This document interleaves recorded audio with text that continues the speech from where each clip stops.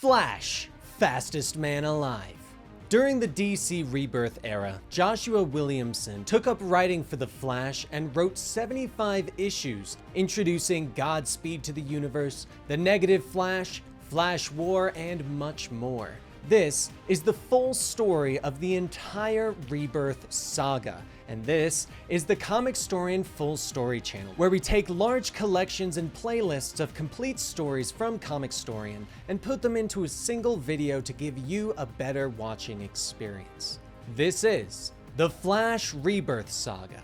I hope you enjoy.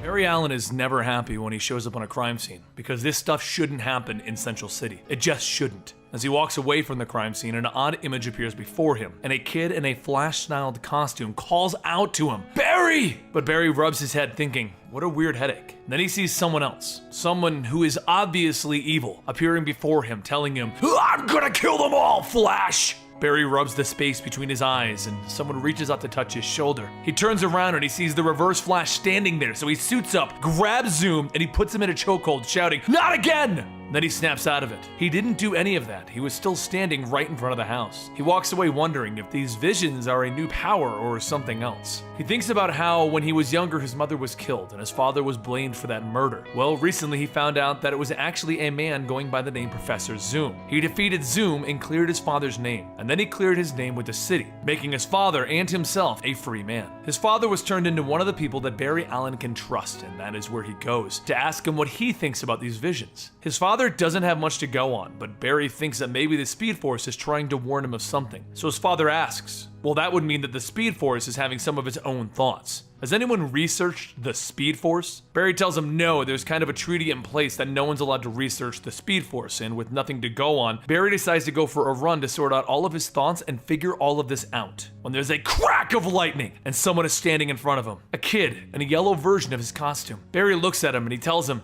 "I don't understand. I hope one day you will. You were right, Barry. Every second is a gift. That's why I won't die in anguish. I'll go with love in my heart. Goodbye, Barry." Then it dawned on Barry who this was. He knew who it was, and he had to save him. Wally? He reached out and the lightning went crazy, striking the ground in the air, but Barry managed to pull Wally out of everything that he had going on. Wally hit the ground on his knees and he was stunned. I'm back! Wally has been lost in the Speed Force ever since the event Flashpoint, but if you want to know more about where he's been, then check out the DC Rebirth video. Wally looked up at Barry. "You said my name! You brought me back!" And Barry was shocked with himself. "I'm so sorry, Wally. My God, how could I have ever forgotten you?" Wally West, this Wally West, was Barry's old sidekick before the Flashpoint ever happened, and he was forgotten for years. He steps forward and he tells Barry, "This whole thing isn't because of the Flashpoint. Someone else used you running through time as a way to weaken everyone and set things back by a decade. That way they can win against us." "Well, whatever it is, Wally, it won't stand a chance against us now that you're back." Wally puts his hand on Barry's shoulder,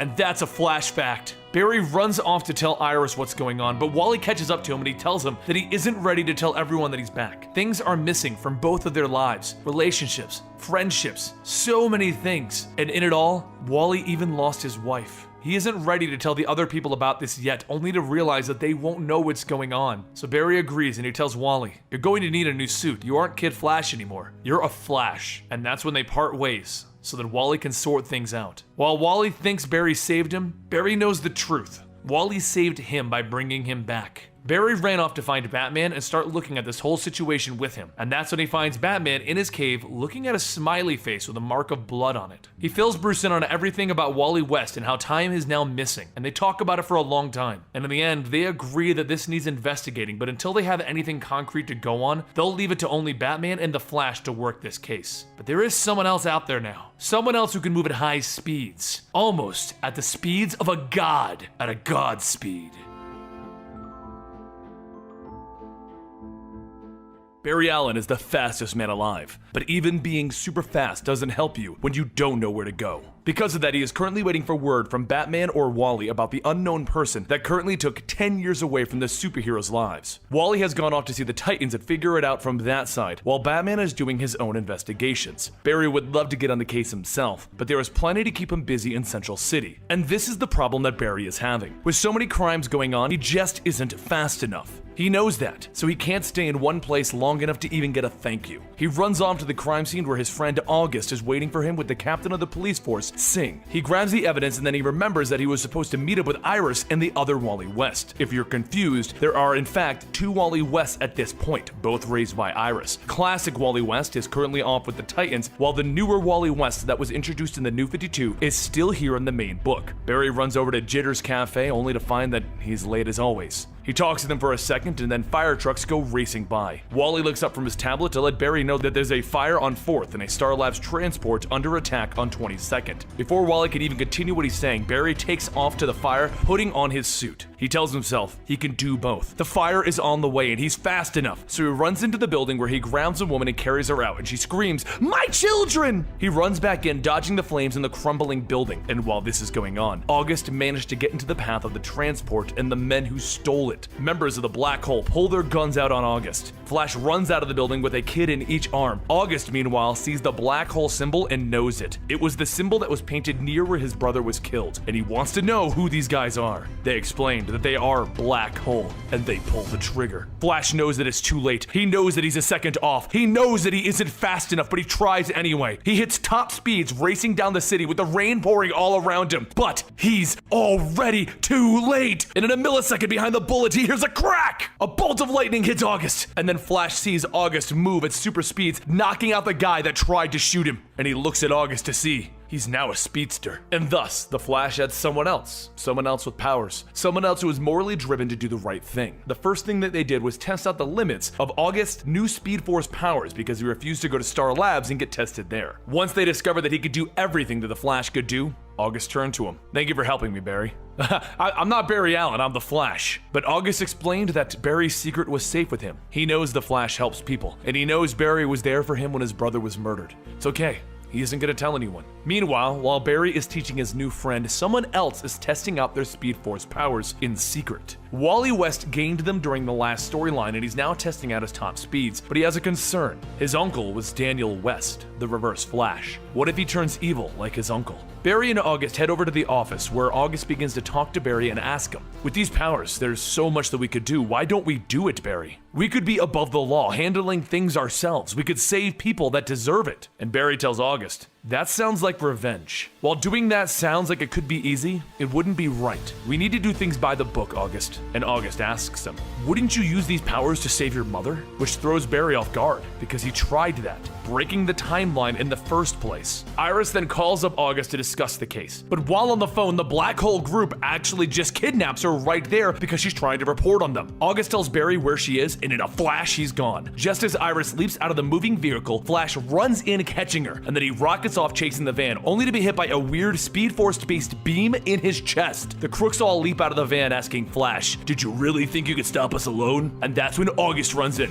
Not anymore, he doesn't. The Flash tries to tell him to stop, but August, using the tricks that he was taught, throws the Black Hole gang off their balance. Then, with their combined powers, they take out the gang and they get them arrested. Iris runs over to the new speedster to ask who he is, and after considering it and rubbing his chin, August informs her that he is the Flash's new partner. Flash thinks about it and he decides that he likes the sound of that. A partner? Things could be worse. Maybe this was the Speed Force answering the Flash's wish to be able to live a life and save people, to be in two places at once. But that's when things get a tad bit more interesting, as the Speed Force storm that was around earlier giving August his powers begins to strike people all over Central City, creating dozens of speedsters everywhere. August and Flash begin to run around the city, rounding up as many of these new would-be speedsters who are trying to commit crimes up as they can. They bring them to Iron Heights, and once there, Flash explains to August his weird relationship with Eobard Thawne, the Reverse Flash. He explains how Eobard killed his mother and has been messing with his life through timeline manipulation, and August is in shock. He had no idea what Eobard had put Barry through. But as they go to leave Iron Heights, they get told about another location that new speedsters are ending up at, and that's Star Labs. The people who got their powers and didn't choose to immediately commit crimes went to Star Labs to try and learn how to control their powers, and that's where Flash meets Mina, a woman who had a boring job at Star Labs but was always interested in the Speed Force and its applications. So,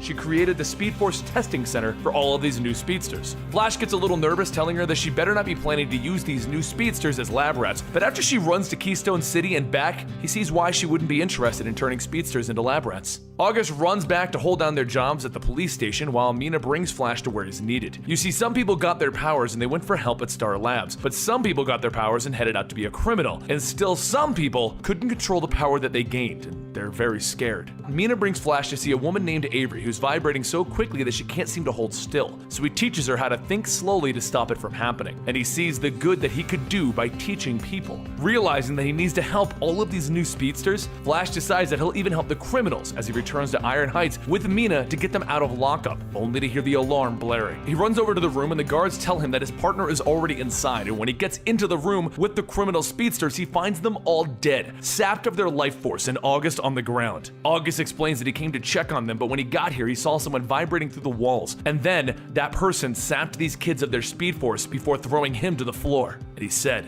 his name was Godspeed. They honestly don't have much to go on, so Flash goes back to the training facility to do just that, train new speedsters. Even Avery, the woman that he helped, is beginning to learn how to control her powers, so Mina brings him into another room to explain something. She has done her research, and the people with the Speed Force, they're all connected through the Speed Force. And the Speed Force itself wants to be brought back together. It's been divided due to the Speed Force storm. So whenever two speedsters use their powers next to each other, their Speed Force will lock together, and it will recombine into one of the speedsters, the fastest one. Basically, the speedsters can race against each other, and one speedster will steal the speed out of the others. And that's how Godspeed stole the speed out of the kids. August then drops in out of uniform so that they can keep their secret identity safe, and he drops off the clues from the Godspeed crime scene. As Barry begins to flip through those reports, Iris arrives with some incredible news that she wanted to give Barry before she releases it to the public 24 hours later. Dr. Joseph Carver was a Star Labs scientist that was fired for experimenting with the Speed Force. He stole the Speed Force sample that Star Labs had, and he found a way to weaponize it. That's what the Flash was shot with, which means the Black Hole group is using the Speed Force against him. Flash runs off with Mina alongside him, leaving August back to heal in case Godspeed arrives, and they arrive at Dr. Carver's lab, which is also Black Hole's base. Flash and Mina run around disabling Dr. Carver's thugs, and the Flash grabs the doctor, asking him if he did this. Did he create the Speed Force storm? And he admits to it, telling the Flash that the storm is only the beginning. And then he activates his new device, the Speed Machine. The Speed Force begins to jump to his machine and place it into his body, but it's too much, and he begins to change into a Speed Force tornado, into something completely different, and he screams out in pain. And then using his newfound powers, he throws the Flash to the ground, and Mina runs over, helping him up, informing him that he can't do this alone. He can't stop Dr. Carver by himself. And that's the moment that August runs in with some of the new Speed Force trainees, telling him that he doesn't need to work alone. August actually came here in his speedster uniform to interrogate Dr. Carver about the death of his brother, because Dr. Carver is linked to Black Hole, and Black Hole is linked to his brother. But it's also a good thing that he brought some of these Speed Force trainees, because it looks like the Flash could use a hand.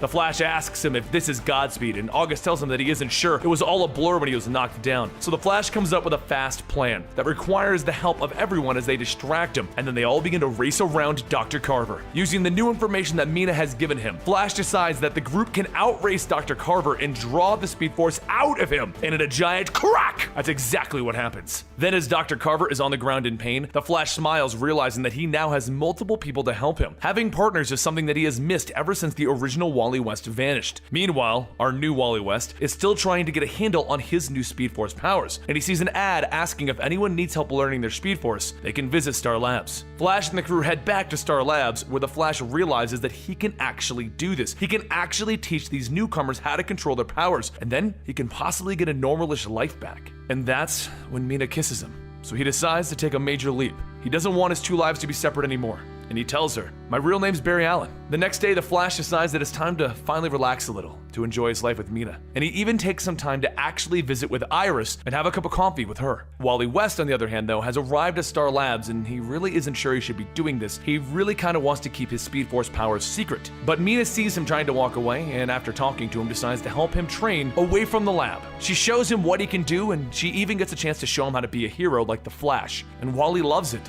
so Mina and him agree to meet back every day to continue his training. Mina then heads back to Star Labs to find the doors blown off, and inside is one man sapping the speed force out of everyone around him, Godspeed. She runs over trying to stop him by punching him, but he's way beyond her league, so she knocks Avery away from him and tells her to find the Flash. She turns to the other speedster trainees and tells them that he's trying to sap their speed, so they need to run against him. They need to outrace Godspeed. But instantly it doesn't work, as he is so much faster than any of them, and Avery runs off to try and find the Flash. They need help. The Flash is running through Central City with August by his side as they discuss what Mina could mean to him when Avery shows up telling them what's going on. Godspeed is at Star Labs. The Flash is confused. They stopped the black hole. They stopped Dr. Carver. Wasn't he Godspeed? So he takes off for Star Labs, where he finds a bunch of the trainees drained of their life force and Mina's suit on the ground, and no Mina. Flash and August get to work trying to solve this because the Flash isn't convinced that Mina is dead. There was no body, and her suit had traces of something that happened to him a long time ago. Something like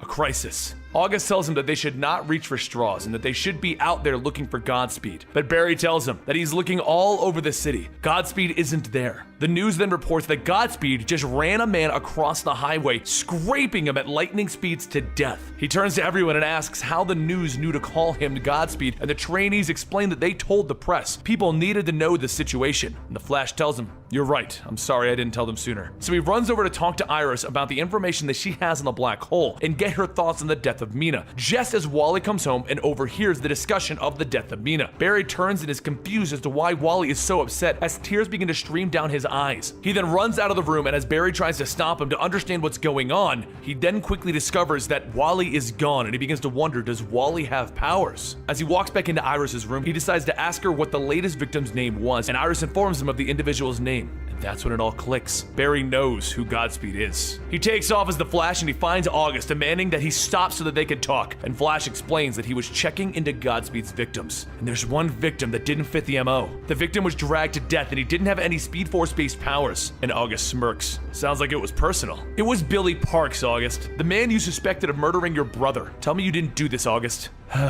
He deserved to die. Billy could have been an innocent. My gut was right, Barry. He did it. We don't know that. Yes, we did. Killing isn't justice. I took a criminal off the streets. What? Did you kill the other speedsters as well? What about Mina? You barely knew her, Barry. Excuse me? You and Mina weren't some great love affair for the ages. Don't turn Mina into another tragedy for you to make into your life story. And the Flash strikes August across the face. So he wipes the blood aside and he lets the lightning flow. You know, I was thinking of calling myself the new and improved Flash because you clearly aren't cutting it anymore. But I realized that with these powers, I am judge, jury, and executioner, so I call myself Godspeed. Then he runs off. Try to catch me, Flash. He begins to run off with the Flash in pursuit. How did you do it, August? Well, Barry, you see, I'm faster than you. So much faster that I can do what you have ever so desperately wanted. I can be in two places at the same time. And that's when a second Godspeed arrives, and with the two of them, they knock the Flash down. One of the Godspeeds grabs Barry while the other one repeatedly pummels him until he's bloody. You have to believe me. I never wanted to kill Mina or the others. I just wanted to be fast. So I could stop anyone from ever having to experience the pain that I felt from losing someone. Think about your mother's killer sitting in Iron Heights. If someone like me was around back then, they could have saved her from Thawne. And then he screams out in pain.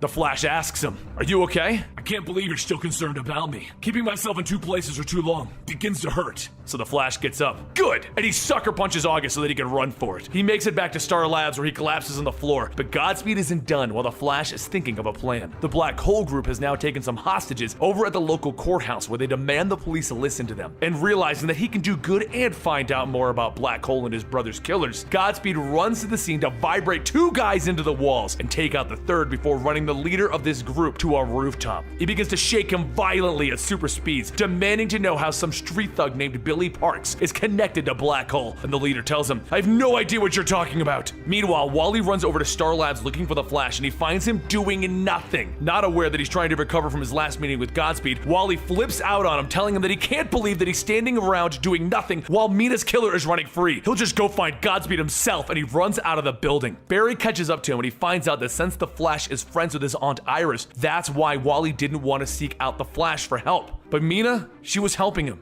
And now she's gone. But he learned from the Flash that he can also help people. He needs to help people. It's his choice what he does with these powers. And the Flash is shocked. You learned that from me? but it gives him an idea. If he can go faster, he can stop Godspeed, and Mina said that the Speed Force was trying to reconnect. His theory is that the reason that the speedsters died is because they raced against Godspeed, fighting to keep their powers. So what if they were giving them up willingly? He takes Wally with him back to Star Labs, and he explains to everyone that he wants to take their speed so that he can stop Godspeed. They'll get to go back and have normal lives, but they have to willingly give it up. And it works, granting both Barry and Wally more speed than they've ever had before. And that's when Godspeed arrives, kicking everyone. If you're willing to give up your powers, you don't deserve them. The Flash chases after Godspeed, and as they exit the lab, he informs Flash. I'm gonna do you a favor, Barry. I'm going to Iron Heights to kill the man that killed your mother, Eobard Thawne, along with every other crook in Iron Heights. I'll be back in a minute, buddy. The Flash runs after him as fast as he can, and then he reaches out to August, knowing that he can use the Speed Force feedback to stop him from running. They both hit the ground in pain, and August tells him, I'm shocked that you would use the Speed Force against a friend. He stands up and he begins to separate himself into two. And then one begins to run to Iron Heights while the other stays to prevent Barry from stopping him. Because Barry's all alone. He can't stop Godspeed until Wally jumps in. No, he's not. Barry gets back up asking Wally what he's doing, and he tells him that he was thinking about his Aunt Iris and how she would never stand by while other people were in trouble. August looks at the two of them and he tells him, too bad I'm still faster. But Flash knows that he actually isn't faster. When August separates, he breaks his Speed Force connection down, making him slower, meaning the Flash and Wally can outrace him. They begin to run circles around the two Godspeeds, and they begin to sap out his Speed Force energy until crack!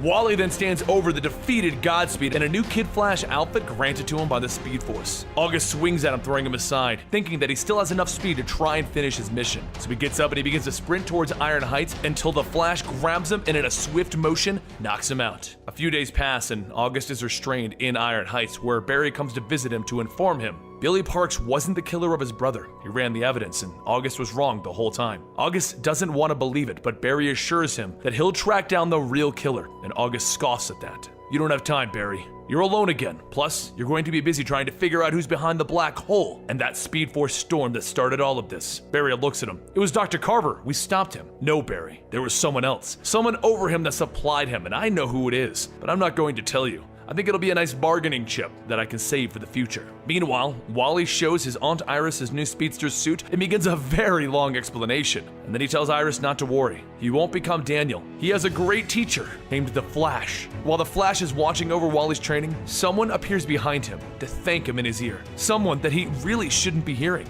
He turns around to see a speedster trail on the ground asking, "Mina?"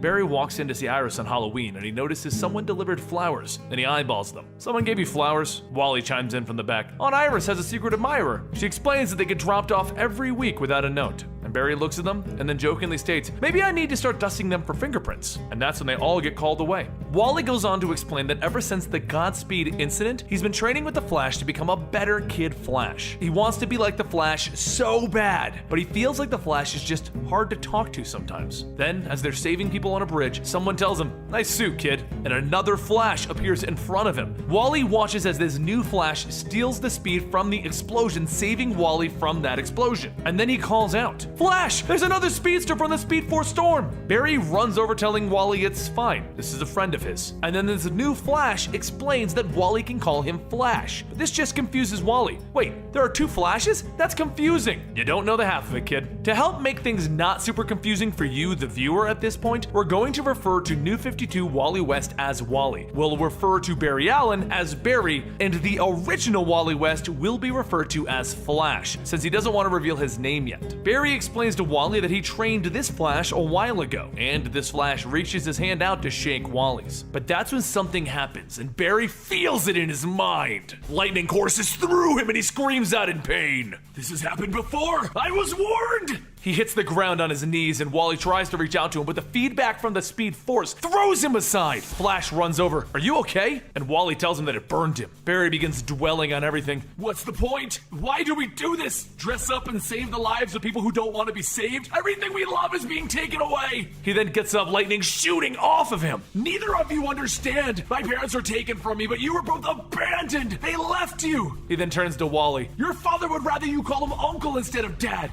and Wally stares at him. That's right! Daniel West, the Reverse Flash, is your father. He didn't want to admit it, and that's why he became the Reverse Flash. Flash runs over telling Barry to stop right there, and Barry turns to him. You? You think you could fill my boots? I have no legacy. I'm the Flash. Do you understand me, punk? Me! He then begins to absorb into the Speed Force, and he begins to pull him in, and then he sees him. Zoom! You're destined to run alone forever. I've seen your future. But Flash has an idea. Barry saved him from the very same thing a short while ago, and he reaches into the Speed Force with the help of Wally. And then with an explosion, the Speed Force is calmed down. Barry looks at Flash and Wally and he tells them that he's sorry. They did it. They stopped the Speed Force from absorbing him. While they all should be happy about this, Wally looks at him scared. Is Uncle Daniel really my dad? Barry turns to him. Wally, I'm sorry. I found out when he was arrested. And Wally takes off confused. He knows that Barry didn't mean what he said, but could it be true? Did Daniel West become the Reverse Flash because of Wally? Barry begins to try and chase after him, but the Flash tells him not to. Sometimes you need to run it off. Later that evening, Flash gets out of costume and he catches up with Wally. They both ask each other if they know who they are since they've only ever met in costume. And Wally tells the Flash, it's kind of easy. The red hair is a giveaway. Wally explains everything, how he used to idolize his Uncle Daniel and why would Daniel leave him? What was wrong with him? So the Flash tells him that when he was a kid, his parents fought all the time, and when they sent him away, he felt rejected as well. He dealt with it with lessons that Barry taught him, that it's all about believing in yourself with your heart. Your powers don't matter. You aren't alone, Kid Flash, no matter what has happened in the past. Wally finally cracks a smile and asks him if he has any advice for working with Barry. So the Flash points at him. One day, you're gonna challenge the Flash to a race, and he's gonna let you win. It's who the Flash is. They both suit up and they run off as Flash tells him, we're family, Kid Flash. I'm here for you. And then he ran to go meet with Barry. He explained that they discovered who had removed him from the timeline and that it had screwed everything up. It was the villain Abracadabra, and he fought him along with the Titans. This is a story that we will be covering shortly, so don't worry, you aren't missing that much. It hasn't concluded yet. Barry then asked him if he was the one delivering the flowers, and the Flash tells him it is him. He wants her to know that someone cares about her. Barry tries to convince him to tell Iris everything, but he tells him it isn't time. Abracadabra hit the Titans hard. Yes, he made the world forget about this version of Wally, but he isn't the one messing with the timeline, so they need to solve that before he'll tell anyone anything. So the two of them suit up and they get ready to run some more. But Barry tells the Flash one thing that he saw while in the Speed Force: an odd-looking helmet with a set of wings on it. He doesn't know what it was, but it filled him with hope.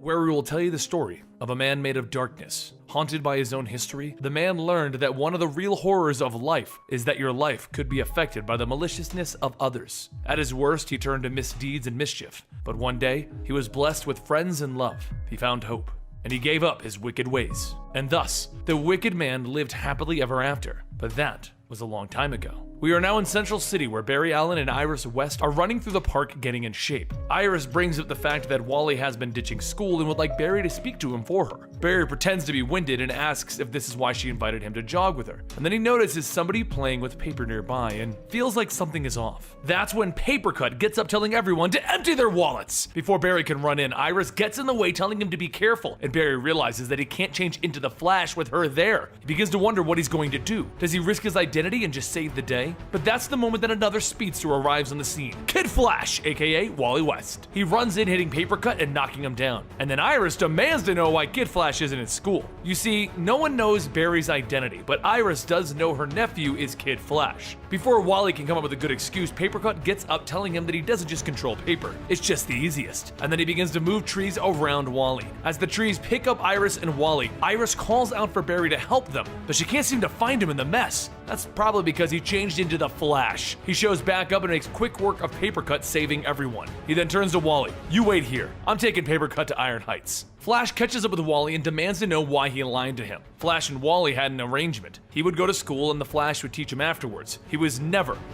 to go off on his own. Flash tells him that he knows that he's breaking their deal. He knows that he's been running with the Teen Titans and he shouldn't be. You're not the first partner to try and hide things from me. I thought I could trust you, Wally. And until I can, I don't think I can train you to be Kid Flash. But that ticks off Wally. You talk about trust? I don't even know your name. Why does that other red-haired Flash know your name but I don't? He then storms off, leaving Flash to wonder about that one. Barry goes back to his lab where he goes over the situation and how many people he's lost. Time with his father while he was in prison. That other Wally West, who's now going by the name The Flash. August, who turned out to be Godspeed. And then there's Mina. Barry has been following the sightings of a speedster taken from the rich and giving to the poor, and he's certain that it's Mina. But why hasn't she reached out to him? If you're curious as to who this other speedster is, check out the first video for Flash Rebirth, Godspeed. Meanwhile, Wally heads back home where he gets himself grounded for skipping school and he heads to his room. He then decides, you know what? I'll just go catch a rogue. If I do that, the Flash will have to trust me. So after hearing reports about an evil shadow, Wally decides, how hard can a shadow be? He runs out and finds an odd man in a top hat, and he offers to help him. When he turns around, Wally sees his twisted grin on his face, and he informs Wally, hope was taken,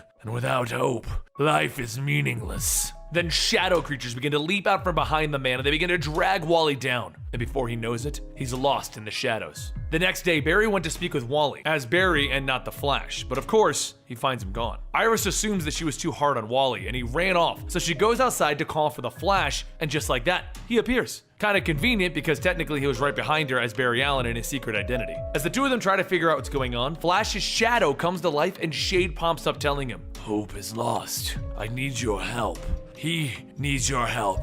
Kid Flash in the shadows. Hearing that, Iris runs into the shadows and leaves Flash behind. Without a second thought, Flash runs for it. Really, Iris? I'm supposed to be the one running into danger. The Flash quickly realizes that he isn't near Iris and he isn't in Central City anymore. He's in Shade's shadow world. The shadow monsters begin to attack him and he tries to outrun them, but that's when Wally shows up telling him that you can't outrace them, but they hate our lightning. And with that, a massive burst of lightning shoots out of Wally and he collapses. The Flash runs over to catch him, asking if he's okay. And Wally explains that he's just exhausted. He's been here for days. And the Flash tells him it's only been a few hours. As they try to figure out what's going on, they hear Shade, the real Shade, not the twisted and demented one, talking to them. He explains that he left this life behind. He had a woman that he loved, and he was spending his life with her. But his own fears of this power overtaking him gave life to the shadows once again. He began to lose control of them as his subconscious began to guide them to do things that would supposedly help him. But it led him to losing hope. Losing the woman that he loved. These creatures took her away from him and brought her to the shadow world.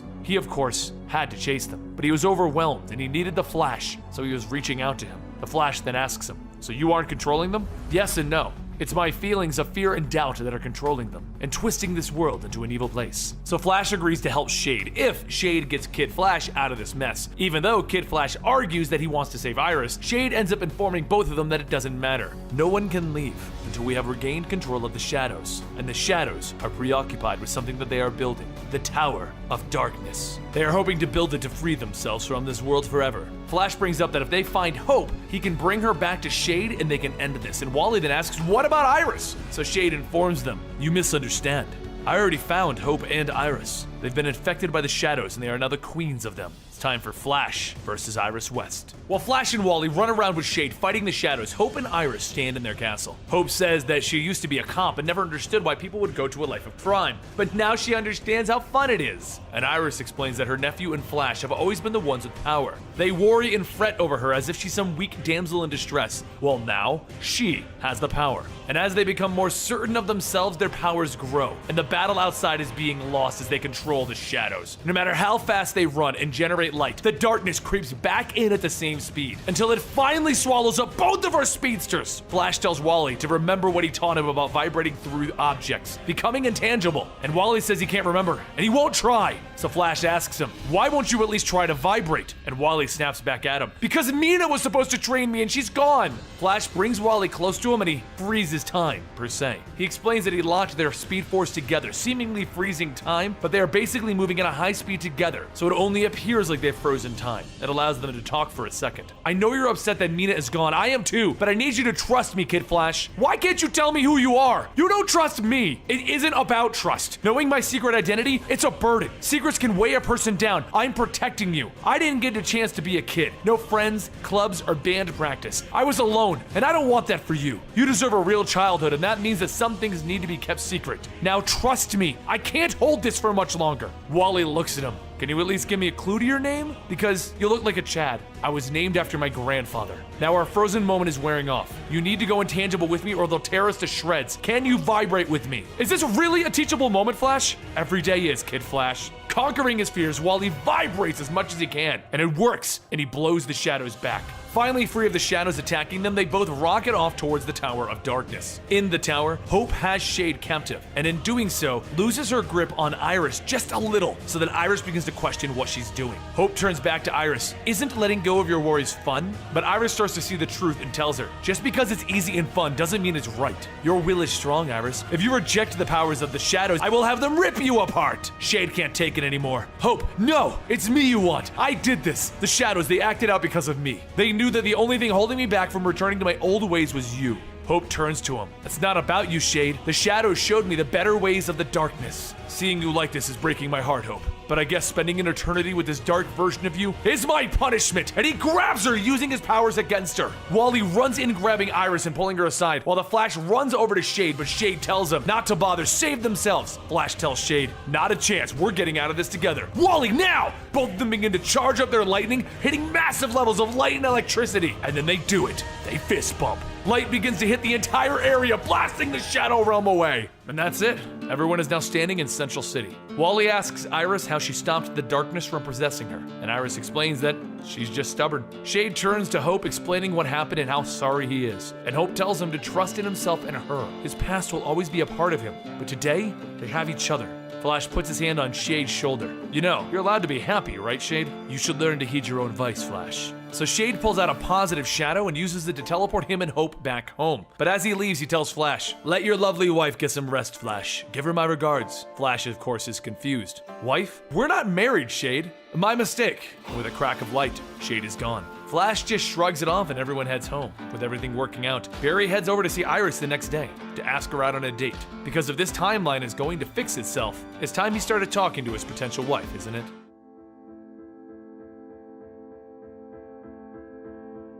Now the rogues consist of Captain Cold, Mirror Master, Weather Wizard, Heatwave, Golden Glider, and Captain Boomerang. Or at least they did until Captain Boomerang left for the Suicide Squad. But the weird thing is that the rogues are currently missing from Central City. You see, they broke out of prison not long ago, and with everything going on for the Flash, he hasn't been able to find them. So many other villains in Central City, and on top of that, he had to deal with Godspeed and his new kid Flash. But as the Warden reminds Flash that the rogues are in fact missing, Flash reminds him that the rogues were pardoned for their recent heroic acts. Is it possible that the rogues have hung up their weapons and quit? The Warden doesn't quite believe that, and as much as Flash wants to believe it, he decides that he should perhaps at least look into it. He begins to follow the trails as Flash and as Barry Allen, asking the various families and known associates of the rogues. His investigation led him to a woman who taught Lisa Snart how to ice skate. Lisa goes by the rogue name Golden Glider. Barry begins to speak with her, and she presents a photograph of both Leonard and Lisa Snart before they were Captain Cold and Golden Glider. In the photo, Barry saw a smiling Leonard with his father in front of the polar ice building. So in a crack of lightning, he arrives at the scene as Flash, and it's there that he eventually finds the rogues' safe house in an underground lair. He does question why everyone has an underground lair and wonders if he should maybe get one, but the big thing that he notices is that the rogues aren't there and they seem to have left in a hurry. So as he begins to gather up evidence, a countdown begins, and Barry is left with 10 seconds to get what he can and get out of the building before it explodes. But he got too greedy and was almost caught in the explosion. Luckily, he vibrated at just the right frequency to allow the explosion to pass through him. While this would have been the end of the investigation for many heroes, Barry moved fast enough to get all of the important information about where the rogues are. And he knows what they're doing and he knows how to stop them, even if they aren't in Central City anymore. Except this time, Barry is wrong. Because as he leaves to investigate what he thinks is going on, Captain Cold is watching with the rest of the rogues and tells them,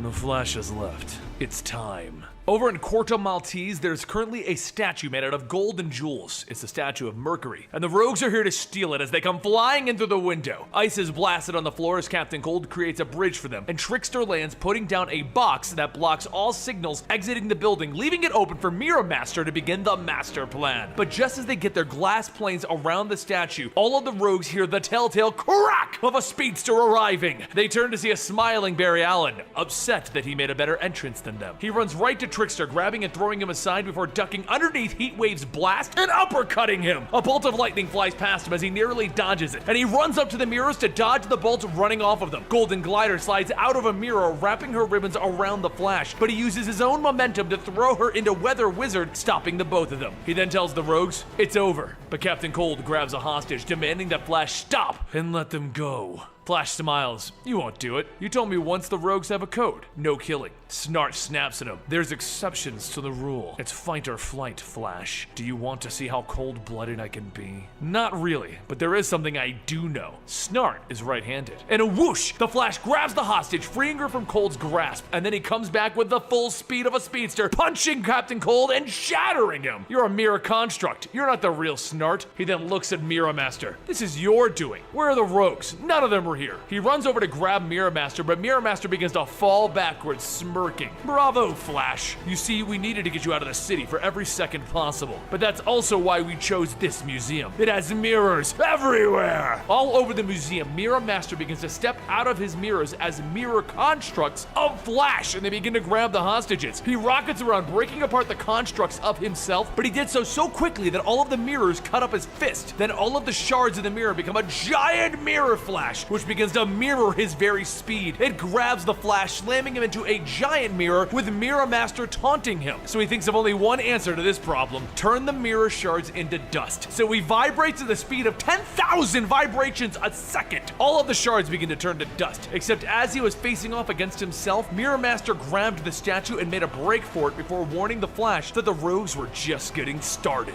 Flash splits back to Central City to see the horrible truth. The rogues have finally won. They split up and hit multiple locations. How can the Flash catch them if he doesn't know where to run? Standing in the crime scene of one of the heists, Iris West walks over asking Flash how he lost to the rogues. He tells her he isn't sure. He honestly doesn't even know what they stole here. She explains that she was hoping that the rogues would finally realize that the city wants them to be heroes, but sadly it looks like they slipped right back into being villains. Flash tells her that he's given them so many chances, hoped for some good in them, but they've always proved him wrong, and that he thinks about what Iris got him thinking about. Wait, what did they steal? He counts up everything stolen, and all of it was big and bold items, from the statue to every jewel in a jewelry store to everything in a bank, including the safety deposit boxes. It was their biggest heist ever. It was their last heist, which means they don't ever intend on coming back to Central City, and if you weren't coming home ever again, where would you go? He runs over to each of their homes and he finds Heatwave standing in front of his childhood home holding flowers. I went to their graves first, Heatwave, but then I remembered your old childhood home. Heatwave doesn't turn around to face the Flash. Instead, he slowly puts on his helmet and he tells him, I only have one regret, Flash. That's that I didn't burn down the whole neighborhood. And with that, he begins to light up all of the houses around them, setting fires in every single home. Flash quickly runs into each building, rescuing the poor civilians, and then he comes rocketing back to face off against Heatwave, but he gets a full blast of the heat gun. He drops to the ground as Heatwave walks over. I've never burnt you this bad, Flash. After a few months of skin grass, you'll be okay. He then walks away to meet with the rest of the rogues. They're meeting on a boat offshore, and when Heatwave shows up, he tells them that he got to burn the Flash. Captain Cold knows the truth, doesn't he? The Flash didn't lose to Heatwave. He let himself get burnt so that he can follow him. As he tells them to get ready to roll, the Flash is instantly on the boat, taking out every rogue except for Cold. He then walks over to Cold, and Cold freezes his foot in place. You see, Flash, I know the truth. The Flash always beats the rogues. So while they were stealing the money, I broke into Star Labs to steal something else. The specs for the black hole weapon that created the Speed Force storm and threw you for a loop.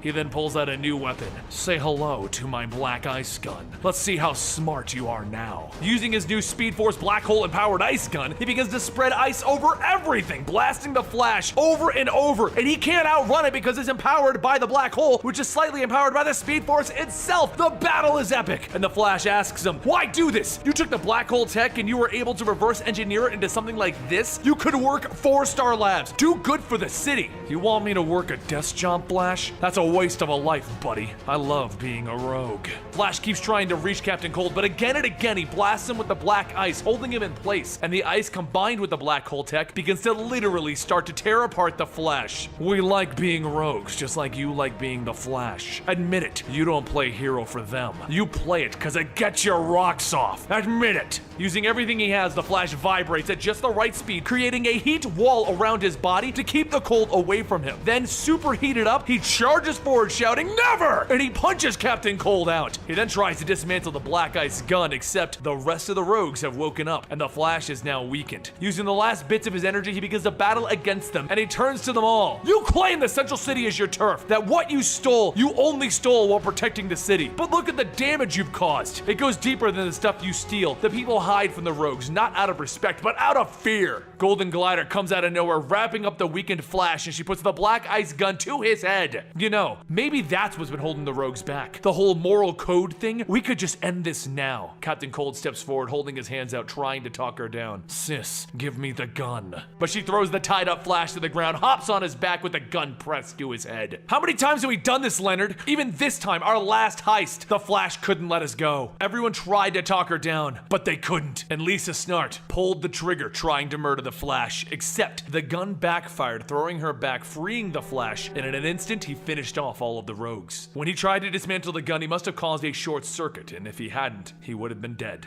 Captain Cold told the Flash that what he was doing was for himself, not the people. But the truth is, yes, he does it for himself, because giving the people of Central City an opportunity for justice brings a smile to the Flash's face. The fact that Cold thinks that that is selfish says more about Cold than Flash.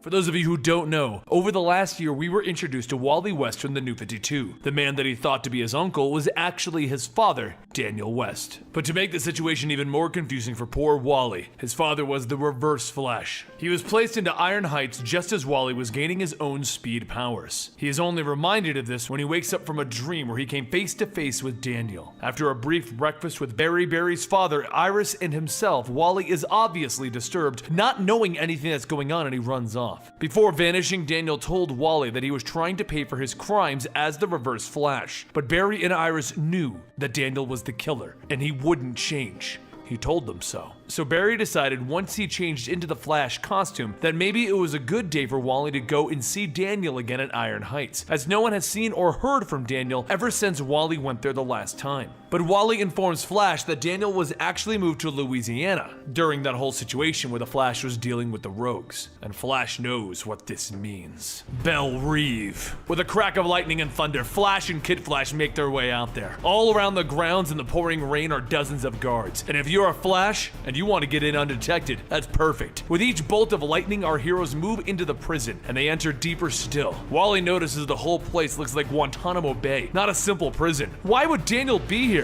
He begins to panic, which causes him to run more and the guards to find him. Barry hits top speed, running around the guards in their battle suits, dismantling the suits, leaving a bunch of men in their underwear. And as more guards arrive, someone yells, "Stop!" with the commanding voice of a person that you don't want to cross. Barry and Wally see Amanda Waller, and she asks what is he doing there. Barry approaches her asking where Daniel West is, and she sternly tells him that they have no record of a Daniel West. Wally yells out that he has proof, and she tells him that no matter what he has, there's no one here. Also, if they don't leave right away, she'll make room for a breaking and entering speedster. Barry grabs Wally by the arm and they leave the area. Wally demands that they go back and they find Daniel, but Barry explains that he has a better idea. If Daniel was ever in Belle Reve, then he knows someone who might have an answer, and they run off to the Australian outback and Digger Harkness. He's gotten himself into another bar fight, except he quickly cuts apart the men trying to beat him with his razor-sharp boomerangs. Then, as he's about to cut a guy's throat, there's a whoosh, and the boomerang is lifted out of the air. Should have known he'd be in trouble, Digger. And the men then jump on Digger as he tells the Flash, "Hey, Flasher, good to see you, mate." He begins to fight back, asking who the wee bit is. But as Barry debates if he really wants to help Digger, a net is thrown over them and all three of them are captured for entering the Weaver clan's web. Quickly, all three of them are tied to a post to hold them in place. Captain Boomerang asks Flash why he isn't leaving, and he explains that this Weaver's web is weird, as electricity has its own vibration. So Captain Boomerang has another plan,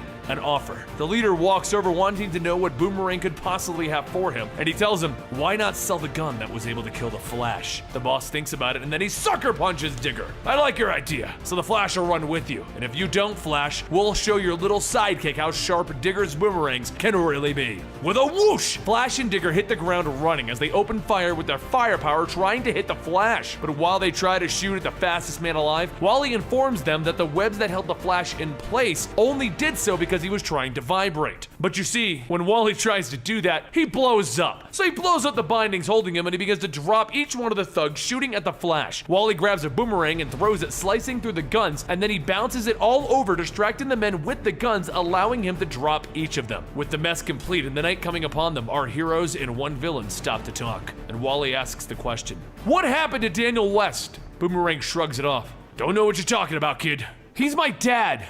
And that, right there, causes Digger to stop. "No lie? I just want the truth." "Oh, bugger." He pulls off his hat and he tells them, "Here's how it went down. The Suicide Squad was sent on a mission to stop the League of Assassins outside of Turkey when it all went kind of sideways. There was a bomb that could kill a lot of kids. West decided that he couldn't let that stand, and he went back to get the bomb and throw it into the ocean. He saved a lot of people, but he wasn't fast enough. That's the truth. Your old man died a hero. Sorry, kid." Wally runs off and Barry turns to Digger. "Digger, I never expected a thanks, Flash. Go after the kid." So Barry chases him back down and Wally shouts to him, You knew, didn't you?" "I didn't know for sure. When we went to Belle Reve, that's what you were worried about, that he was sent on some Suicide Squad." And Barry tries to tell Wally to come back with him. They can talk about it at home. But Wally is confused. He's angry. He's hurt that his father couldn't just tell him the truth, that he was his father.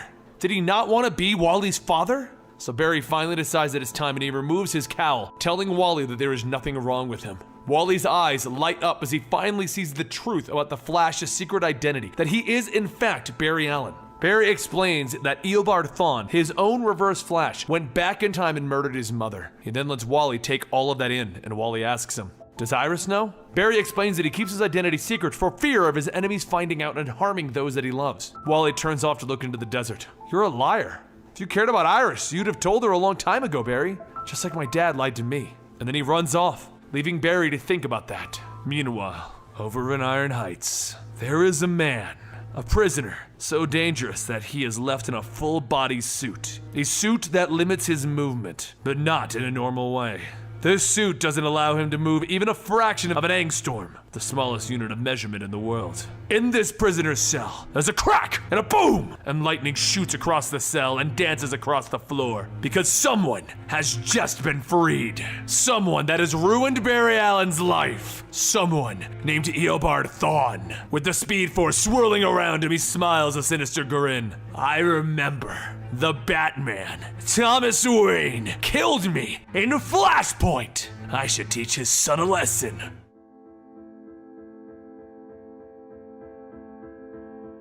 Iris West is sitting at a table taking small notes as a woman explains that Godspeed took her son from her. He did such a large amount of damage to the body that they couldn't even have an open casket. She explains that Kyle was a dumb kid. He didn't ask to gain those powers from the Speed Force storm, and now his body is stolen. Iris pauses. "Stolen?" "Yes, the cops didn't tell me anything about it, but they say that it's a part of an ongoing investigation." Iris explains that is because that's what they say when they're worried that the facts of that case could tip off the guilty party. The woman turns to her. "Do you have any kids?" "I take care of my nephew." "If this happened to your nephew, wouldn't you want answers?" Iris left the house thinking about that, and it brought her to the grave of Kyle, and then to the other surviving families. Someone's been going around stealing the bodies of the victims of Godspeed. Luckily, she knows someone who works in the CCPD. Barry Allen runs into his office to have a seat just as Iris walks in. In her hands is a cup of coffee, and then she hands it to him and he chuckles. "You know, before we were dating, you used to bring me coffee when you wanted a story." Iris smiles. "It's the Godspeed victims. The bodies are missing and I was hoping to find out what the CCPD knows." Barry smiles back. "I would love to help, but it seems like you know as much as the CCPD. Iris leans against his desk. "Well, there's one person unaccounted for who you knew a bit more closely. Mina. She was murdered in the Star Labs Speed Force Training Center by Godspeed, and you two were, well, close." Barry looks away from her, so Iris jumps in quickly. "Look, Barry, if I'm crossing the line here, I'm sorry." No, it's okay, Iris. Mina's body was donated to Star Labs along with her speed suit. That's what she wanted. Anything else is confidential." So Iris tells him thank you and leaves after kissing him on the forehead. This isn't the end of the investigation, though. Iris needs to go see if Mina's body is there. So she decides to go to Star Labs secretly. But the moment that she walks into the Speed Force training facility, she sees dust, cobwebs, and everything untouched. Until someone finds her there, telling her that she isn't supposed to be in there. This makes Iris's reporter sense tingle, and she looks around the woman stopping her to see something that she never thought she'd see. black hole operating again out of Star Labs, and they're moving caskets around with the missing bodies. The woman tries to stop Iris, but she flips her over her shoulder and knocks her out. She then grabs the black hole suit and helmet as the guards walk over from hearing the noise. The doctor who came to check on her is named Dr. Husk, and he asks if she's okay, thinking that Iris is a Dr. Holt, the woman who was over here and was trying to stop Iris. Iris pretends to be her and tells him that she's fine. So he asks if she did the data wipe, because they can't have anyone accessing Mina's data. They talk about the last situation where the Flash stopped Dr. Carver, so Iris asks if they're going to go free Dr. Carver from Iron Heights. Husk tells her no, but no one really cares about the Godspeed victims, so they can run as many tests on them as they please. It's a good thing that they have a friend in Star Labs to allow for this. And Iris slips, asking, "Who?"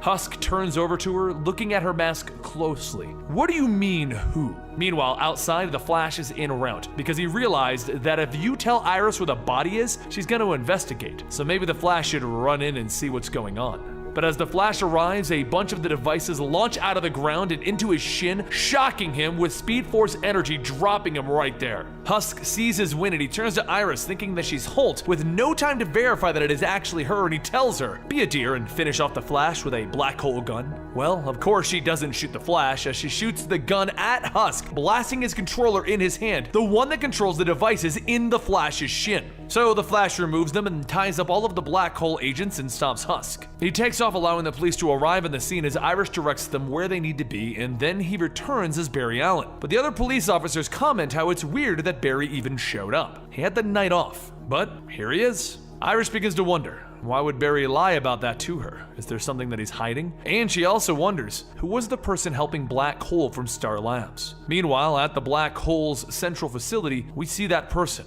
Someone that went missing. Someone that Barry Allen assumed had to be alive because he never found a body. Mina. She's the Black Hole operative.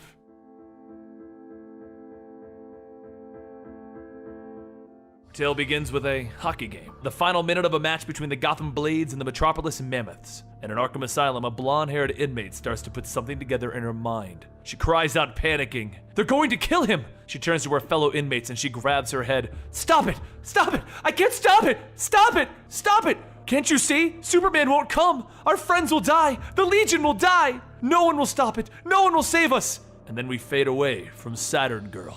Deep in the Batcave, Batman stares at an enormous series of monitors, each with a view of the button, and he watches the hockey game. He twirls it between his fingers as he watches the puck hit the ground, and two of the players begin to fistfight. They have a history, the announcers say. This was in the making, the audience says. But neither man is giving up ground, and they hit each other so hard that one man hits the ground and everyone begs for him to stop. The fight is over. As they pull one man off of another, Batman turns off the television and he throws the button over to the table. The one where he's been keeping the Psycho Pirate's mask ever since he got it from the man himself. The two land next to each other, and there's a slight spark and a faint noise. Batman turns to see what's going on, and the button sends out a current of lightning that hits Batman in the chest, throwing him back. He looks up to see another Batman, a man from another time, a man from the Flashpoint event called Thomas Wayne. Thomas looks down at his son and he calls out, "Bruce?" And in response to that, Bruce reaches out, "Father?"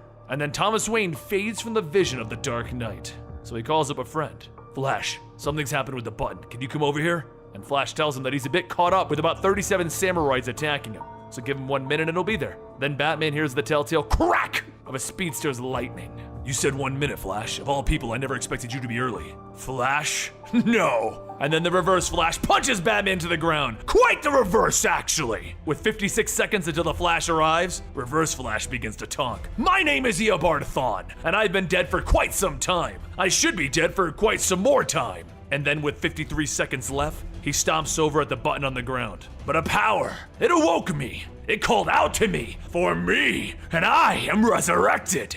Batman leaps at him, but he vibrates, letting Batman hit the floor. "Oh, you want to fight some more?" At second 47, Reverse Flash cracks Batman with a right, and then a left, and then an uppercut. At 46 seconds remaining, he throws another left and then a right. And then at 45 seconds remaining, he hits Batman across the face. With 44 seconds remaining, he grabs him. "You're still alive? How fun!" He begins to run around the Batcave, throwing Batman into the trophies and devices that he has around, until he finally comes to the letter that his father gave him from Flashpoint, with 37 seconds remaining. He tears it up with Batman calling out, "No!" And then he throws it in the air like confetti. Oh yes! And now we have 29 seconds remaining until the Flash arrives. Reverse Flash begins to vibrate, making it so that Batman can't do anything to him. And Batman tells him, "There's one thing I know about speedsters. To blur, you have to be touching something on the ground." And he drives a batarang into Reverse Flash's foot, pinning him there. At 22 seconds remaining, Batman gets up for round 2, punching with a right and then a left, and Reverse Flash sonic claps him into his monitors. "You have to know, you can't win!" Batman wipes the blood from his face. "Oh, I know, but I don't need to win. I just need 11 seconds. At the 10-second mark, Reverse Flash runs in, punching Batman over and over, and Batman even manages to get a shot in himself, so Reverse Flash pins him to the ground, pummeling him, and then he lifts him up. Batman looks him in the eyes. 1. And nothing happens. I guess overtime. Reverse Flash knocks Batman out and stands over him. Pathetic. He slowly walks over to the button and he picks it up, and he vanishes. He then returns moments later with a blue fire burning on him. God! He falls to his knees. "I saw God!" And he dies. That's when the Flash runs in, apologizing for being late. He tried to save the hockey player who was beat, but he was too late. And then he looks down to see the dead Reverse Flash and an unconscious Batman. Flash gets Batman up to his bed, where Alfred begins to take care of him, and he begins to go over the crime scene. The Reverse Flash is there as a skeleton, and he's trying to figure out what happened. Eventually, he realizes there's only one witness, so he goes to talk to Batman, and they decide to figure out what's going on. Batman tells him that Eobard said that he saw God. Flash tells Batman that he knows Thawne's vibrations, and there was something weird about them on his corpse. It's almost as if he traveled throughout space and time. How did he get back to the cave? Batman then explains that he put the button next to Psycho Pirate's mask and he saw something. A ghost of his father. They go over their notes. This all started the night that Wally West returned. Flash has also been seeing things such as Eobard Thawne and the Helmet of Mercury. The helmet apparently gave him hope. Batman asks Flash what he isn't telling him, and Flash tells him that he'll update him when he gets info. Within a short amount of time, Flash has made his way up to the Justice League Watchtower. It is here that they house all of the artifacts that they've come across. He thought back to the day that Wally returned from the Speed Force, and Wally told him that there was somebody watching them. He never saw who it was, but they're out there, and they're waiting to attack. Wally said that whoever this was more powerful than Darkseid. Flash runs over to a sheet, pulling it off, and there sits the Cosmic Treadmill, the tool that the Flash uses to travel through time, the thing that he swore that he would never use after he created the Flashpoint universe. But as he goes to get on it, Batman steps out of the shadows. "This is my case too, Barry." Flash tries to tell him no, but of course, that doesn't work as Batman and the Flash get on the treadmill together. And he begins to run faster than light! All around them is a blinding white light as they begin to run through the time stream. Flash notices that things aren't right immediately. Around them are different timelines, separate from the one that they live in, different outfits, altered histories, even timelines where individuals have died. And behind them is a time storm, which is getting closer and closer, and the Flash knows what this means. They can't get caught up in it or they won't even know where they land. He has to run faster, but he isn't fast enough as he gets hit by the storm with a full kaboom! Batman and Flash go flying off of the treadmill with Batman holding onto it with a batarang and the Flash zipping around trying to get back on. But the white light of time begins to close around them. It begins to swallow them up, and then the treadmill hits the ground, breaking into pieces. They both get up looking around, and Batman sees that this is his cave, but different, and the Flash realizes where they are. Batman sees the gun that killed his parents, and he sees a glass case. He lowers his cowl as he looks at it. How is it here? I never recovered it. And then Batman turns to see another Batman, his father, and Thomas Wayne turns to Bruce. I did this all because of you, son. Thomas continues. Everything I did because I wanted to save you.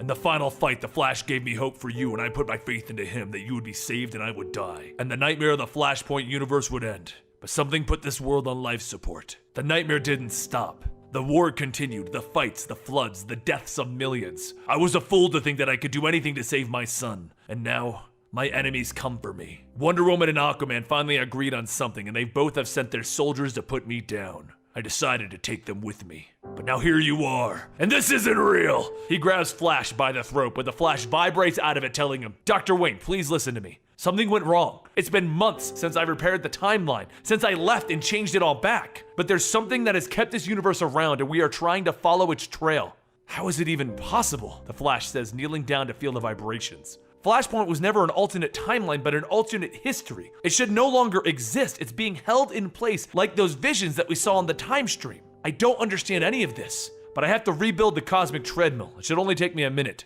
And then Thomas Wayne looks at the stairs. We don't have a minute. Both Batmen drop their cowls and they jump into battle as the Flash rebuilds the treadmill. And as they complete the fight, the entire world begins to shake. It begins to fall apart. It's being let go of, finally. Bruce turns to his father. Your letter. It was the greatest gift that anyone's ever given to me. Bruce. After I read it, I knew I would never get a chance to respond. But if I did, there was one thing that I wanted to tell you above anything else. You're a grandfather. I have a son. Flash turns to them. Batman, the treadmill's at full power without me on it. We have to go, now. Bruce turns back to his father. Come with me, please. And Thomas turns back to him, throwing him onto the treadmill with the Flash. The universe around them begins to fade away into the time stream. Flash, you promised me that you would save my son, now do it! Thomas calls out. Bruce tries to fight against him. Barry, let me go! But Thomas looks at them as they begin to fade away into the time stream. You were my world, son. I delivered you myself, and the moment that I saw you, I know that every choice that I've ever made has been for the right reasons, because they led to you. You're the greatest gift that this life has ever given to me, and there is more that I should have shared with you in that letter. So listen to me. Don't be Batman. Find happiness. Please don't do this. Don't do it for me. Don't do it for your mother. Be a father in the way that I never could for you. Let the Batman die with me. Bruce calls out, we can save you! And then cracoom! They all vanish. Thomas stares at the dust cloud where they once were. You have. He throws the trigger to the bombs in the Batcave aside and he drops his cowl. And then he turns to the white light. Waynes never stay down. We rise! And he fades into oblivion. As Batman and Flash begin to run through the time stream again, Batman tries to convince Flash to turn around, but the Flash turns to him. There's nothing to return to. That world is gone. So Batman asks the next question. The button came to the cave. Why did it bring us to the Flashpoint universe? And behind them is the Reverse Flash running past them. Coming through, Flash! How on earth did you get ahead of me? Let alone find me? Batman and the Flash are shocked, but Batman sees Thawne holding the button and he tells Flash, he's holding the button. This is before he runs off and dies. So Flash calls out, stop! Stop or you'll die, Thawne! And Thawne shouts back, I know where this button comes from, Flash, and they've never faced someone like me! And he continues to barrel on into the time stream. Flash calls out, Thawne, I've seen your future. You're going to die if you keep going. My future, Barry? Like the day that you broke my neck? Or the day that you watched Batman's father slide a sword in my back? Empty threats to a living paradox. There is no future. There is no past. Then a big bolt of lightning hits between them, and as the Flash calls out to Thawne again, he feels another force. Barry, I'm here. Batman asks him, did you hear that? And Flash tells him, it's nothing. It's the time stream calling out to you. Thawne turns back to the two of them. I have an idea, Barry. Once I have this power, I'll go back and make you my son. I'll become a social worker and raise you. Make you my acolyte. And at that moment, the treadmill begins to fall apart and fall to pieces. Batman tells Flash, we need to land somewhere, Barry. And the Flash tells him, I have to catch Thawne. And Thawne gives the grin of the psychotic Reverse Flash. Like always, you're too late, Barry. I'm here. Your life is about to be undone. He arrives alone in open space with nothing but the ground and the person in front of him waiting. He looks down at the button, pulsing with power. Hello, you don't have to be shy now. I can feel your presence, like a wave of static electricity. It's powerful. I'll admit to the fact that I've never encountered anything quite like this. You've done such strange things to the timeline, things that I won't begin to question, and you've remained hidden from all of them, but I'm not like them. My existence is the only constant in a sea of possibilities. I cannot be erased by anyone, by you. Show yourself! Thawne looks up, and he sees the blue light, and it begins to swirl around him, and he realizes his mistake. My God, wait, I didn't know! The blue light touches him, and it begins to pull him apart at the seams. Please, I don't want to die! But before he can even finish his sentence, he's pulled apart and turned into the skeleton from the start of our story. Meanwhile, Batman and Flash hear the scream from Thawne, and they're tumbling through the time stream. But Flash hears another voice. Barry, I'm here. Flash and Batman begin to fall out of time and space itself. Flash grabs onto the treadmill for his life, and Batman is clinging on, hoping that the Flash has the answer. And both of them hear that voice again. Barry. Batman looks at him. Barry, listen to that voice. Grab onto it. Bruce, we don't know where it'll take us. We don't have a choice. The voice calls out again. Right here. Say my name. Say Jay. Flash is confused. Jay? And cracoom! A speedster's lightning flies through the time stream as Jay Garrick arrives on the scene. At last, I'm free. He leaps in front of both of our heroes, grabbing them, trying to run them through the time stream. He screams out as the time and space streams around him are trying to absorb him, Flash, and Batman. And when he finally gets his footing, he's off! Hang on, power enough to get you! And then he throws them out of the time stream. Home! Krakoom! The echoes of a speedster's lightning ring throughout the Batcave as Batman and Flash have arrived. Flash turns to Jay and asks him, "Who are you? Did you kill Thawne? What do you want with us?" Jay struggles because, like Wally, the Speed Force is pulling at him, trying to return him back to where it was hiding him. "I didn't kill anyone, Barry." He stands with smoke and lightning flowing off of him. "My name is Jay Garrick. I'm your friend, a Flash. Listen to me. I need you to remember. If you remember me like you did Wally." Barry thinks hard and a sad look begins to grow on his face. "He told me I forget things. People. Someone did this. Do you know who it was?" And then the time stream begins to reabsorb Jay. "They took everything from me, Barry. I don't know how and I don't know why." Barry reaches his arm out. "What is your name? What was it again?" And then Krakoom! A giant bolt of blue lightning reaches out and grabs Jay, removing him from the timeline again. Smoke swirls on the floor of the Batcave, and the Flash helps Batman up. "The man said that he knew me, the same way that Wally did, but he's not here. Maybe he's from another timeline. Maybe I wasn't the lightning rod that he needed to stay grounded." The next day, Bruce and Barry stand in front of the grave of Thomas and Martha Wayne. Barry asks him, "I wonder if all of this was Thawne's doing. Time rupturing, changing, people fading in and out of reality, like your father and that other Flash. He died. But maybe his death is what triggered all of this. Maybe there's no one else to chase." "I appreciate you trying to close the case, Barry, but it's far from closed." "So what, our primary suspect is God?" "For now, that's all we have." The two of them walk away from this, for now. And off in space, something with blue light is watching over the planet. But back in Wayne Manor, Bruce is looking out the window, thinking about what his father told him. "Don't be Batman. Find happiness."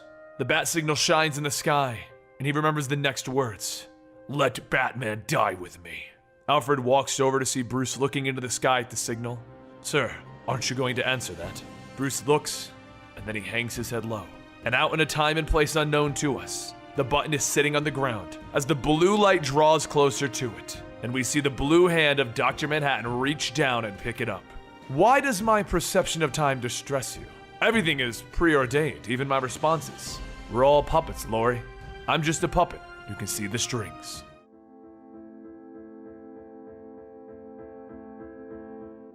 Welcome to the 25th century and the Flash Museum. Around you is the museum featuring many of the Flash's enemies and friends on display for the world to see. On the left, you'll see Godspeed's uniform, and then Kid Flashes, and then multiple Flash suits, along with a montage of the Justice League and the Flash. Normally, the museum is full of Flash's adoring fans, those who yearn to know the Flash in a way that we do. But I felt like you deserved a private tour. And for our first history lesson, let me tell you about a man that I know quite well. Eobard Thawne, the Reverse Flash, Professor Zoom. He was many things to many people, but to the Flash, he was his ally, his partner, his best friend. And this is his story. Back in our current day, Barry Allen stands over the body of the Reverse Flash. Recently, Barry went on a time-traveling adventure with Batman to discover the mastermind behind all of the DC Rebirth timeline stuff. They failed to find the culprit, but in their adventure, Reverse Flash was murdered. We'll link that story down below. And in front of him, Barry is trying to figure out what happened. How did the Reverse Flash die? The doctors walk into the room and Barry walks out. But there's something funny about the Reverse Flash. You see, he's time-traveled so much that he is a living paradox. To actually kill him, well, it's near impossible. And that's when a spark of life begins to form in his eye socket. But for Barry, he's been so absorbed that he's missing a key moment of his life, his birthday. And as Iris drags him to all of his friends, they shout, "Happy birthday!" Everyone is cheering for Barry, but he can't help but think about everything that is going on. He traveled through time with Batman, and it wasn't exactly just an excellent adventure. There was so much more happening. Like the appearance of another speedster, one that seemingly saved Barry and Bruce. The man with a weird tin helmet, and he knew Barry, but Barry couldn't think of his name. Whoever he was, he had been removed from the timeline. Or Thomas Wayne's final words to Bruce, where he told him to give up being Batman. Those words now haunt Bruce. Barry looks over at Wally and sees that he's still ignoring him because before all of this he told Wally his identity. But Wally was mad that Barry hadn't told Iris. Barry then glances at Iris and he thinks about it. He told himself that he wouldn't tell her to keep her safe. And that's not really the reason. She's the greatest woman that he knows and he didn't want to lose her. He then pictures Reverse Flash coming in. Lose her to Thawne. Eobard is faster than both Flash and Kid Flash, and in a blink of an eye, Barry would be powerless to watch as Reverse Flash murdered everyone that he knows. But then he snaps out of it. Is his fear of losing everyone what is keeping him from telling Iris everything? Everyone continues talking about new houses, new lives, new jobs. The world is moving around Barry faster than he even realizes, and he seems lost in his own thoughts. Iris walks over smiling at him. Don't go doing one of your disappearing acts, Barry Allen. And then, something unexpected happens. Hal Jordan walks over. Looks like I'm right on time, he smiles at his oldest friend. He hands Barry a box with a plane in it, and Barry tells him, great gift. I loved it when I gave it to you 2 years ago, Hal. Hal looks around apologetic. Well, I haven't been home in a while. Are you sure you gave that to me? It's been too long, Hal. It's just good to see you. Hal Jordan left the planet a long time ago to go on a crazy space adventure saving the entire galaxy, and I'll link that entire playlist to you down below. Hal smiles at Iris as she walks over. And who is this lovely lady, Barry? So Barry introduces his girlfriend, Iris West. But she pulls Barry aside for a moment after shaking Hal's hand. She looks at him. You aren't off the hook because of Flyboy there. Where are you, Barry? We're all here for you, and you aren't here. Barry tries to talk his way out of it, but Iris goes on. Look, I know you're hiding something. Why don't you just rip the Band-Aid off and fess up? Barry's surprised. What? What do you mean? Just then, people come running by shouting for everyone to get out of there, run away! And Barry sees one of his villains, Danton Black, aka Multiplex. He tells Iris to go and he looks at his oldest friend.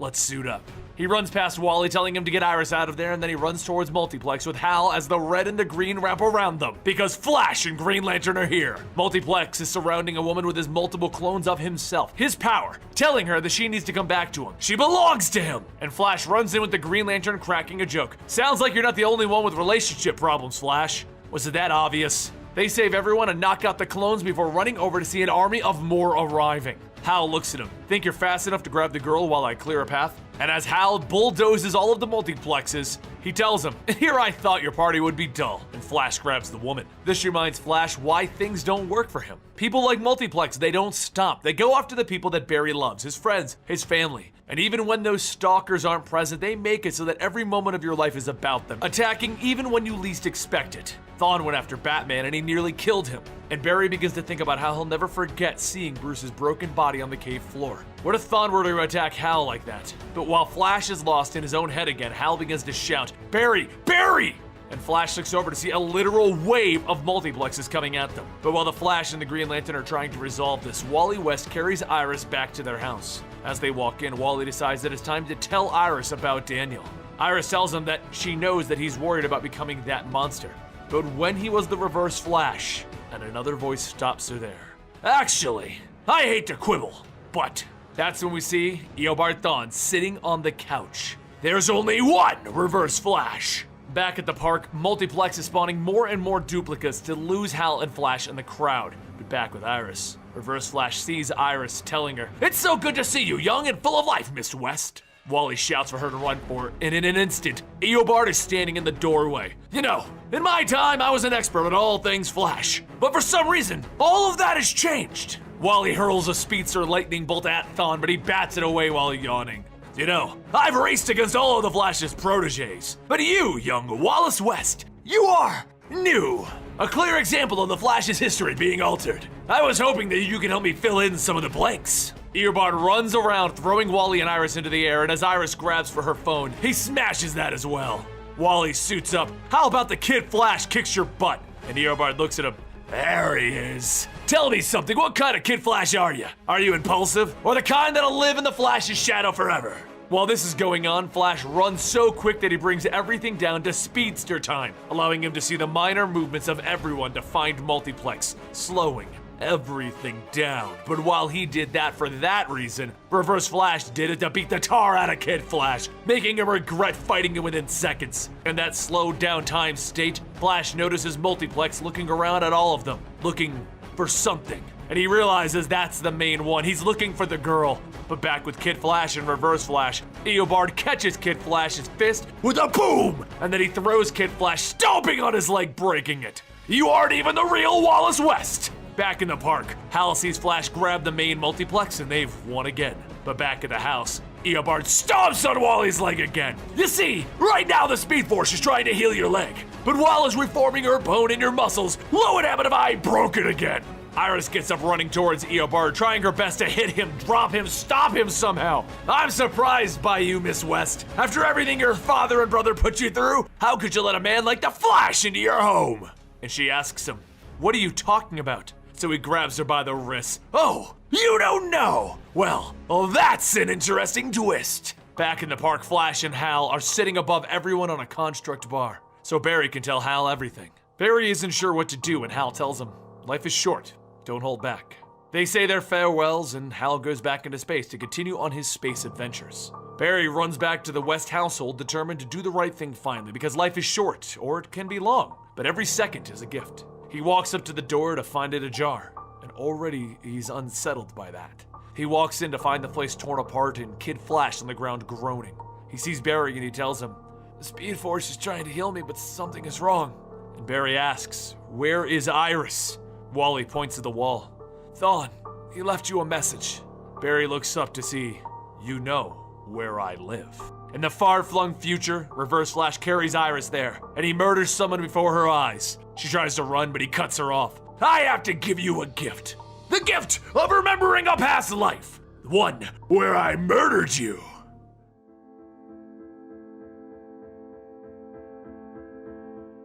Who is the Flash?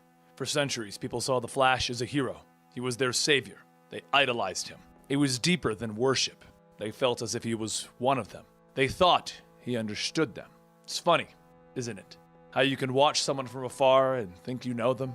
The truth is, only we really know the man behind the mask. And right now, that man is giving everything that he has. Eobard Thawne, aka the Reverse Flash, has arrived in the present day, kidnapping Iris West, and he has run her into the far-flung future. The Flash is now on his cosmic treadmill trying to catch up. But as he is running faster than ever, he begins to think back to when he met Eobard. He ran into the 25th century once before, and as he entered the future, amazed by it, next to him was an individual in his own costume. He reached out, shaking the Flash's hand, and then he removed his cowl to reveal his true face. He explains that his name is Eobard Thawne, and he's a huge fan of the Flash. He harnessed the residual traces of the Speed Force from one of the old suits the Flash wore to gain powers similar to the Flash. Barry removes his cowl and he smiles. A future Flash? I never thought I'd see that. Well, friend, want me to teach you some tricks of the trade? They both suited back up and they began to run, with Barry telling Eobard that he can call him Barry Allen. But Barry quickly discovered that Eobard wasn't a hero. He was putting people into danger so that he could appear to be the hero. Barry beat Eobard, and as Eobard was trying to tell him that he can fix this, that he can become the hero that Barry thought that he was, Barry had him locked up. The next time that they met, Eobard was in the yellow suit of the Reverse Flash, and he took the name as well. His goal was to make the Flash's life a living hell. He did this by going back in time and killing Barry's mother. Barry went back in time to correct it, but that made the Flashpoint timeline, and then Thawne arrived again and again to fight against Barry. And now, Barry has arrived in the future once again, but this particular time to the future, something is wrong.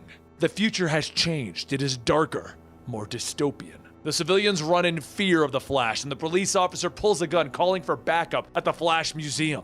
Barry looks around and he realizes that he's at his own memorial. And with a whoosh, he runs into the museum and he looks around. His entire life is before his eyes. Suits of Godspeed, Kid Flash, multiple Flash suits, and at the end of the hallway, he sees the Reverse Flash suit.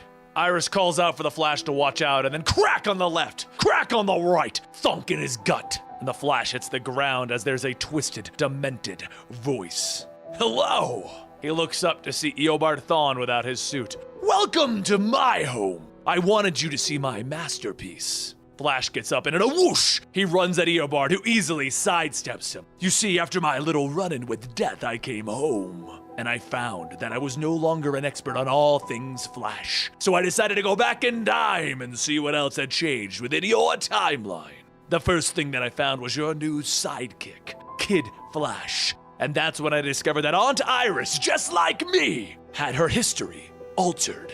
Iris looks at Eobard. She doesn't remember anymore, does she? Flash gets back up, running over to help her, but Eobard catches him, throwing him to the side. It's time that I started with the truth, Flash. While this might be your future, it was my present. A prison where I felt like a man out of time. I was an only child and I lost my parents to a tragic accident, leaving me with no friends, no family, no love.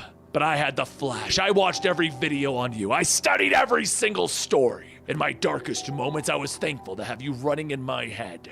Then there was a miracle. A time capsule from the 21st century. The costume wasn't a replica, but it had been yours. And now, it could be mine. But dressing like you wasn't enough. I wanted to be a hero, just like you. But in this future, there weren't many opportunities, so I created my own, and I became the fastest man of the 25th century. Then you arrived and you showed me things that I never thought were possible. You told me every second was a gift. It was the happiest day of my life. My connection to the Flash, my special moment. But you didn't approve of my methods, and you sent me to prison. I told you I would make myself better. I would improve. And I did that. I dedicated my life to helping others. And eventually, I became the curator of this museum. So I knew that the next thing that I needed to do was show you how much I've improved. I changed my costume to yellow because I was arrogant to think that I could wear yours. And yellow was the color that all of your partners wore. I then hopped on the cosmic treadmill and I ran back in time. I watched you nervously, but I just knew it. You'd accept me again. You're more than just a hero. You're a friend. And then I saw you with that Wally West, and you told him every second is a gift. That was our moment. But it wasn't, was it? It wasn't special at all. It wasn't real. None of it was. You weren't who I thought you were. You were a liar. I ran back to the future with a new goal. My mission was to make you live the pain that I did. But you don't remember any of that, do you? And then Eobard hits him across the face. Do you? All of this, all the deaths, the years of torment, for that? I was treating you like everyone else in your life. I would give you credit for that. You did treat me the same. You hurt me like you hurt everyone else, Flash. It's time for you to learn, to make time for the people who matter. It's time for you. And Eobard begins to suit up as he grabs the Flash by the leg. He drags him across the ground, across the water, across the museum as he suits up, telling him, every second is a gift. He then stops over the Flash, telling him, the real punishment here would be if everyone knew you as I know you. And he grabs the Flash, pressing him against the cell that has Iris in it. Iris and West, it is my honor, no, my pleasure, to introduce you to. And Eobard tears off the Flash's mask. Barry Allen. Off in another future, we see a potential life for Barry Allen and Iris West. One where they have 2 kids, and those kids are not happy. They feel neglected and forgotten, and in response, they've destroyed the city. The entire city is crumbling and destroyed by Barry's battle with his children. And in the distance, Eobard is standing with Barry and Iris looking at what they've created. Eobard explains that Dawn and Don should have been heroes, but due to their absentee father, they became rogues instead. When I returned to the 25th century, I discovered a few new bits to the Flash's history. It was like finding new chapters to my favorite book. Just one of the many stories inside of this museum. Barry looks at Thawne. You must have done this. This is your fault. And Thawne walks back off the history platform that they were standing on in the Flash Museum, the one that was allowing them to relive the events of the past. Time doesn't care if you believe me or not, Barry. The reality is, I'm not Barry Allen's greatest enemy. The Flash is. Think about it. For years, you've been in conflict with yourself. The Flash always took priority in the battle over the Flash versus Barry Allen. The CSI, the friend, the lover. Why should it be any different when it came to Barry Allen, the father? Their first steps, their first words, birthday parties. What did Barry Allen miss so that the Flash could save the day? While Thawne was burying this into Barry's mind, Iris turns her back, telling him, you lied to me, Barry. Barry tries to tell her, try to explain, and she stops him. I know your reasons. You wanted to protect me, right? All of those dates you missed? Wally? Now I get it. You're the Flash. You're in the Justice League, and I'm just Iris West, aren't I? Barry comes over. I was gonna tell you. And Thawne chimes in again. No, Barry, in all of the timelines, you never tell Iris. She finds out herself. You are always the liar. Now, if you want to save everything, run side by side with me to a place where you'll never hurt another soul again. You'll take Iris home and leave my family out of this? On my life! I promise, Barry! And with that, Thawne grabs Barry and in a whoosh, They are off, leaving Iris trying to finish a sentence. I didn't want. We could have found another way. Together. They run faster and faster, and Flash asks Thawne, "Where are we going, another timeline?" And Thawne explains, "That is not the case. I am taking you to a place of my own creation, a world you'll never escape, the negative Speed Force. You'll be forever alone, absorbed into the energy that powers my every action." And as he throws Barry into it, he tells him, "And then Iris West's future will be over." Surrounded by the negative Speed Force, Barry calls out, "You promised!" And the negative energy begins to swarm around Barry, take over his body, enter his own Speed Force. The loss of Mina, Wally being upset, calling him a liar, Iris realizing that he lied to her. He should have said goodbye. There was so much to accomplish still. This can't be the end! And back at the museum, as Thawne is approaching Iris to kill her, there is a crack-a-cacoom! Eobard looks up and he sees the most beautiful thing in the world. Negative Flash, now covered in gray skin and black gloves with boots and a black lightning bolt on his chest. Barry looks at Eobard. "I'm going to kill you, Thawne."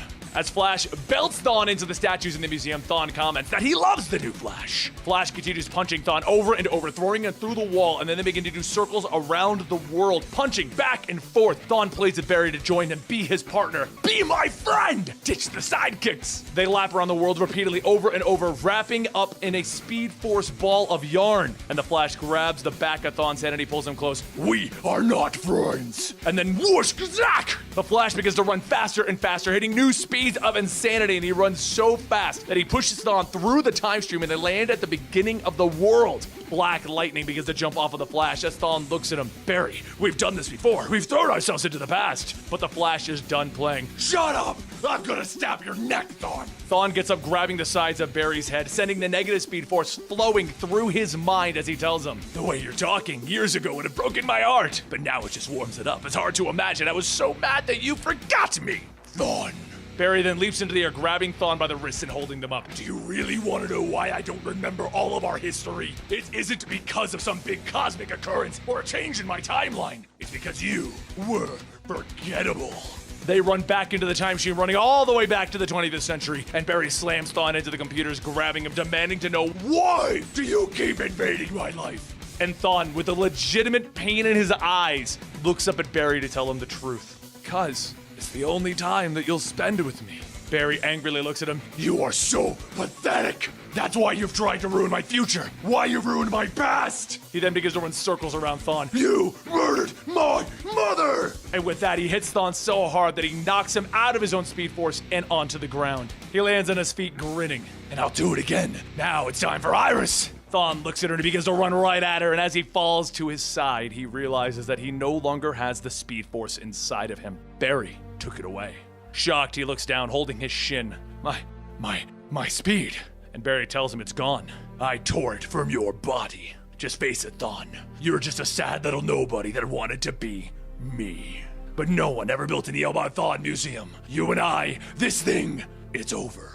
Thawne smiles. "You think this is the end? You think killing your mother was the worst thing that I do to you? Years from now, you're going to look back and wish that I killed you instead. I've lost my powers before, and I'll get them back again. And then I'll just keep coming back over and over and over again and again and again." And that's when Iris blasts him with the black hole gun that was being kept in the museum. It literally tears Eobard apart, revealing his body, muscle, bone, everything, warping him away into a flash lightning bolts. Barry turns back to Iris. "What did you do?" And she holds the gun up at the terrifying sight of the negative Flash, so he lets the powers drain out of him as he pulls the cowl off. "Iris, this is all my fault. For lying to you, for putting you in this position, but I'm telling you, it's me.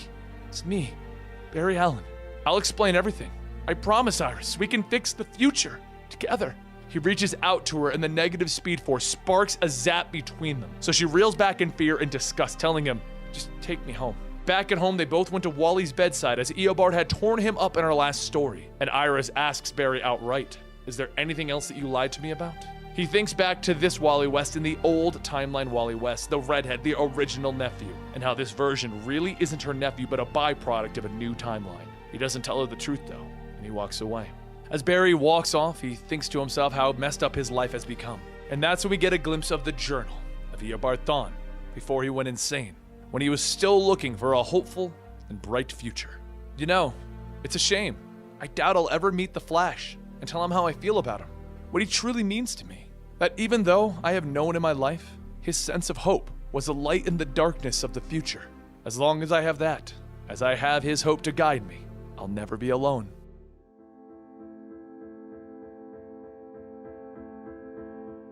While the firefighters started to put the fire out in the evidence room, Singh asks Barry if he knows just how important that was to the lab. Burns and Morrow, other individuals investigating the internal affairs situation and the missing evidence, warned him about going to the records room alone, but he still went anyway. And as Singh continues to yell at Barry, Barry gets up and he walks out. Singh runs out of his office shouting, "Yeah, do what you always do. Disappear when you're needed, Barry Allen. How did Iris put up with this for so long?" Barry stops and he looks at him. "What?"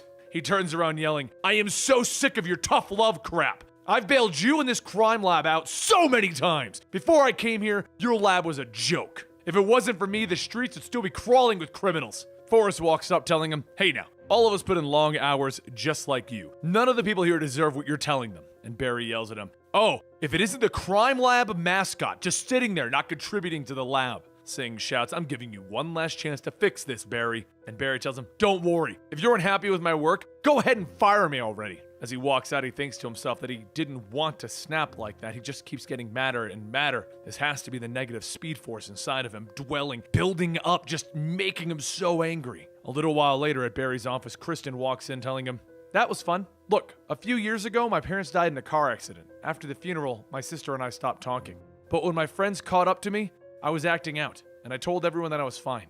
And then, there was a call from the station, and I had to go identify my sister's body." Barry remains quiet, and Kristen says, "After all of that, I started paying attention to the unsaid things going on. So whatever you're going through, it's okay."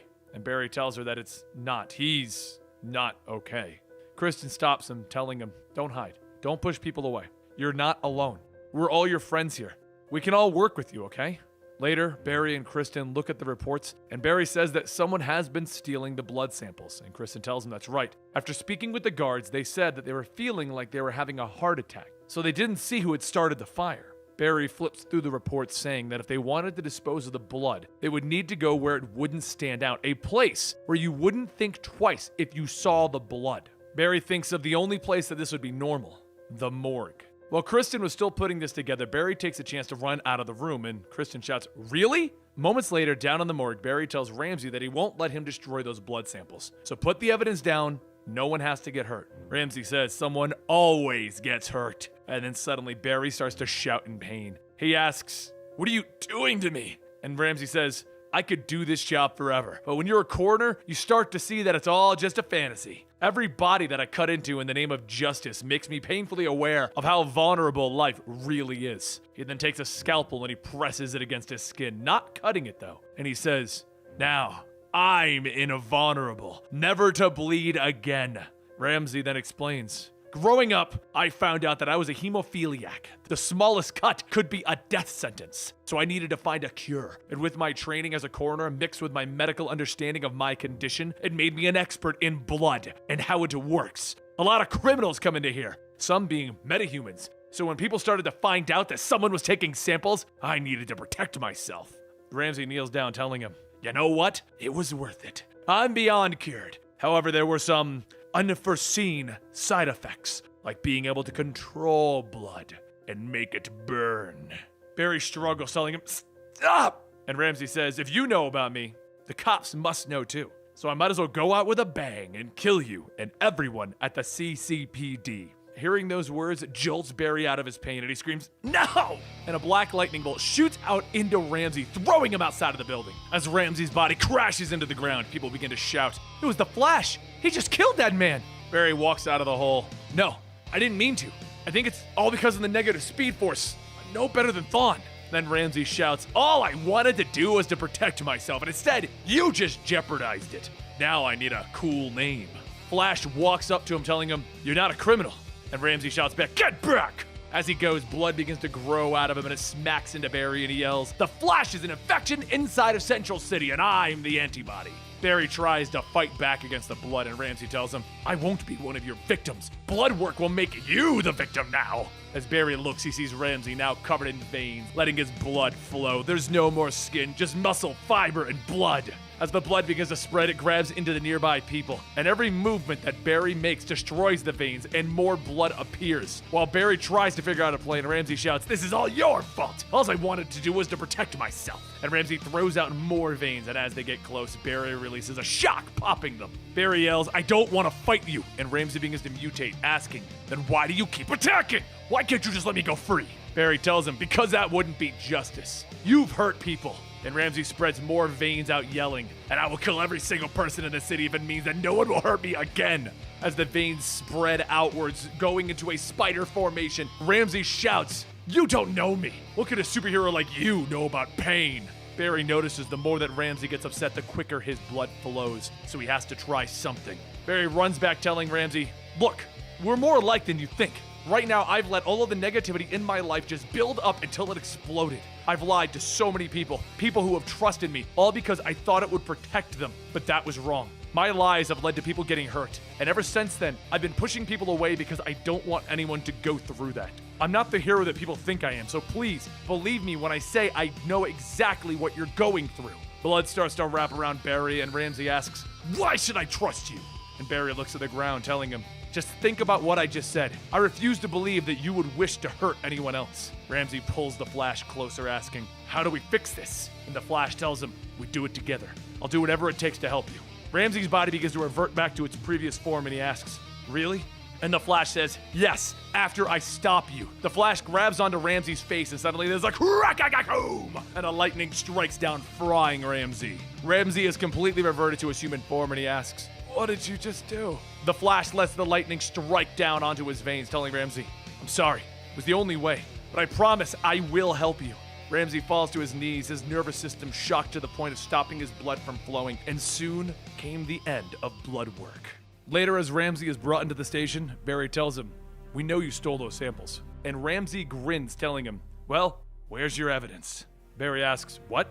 And Ramsey tells him, "The Flash just destroyed the morgue when he fought that monster. I was just an innocent bystander in that battle, caught up in whatever the Flash was up to." Singh walks out, telling him, "Actually, he's right. Without any evidence to prove it, Barry, we have to let him go." As Ramsey dangles his hands, he says, "Thank you. Now would you kindly remove these cuffs?" Before they can, Kristen runs up, telling everyone to wait. Ramsey isn't as smart as he thinks. After some digging, he did burn all of the hard copies, but he left a digital fingerprint all over the records, which is more than enough for arrest. Singh takes the report and asks, "So, did Barry help?" And she tells him, "Yeah. Team effort. Barry Allen was here the whole time." Barry steps up, telling them, "No, it wasn't. I'm not gonna let you cover for me anymore. I left just as we were cracking the case. It was Kristen who solved it on her own." Singh flips through the pages and then points to his office, telling both Barry and Kristen to get into it. Barry says, "Look, I know I messed up, but from this day forward, I'm gonna do better. I'm gonna work harder, Singh." Singh sighs. "Actually, we can't keep doing this. I had to transfer you out to Iron Heights Penitentiary. Kristen is going with you, Barry." Kristen shouts, "What? Why?" And Singh looks at her, telling her, "It was an opportunity." Kristen storms out of the office, and though Barry tells her that he's sorry, she doesn't even respond. Later that day, Barry watches Iris as she gets witness statements from people who watched the fight, and he thinks to himself that he needs to take it easy. He needs to be himself again. And then a voice shouts out, "Hey, Iris said she doesn't want to talk to you." The Flash looks over and sees Kid Flash, Wally, telling him, "And neither do I. I thought stalking was Thawne's thing." Barry tells him, "Whoa, I come in peace. The truth is I came to see you, and to give you this." The Flash holds out his Flash ring, and Wally asks why. And Barry tells him, "Because until I can find a way to control these negative Speed Force powers that Thawne possessed me with, I can't be the Flash anymore." And Wally then asks, "What about the other Wally? We ever going to talk about what his deal is?" And Barry says, "We will, but I have to take care of myself first." Wally looks at the ring and he says, "I've been going through some hard times myself. It wasn't until now that I realized that part of it was because I was guilty of the same things that I was mad at you for. So no, I'm not giving up on you, and I will not be taking your ring. Just like when I got my Speed Force powers, you were there to help train me, so now I'm gonna be the one helping you to learn your powers. Let's get to training."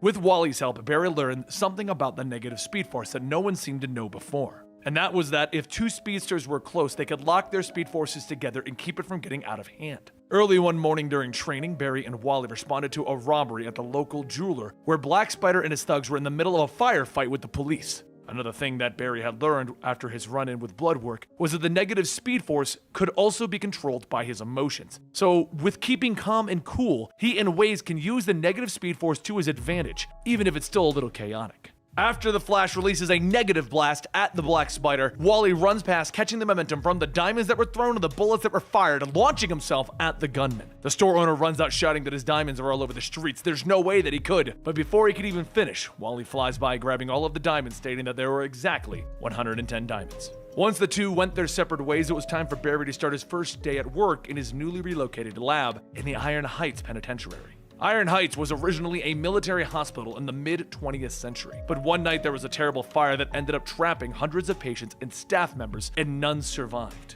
Since then, the building was converted into one of the most secure prisons in the world, rivaling even that of Belle Reve. As the boat pulls up to the island, Kristen looks up and says the place is hell, and Barry smiles, telling her that it would be worse if they were locked in a cell, wouldn't it? Kristen grabs her bag and walks off the boat, telling Barry that she still has to work with him, and stop smiling, it's annoying. He was the reason that they both got transferred here, and he doesn't get to make jokes about it. Barry tells her, come on, at least we weren't late. And once the two get inside, Warden Wolf tells him that if he wasn't early, then he may as well be late. That is his first strike. 2 more strikes will lead to an automatic termination from the CCPD. Director Singh may have been lenient on the subject, but Iron Heights will not. Being late costs lives. As Wolf leads the two of them to their office, he explains that after Eobard Thawne's escape, they've increased security 1,000-fold. No one is able to breach their walls or enter without his knowing. Kristen asks, what about someone like the Flash? And Wolf says that it would still be impossible, even for him. In fact, one day I hope to hold the Flash in here. After all of the damage that he's done to Central City, the Flash has earned a spot in this cell.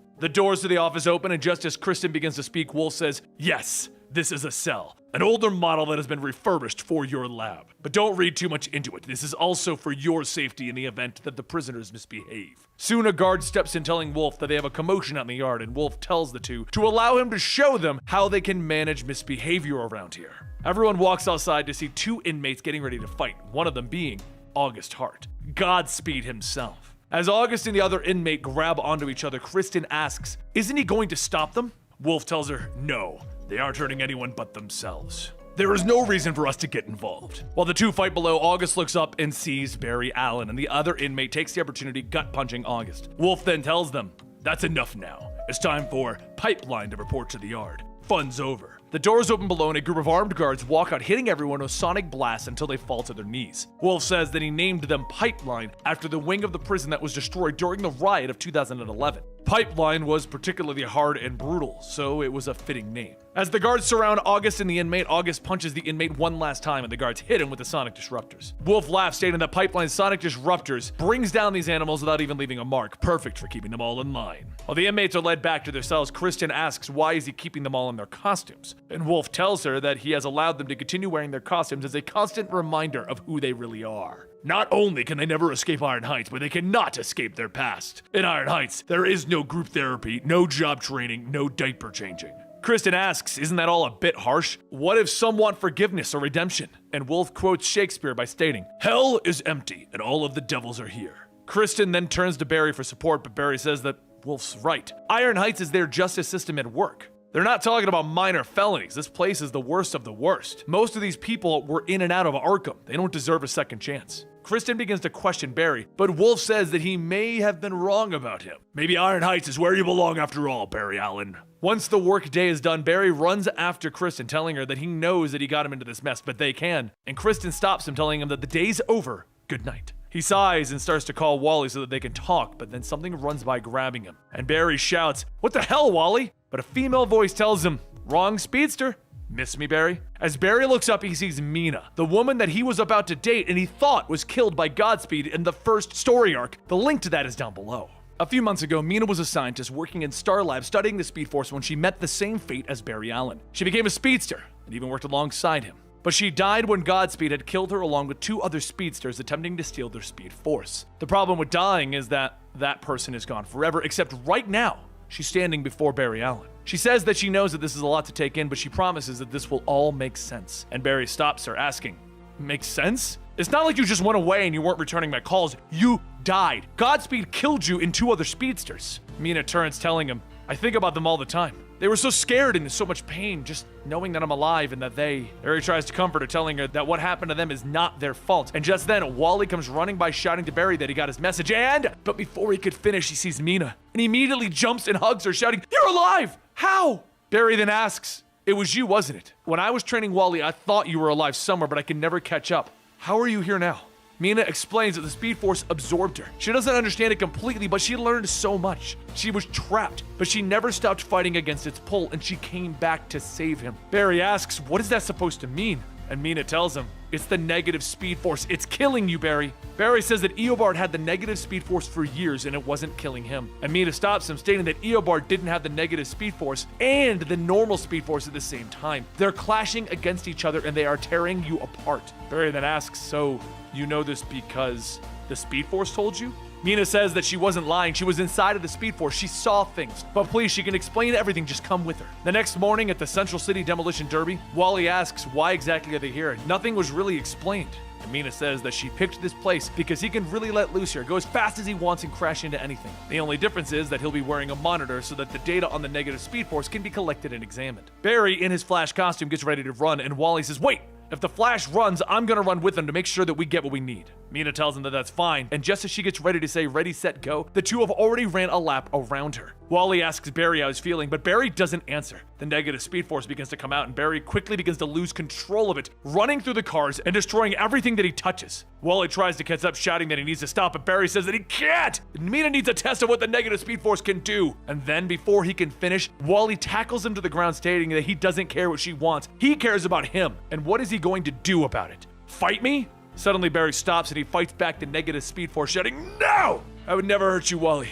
Soon, the Speed Force begins to fade, and Mina yells that was perfect. He might not feel good about it, but with that data, she can get a better understanding and have him cured. Wally then asks Mina what's the deal. She suddenly shows up out of nowhere, and she doesn't really say where she's been, and all she can do is talk about the negative Speed Force. Barry stops him, telling him to give Mina a chance, and tells Mina that it's okay. Wally and him are just having some trust issues lately. As the sun begins to set, Barry and Mina watch, and Barry says that he's so sorry. Everything that happened to her, it was his fault. There's nothing that he can do to make it right. Mina tells him that he needs to stop being so hard on himself. What happened with the negative Speed Force in Godspeed, it wasn't his fault. Mina sighs, stating that she used to center her entire life around things that she could control, made her feel safe. But then she was struck by the Speed Force lightning and she allowed some chaos into her life, had to learn to let things go. Maybe he should do the same. Barry tells her that he knows, or at least part of him knows, but the other part is afraid that if he eases up, somebody he cares about will get hurt. The last time that he took a day off was when they watched the sunrise together, and now the sun is setting. Mina turns back to Barry, stating that he is so gullible. Before Barry can understand what she meant, black hole soldiers run out, shooting both Barry and Wally with negative energy. She begins laughing, stating, you are so predictable. You always let that big heart get the best of you, don't you? The soldiers begin to wrap Barry up, and he says, how could you be working with black hole? Wally shouts, I knew it! This isn't the Mina that we knew, Barry! Mina pulls back her mask, telling them, you wanted answers? So let me show you. She begins to run circles around Barry, channeling the negative Speed Force, and Barry yells, don't do this! You don't want this! But Mina doesn't answer, and after a flash of light, everything stops. Wally breaks free, running over, asking, what happened? Your power's gone? Barry struggles, telling him that he's fine, but Mina, the negative Speed Force begins to surge and crackle around Mina, and she tells him that she wasn't lying when she said that she was coming back to save him. Now the negative Speed Force is hers! Mina then asks, do you really want to know why? It's because the negative Speed Force is unexplored. You've only scratched the surface of what Eobard created. Helping Black Hole steal the negative Speed Force is just the start. Using the powers of the negative Speed Force, Mina shocks Barry, knocking him to the ground. Wally runs over to check on Barry, but Mina taunts him, so he charges at her. Before he could do anything, Mina grabs him by the throat, slamming him down, shouting, all the Flash ever talked about was how he could save everyone. How come he couldn't save me? Barry gets up to chase after her, asking, what are you gonna do now? Kill us? And she shouts, you let me die. I was trapped and you never came for me. It was Black Hole who saved me. Barry tells her to wait. He was trapped in there before too. You can't come back without a lightning rod. Someone to keep you grounded.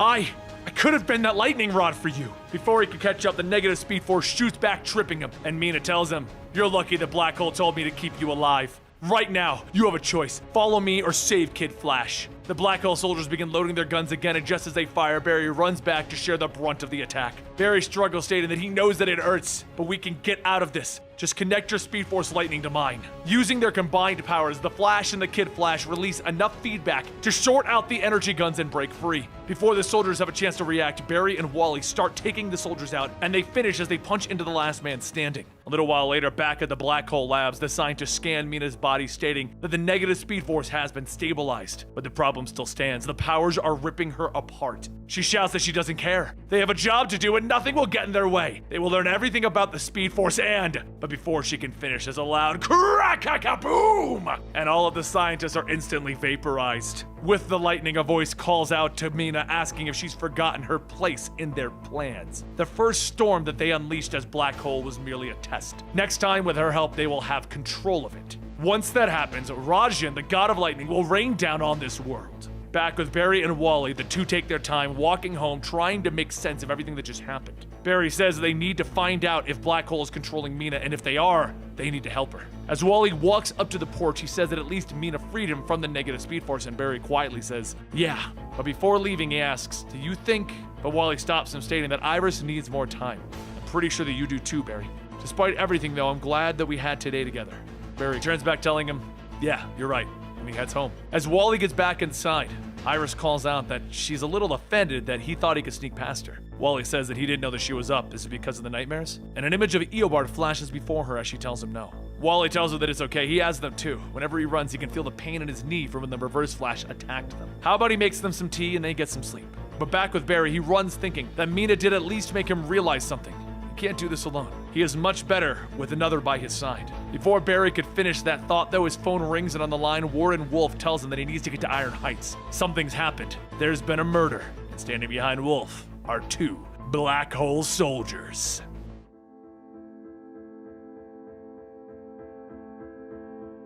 Growing up, Barry loved to read good mystery novels. He wanted to be a detective who solved cases using the evidence and quick thinking to find out who did it. But after becoming the Flash, there was one part of those mysteries that he grew to hate: the beginning.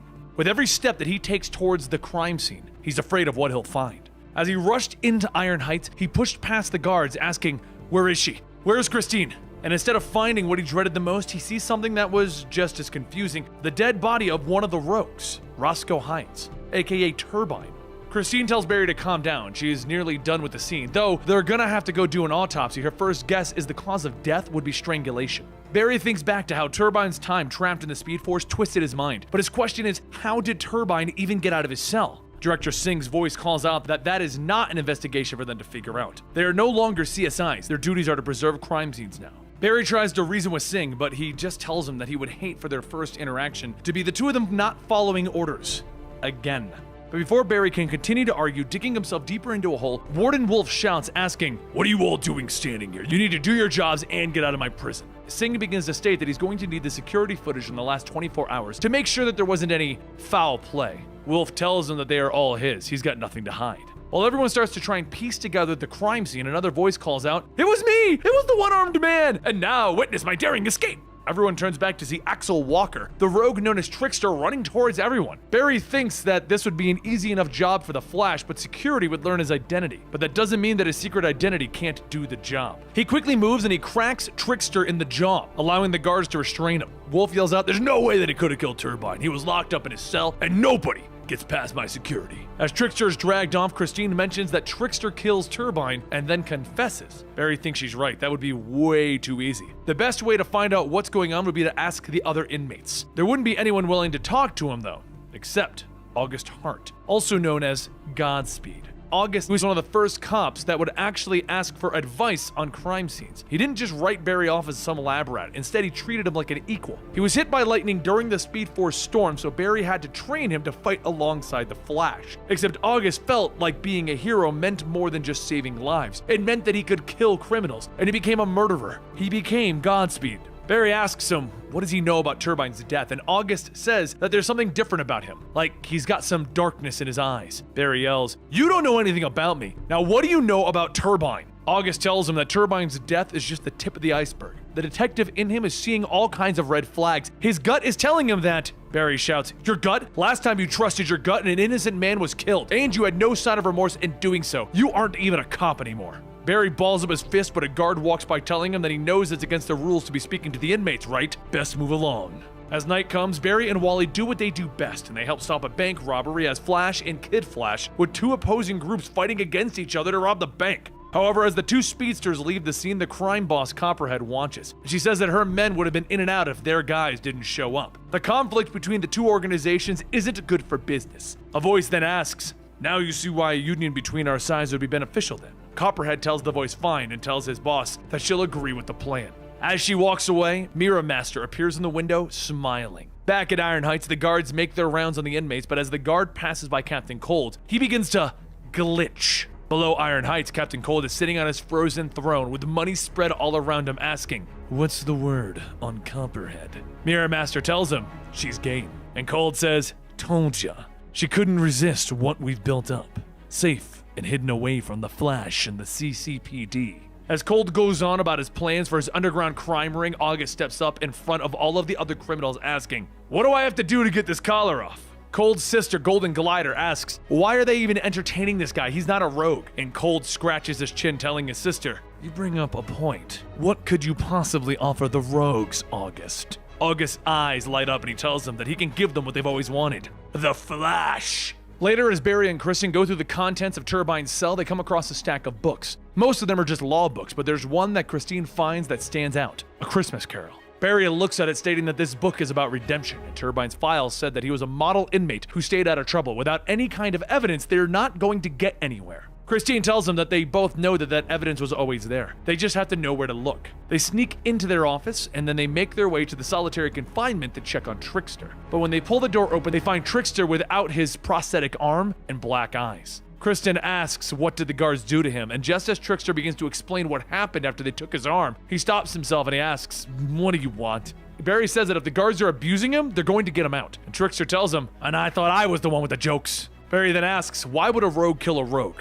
You all used to be thick as thieves, what changed that?" Trickster grips his mask, stating that the rogues are stronger than ever. Turbine was always going on about forgiveness and the error of his ways. He was gonna rat us out. He needed to go away. But before Barry could ask another question, both him and Kristen are grabbed by the guards, and Wolf asks, "What are you doing here?" Barry tells him what any good CSI does, finding the truth. Kristen asks, "What did you do to the kid? What kind of warden are you?" And Wolf asks them, "Are you questioning my authority? That's strike two, and if I catch you investigating this or disobeying my orders again, you are done here." He sends them back to their office, but Barry knows he's just gonna have to investigate this alone, otherwise he's going to get Kristen in trouble. He heads over to Trickster's cell, and when he turns the corner, he sees August standing there, out of his cell. August whispers, "You gotta trust me." But before Barry could ask, August yells, "Why don't you mind your own business and scurry off to your lab?" August then goes back to his cell, and as Barry starts looking through Trickster's things, he finds the book, A Christmas Carol. Barry thinks that August is one of the best detectives in Central City. He would never be dirty. He wouldn't know how to plant evidence, which is why this is such an obvious plant. As Barry searches, he finds a drawing of a map of Central City with a marker and an X stating 6 p.m. sharp. So after work, Barry heads over to Wally because all of this has the markings of being a trap. And what they find out is Copperhead's men are loading up cargo that was given to them. With the two trucks, Barry dismantles one of them before they can escape, and the other starts to drive off. Wally gets ready to chase after it, but Barry tells him to hang on. He kicks open one of the crates to pull out a very large gun, and he says, "Wait, this isn't like any gun. I know this design." He pulls the trigger, releasing a blast, freezing the rest of the crates that were left behind. Wally says that that's one of Captain Cold's, and Barry says, "Yeah, boxes of Captain Cold's guns." Cold is the only expert at building these guns. There should be no reason why these guys even have it. Barry grabs the thugs, asking, "Where does this tunnel lead?" And the thug shouts, "Copperhead will kill us!" Barry then asks the thug, "You do know that normal human eyeballs can burst at certain speeds, right?" And the thug shouts, Okay. Copperhead's been feuding with some new guy over the crime world of Central City. These guns are supposed to be a peace offering from them, so we worked out a truce." Wally says he's gonna follow where the other truck went, and Barry says, "Good, keep a safe distance from them. I'm gonna follow this tunnel and see exactly where it leads." He bolts down it and finds himself in a facility, but on one of the doors he reads the words, Iron Heights Hospital. Suddenly the door slams shut, and a voice tells Barry, "I know that look. That detective mind of yours is working, but you're figuring it all out just a little too late." Barry looks back to see August, and August goes on telling him, "You're right where you belong." Barry says that he should know that a cell can't hold him, he can just vibrate through, but just then a blast of cold air hits him and freezes him in place. Behind August, the rest of the rogues step out to watch, and another voice tells the Flash, "I've gotta say, knowing the Flash is still out and running around just doesn't sit with me." Me and the rogues are happy here. This setup is the best thing that we could have asked for. Safe from the cops, safe from the Flash. As Cold finishes wrapping up his fist, he cracks his knuckles, stating, "You're in my world now." Cold starts punching down into Barry, asking him, "You know, every time my dad would hit either me or my sister, he would always beg for forgiveness. Then he would just do it again and again." The Flash starts fighting back, yelling, "You're not your father!" And Cold tells him, "I know. I would never ask for forgiveness." With one last punch, Cold knocks the Flash down while the other rogues start cheering. Cold then kicks the Flash in the stomach, telling him, "I gotta say, I'm kinda glad the Flash will witness the rogues' big win. Any minute now, those Cold guns, the peace offering, they're going to explode, giving Copperhead and anyone around her the worst case of frostbite ever. Copperhead will be dead, and Central City will belong to the rogues." As the rogues outside the cell watch, August smiles, stating that that's just what he was waiting to hear. And he turns back, punching Heatwave. Weather Wizard asks if he's insane, and August tells him probably, and he flips the cold switch off in the cell. Just as the Flash's powers begin to return, he makes quick work in knocking everyone out. He then grabs August by the shirt, and August throws his hands up, telling him, "Whoa, whoa, whoa! I was on your side! I only joined the rogues to find out what their plan was to kill Copperhead." The Flash says, "Let's go. We're gonna have a long talk after I save Copperhead." He then realizes that Wally is chasing after those guns, and August tells him, "Go, I'll keep the rogues secure and get Wolf." As the Flash races out of Iron Heights, he radios over to Wally, frantically asking him if he's there. Wally quietly responds, "Yeah, I followed the truck with Captain Cold's guns directly to Copperhead. But don't worry about a thing, I'm gonna take care of this." The Flash shouts from him, "Wait, those guns are bombs!" However, of course, Wally doesn't hear the message, and he runs up to Copperhead, telling her to freeze. And yes, pun intended. Copperhead looks at him, asking, "What are you doing? Because it looks like you're trespassing, and I highly doubt you have a warrant. So you might as well run back to the playground." Just then there's a beep, and all of the guns in the crates begin to explode. Wally tells Copperhead to get behind him, because just as the explosions are about to take them both out, the Flash runs through, grabbing them. Once the police arrive, Barry gives his reports to the detectives, and he says ultimately they have to let Copperhead go. Wally shouts, "Come on! She's working with Captain Cold!" And Copperhead asks, "Why would he try and kill me then? This is just a case of the wrong place at the wrong time. I have no idea why those cold bombs were sent to me. I'm just an innocent bystander with a terrific lawyer." Copperhead then goes to her car, and she sits in the back seat, telling the driver that it's done. They have no idea that they run the show now. Back at Iron Heights, Wolf begins wrapping up and clearing out Cold's hideout, stating that their only witness here is a murderer. August tells him that he knows what he is, but this happened on his watch. The rogues used the tech concealed inside of their costumes that he let them wear. Cold laughs, telling him, "Who's gonna believe the word of a killer?" And Barry walks in out of costume, stating, "They don't need to. They only need to believe the evidence." Wolf asks, "What are you doing here with Singh?" And Barry tells him, "I'm not allowed to investigate Turbine's murder, but Singh is." He then explains that while examining Turbine's body, there were rare cold residuals left behind. Leonard Snart has been using cold guns for so long that it's left an imprint similar to a gunshot residue. As Barry scans Cold's hands, he says that Captain Cold is responsible for Turbine's death, not Trickster. Cold learned that Turbine was going to report what's going on, so he killed Turbine and had Trickster take the fall. Cold shouts, "No one betrays the rogues. It was eye for an eye. What are you going to do? I'm already locked up." Singh says that that's true, but he has an idea of a place that can handle him. But then Singh then goes on to state that this was an impressive screw-up, Wolf, way worse than the inmates running the asylum. I'm gonna have to report this. However, Kristen rushes up, telling Singh to hang on. Being warden of Iron Heights is a big job. Wolf's methods might be hard, but they are needed. Singh tells her that he's disappointed to hear her say that. Barry says that he'll go ahead and walk Singh out, and as they leave, Kristen says that everyone deserves a second chance, right? Wolf pulls Kristen to the side, telling her, "I may have misjudged you. There's a case you might be able to help me on, something I'd like to keep hush-hush." Before leaving for the day, Barry stops by August's cell, stating that he could have escaped. August tells him that there was a moment where he thought about it, felt the wind on his face as he raced as Godspeed. But nah, stone walls do not a prison make.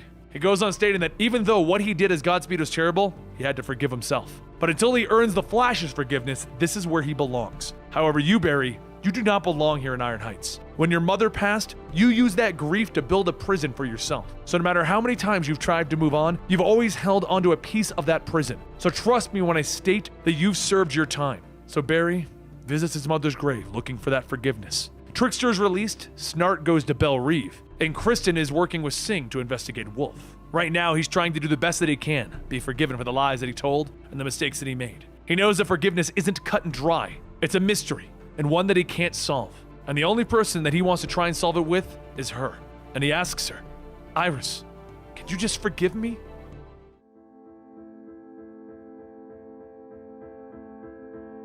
Since man's earliest days, they've always been fascinated with power. It gives control over life and death, and it would make sense that man would steal it repeatedly because it's what defines you. It's power that rules the world, and without it, man would be nothing. And now, its rightful owner wants that power back. In the current time, Barry Allen stands in the graveyard of his deceased mother, asking Iris the one thing that he's always wanted: forgiveness. When Red Death attacked Central City, they saw each other, and she said. Iris tells Barry that she knows what she said. She said that she missed him, and she meant it. Ever since he started working with Wally again, he's been happier. It meant a lot that even though they weren't talking, Barry's always been there for Wally. But with everything that's happened, Barry says that he knows and he would never want to rush her. He's sorry for how he acted after Thawne and all of the lies that he told. He just really misses his friends. After a few moments of silence, Iris tells him it's okay. But there's something that she's going to need before anything. She needs to talk to him, to see his life and how he lives. Barry sighs and says, right. Anything you need. In a blink of an eye, Iris is swept off her feet by Barry in his Flash costume, and he says, I'm sure you have a lot of questions. Iris tells him, please. I had it figured out the moment Thawne ripped the mask off. The night the lightning hit the crime lab is when you got the Speed Force. You used it and your knowledge of science to make a bright red suit so that you could be a hero in Central City. The real reason you've always been late is because you were out saving the world. Now, show me the chapter of Flash that I haven't read before. Meanwhile, in another part of town, a police escort hits the road transporting Dr. Carver, and Kid Flash is keeping a close eye on it. Carver should be on Kid Flash's hate list, but he was with Black Hole when they unleashed the Speed Force storm that helped turn him into who he is now. Right now, Carver is on his way to stand trial for his crimes, but one would think that Black Hole would try and free him during his transfer to Iron Heights. Just as Kid Flash gets close, there's a purple blur and a female voice asking if he wants to race. As Avery jumps onto Kid Flash trying to hug him, he asks, I thought you were busy with the Justice League of China. Avery tells him that there's no way that she was going to miss Carver's trial. As the two continue to talk, there's a loud screeching coming out of the police escort and a sudden explosion. Kid Flash and Avery work together to try and pull people out of the fire, but then they see Carver, and it's too late for him. As Kid Flash looks at Carver's burning body, he says that this is a crime scene now, but why would Black Hole want to kill Carver? Just then, lightning begins to strike, and Avery looks up, stating, Kid Flash? Back with Barry, he returns to Central City carrying Iris after a visit to the Watchtower. Iris tells him that she needs to know everything before they can continue with this. In the back of Barry's mind, he thinks everything would mean telling her about the Flashpoint event and explaining to her that she really has two nephews named Wally. Wally himself said that he wasn't ready to tell her, and if he was to tell Iris everything about being Flash, he would have to reveal that. If you're confused, there are actually two Wally West. When the New 52 started after Flashpoint, we got a new Kid Flash. Once we got to DC Rebirth, the original red-headed Wally came back. To keep things less confusing going forward, we will be referring to the New 52 Wally West as Kid Flash in this story, and we will be referring to DC Rebirth Wally West as Wally. That's when a voice rings out in Barry's head stating that if he does, then she won't want Barry Allen. Barry suddenly stops putting Iris down and she asks what's wrong, and Barry says, did you hear that? The voice tells him that being Flash is the only thing that makes him special. Why would a woman like Iris want to know the real Barry Allen if she can have the Flash? Iris begins to say that she doesn't hear anything, but as she says it, her speech begins to slow down until she stops moving. Barry looks around and now can see that not only Iris, but all of Central City is stopping, except for him. The voice then tells Barry, come.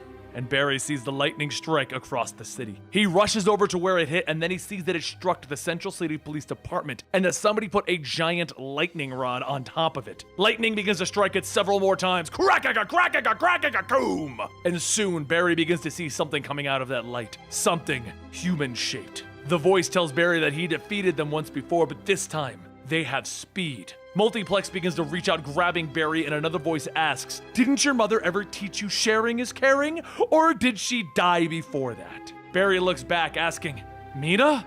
This is who you're working for? This is the leader of Black Hole? The man besides Mina tells him, my name is Rajin, Master of Lightning, and I am merely a soldier in this conflict. My lord and master is the true god of the Speed Force. Now bow to him. The voice from before returns, and it tells Barry, we haven't seen each other in a long time, but I've always been with you.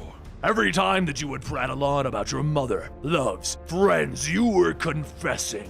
I know all of Barry Allen's secrets, your inner worries, even your fears, and now it's time.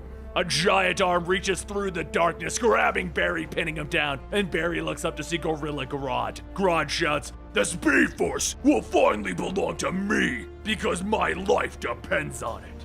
Barry manages to free himself, yelling, "You can't control me! So why don't you just tell me why you're dying instead?" Grodd tells him, "Death stalks me due to a rare degenerative disease that most of my fellow apes avoided. But slowly I am losing my mind to this infection." He begins to cough, telling him, "As much as I hate it, sharing Gorilla City technology with Black Hole was necessary. A lightning rod was constructed that will draw forth the Speed Force and save my life. Central City has been drained of all of its speed, and everyone inside is trapped in the moment. If anyone is to enter this field, they too will meet the same fate." Barry begins to fight back against Multiplex, yelling, "I can help! This is not the answer! We can work together to find a cure, Grodd." And Grodd shouts, "The Speed Force is the only way, and I will tear away what belongs to you now, Rajin!" Rajin pulls out a wand and he says, "I was just a lowly Star Lab scientist, obsessed with the Speed Force. That was until I heard Lord Grodd's voice. It freed me! And with this lightning wand, I'll be able to control the Speed Force storm and study it." Barry punches into Rajin, asking him, "At what cost?" And Rajin grabs him by the neck, pinning him to the ground, telling him, "Lord Grodd promised me the secrets of the Speed Force. I would die for him." Just then, Kid Flash punches Rajin, telling him, "Luckily, flashes don't kill." As Rajin falls to the ground, he lets go of the wand, and Avery jumps in, grabbing it, asking, "Did anyone catch that awesome flip?" Barry then asks, "What are you doing here? You need to run. Take the lightning wand and get as far away from here as you can." Kid Flash tells him, "No way! We can!" But Barry yells over him, telling him, "Grodd is more dangerous than anything you've encountered. Please, go." Avery grabs Kid Flash by the arms, telling him, "You heard the man. It's time for us to go." Grodd then tells Barry, "Don't pretend you're sending the children away to save them. You just wish to keep them ignorant of what I know about you. The truth about Barry Allen, who you really are. You're a child who couldn't save his mother, a boy unable to prove his father's innocence, a man unloved. But that all changed when you became the Flash. Soon you would have friends, you would catch your mother's killer, and you would prove your father's innocence. You had it all. The Speed Force made you special. But deep down you knew in your heart, without those powers, you would be nothing." Barry finally collapses from Grodd's mental attacks, and Grodd tells Multiplex to prepare him. Mina begins to hook Barry up to a device and tells him, "If you want to survive this, don't fight it." Once Barry is in place, Grodd tells Mina to begin, and she connects the generators together. And as the lightning starts to course through Barry and the surrounding area, Mina yells, "It's too powerful!"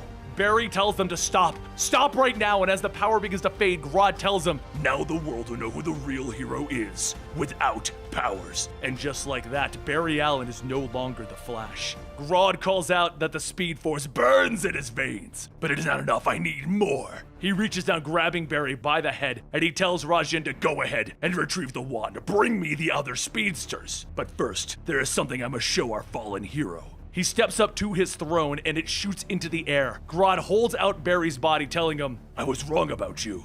You aren't nothing." Grodd spits in his face, telling him, "You're less than nothing. You're just human." He lets go of Barry's wrist, and Barry begins to feel himself falling back to the ground. He starts to accept his fate as he hears someone telling him, "Not so fast," and Wally catches him before he hits the ground. Barry asks him how, and Wally says, "I saw the lightning from over at Keystone and raced over. But never mind that. Why are you falling?" Barry doesn't answer him right away, but that's when another voice calls out to Wally. He looks over, and Wally asks, "Is that Kid Flash?" And Kid Flash asks, "What are you doing here?"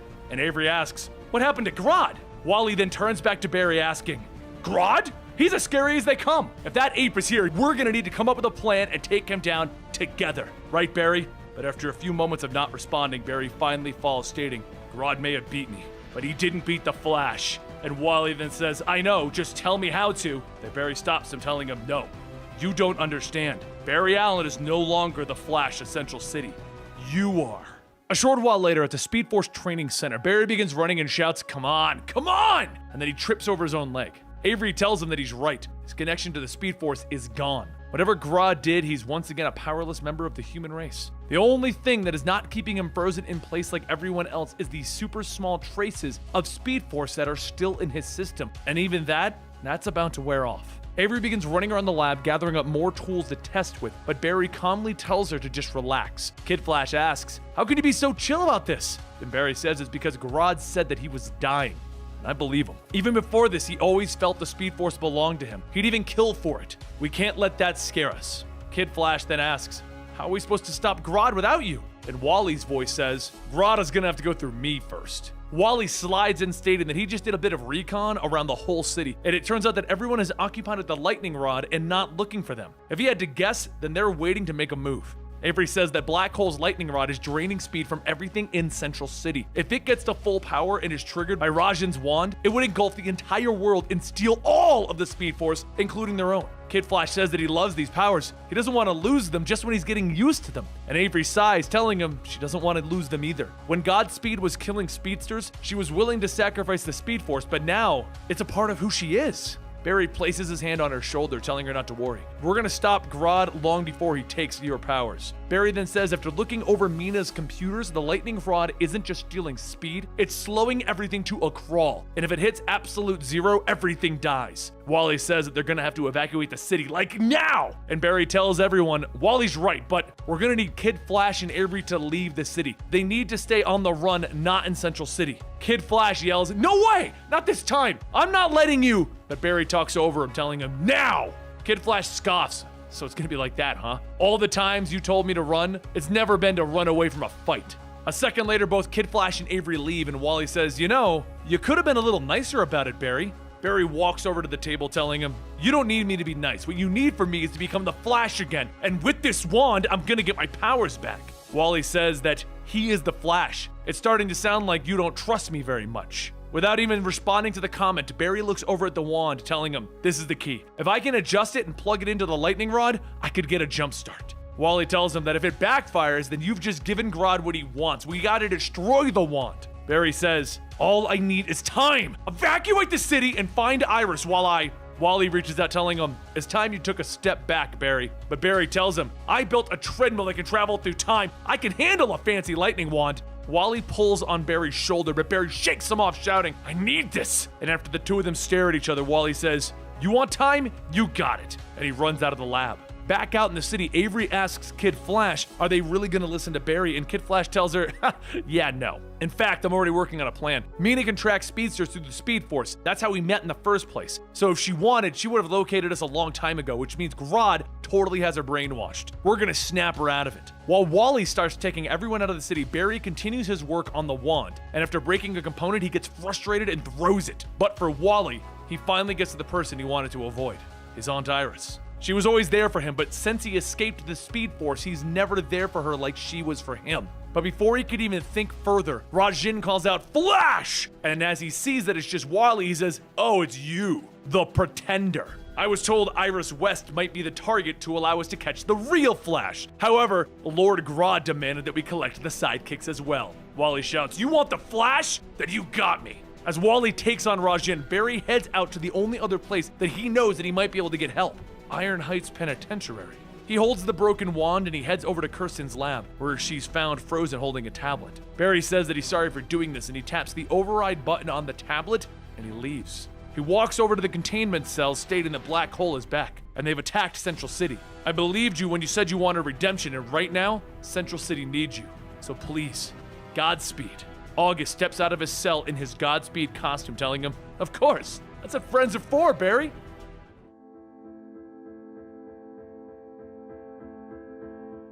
Back with Wally, he begins to beat into Rajin, asking, where did Multiplex take Iris West? Where? Through Rajin's cracked mask, he laughs, stating, we took her to a real safe place. We need the girl for bait, so we won't hurt her. Yet. Wally asks, what does Grodd want? He already took Barry's speed. And Rajin begins to laugh, stating that Grodd knows Flash better than he knows himself. Stealing his speed is only the beginning of my master's rise to ultimate power. Meanwhile, over in the Heavy, Barry and August are sifting through more Black Hole files when Barry comes through the original schematics for Rajin's lightning wand. As he looks at it, he says that this is what they needed. They should be able to alter the wand enough so that they can steal back the Speed Force. August tells him, wait a second, that's why you broke me out? This isn't about stopping Black Hole, but rather getting your powers back? Barry says that this is about doing what it takes to save Central City. I need the Speed Force back. August takes off his mask, telling him, you're starting to sound real familiar. Starting to sound just like me.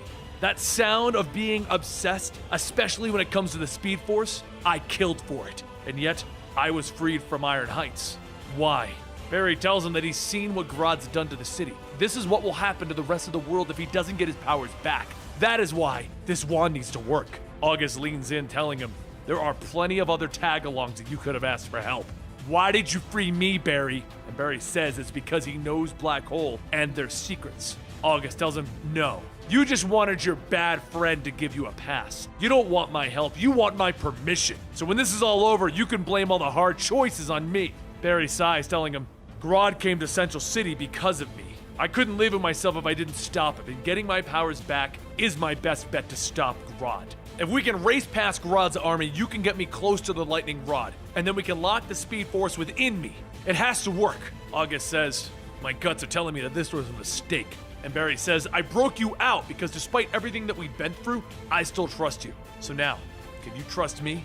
Across town, Mina leaves to go make the final calibrations for the lightning rod when she suddenly stops. She looks around for a moment and says, you can show yourselves now. Both Kid Flash and Avery stop, and Mina tells them that they are brave to be entering the Lion's Den. Now what do you want? Avery says that they looked at her equipment at the Speed Force Training Center. That lightning rod is going to do more than just drain speedsters. It's going to kill everyone. Mina says that they're too young to understand. Grodd getting the Speed Force is a good thing.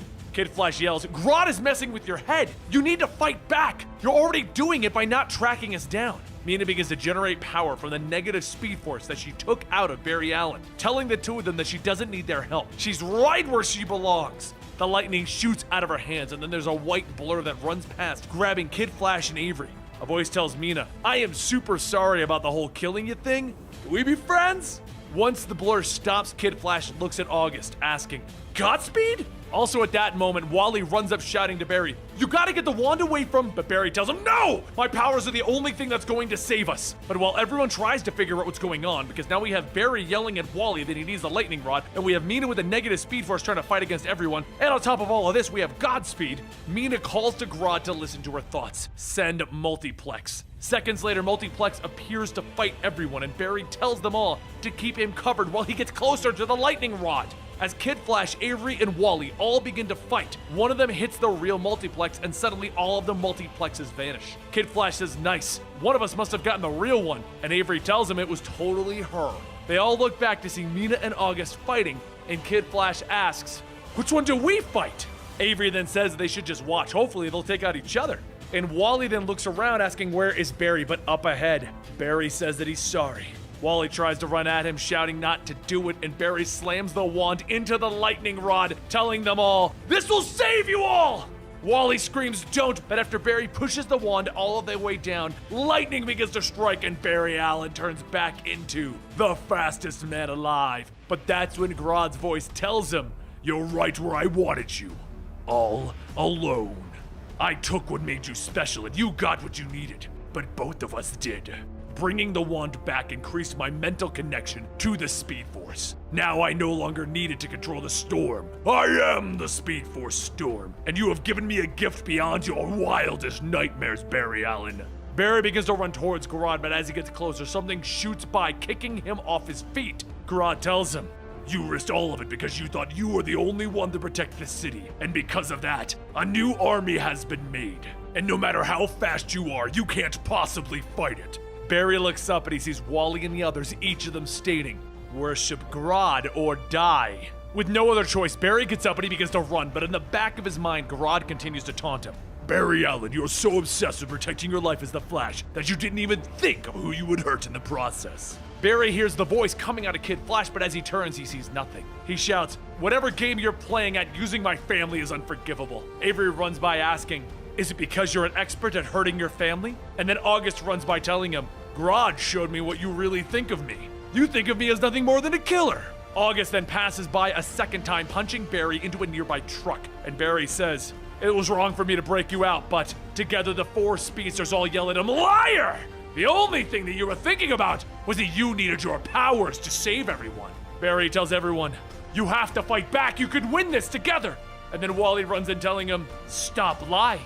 You didn't have any faith in us, or you would have trusted us. You thought only you could save the day. Wally begins to chase after Barry, and as Wally gets closer, Barry tells him, you have to remember back to the day we met. Who was with you?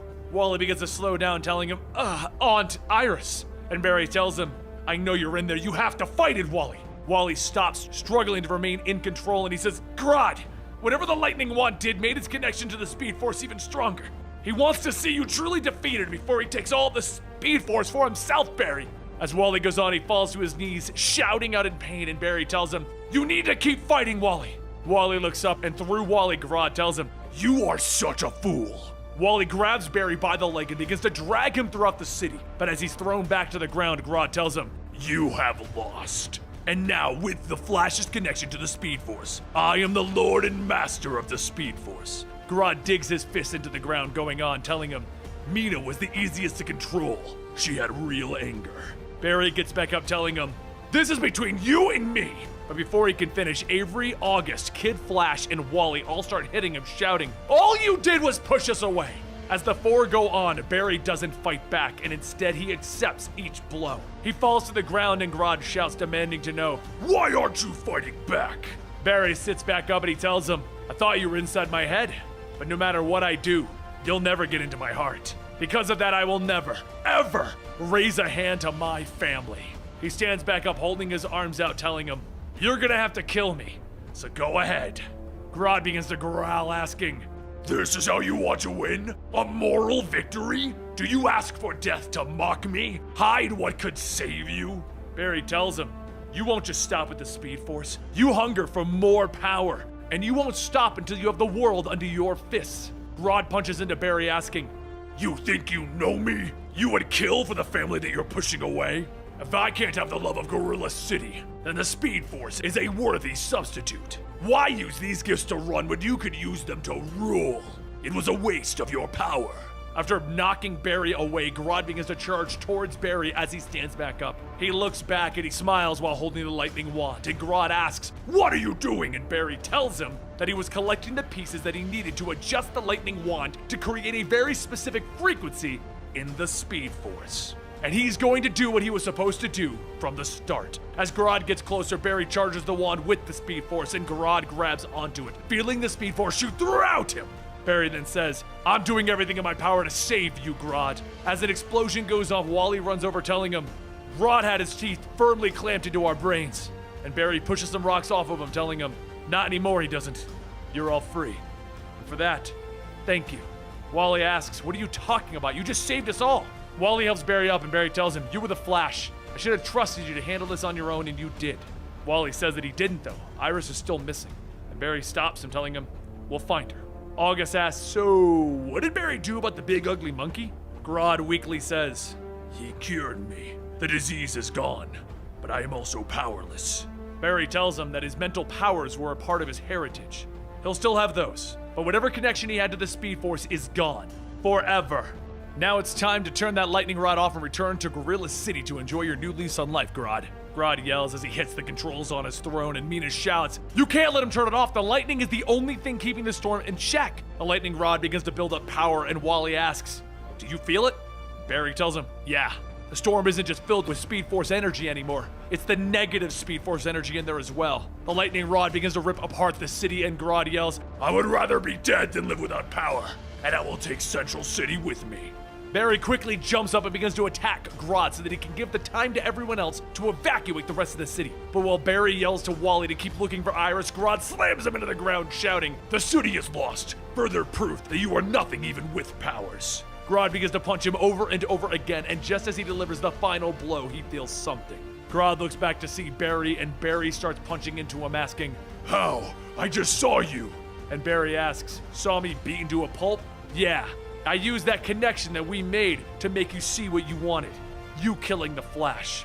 Barry reaches up to help Grodd up, and Grodd tells him, "Pull back your hand. I would rather be buried under my final triumph than live another day without the Speed Force." But just then lightning cracks, and 3 guards from Gorilla City appear, stating that he will not die here. It is their duty as the Gorilla City guards to arrest Grodd. His presence here has been known to them since the attack, but they couldn't enter until the lightning rod fell. Grodd will pay for his crimes, but not by a human's hand. They needn't to worry about Grodd ever again. Before Barry even has a chance to stop them, there's a loud crack, and another bolt of lightning strikes right where Barry is standing. At the last second, Wally pushes him out of the way, stating, "You should know better than standing still during a lightning storm. Oh, and don't worry about Iris. I found her." The rest of the speedsters run up, and August asks, "Did I really just see a bunch of flying monkeys, or am I finally losing it?" Avery then says that they got everyone out of the city, but Grodd is right. Central City is gone. Mina takes out her tablet and says that it's worse than that. The negative speed force is spreading fast. It'll soon overwhelm Central City and then Keystone. Barry tells her that there's only one choice: race around the city to let the speed force lock in with it and steal the speed from it. That should dissipate the storm. Mina says that this is the opposite of the speed force storm. That's why it's destroying everything instead of giving everyone powers. Even if they make it out alive, they could lose their powers for good. Barry looks at himself and says, I didn't say we. I fought hard so I can get my powers back, but I was wrong. I don't need them. All I need is the Flash family. Now all of you run. Make sure that everyone is safe. Wally asks him, are you planning on doing what I think you're gonna do? And Barry stops him and says, there's a letter on my desk addressed to Iris. It's for both of you to read. Give it to her and tell her that I loved her. But as Barry finishes, he begins to run. Wally catches up to him yelling, this world needs Barry Allen. I need Barry Allen. Don't you get that? We need you to be the fastest man alive. If running into the storm is the only way to save the world, then you're not doing it alone. As the other speedsters start to run up, August then runs with them asking, let's take bets as to who's the fastest. And Barry tells him, Green Lantern and Green Arrow used to take bets. But the truth is, we're fastest when we run together. All 6 speedsters begin to run to contain the storm.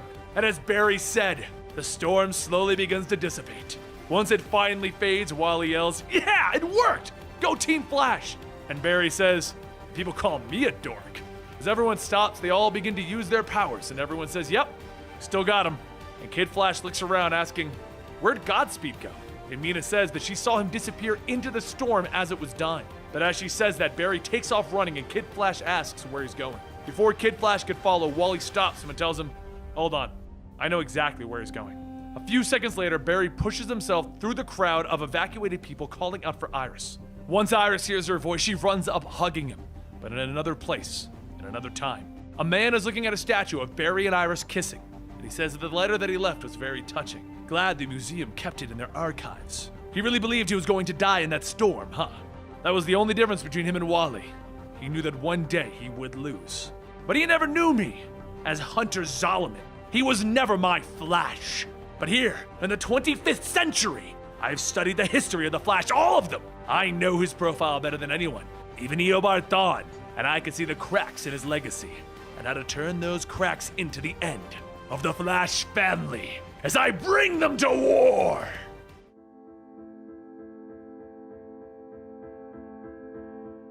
In the garage of Iris West, her and Wallace listen to the radio as she finishes the last bit of repairs to Wallace's dirt bike. The announcer on the radio reports that a tidal wave is coming towards the coast of Bad Henicia, but the residents are being saved by what looks like 2 flashes. Iris tightens the last bolt, asking Wallace if he could turn that off, and as he does, he says maybe he should go. Iris stops him, telling him no. Barry and Wally handle this themselves. Wallace then asks Iris how does she know her way around a bike. She gets on it, telling him that the only way to get around Markovia was on these things. When they broke down, you really only had yourself to get them back up to speed. Iris starts the bike up, stating that luckily, working with things that go fast runs in the West family. Just then, Barry and Wally run in, and Barry says that he only lost a second on him on the way here. Wally tells him it's because he always takes the scenic route. Iris ruffles his hair, telling him, any trouble running on water? And Barry says that he tried to explain the science of the tidal wave, but Wally wouldn't listen. As everyone laughs, Wally screams out in pain as another of his memories comes back. Barry yells that they're taking him to Star Labs right now. He knows they don't want to, but they need to get these visions under control. Wally starts getting up, telling them, no! Something is coming! A second later, there's a flash of light, and the voice of Commander Cold, along with his renegades, calls out to Iris. He tells her, by the order of the temporal courts, you're under arrest for the murder of Eobard Thawne. Barry runs up to Cold, telling him there has to be a misunderstanding. We didn't. And Cold stops him, telling him, Mr. Allen, we know who you are, and frankly, we don't care. We've been ordered by the temporal court's judge to bring Miss West to the 25th century. Everyone begins to put on their costumes, and Wally tells Barry, you heard him, right? They know who you are. And we also know a rogue when we see one. Barry then asks, with a name like the Renegades, how can we trust you? And Cole tells him, I was worried that you wouldn't remember our last encounter. Seems I was right. Wally gets in front of Iris, telling him, she's not going anywhere. And Barry tells everyone, okay, calm down a second. Maybe we should hear them out. If we talk things out, we can. But without a second thought, Wally grabs Iris and starts running, stating, this is not happening. Barry calls out to Wally, and Cold and his team take off right behind him. Down the street, Iris shouts to Wally to stop right there and put her down. She can take care of herself, and they don't ever run from a fight. Just as they stop, Weather Warlock fires lightning down on the two of them, and Iris begins to run with Heatstroke taking off after her. Wallace jumps into the air, punching Heatstroke to stop him, and Barry catches up, telling Cold that they don't need to fight, they need... Cold tells him, it's too late. Golden Guardian, you're up. Golden Guardian smiles and holds up her yellow lantern ring, stating, "And the blackest day and the brightest night, beware your fears made into light. Let those who try to stop what's right burn like my power, Sinestro's might." And as she finishes, fear constructs of evil flashes start running out, taking everyone down. As Barry and the others try to fight back, more and more constructs appear, and Cold holds out his gun, stating that he's sorry to do this, but... However, before he can pull the trigger, Iris flies out of the garage on Wallace's dirt bike, running into Cole, telling him no one ever takes aim at her family. Before she can get very far, though, Wally starts to have another vision. And just as the renegades surround him, Cold gets back up, telling everyone, stand down. Wally West is having what we in the 25th century call a temporal seizure. It comes from time travel or changes in the timeline. His memories are being splintered and they're causing damage to his nervous system. Iris asks if he can help him, and Cole tells her, yes, but our orders are for you. If you come with us and answer our questions, your nephew will be cared for. Iris says that even with Thon's blood on her hands, her family let the fear of that man haunt them. No more. She's not afraid of him. Let's go. Barry yells out for them to wait. Let me come as a witness. I could explain her innocence to the courts. They'll understand that it was self-defense. Cole tells him that he really doesn't care who comes with, as long as Iris is with us. And Wallace says, if you're going, I'm going too. I would run to the ends of the earth for her. No one else is going. I don't trust them. Maybe they're wrong. Maybe the visions are a warning. Barry says, look, Iris is right. This needs to end. If you don't want to go, I understand. Wally tells him, no, I'm going to follow. I'll trust them for now. Cold sighs, stating, great. Happy family, hooray. Next stop, the temporal courts. As a loud kzzz, and in a flash of light, the group is suddenly in the temporal courts of the 25th century, except Wally West isn't with them. Barry looks around asking where is Wally, and Cold looks at his scanner stating that he should be with us. This is all wrong. Meanwhile, over at the destroyed Flash Museum, Wally appears and frantically looks around, shouting, asking, where is everyone? What is that? A voice tells him, this is your life, your real life. This is everything that was taken from you. Everyone you ever known or loved, forgotten, but not lost. Barry did nothing to find them, and they're all trapped as out of the Speed Force, just like you were. You can still be the hero that they need, but the only way to save your family is to destroy the Speed Force. Wally spins around asking who's there, and Hunter Zolomon steps out between the glass cases that are for Jai and Ray West, stating, my name is Hunter Zolomon, but you can call me Zoom, and together, we're gonna save your children. Wally walks up to the cases displaying the costumes of his children, and Hunter asks, you felt something was missing, didn't you? When you were trapped in the Speed Force, Barry pulled you out, but deep down, you knew there was something else, your family, your friends, your children. I've never forgotten. All I wanted to do is show you how to be a better Flash, and for you to recognize that potential to be the greatest hero that ever lived. Now the pathway has been revealed. Let me show you the way down the right path. Wally clenches his fist, swinging, yelling, like I would ever follow a person like you. And as he hits Hunter, a flood of memories pour into his mind, and he steps back, stating, you tried to kill Linda to teach me a lesson in tragedy. You took my kids, but I got them back. Did you do something to them again? If you don't tell me where Ray and Jai are, I will drag you across space and time. Hunter pulls down his mask, telling him, just listen, I'm not here to fight. Living in the future has given me some perspective on what I've done in the past. Wally begins to create a whirlwind, knocking Hunter away, asking, perspective? You tormented my family! And Hunter slowly begins to get back up with Wally watching, asking, you don't have powers. And Hunter tells him, that's what I'm trying to say, I've changed. After the cosmic treadmill exploded in the Flash Museum, my thoughts were all mixed up. It corrupted my way of thinking, but in the end, I'm still your friend, Wally. Together we can fix our mistakes. You can continue to hate me and lock me up, or we can be heroes again. Back with the others. Cold looks over his reading, stating, Wally did have a crazy amount of temporal energy, but this isn't right. Someone grabbed him. The time stream is a crime scene. As Barry asks for help, the Golden Guardian runs in yelling that they have a problem, the judge is missing. But they found evidence in his office, and it's a little distressing. Suddenly, a video is played back on the many screens that shows the fight between Iris and Eobard. It shows Iris killing Eobard Thawne in self-defense, and Colt then says, this may not have been about Iris. It's about bringing Wally here too, and I know where he is. Barry yells that if Wally is in danger, we're going after him. And Colt tells his team to lock everyone up until we can sort this out. Barry begins running and punching everyone, stating that when they first showed up, he was holding back. But he won't stand still while his family is in danger. Cold grabs his gun, telling him, "That's enough!" Barry smacks it out of his hand, telling him, "You're being manipulated. If you have any idea where Wally is, you're coming with me."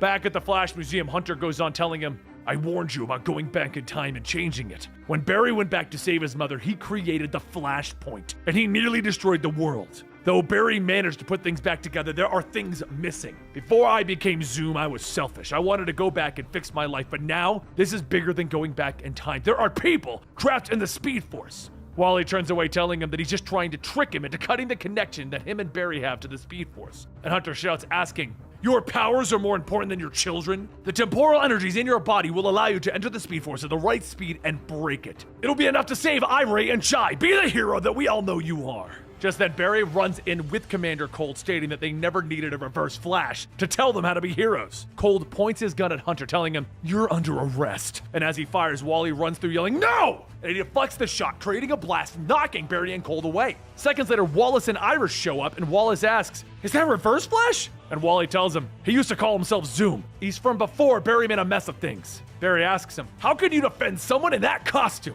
And Wally says, "I know parts of my life have been taken away. Like my children. I had twins, Barry." Everyone begins to look around, and Iris says that she remembers. She used to babysit them. Who else are they? But before Iris can ask her question, Cold grabs his gun, pointing it at Hunter, stating that everyone is coming with me. The courts will sort this out. Hunter yells to Wally, telling him, "You know that this is too big for them to understand. You have to break the Speed Force." Wally tells Barry that if he runs fast enough, he can re-enter the Speed Force and he can save them. And Barry asks, "Are you really considering this? You were trapped there." Wally takes off running, telling him, "I wasn't asking for your permission." But before Barry could follow, Cold checks his scanner, stating that Wally just jumped into the time stream. There's no point in running. Barry tells Cold, "If you want to redeem yourself, then take care of Iris and Wallace until I catch up. I know there's a cosmic treadmill in this museum." Cold begins pressing buttons on his wrist, stating, "How about a shortcut? I have Wally's Speed Force signatures, so you should be able to get right to him." As Barry disappears, Hunter looks at Cold and tells him, "Wally is finally on the right path to becoming the true Flash." And Cold tells him, "You're not going anywhere." And Hunter tells him, "You're here because I created the Renegades." And Cold tells him, "Maybe it's time to go rogue then." Hunter grabs a shiny yellow hammer and slams it on the ground, yelling, "I hate rogues!" And in a flash of light, he disappears. Suddenly, the alarms begin going off, and Iris asks, "What's that?" And Cold says that it's a citywide siren. It's a temporal event. Everyone begins to head outside, and Cold goes on telling them, whatever Hunter did, he changed the timeline in a major way. Time is beginning to erase itself. As the entire city around the three heroes begin to fade to white, Cold grabs Iris and Wallace, telling them, "Don't worry. It may be too late for this, but everything is going to be okay." And as he says this, they fade into white. Meanwhile, in another time, Wally races towards Central City, thinking about the life that he had. And then Barry charges into him, sending the two of them flying down the road. Barry gets up, telling him, "Hunter is lying!" And Wally gets up and starts running, telling him, "And what if he's not?"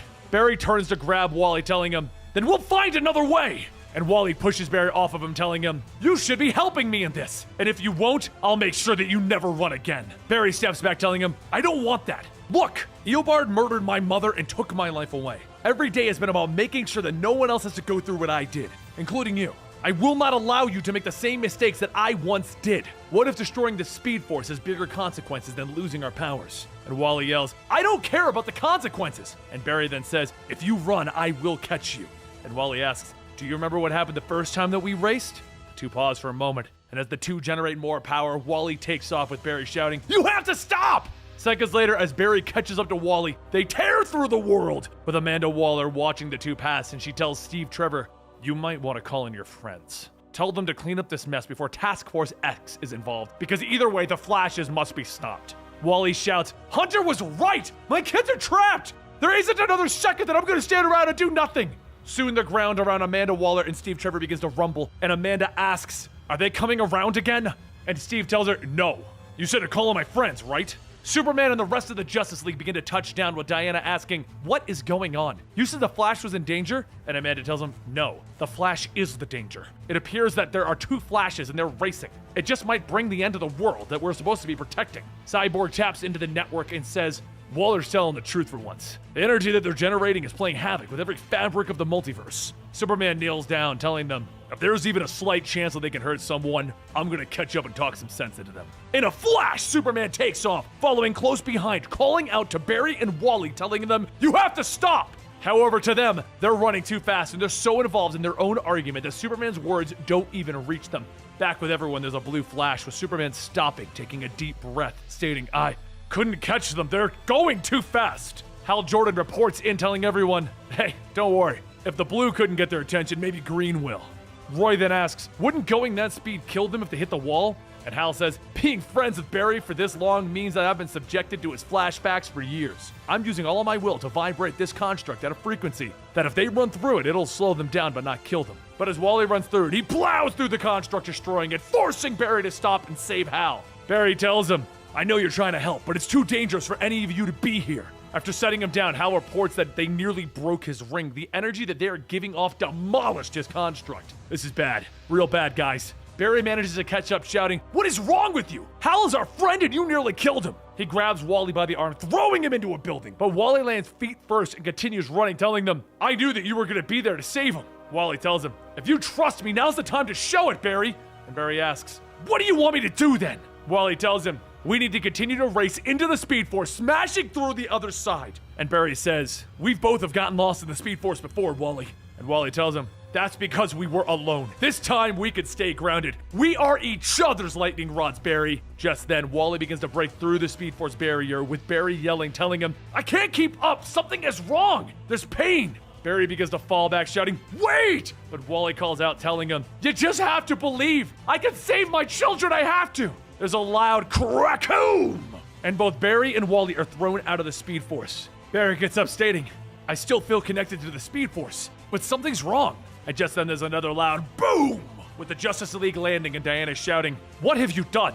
Barry asks, "What is she talking about?" And Aquaman tells him, "Look into the sky." As the two look up, they see lightning storms covering everything, and Barry says, I think we just broke the Speed Force." Wally then asks, "But what about Irate and Jai? Hunter said." But before he could finish, Barry and Wally hear the sounds of cracks as somebody is going through, hitting all of the heroes, and a voice calls out to them. The voice tells them, "You didn't free them. You didn't break the Speed Force. All you did was break the Force barrier and unleash something else that was trapped long ago."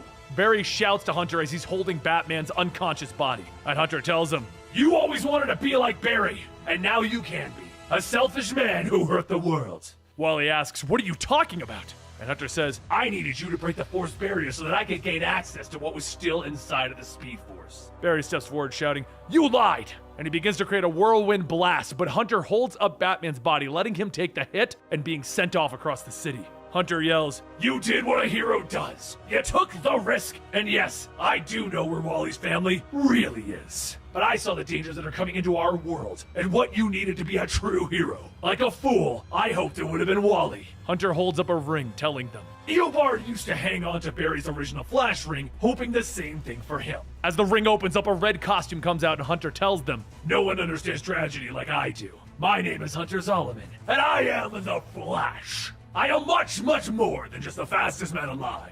You think that you know everything about the Speed Force, but that's just one of the forces out there. And now you have freed them all." Barry and Wally start rushing towards Hunter, but Hunter holds out his hand and the two stop. Hunter tells them, "The history books call these forces the Sage Force and the Strength Force." Hunter telepathically lifts Barry and Wally into the air and then punches them back down, telling them, "I saw how these would eventually make your lives a living hell, and I'm going to save you from that future and use these powers to kill both of you and finally bring back the life that was taken." As Hunter starts to take the two down, Wally jumps to his feet and takes Hunter away, asking, "Where are my kids? Where did you hide them?" And Hunter grabs Wally by the throat, telling him, "No, that's not on me. You never understood, but Barry gets it. Barry knows how tragedy makes a hero. You practically lived the same life. A madman changed your lives forever, and destiny turns you into heroes. These events turned me into Zoom, but that was the path that I needed to run to join you as the new Flash." Together, both Barry and Wally yell that there's never going to be a time when he becomes the Flash. And Hunter punches Barry and mentally stops Wally, telling him, "I'm stronger and smarter. You were always blind to the Speed Force, and look where that got you. We thought that these heroes were equals when we should have been your masters. It never crossed your minds what other forces would be out there. Now with the Flash family broken, it's time to fix the past, present, and future." As Hunter turns back and he begins to run, Wally helps Barry up, telling him that they need to hurry and follow Hunter before things get even worse. Meanwhile, back with the others floating in nothingness, Wallace asks, "Where are we? Are we dead?" And Cole tells him, "No. I was able to get us away from the time wave before it could get us. I just couldn't set coordinates. This must be the no-when." Iris asks what are they supposed to do, and Cole tells her Kid Flash can run us back into the time stream. That way, we can get back home. Wallace says that he doesn't have a lightning rod like Barry or Wally, and Iris stops him, telling him, yeah, you do. You're a member of our family, and you know exactly who to run to when you're worried. You can do this. Now run, damn it! Wallace grabs a hold of Iris and Cole's arm, shouting, yes, ma'am! And he starts to run.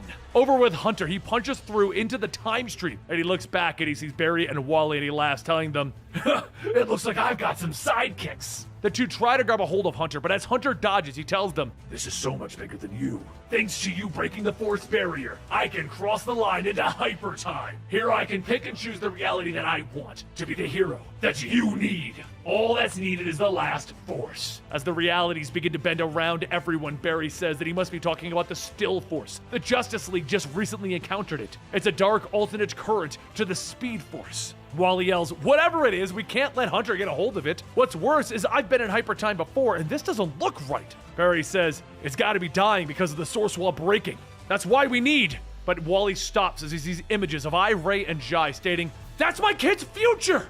Barry calls out to him, but Hunter hits him, telling him, Wally is starting to understand. We can all get what we want. Hunter starts running through a reality where Wally has his family, and just as he begins to stop and look, Barry tells him, we have to keep going. The longer that we wait, the further that Hunter's going to get, and we will find them again. And Wally starts running, telling him, you're right. I know you're right. And that's when there's a loud crack, and as everyone stops, Wally asks, what is this? And Hunter says, don't you recognize the 25th century? You were just here, but your adventures erased it. Wally shouts, asking, where are Iris and Wallace? And Hunter attacks them, telling them, it doesn't matter. All is lost and found at my whim. You could have had these powers if you weren't so weak, but you're unworthy of even fighting for it. Hunter grabs Wally by the neck, and as he grabs him, Wally's eyes begin to glow as another memory comes in, and he shouts, we used to be friends! As Wally remembers, Hunter is knocked away by the temporal energy, and he asks, what did you do? I need to get back into hyper time. Barry and Wally take off after him, and Barry asks, did you see that? Your temporal seizure hurt Hunter. That could be the key to winning this whole thing. Wally asks him how, and Barry tells him, whenever you think about something from your past, you have a burst of temporal energy, and that clashes with the Speed Force connection. Now that Hunter is connected to the Speed Force, temporal energy should hurt him. It might be possible to use that energy to expel him from hyper time. Wally asks what happens if he uses the temporal energy and he forgets his family again. And Barry shouts, you won't. You just have to embrace them. The past and legacy are important, and you can learn from them to help you move forward. Your connection to the people that you love, whether here or not, is your greatest gift. Wally then asks, how are we going to catch up to Hunter? And Barry asks, remember when you asked me about the first time that we raced? Of course I remembered. I was so lost in the science of the Speed Force that I missed out on just having fun and cutting loose. Wally West always enjoyed speed, and right now, you need to remember that Wally West is the fastest man alive! Wally begins to focus on his running, and slowly he begins to inch closer and closer to Hunter, and then he tells Hunter, this race is over. Hunter asks him, do you really think you can keep up with me? And he swings, except his arm goes through Wally. Wally laughs, asking, ha ha ha, as you like that, I want intangible from vibrating so much. That's something my daughter taught me. You've helped me remember everyone in my life and the people who made me. So for that, thank you for reminding me that I don't run through the Speed Force alone. Wally starts to concentrate, and he lets out the temporal energy that he's been storing up with the memories of his family, and unleashes it onto Hunter Zolomon. And as he does, there's a loud crack-a-ca-coom! And Barry finds himself back in Central City. He looks around asking where Wally and Hunter are, and that's when there's a loud crack-a-ca-boom! And Wallace comes running out holding Iris and Colt. He gets up telling them that he didn't think he could go that fast. And Barry tells him, that was amazing! You found your way back! And Wallace stops him, stating that he found his way back because he let his anger guide him. As Wallace pushes Barry back, Barry asks him, what? And Wallace tells him, it's because we're supposed to be a family. And when we were in the future, you left me. Iris pulls Wallace away, stating it's okay, and Wallace tells her, no, it's not. We can't keep doing this. Cole checks his scanner and he asks Barry, what the hell did you do in there? The force barrier's a mess. The fact that I'm alive means the future must have been fixed. Hopefully. What's worse, there's no temporal energy, which means all speedsters are done. Forever. All access to hyper time is shut down, and I'm stuck here. Iris asks, what about Wally? And Cold looks at the scanner, stating, well, I'm not sure if it's him or not, but someone is connected to the Speed Force in this time period. Over at Mount Hood in Oregon, Wally starts to pick himself up from the snow, and Barry says, let me help. Wally asks, where is? And Barry tells him, they're at home, or at least in the correct time period. Wally says, no, Hunter. And Barry tells him he's not sure. Wally pushes Barry off, stating that they escaped. That means that Hunter escaped too. They need to find him. And Barry runs in, telling him, "Stop! Can't we just talk for a second?" Wally tells him, "I've been angry at you for so long, and that's because you mean everything to me. It wasn't Linda or the kids who grounded me, it was Barry Allen. You pulled me out of the Speed Force, and I may be faster, but I could never outrun you. Hunter was right. I wanted him to be so badly, and I ended up making the same selfish mistakes as you. It was wrong of me to ask you to run with me after everything Eobard did to you. So right now, I need to go back to the future and find Hunter." Barry stops him. "You can't. When you released your temporal energy, you cut off time travel." Wally steps back, asking, "Then Hunter won."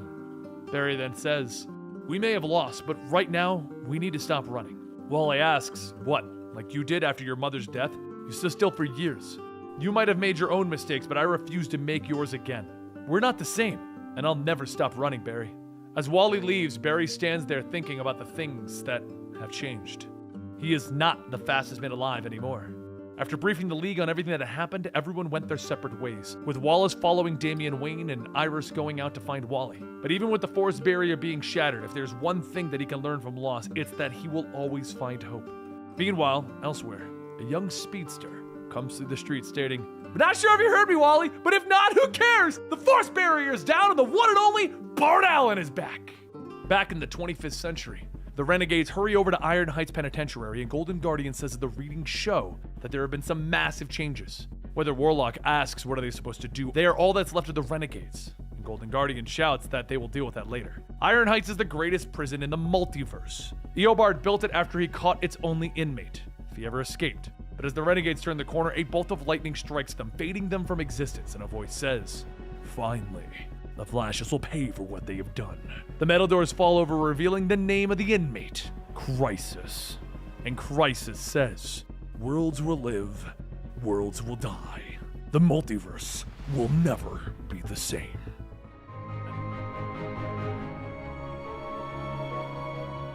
With the force barrier damaged and the revelation of Strength Force and the Sage Force, Barry sought the help of the only people who would have insight on other forces, the multiversal Flashes. But as he stands in the House of Heroes, none of the Flashes before him know anything other than the Speed Force. No one knows what the Sage Force, Strength Force, and Still Force are. Barry sighs, stating, "Thanks anyway. It's good to see all of you, but I'm gonna go back to my lab and try to figure this out." One Flash says that it's not always about science, you know, and another asks, "Did you ever go on a Force quest?" Barry stops, asking, "What?" Flash says, "He can't go on believing something as powerful as the Speed Force is all about him. You should go out there and explore, learn a little bit." Barry tells them, "Thanks, I'll think about it. If you need me, you know where to find me." And back in the current day Central City, Trickster sits in a room with Detective Burns and Morrow, stating that if Wolf finds out about this, he's dead. Morrow asks, "Why do you think we're hiding you up here? Why are you so jittery?" Trickster then says that he's not sure about this, he's not feeling too good. Maybe they should get him to a nurse or something. Burns tells him, "Look, she knows how small and powerless Wolf made him feel, but they can help him." And Morrow tells him to just relax. The judge will be here any minute and they can drop him back off at Iron Heights. Wolf will never know. Just then a male and a female para-angel shout that they hope Trickster isn't afraid of heights. Burns and Morrow grab their guns and begin firing, but the para-angels shield themselves with their metal wings, shouting, they heard that Trickster was talking too much. The male pulls Trickster out of the window, and then Trickster shouts, asking, "Do you know who's in Central City?" Trickster's fake arm falls off, and the male says, "The Flash may run the streets, but we run the skies." Below, Barry runs up the side of a building, jumping off of it, stating that his mother always told him that he had his head in the clouds. He springs off the building, punching into the male para-angel, and the two begin struggling for control. The woman calls out that if he really wants him, all he has to do is catch him. She then lets go of Trickster, and Barry lands on a nearby building and begins running and leaping off, catching Trickster, asking, "What is this all about, Trickster?" Trickster tells him, "It's top secret, and shouldn't you be more worried about the para-angels getting some air?" A voice tells him that he wouldn't worry about the air. It's all about getting chilly. Commander Cold flies by, pointing his cold gun at the para-angels and fires, freezing them mid-flight. Barry shouts, "You've got to be kidding me!" And then he begins to run to the edge to create a whirlwind to catch the para-angels and safely put them back on the roof. Barry yells, "You could have killed them!" And Cole tells him that it was a nano-ice blast. They would have defrosted when I hit the switch. But while the two of them are distracted, Trickster uses his air-walking shoes to run down into the alleyway, and as he gets on the ground, he stumbles, stating, "I still feel weird. And the phantom pain on my arm? I haven't felt that in years." Just then, the ground begins to tear apart, and Trickster can feel himself being pulled down. He tries to grab onto something, screaming for help, but as whatever it is pulls him down, his cries go unheard. A short while later, back on the rooftops, Barry runs up to Commander Cole, telling him, "Great, your action caused us to lose Trickster." Cole tells him, "Look, I figure since I'm stuck here, I might as well lend a hand." times are changing. Barry tells him, no, this is my city. Things don't change in Central City. You can look for the forces all you want, but stay out of my way. Later that night, back at home, Barry goes through Trickster's file, stating that there's gotta be a place that he would always return to. Just need to keep Commander Cold away. Iris tells him that she knows that him being stuck here is his fault, right? Maybe he should just work with the time-displaced Commander Cold. They don't want him to become a villain again. Barry asks, are you worried? Is there anything that you remember from before about the new forces? Iris thinks about it and says that she's not sure. Her memories are a bit weird. Some things fade in and out while others are stronger, but Iris remembers the other timeline in which they got married, and Barry asks, like, what? And Iris trails off stating something else. Just then, Barry's phone goes off and Barry says that it's Cold. He thinks he's found Trickster. He runs out of the house, but then runs back, giving Iris a kiss and then back out again. As he reaches the location that Cold sent him, Cold says that he's surprised he actually came. Any lectures planned? Barry tells him no, he actually came to listen to him. Cold laughs, telling him, well, my scans show that Trickster went missing right around this spot and... But before he could finish, the ground rumbles as a hand punches up, breaking apart the pavement. A figure begins to crawl out and a voice asks, what's happening? I feel, whoa! Cold tells him, I think we may have just found the strength force, and Barry asks if the giant hulking monster is Trickster? He punches Barry into the ground and then he grips the gravel arm, telling everyone, Central City saw me as a joke, but now they're all gonna pay for laughing at me. A few minutes pass, and as Commander Cold gets back up, he says that he hasn't been hit that hard since Gorilla Ghost sucker punched him in front of the House of Secrets. Barry helps him up, stating, you might have a concussion, and Cold brushes him off, telling him I'm fine, and I don't like the idea of moving at super speed to the hospital. Besides, we have bigger things to worry about than a few bumps and bruises. Back when I was an agent at the temporal courts, Trickster never turned into this. The two look at the hole in the ground, and Barry asks, was the Trickster buried alive? Cole tells him, well, the Speed Force struck you from above. Maybe the Strength Force comes from below. Scans show that the Force is still in flux. After you and Wally broke the Force barrier, you turned Central City into a petri dish for these new forces. It's probably trying to find a proper host. Meanwhile, downtown, Trickster smashes another police car shouting, Trickster Rex in the house! Barry and Cold speed through the city, following Trickster's destruction, but while Iris goes to the library to try and find out more about the other forces, there's a loud crashing noise. She looks back to see the Flash thrown through the window. As Barry hits the bookshelves, he sees Iris and asks, where's the science section? He gets up, goes back to the window, and Iris says, my keen investigation skills tell me that Trickster found the Strength Force before you did, didn't he? Trickster then yells, I gotta be like the strongest guy in the world, right? I gotta be! Commander Cold runs up with his gun trying to freeze Trickster, telling him, it's time for you to chill out. But Trickster grabs him, telling him, I thought you were Snart, but Snart doesn't make puns. Flash runs down, punching into Trickster, and Trickster laughs, telling him, thanks for the massage, bro! And then he grabs him too. As Trickster begins to squeeze down on the Flash, he begins to vibrate out of his grip, and he shouts, we're here to help you! Trickster looks at his hand, stating, what the hell, bro? You cheated! That hurt! He grabs a car to throw, but before he can, he falls to his knees, shouting, something's wrong, bro! Cold tells him, it looks like the vibrational frequency must have thrown his body's connection to the Strength Force off. We need to take him out while we can. Barry tells him no. He's just a kid. Can't you use any of that fancy future tech to see what's going wrong? Commander Cold begins to scan Trickster, telling him the Strength Force is surging inside of him. The power is too much for his body. It's breaking down under his own weight. If we're gonna help out this criminal, we're gonna need to find a place that can contain him. Trickster struggles and says, I know a safe place, bro! A short while later, over at Iron Heights, Kristen looks through Trickster's files, stating that all of Wolf's personal files on him have been deleted. Did Wolf know that he was going to report him? Just then, Wolf asks Kristen what she's doing, and she tells him after the Flash totally screwed things up, she wanted to find clues that can help them. Could be possible that the Flash is the one hiding Trickster, and Wolf says, I doubt it. Why would the Flash ever dare work with? But that's when he's stopped by a guard yelling, they got him! It's the Trickster, and the Flash brought him in. As Flash and Cold walk through the doors of the prison with Trickster, Trickster whispers to Barry, no matter what, you can't leave me alone with Wolf, bro. Wolf walks out, stating that it looks like someone's on the juice. And why is Snart here? Barry runs up, stating, I need Commander Cold's help for running tests on Trickster, and Trickster isn't leaving my sight. Wolf then asks, why exactly would I allow you to observe one of my inmates? What's in it for me? Barry asks, what do you want? And Wolf smiles. Later, inside of a containment tube, the Flash asks him, are you happy now? And Wolf tells him, it's like Christmas morning. I wanted to test my new anti-speedster cells on an expert. You're surrounded by a special glass that gives off a harmonic frequency so chaotic that if you try to vibrate through it, it will skin you down to the bone. As Commander Cold begins to work on the computer, Wolf asks, where exactly are you from? farm. Where is home? Cold tells him, don't worry. No one knows who you are where I'm from. Cold then calls out, all right, trickster. A giant punching bag is coming in. I'm giving you 3 guesses what I need you to do with it. The bag goes into the cell, and as he punches it, Cold looks at the computer stating, holy, his strength is off the charts. He's getting heavier. The strength force must be based around gravity and the force of motion. His mass is increasing and creating his own gravitational field, but it's unstable. The speed force bonded with the Flash, but it's not doing that with the trickster. Best guess, it's rejecting him. It's gonna kill him or it's gonna explode. The Flash asks, wait, it's not permanent? That means we can still help him. We just need to find a way to transfer that energy to... Cole tells him, is this guy really worth the risk? He might be better suited being put down. Kristen tells him, no, the Flash is right. Just then the computer beeps and Cold says, oh no, it's do or die time. The strength force is. Trickster begins to scream out in his cell as his muscles begin to expand. And Cold says, I'm sorry, we're running out of options here. Barry begins to beat on the anti-speed force cell, shouting, let me out! And the ground begins to rip apart underneath the Trickster, but it also ends up pulling Barry Allen into it. After a flash of light, Barry leans up, looking at his body, as it's now grown to the size of Trickster's because he's now inhabiting the strength force. The Trickster tackles into Barry, shouting, you lied, bro! You just wanted to steal the spotlight! The Flash tries to tell him, that's not it! And while the two of them struggle, Cold says, I'm sorry, but there's only one way we're gonna stop the strength force, and that's by killing the both of you. Cold fires a shot off, narrowly missing Barry's chest. And then Cold calls out that he saw the readings. The strength force is too dangerous, especially now that you're infected. Barry shouts that Trickster doesn't deserve to die because of his past mistakes. He's just a kid. Hearing that, Trickster yells, I am not a kid! He charges at Barry, pinning him to the wall, but as they do, Wolf tells Cold that this is his chance. Kill him! Pull the trigger! Trickster turns back and Barry says, there's still time to save the Trickster! And then he punches the ground, throwing everyone off their balance. He steps back, looking at his fist, stating, whoa!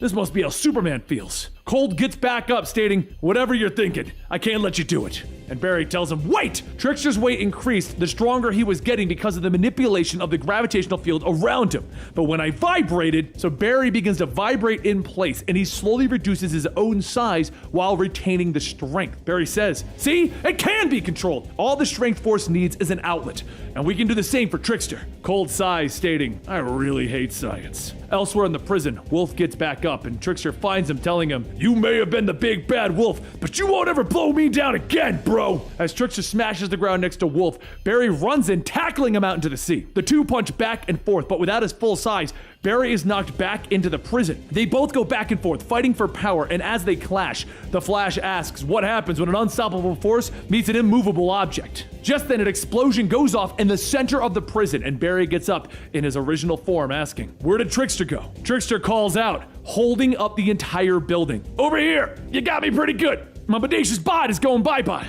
Do me a favor, get my friends out of here before the house comes down. Barry tells him, no, we can think of a way, Trickster. But Trickster shouts, you keep saying you want to help, then help by saving my friends. The only family I got, please, Flash. As Barry starts to run around getting everyone out, Trickster struggles to keep the weight of the building from falling as his body is slowly reverting back to its normal form. Once the final rogue is out of the prison, Barry runs back trying to grab Trickster. The debris falls, crushing him. He begins to remove the rocks, calling out the Trickster, and what he finds is the gravel arm broken off. As the sun comes up, Commander Cold scans the prison, stating that Central City has become the epicenter for the new forces, and it's playing havoc with his scanners. But Iron Heights is free of the strength force. If it found a new host, he or she is going to be out there in the world. Barry asks him, what about the Trickster? And Cold tells him, nothing. I tapped into some satellites over Central City, but I didn't pick up any traces of him. Also, we didn't find a body. Barry then shouts, I've had enough of this! All of this stuff happened because of what you did, Commander Cold. This isn't the 25th century. Your ways are not gonna fly here. Cold asks him, are you calling me reckless? I'm stuck in the Stone Age because you and Wally wanted to race. All I want to do is go back home and see if the people that I love are still alive.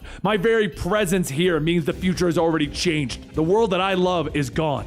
I can never go back, Flash. You're gonna need to get over yourself and get ready for what's about to come. Cold speeds off on his hover bike and Iris asks, she thought that they were supposed to be working together. Barry looks back asking, what are you doing here? And Iris says, covered a story. Flash fought Trickster and Wolf's guards, and there's a man dressed like Captain Cold. What even is his real name? We know he's from the future, but Commander Cold would be a weird real name. Barry brushes her off, stating that he needs to get back to work, and he'd rather not talk about any of this. Iris grabs him, stating, yeah, but I do. And Barry tells her, oh yeah? What about you then? Let's talk about what you're hiding. You're not the only one in this relationship who can pick up on clues. I know you're not telling me something from your past life. Why? What is so bad that you would hide it from me, Iris? Iris thinks back to the wedding memories that she had. and says that it's nothing. Barry heads back into the prison stating, "Fine, don't tell me. I'll see you at home when I get off of work." Meanwhile, elsewhere, Trickster looks around and finds himself in an abandoned building covered in dust. He asks, "Where am I? Is this some kind of trick?" A shadowy hand reaches out stating, "It ain't your time just yet. If you had just let the para-angels bring you here from the start, we could have avoided all of this, but it's okay. It's all about the long con, you know. Come on, let James Jesse lend you a hand. Pun intended."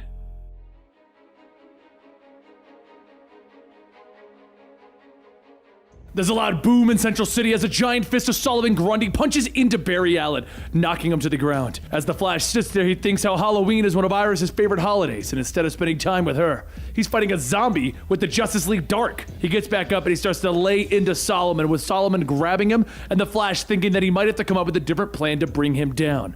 Grundy pulls back, and as he swings, the Flash begins to vibrate at a particular frequency that allows him to pass through Grundy's fist, and boom! Pieces of Grundy fly all around, and Wonder Woman says that she's surprised. She never took him for one to deal a lethal blow like that. Flash shrugs it off, telling her that Grundy will be fine. He'll be back to his old gray self before you know it. Right now, I gotta head out and meet up with Iris and the others. I'll catch you all later. Flash changes out of his costume as he runs to the bar to meet up with Iris, Burns, and Morrow, and as he walks in, Morrow laughs, stating, "Shoot! I thought you'd be at least an hour late. Since you're only 15 minutes late, I guess I'll be picking up the first round, huh?" Barry laughs as he heads to the bar, stating, Fine, another round for my friends. But a water for me, please." The bartender asks if he's sure that he doesn't want a cold one. "If anyone needs to loosen up, it's you, Barry Allen." Commander Cold smiles as he leans on the back of the bar, and Barry asks, what is he doing here? Cold tells him that since he's stuck in this primitive era, he's got to make money somehow, and he doesn't have very many options. Burns gets up to help Barry with the drinks and asks who's his friend behind the counter. Barry says that he's not a friend, just a suspect in an old case I had. Meanwhile, over at Iron Heights, Heatwave begins to head back to his cell when the doctor tells him that he may want to try meditation.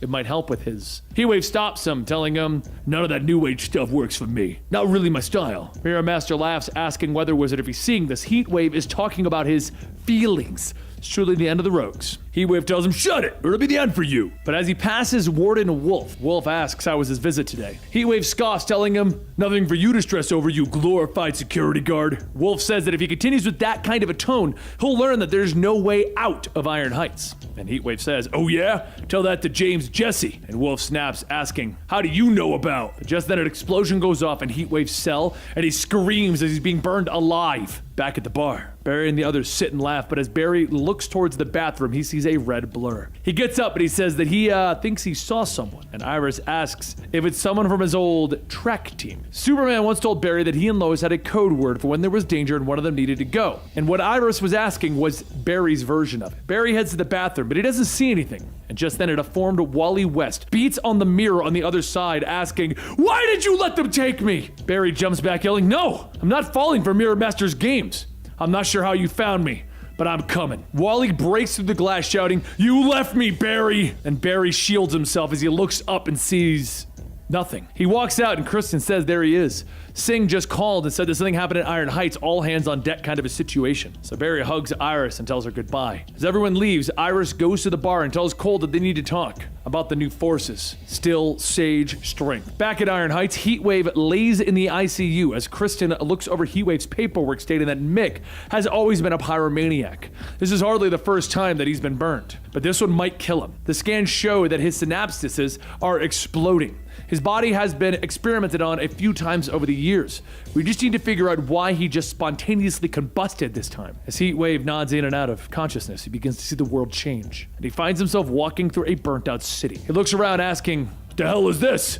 And a large fire spirit appears before him, telling him, "No, there's nothing left to burn. Fire is about pain. It cleanses, it heals. The fire gives life." Over at the bar, Iris sits with Cole, telling him that these new forces seem familiar, but she's finding it rather odd that there's no mention of it in the future. Cole sits back, stating that time travel's funny like that. But instead of looking into the future, you might want to look into the past. What else do you remember before the flashpoint? Iris tells him bits and pieces, but just then her phone rings and she tells Cole to hang on. It's Barry. She answers and she asks what's up, and Barry says that he isn't finished yet, but he was wondering if she could ask that bartender. But before he could finish, there's a scream as 3 fire demons charge throughout the prison. Barry says that he's got to go, and Iris tells Cold that he's gonna need help. Cold says that he doesn't take orders from, but Iris shouts at him, "Just go!" Back at the prison, Barry changes into his costume to help pull people away from the demons, and as the Flash grabs Wolf, Wolf yells, "I don't need help from you." The Flash tells him, "Watch, they aren't going after you anyway." And Wolf then says, "Who then?" The Flash says, "Giant fire demons arrive at Iron Heights right after one of your resident fire starters is hurt. Take a wild guess." He races to where Heatwave is being kept, and he finds Burns there, and he tells her that she needs to get out of here. Just then, Heatwave's eyes begin to glow blue, and the Flash tackles Burns to the ground, shouting, "Get down!" And a second later, Heatwave explodes again. Both the Flash and Burns get up, and they see the fire this time took out everything. Burns asks, "Where is everyone?" And as the Flash kneels down at a pile of charred bones, he says that these bodies, there's something off about the way the fire spread. A fire that could do that, these flames are not normal. The voice then tells him, "That's because normal is boring, and I'll never be normal again.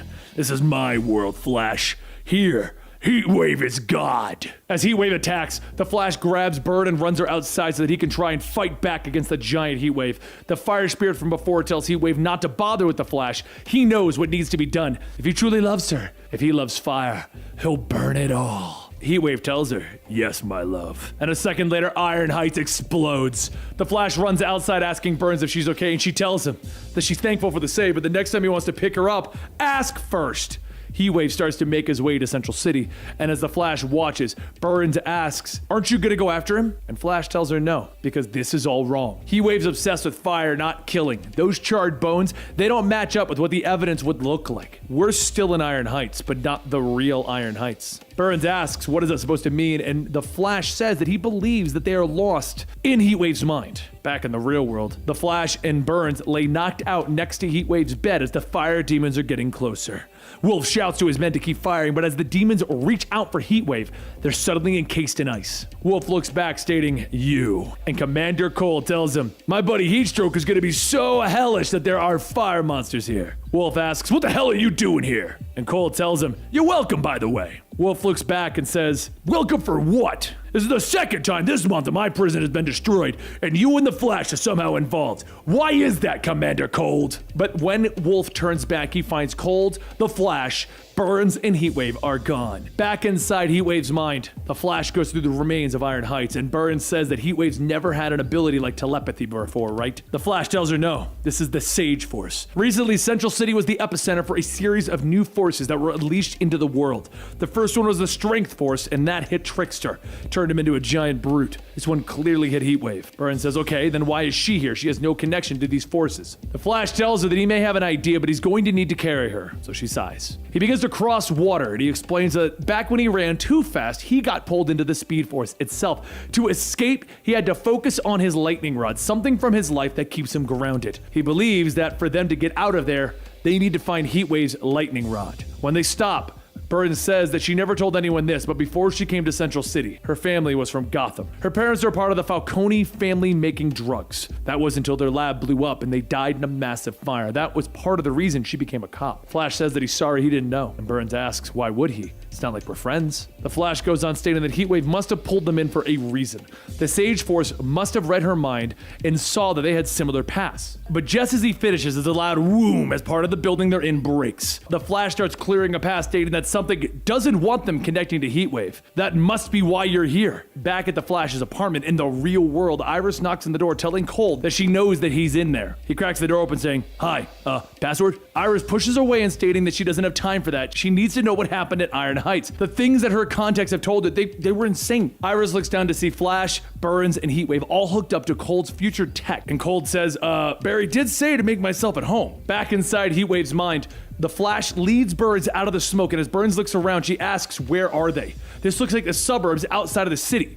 The Flash looks back and says that he knows exactly where they are. This unscathed house is Heatwave's lightning rod, Heatwave's childhood home. Burns asks why would Heatwave have brought them there, and the Flash tells her that he didn't. As Heatwave appears above them, the Flash shouts to him, you couldn't find your lightning rod because you're too afraid. Why? Heatwave begins to revert to his normal phone, stating that he knew Flash wouldn't let him down. When he was young, he hoped that when he grew up, he would be like his dad. But back when he saw his first flame, he knew he was born obsessed. The Flash tells him that that isn't true. He might not be able to go back to the way things were, but he can always move. And Heatwave says, forward. Heatwave begins to change back, stating, I could never change what I am. Not today, not tomorrow. All that's ahead of me is a nightmare. I couldn't face it before, so now I will burn it all. Heatwave's blast rips through the building, and Flash runs in, saving Heatwave's younger self, stating that if he can just get... But then there's another explosion. Back in the real world, Heatwave's body begins convulsing, and Iris asks what happens to the Flash and Burns if they're not disconnected from the Sage Force. Cold looks at the scanner, stating that it's way worse than just that. If Heatwave has another flare-up like he did at Iron Heights, he's gonna destroy all of Central City. Inside Heatwave's mind, the Flash continues to run, and he runs right into a wall of fire bouncing off of it. He looks around and sees dozens of paths with no clear way to go. The Flash tries to vibrate through the fire, but as he burns his hands, Burns tells him it's no use. Heatwave's maze is endless. The Flash starts running through the maze, stating that he will search every path until he can find an exit. And Burns says that it's only a waste of time. Heatwave then calls out, just like him, they're trapped in a life he didn't want. This maze makes them feel the way that he did the day his parents died. The Fire Spirit whispers to Heatwave, burn them, my love. They are all that stands between you and me finally being together as one. The Flash yells, don't listen to her! You've been infected by the Sage Force. It's given your sickness a voice, and all it wants to do is pull you deeper into your mind. Heatwave yells, no! You're lying! I'm the one in control here. This is my world. This is where I am God. Over in the real world, Cold begins hitting Heatwave with his cold gun, stating that he can't keep it up forever. If the Sage Force keeps accelerating thanks to Barry's Speed Force, then any minute, Heatwave's going to go nuclear. If we don't act fast, the city is doomed. Iris runs over to the computer stating, okay, the Sage Force feeds on empathy, right? Wait, how did I know that? These new forces, ever since Hunter Zolomon tricked Barry and Wally into unleashing them, they felt so familiar. An image then flashes before Iris's eyes as she's working at a station, stating she remembers them in her past life. Before the Flashpoint, she studied the new forces. She knows what needs to be done. Hurry, put this on! Inside of Heatwave's mind, Burns calls out that they just want to help, and Heatwave tells her, no, the Sage Force has helped me in ways that no one else has. He begins throwing fireballs at the ground, and a voice tells him, that ain't you, buddy. Heatwave looks over asking, Captain Cold? Captain Cold hits him with a cold gun, stating, the one and only. Now why don't you chill out for a moment? Heatwave breaks free from the ice, shouting, you aren't the real Snort. He's locked up in Bell Reef. Cold asks, is that right? Then how would I know about the job we tried to pull in Metropolis a few years ago? Back before the Rogues, when it was just us, and Superman swooped in to put the fire out with his Fury's breath. Heatwave stops, asking, you left the whole time when we were being carried to Iron Heights. Cold tells him, yeah, you used to help me find an outlet for my passion, but really we helped each other. Helped me get over obsessing over my past and how my dad treated me. Heatwave starts to shrink, stating, the urge will never leave me. And Cold says, maybe, but the Mick I know would never let the fire control him. Heatwave blinks and sees himself in his old costume, and he asks, is this my gun? And Cold tells him, yeah, remember? You're the one in control of the fire. You don't need that overgrown matchstick dame to boss you around. It's time to go home, buddy. As everyone walks towards the light, the Fire Spirit screams, how dare you! If you won't love me, you will burn! But as the Spirit attacks, the Flash runs in the way, deflecting the blast. The Spirit asks why would he risk his life for a monster like Heatwave? And the Flash tells because he knows the pain that Heatwave feels. How hard it is to just let go of the past, and that moving forward sometimes hurts. The Spirit gets ready for another attack, and the Flash runs circles around her, breaking her apart. She screams in pain, and everyone wakes up back in Barry's apartment. A short while later, the Flash brings Heatwave and Burns back to Iron Heights, and as Heatwave's bandages fall off, he looks at himself asking, where did my scars go? As Barry and Commander Cold leave the prison, Barry stops and tells him, you know, I may have been wrong about you. You did a good job back there. Cold steps off his hoverbike, telling him, call me Henry. And Barry says, wait, that's my father's name. And Cold tells him, yeah, I know. Later, outside the city, Barry looks on, taking it all in when there's a low rumbling sound making its way towards him. Iris gets off her motorbike asking what's going on, and Barry says that Cole told him that she knows how to deal with the Sage Force. Iris tells him that she didn't want to lie or hide things from him, but she's unsure of the things that she remembers and was afraid that they weren't real. That's why she's been so hard on him, hanging up on the past. The past is gone. It's unfair to try and live with it always on our minds. You need to talk to the Flashes of the 52 worlds again about what's going on with a Force quest. Barry tells her that he already has. He should have listened to them from the start. Ever since Wally left, he's felt directionless. Iris then asks if he's going to finally accept that he can't go backwards.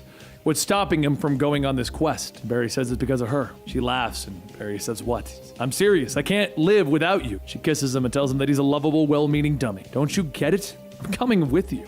Meanwhile, over at Earth 18, home of Flash, Johnny Thunder. Johnny holds his ground as a tornado comes his way, stating that this might be his last stand. But they can bet their behinds that he's gonna go down shooting. The Winds start to dismantle his guns in a voice that asks, what did Barry want with the Flashes of the 52 worlds? Johnny says that he needed to go on his Force quest, and Johnny starts to get pummeled, and the voice says, finally, the time has come. Barry Allen runs in the right direction, towards me, Hunter Solomon, the true Flash.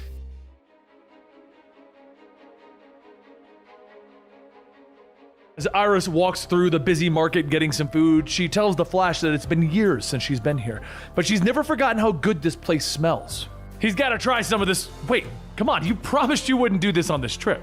Meanwhile, running through the crowded street, Flash makes his way through the people, chasing down a purse snatcher while making sure not to bump into too many people. But just as the crowds let up, the purse snatcher stumbles onto the streetcar tracks, falling down. The man driving shouts for everyone to hold on as he hits the brakes, and with how fast they're going, they don't think they're going to stop in time. Just before the streetcar can hit the man, the Flash runs in front of it, creating a wind tunnel to slow it down, stating that it looks like he's got there right on time. After making sure there's no damage to the streetcar, the Flash grabs the snatcher, telling him that this is kind of embarrassing, but could you point me to the local police to drop you off? I'm not from around here. Please and thank you. A few moments later, Iris says that took longer than expected. Why not just vibrate through everyone? And Flash tells her because that would be rude, not to mention dangerous. What would happen if I ran into someone at the wrong frequency? Iris says to him, you promised that we would stay together on this Force quest. Now it's time to go check out this place. As the two of them walk up to an old building, Iris goes on stating that this church is one of the oldest structures in this location. Back when the Trickster attacked Central City Library,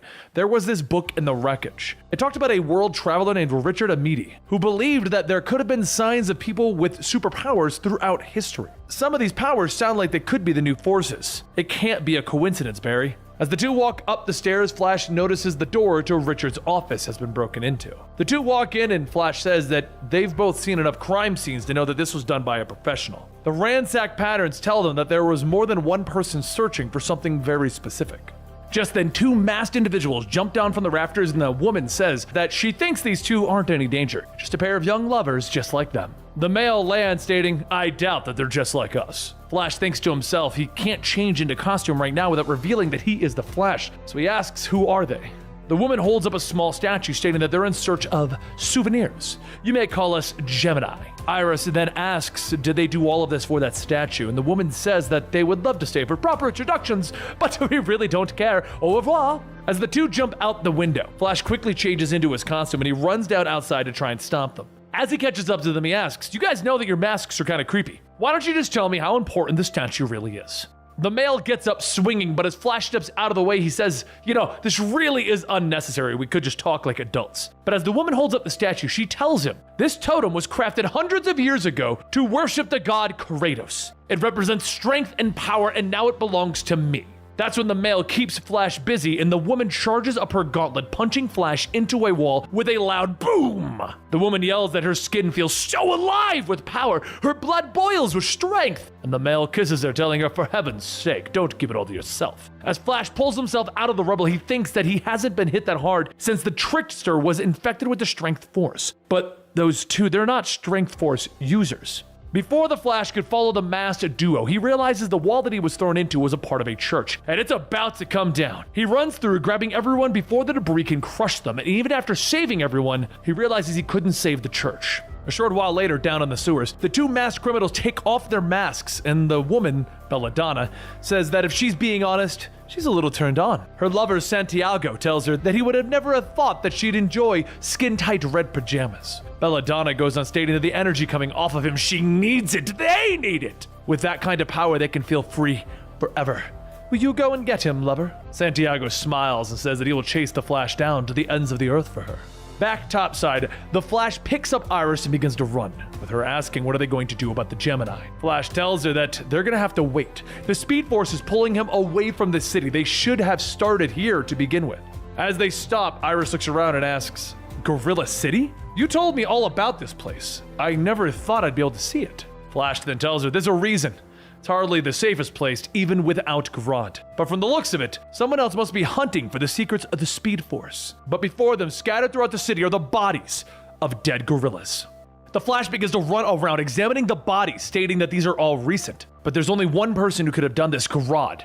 Iris asks, isn't he working with the Legion of Doom now? And Flash tells her, that's it. Taking you back to Central City. All of this is my fault. I told Solivar that I would return, but I ignored them in now this. Iris yells that he always lets his guilt get the better of him. Because of that, he always misses things that are right in front of his face, like the hidden passage over there, Barry. She takes out her phone to shine some light down the walkway, and so the two of them begin to walk down, finding a giant mural painted along the wall. Flash looks up and says that he remembers King Solivar telling him the legend of the light in the messenger. They've been studying the Speed Force for generations before the lightning in his lab had struck him. It's what Grodd used to create a Speed Force storm. There's just so much that he doesn't know. But just then, the sound of a low rumbling growl can be heard, and suddenly two giant gorillas burst out from the ground roaring. One yells, "Go away!" And as it attacks, the Flash picks up Iris and gets her out of harm's way. Flash shouts that he doesn't want to hurt them as he creates a wind tunnel to push them back. But as one is thrown into the wall, a mechanical eye pops out from one of the gorillas.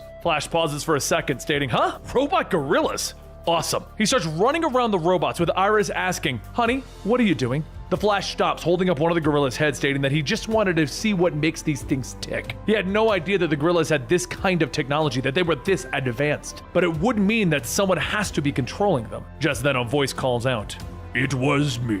A group of gorilla scientists step out, telling him that they're sorry. They thought the killer had returned.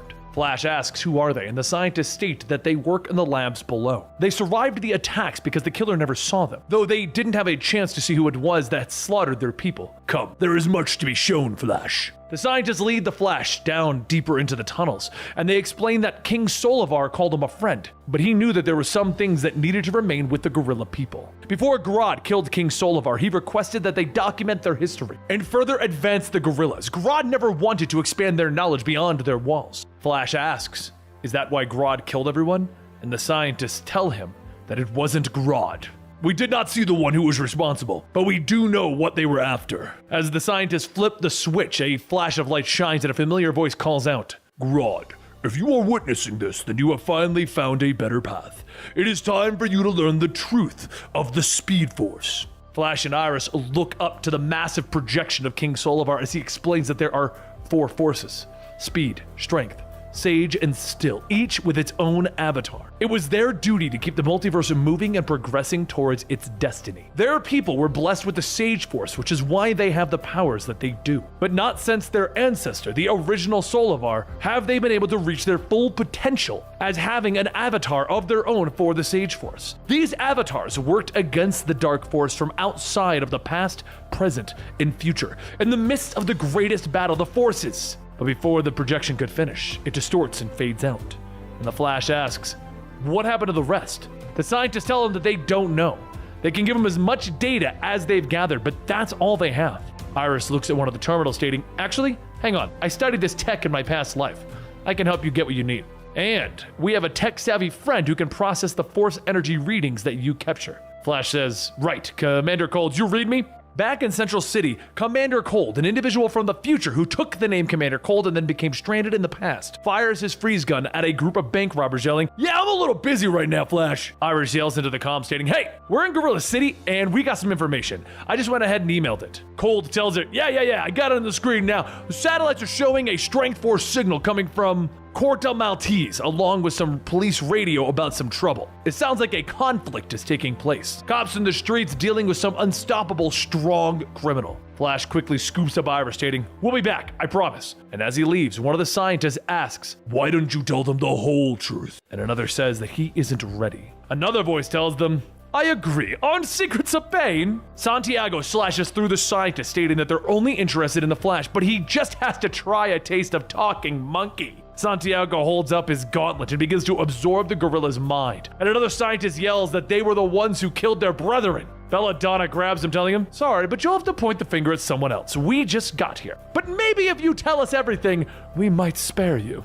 Meanwhile, over at Corto Maltese, Flash arrives to find the police are fighting back against an unknown force. As the police van is thrown into a nearby building, the Flash rushes in, grabbing all of the officers, moving them out of the way. That's when there's a flash of green that lands behind him and knocks him down. He looks up to see a dark-skinned woman with dreads standing before him, telling him, "Flash, welcome to Corto Maltese. My name is Fiorza." Fiorza jumps on the Flash, but while he dodges, Iris runs to the commanding officer on the scene, telling him that they need to call off their men. The officer tells her that he did not ask for the Flash's help. "Masked vigilantes are nothing but trouble. You are not wanted in Corto Maltese." Fiorza swings again with the Flash, telling her, "Whoa, hang on a second. I just want to talk to you about the Strength Force." She punches him in the gut, throwing him to the side, and as she leaves herself open, the commanding officer tells his men to open fire. Flash gets up, starting to pick the bullets out of the air, shouting, "What the hell? You could have killed innocents!" The officer grabs Iris, pointing his gun at her head, stating, "Maybe we still will unless you get out of our city." Fiorza thrusts her arms into the ground, creating a shockwave, throwing everyone off balance, shouting, "It is not your city!" Fiorza tells Flash that it looks like they're on the same team. "If you want my apology, then follow me." Flash yells for Iris as he runs through, picking her up and following Fiorza. As they leave, one officer shouts to the commanding officer Cauldron that this has gone on far too long. "If you wish to maintain hold on your city, then you cannot continue this private little war with Fiorza." Cauldron takes his gun, shooting the man in the head. Then he grabs his phone, telling the person on the line that he was wrong. It appears that he does need to take them up on their offer. All of his toys are broken and they're going to need something bigger. Elsewhere, Flash arrives behind Fiorza and she says that she's sorry for punching him. She wasn't sure what side he was on. Their city has been taken over by a corrupt man named Cauldron. He brings weapons into the country illegally, and she was destroying one of his shipments. Flash says, "Look, I know we've never met before, but you're gonna have to trust me when I state I come in peace." She folds her arms, telling him that she knows who he is. But why should she trust him? Flash takes off his mask, telling her, "My name is Barry Allen, and I can sense a Force connection, and I know I can trust you. I need to learn as much as I can about the Strength Force." She begins to walk off, stating that she appreciates the gesture, but his name means nothing to her. He can go home. Flash says, "Look, I know what you're feeling. Everything is so confusing and lonely. You got your powers a few weeks ago, right? Something grabbed you from under the ground?" She stops. "How did you know?" "I was just going about my day when something took and buried me alive. When I emerged, I felt all this strength. It was a gift." Flash puts his mask back on, telling her, "Those powers came from something called the Strength Force. Long ago, there were 4 avatars of the forces who protected space and time. For me to understand these new forces, I need to connect with the Speed Force like I've never done before. And the key lies somewhere with these new forces. So maybe if I could..." But she stops him, lifting up a giant boulder, asking, "Me? I'm not sure. I've already got a lot on my plate here." Flash and Iris follow Fiorza and they look around at the people growing crops, asking, "Did you make this community inside of the mountain?" She tells them yes with her bare hands. She's helping the people of Corto Maltese to build a better life, away from Cauldron. Her real name is Alexa Antigon, but you can still call her Fiorza. These people will always be her priority. Why should she take time to help them instead of these people? Flash holds out his hand, stating that the powers that she received felt like a gift, right? Wouldn't you want to share that? She laughs. "Okay, but you're going to learn my way." A short while later, she takes Flash out to show her power by lifting a tank, and she explains that her body shifts to the Strength Force for what she needs. Normally, she's pretty invulnerable, but if she uses the Strength Force for things that are this heavy, she loses some of that. Flash asks how about the gravity aspect of the Strength Force. She says that she focuses her powers on the strength part, not the gravity. There's not much that a super strong punch won't fix. She just needs to be more in touch with the Earth since that's where her powers are formed. Fiorza shows Flash what it means to help people. And while unloading the supplies, a young boy calls out to her, holding his bloody father. Fiorza grabs the man, asking what happened, and the boy says that Cauldron attacked them. He wanted to know where the hideout was. She sets the man down, clenching her fist, yelling, "These people got hurt because of me! Cauldron will be stopped! I'll go down and demolish that police station." Flash stops her, telling her to hang on. She can't just attack recklessly. She could hurt someone. Fiorza tells him that he can't just hope things will get better. You have to make them. And with that, an explosion goes off on the mountainside. Before Fiorza can call out to her family, though, Flash grabs her and starts to run. Within seconds, he charges through, punching out the officers holding Iris and Fiorza's mother hostage, leaving Cauldron to Fiorza. She leaps up, yelling to him, and as he turns back, he holds out his arm, wielding a small cannon. A light blue mist forms from the barrel, and Cauldron says that he is ready this time. The cannon goes off, shooting bubbles that are filling the room. She stops, laughing. Bubbles? Really? But the Flash tells her that this is no laughing matter. He has seen those gauntlets before. The bubbles begin to stick to Fiorza, and as she tries to shake them off, the bubbles turn into little blue creatures with sharp teeth and long tongues. They jump at the Flash as he yells, "The gun is powered by the Sage Force!" More and more creatures begin to form a swarm around the two of them. With her punching through them, they just end up growing back. Cauldron then asks, "Do you like my new toy? I really didn't want it to come to this, but I had to get a bit creative." Fiorza shouts at the Flash asking, "How do you want to fight this?" And the Flash tells her, "We're gonna try it your way and keep punching, but not in the way you're thinking. If you were to use the gravity powers to draw them in while reforming, we might be able to use the Speed Force to accelerate the energy inside of them, causing them to burst." Fiorza says that she's not sure that she can, and the Flash yells, "You said you felt one with the Earth, right? Search for that feeling again." She begins to concentrate, covering the reforming creatures in the gravity energy. And once they've all clumped together, the Flash launches a bolt of Speed Force with a crack-a-goom. As the smoke fades, the Flash tells her, "Look, we solved your little problem and Cauldron's men are already on the run. Now we just need to make sure Cauldron can't use the Sage Force gauntlet again." Fiorza tells Flash that she's already on it as she grabs Cauldron by the arm, crushing and ripping apart the gauntlet. She then grabs Cauldron by the throat, telling him that he will never hurt her country or her family again. As she pulls her arm back to swing, the Flash shouts, "No!" And he runs through, grabbing Cauldron from her, telling her that that is not the answer. She looks back, yelling that he doesn't know that nothing will stop me. She begins to grow in size, the same as the Trickster when he lost control of the Strength Force, turning into a mindless brute. She's punching the wall, shouting that she will bury them alive. The Flash dodges the falling rocks, but Fiorza charges into him, smacking him into a wall. The Flash then starts to focus his frequency to build up another Speed Force charge, and just as Fiorza gets close, he shocks and stuns her. He tells her that she was a great teacher, but he cannot allow her to be consumed by her anger. She was about to step over the line that she could never return from. She begins to get back up, yelling that she doesn't care what he thinks, but her mother runs in, telling her to stop this. "This isn't you. You don't break, you build." A short while later, as Argus arrives to take Cauldron away, Flash tells Fiorza that they won't be worrying about him for a while. Iris then says they still need to figure out who the Sage Force user is. Maybe with the broken gauntlet they can. After reaching out to Commander Cold again, Flash and Iris find another signal coming from Zandia, a place where some of the worst supervillains go for R&R.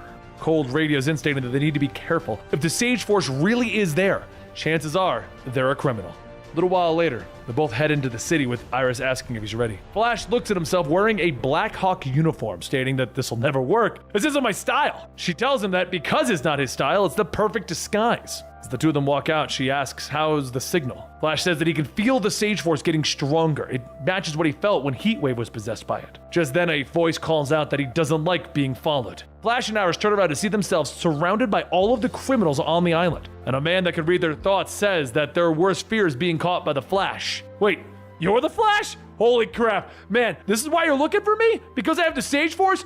Dude!" The man takes off his helmet, shaking the flashes as the villains disappear, stating, "I am such a huge fan."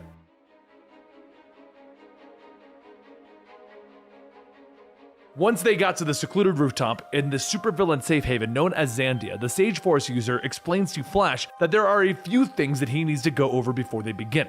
The person that they're targeting is a woman named Roulette. She is a games master and a criminal kingpin of the city, and one of the most deadliest people in the world. And just as anyone who would hear her name would assume, she runs illegal casinos all across the world. So why is he telling one of the greatest heroes who ever lived this? Because he's an agent of Argus, and his mission is to shut down her empire. But he has a question. Why is the Flash wearing a getup like that? The Flash begins his side of the story. A few months ago, 3 new forces were introduced into the world, one of them being the Sage Force, which Psyche, right here in front of him, currently has. The man takes off his helmet, stating, "That's a pretty cool name. Not sure how much help I can be, though." Iris tells him that they should probably start small, like his name and how he got his powers, because she's having a hard time thinking that Psyche is his real name. So he explains he's actually Bashir. As for his powers, well, it's gonna sound crazy, so he'll just go ahead and show them. Psyche holds out his hands, and soon Flash and Iris begin to see images of Psyche, and he tells them that he was having these terrifying nightmares when one night, boom, he ignited on fire. Argus was there to help him recover, and from there, they sent him on a mission to gather information on supervillains and report it back. There's been some things that he's not very proud of, though, but he does what he does because he believes in justice. Argus chose him because he lived on the streets. He never knew his father or his mother, and she was killed here. Now that the Flash is here, maybe they can work together. Take out Roulette and learn about these new forces.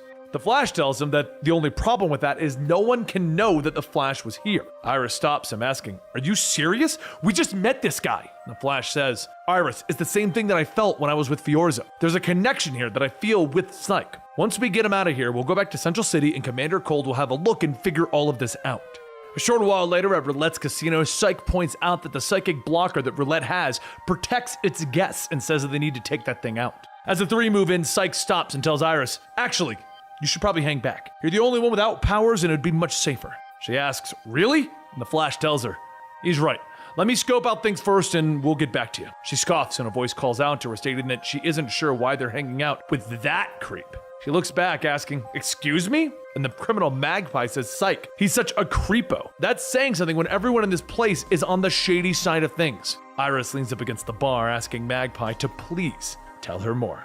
Up close by Roulette's seat, Psych tells Flash that all they need to do is take down the blocker. Once he does that, they can. So Flash runs over to the blocker, disables it, and comes back asking, "What's next?" Psych holds up his hand stating, "Haha, we're just getting started. Now I can really use my powers to make a big distraction." Flash asks what is he, but before he can finish, Psych puts Flash back in his costume, shouting to everyone, "Look who it is! Get him!" The Flash starts taking out all of the lowly criminals, and King of the Royal Flush Gang yells, "It's time for the Flash to fold!" As Flash is forced to defend himself, Psych sneaks up behind Roulette and using his powers begins to extract information on her entire operation. After a few moments, Psych says, "Wow, you got a lot more going on than just these casinos. You are really bad." As Flash takes out the last member of the Royal Flush Gang, Psych runs out from the back yelling, "Best plan ever, let's!" But before he could finish, Flash runs through, grabbing both him and Iris, dropping them off on the roof, asking, "What the hell was that?" "You knew me being here could cause an international incident. My cover was blown." Psych says, "Don't worry. Who are they gonna call? They're all criminals. Once I call Argus, this whole thing will be cleaned up." And Iris stops him. "No, it won't. You're lying.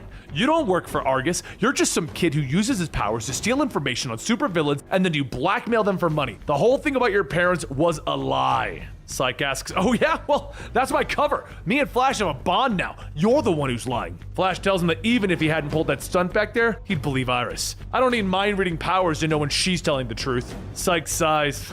"You're right. You know best. You can go ahead and take me to supervillain jail." Flash reaches out telling him, "I don't know about," but before he could finish, Psych yells, "Psych!" and he starts to use his powers to destroy Flash and Iris's minds. They fall to the ground, screaming in pain as Psych puts on his helmet telling them, "I knew you were coming here. There are people who would pay a lot of money for you, so I made a deal." Just then Santiago and Belladonna step out stating, "Hi Flash. Ever since we met back in Badanicia, we just had to see you again." Flash begins to get up, telling them leave Iris out of this, and Belladonna says, "Oh, I wouldn't be too worried about your gal pal. You have something that we've been looking for." Santiago goes on and says, "Actually, we're much older than we appear. Back in the 40s, we were on the hunt for immortality. All of our search led us to a lab where we learned to drain cosmic energy. That energy is the forces that you seek. Absorbing the forces brings immortality, and we could only siphon so much with the scraps that we had. Then we met and learned that you had the Speed Force. Well, we couldn't pass that up, Flash. With what we know about these forces, we could live forever together." Psych tells him, "Cool story, bro. But if you really could just give me my money now?" Belladonna grabs Psych by the head asking, "Did you really think that we would steal Flash's powers and not yours?" Santiago reaches for the Flash, and while both him and Psych are having their powers drained, Santiago yells, "This is your end!" As the two begin to absorb the forces of Sage and Speed, Iris gets up calling out to Flash, tackling into Santiago. Belladonna calls out to Santiago, asking if he's okay, but as he springs back up, he runs with the Flash's speed, stating, "Actually, I've never felt better." He speeds up, grabbing Iris by the throat, hanging her off the ledge of the roof, telling her, "It doesn't matter, we've got their powers." But before he could let her go, the Flash gets back on his feet, helps Psych up, stating, "We may be a little weak, but we're gonna have to work together to get through this." Psych shakes off the dizziness and rushes in with the Flash, and as the two of them get close, they combine both the Speed Force and the Sage Force to knock Gemini away. Santiago and Belladonna deflect the attack, with Santiago telling Belladonna, "Looks like we're going to have to do the same." Psych gets up, getting ready to attack again, but the Flash tells him, "Wait, let them share their powers." Santiago and Belladonna get ready to kiss, and as their faces get close, there's a loud crack, and the two are blown away. Iris gets up asking, "What just happened?" And the Flash tells her, "It was that way when Heatwave was infused with both forces and nearly killed him." Psych throws his helmet, shouting, "No! They tried to kill me." He runs over, grabbing Santiago, asking, "You really want to see how far I can push the Sage Force? Let's find out together. Die!" He begins to release all of the Sage Force's power directly into Santiago's head. Belladonna screams for him to stop. The Flash rushes in, throwing Psych off, asking, "What did you just do?" And Psych yells, "I turned out his lights." Flash lets go, stating, "You can't use your powers like that ever." But Psych knocks his hand away, asking, "What do you know about our powers?" Turns out, while it was in Santiago's head, Santiago knows more about the forces than we could ever imagine. Flash then asks, what do you mean? And Psyche yells, let me show you! Flash then begins to see the images of the Force avatars, and he hears Psyche's voice telling him, the four forces did not work together to save the multiverse. Their destiny has always been to be at war, until one of them could finally control the Forever Force. The other forces didn't disappear. The Speed Force avatar banished them. All four can't be free. One must win control, and for one force to live, the other three must die. So whatever you were told about the four working together was a lie. If you want to keep your Speed Force, you're gonna have to fight for it. With another loud crack-a-coom, the Flash and Iris are stunned. Flash stops, stating that he showed him about the new forces and what they really are. So how did Gemini know so much about them? A short while later, in Arkham, after Belladonna is booked, Flash goes to her cell stating that he's sorry about her husband, but they need to. She stops him asking, what are you talking about? Santiago's right here, he's here with me! I saved him, can't you see? We're going to escape and steal all the forces together. Your monkey friends told me everything. Flash thinks about it for a moment, and he picks up Iris and he runs to Gorilla City. When they get there, they find it in ruins. The Flash checks around, not finding anyone, but as a fire is lit, one of the gorilla scientists walks out. The Flash runs over asking what happened, and the scientist looks back stating, 2 thieves that had wished for eternal life. They killed all my brothers. They let me live if I told them the truth about the forces. Flash says, it's true then. The 4 forces never worked together, and the scientist tells him, we hoped that you could bring a change to that. A hero of hope such as yourself could put an end to the war. Solovar's records show that the last war nearly tore the multiverse apart. But that isn't all we hide. Flash takes the tablet, and as he reads it, he says, I messed up. I had hoped this person was lost in hypertime, but Hunter Solomon is back. He's the one who killed everyone in Gorilla City. Flash picks up Iris and begins to run, but before Iris could ask where they're going, she's set down in front of their house. Flash takes off trying to process everything, but instead of looking for Solomon or anything like that, he thinks back to something Booster Gold had said. He was talking about Sanctuary and acting really weird, and then he mentioned something under his breath. Wally. The Flash hurries over to Sanctuary, and as he opens the door, he finds Wally's lifeless body.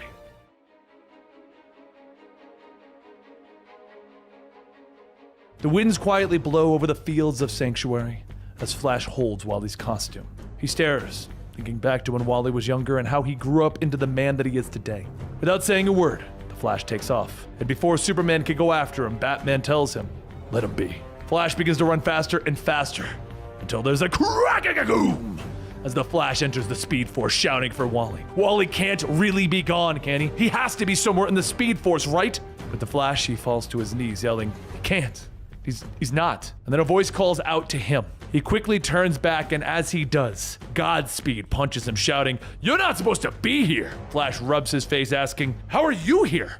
Where have you been all this time? Godspeed runs off, and the Flash chases after him, yelling, you can't outrun me! And as the Flash reaches out for him, Godspeed turns around asking, is that a fact? What if I wanted you to believe that? With a thundering crack-a-coom, Godspeed pushes the two of them back outside of the Speed Force. And the Flash asks, is this how you're gonna get your redemption? Godspeed tells him, it all takes actions, not words. I've made it my life's mission to clean up the Flash's mess. I'm sorry I gotta leave you now, but the future needs saving.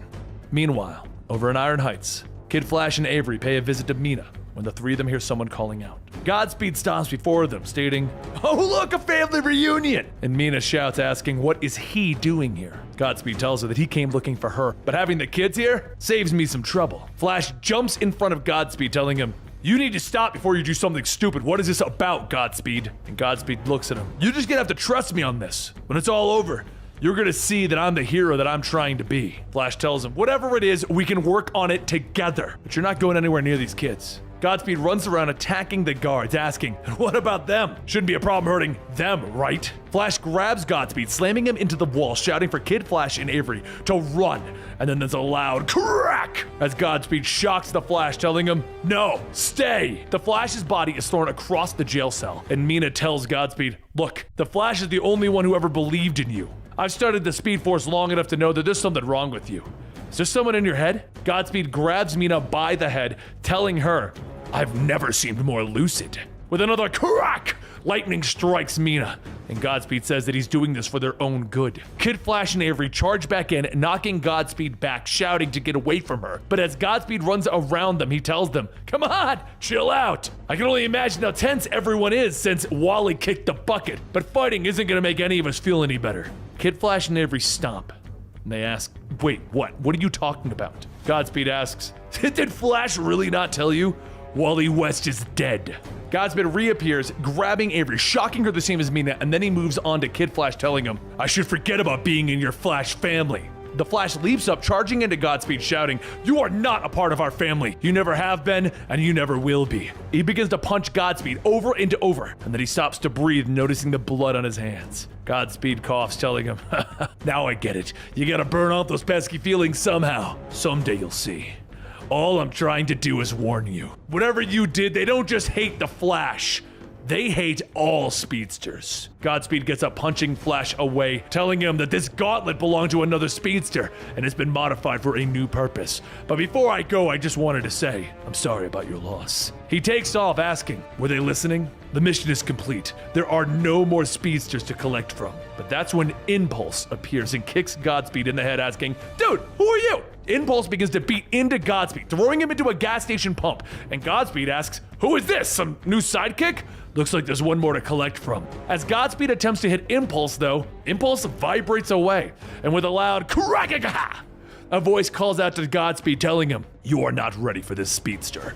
Enter the Speed Force now. Godspeed asks, what are you talking about? He's just a kid. Whatever. I guess teaching him a lesson will have to wait. As Godspeed escapes, Impulse shrugs, asking, who's that guy talking to? Oh well, I'm gonna need some answers, and I know just where to get them.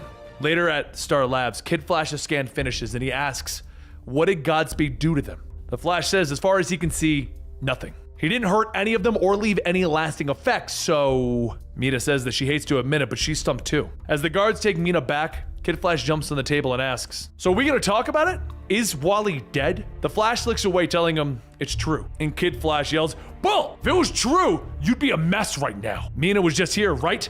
Remember when Godspeed killed her, and now she's walking around? And how about this? Does Iris know Barry? The Flash tries to think of something to say, but Kid Flash tells him, I knew it.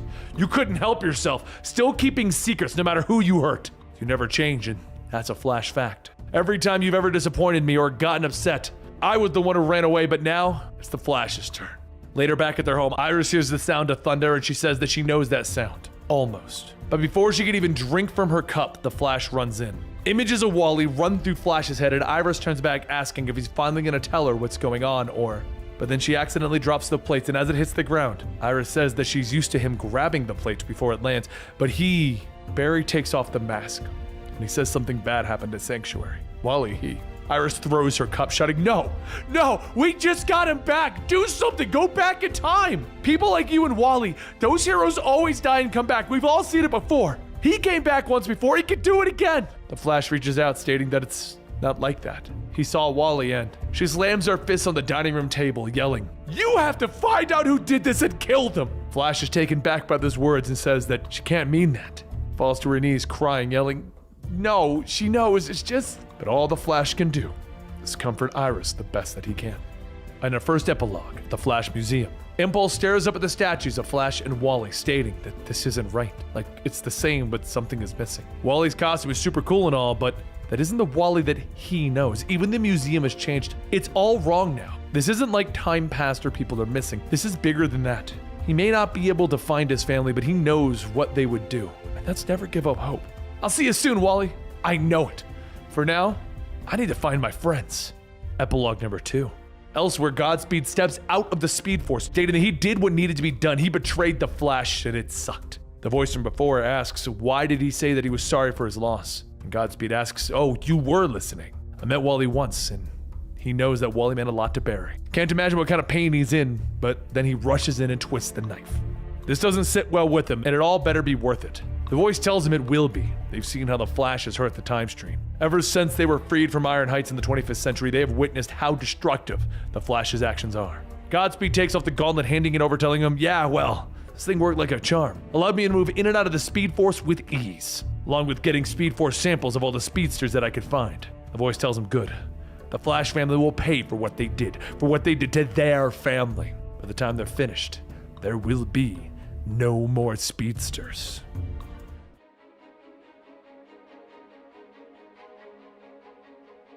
The Batcave. Batman stands over the body of Wally West, a surgical scalpel in his hand. The blade hovers over the hero's skin, but he can't do it, and Batman walks away. Oolong Island. The Justice League is in a heated battle with the Justice League of Amazo, android versions of the team created by Professor Ivo. Wonder Woman is pissed that someone would activate these robots while Green Lantern merely wants to take bets on who can bring down their counterpart first. Batman doesn't hesitate, and he defeats his with some well-placed batarangs. "Oh, come on, yours had no powers, Batman," Superman remarks as his own Amazo's arm explodes when it tries to punch the Man of Steel's chest. Before Batman's eyes, Superman's visage flashes and he's looking at the hero known as Commander Steel, a hero who died during the Sanctuary incident. Batman stares stunned, but just as quickly the image is gone and Superman is standing there. "Batman, you okay? You look like you've seen a ghost." Shrugging it off, Batman tells Superman to stay on mission, with the rest of the team remarking that he's just grumpy because the sun's out.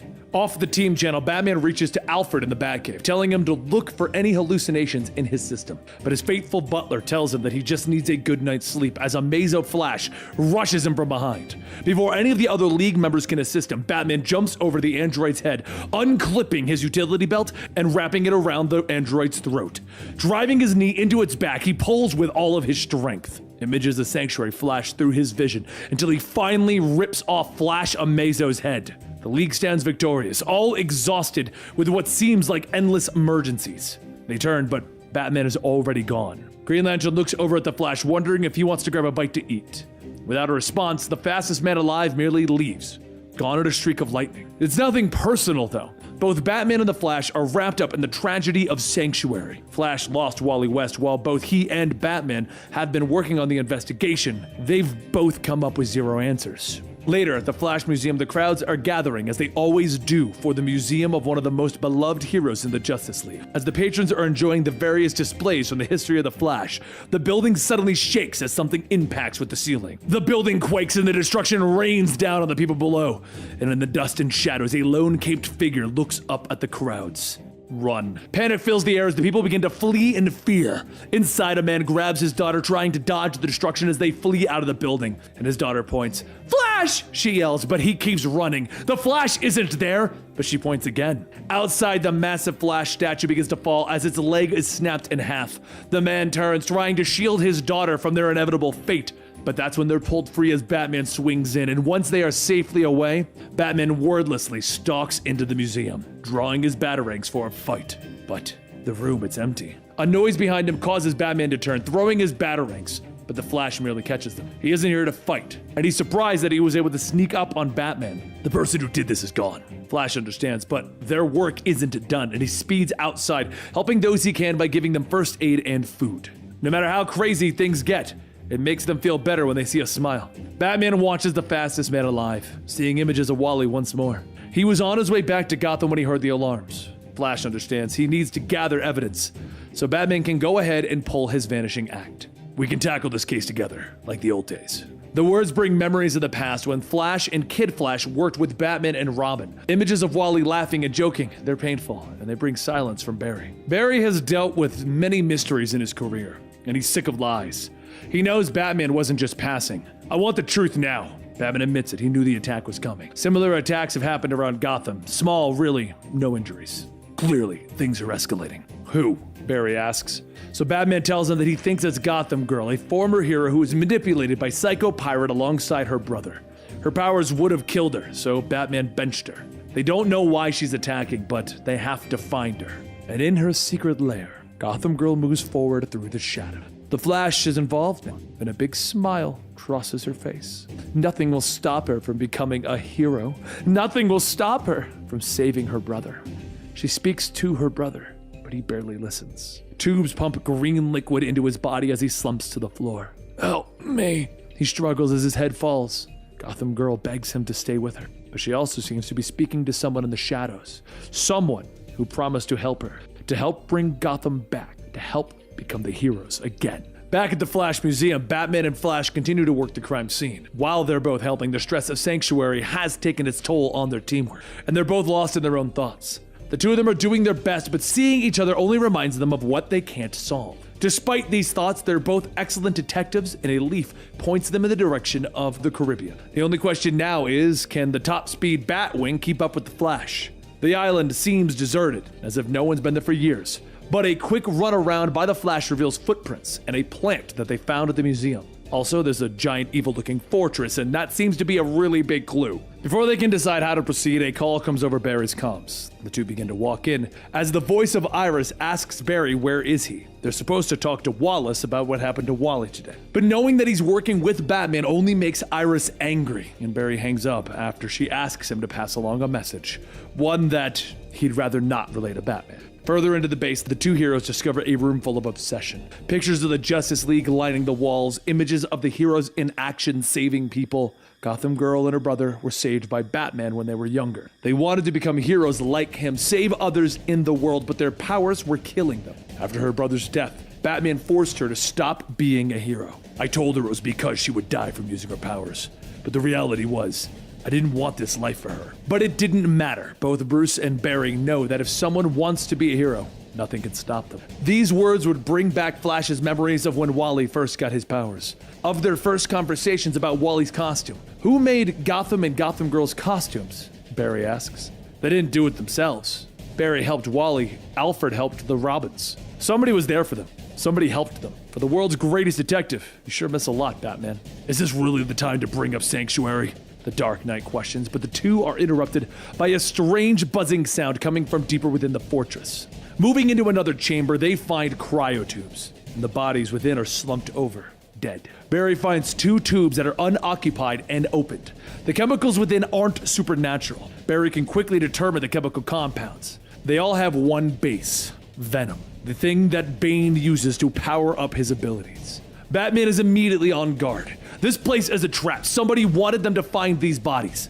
Suddenly, Flash stops, his question coming from the other side of the room. He turns, and one of Sanctuary's masks are in his hands. Did Gotham Girl ever go to Sanctuary?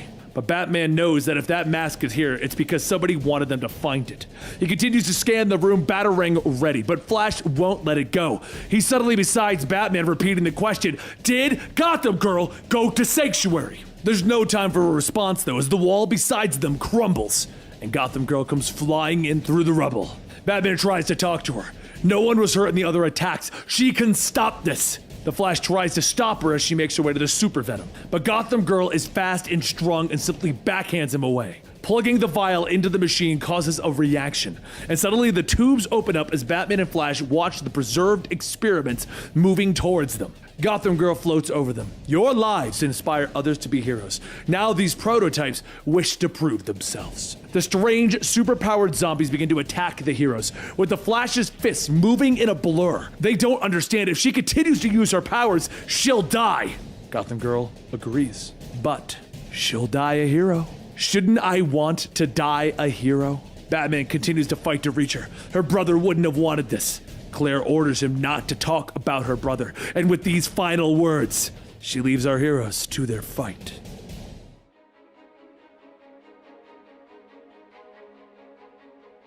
Claire can feel her powers breaking down her body as she flies through the night air. But she didn't have a cool origin story, so she needs one.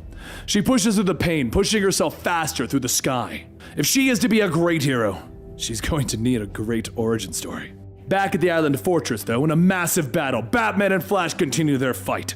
They're fighting super serum zombies that aren't alive, so Batman orders Flash not to hold back. Problem is, this is like fighting an army of undead supermen, and they're running out of time. Despite the fight, though, Flash wants to know the important question, as he found a Psycho Pirate mask right here in this battle. Did Batman bring Gotham Girl to Sanctuary?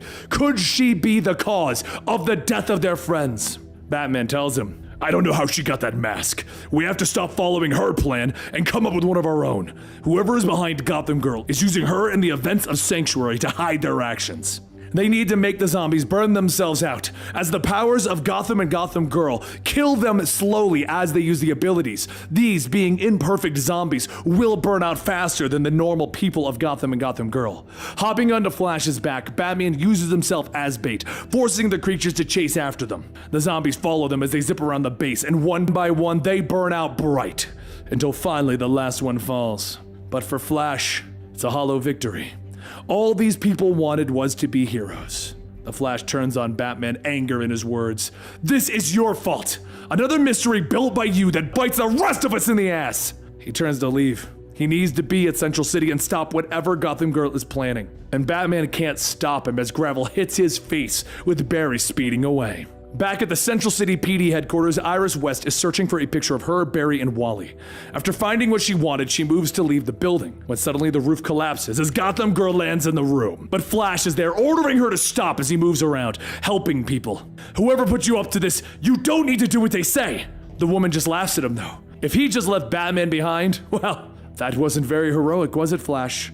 Flash tries to get through to her. He knows that losing her brother hurts. He lost someone too. He would have told Wally to stop being a hero if he could, but he knew Wally West wouldn't listen. Just like he knows that this destruction will not bring Gotham back. But these words only bring a smile to Gotham Girl's lips. Gotham isn't dead. And from behind her, the hero once known as Gotham floats into the room. The last time that we saw each other, Flash, I took down the whole Justice League. Do you think you have a chance? Gotham finishes his taunt by flying across the room, his fist aimed towards the Flash's head. Luckily, the Flash is fast and avoids the blow. But back on the island, Batman has finally reached the Batwing and he orders it to head over to Central City at top speed. In our fight, though, the Flash continues to avoid Gotham's blows, trying to reach the former hero and his sister. They are both going to die if they continue to use their powers. He doesn't understand. Batman and the Flash are trying to help him. But the Flash gets distracted when he sees Iris, and a punch from Gotham sends him careening out of the building, bouncing off one another until he finally lands on a taxi in the street below. Gotham lifts the hero up from the wreckage. They used to look up to the Flash as well, debating whether they should have super speed or flight. Luckily, we got it all. In the Batwing, the warning lights are flashing as the engines are being strained. Batman ignores it, pushing onward, with Alfred coming over the comms, warning Bruce, "You need to eject, sir." Suddenly, Gotham drops Flash as his body begins to break. He seems to be melting right before their eyes. Gotham Girl holds her brother in her arms as he becomes a husk of what he once was. He promised it would be different this time. She begins to cry.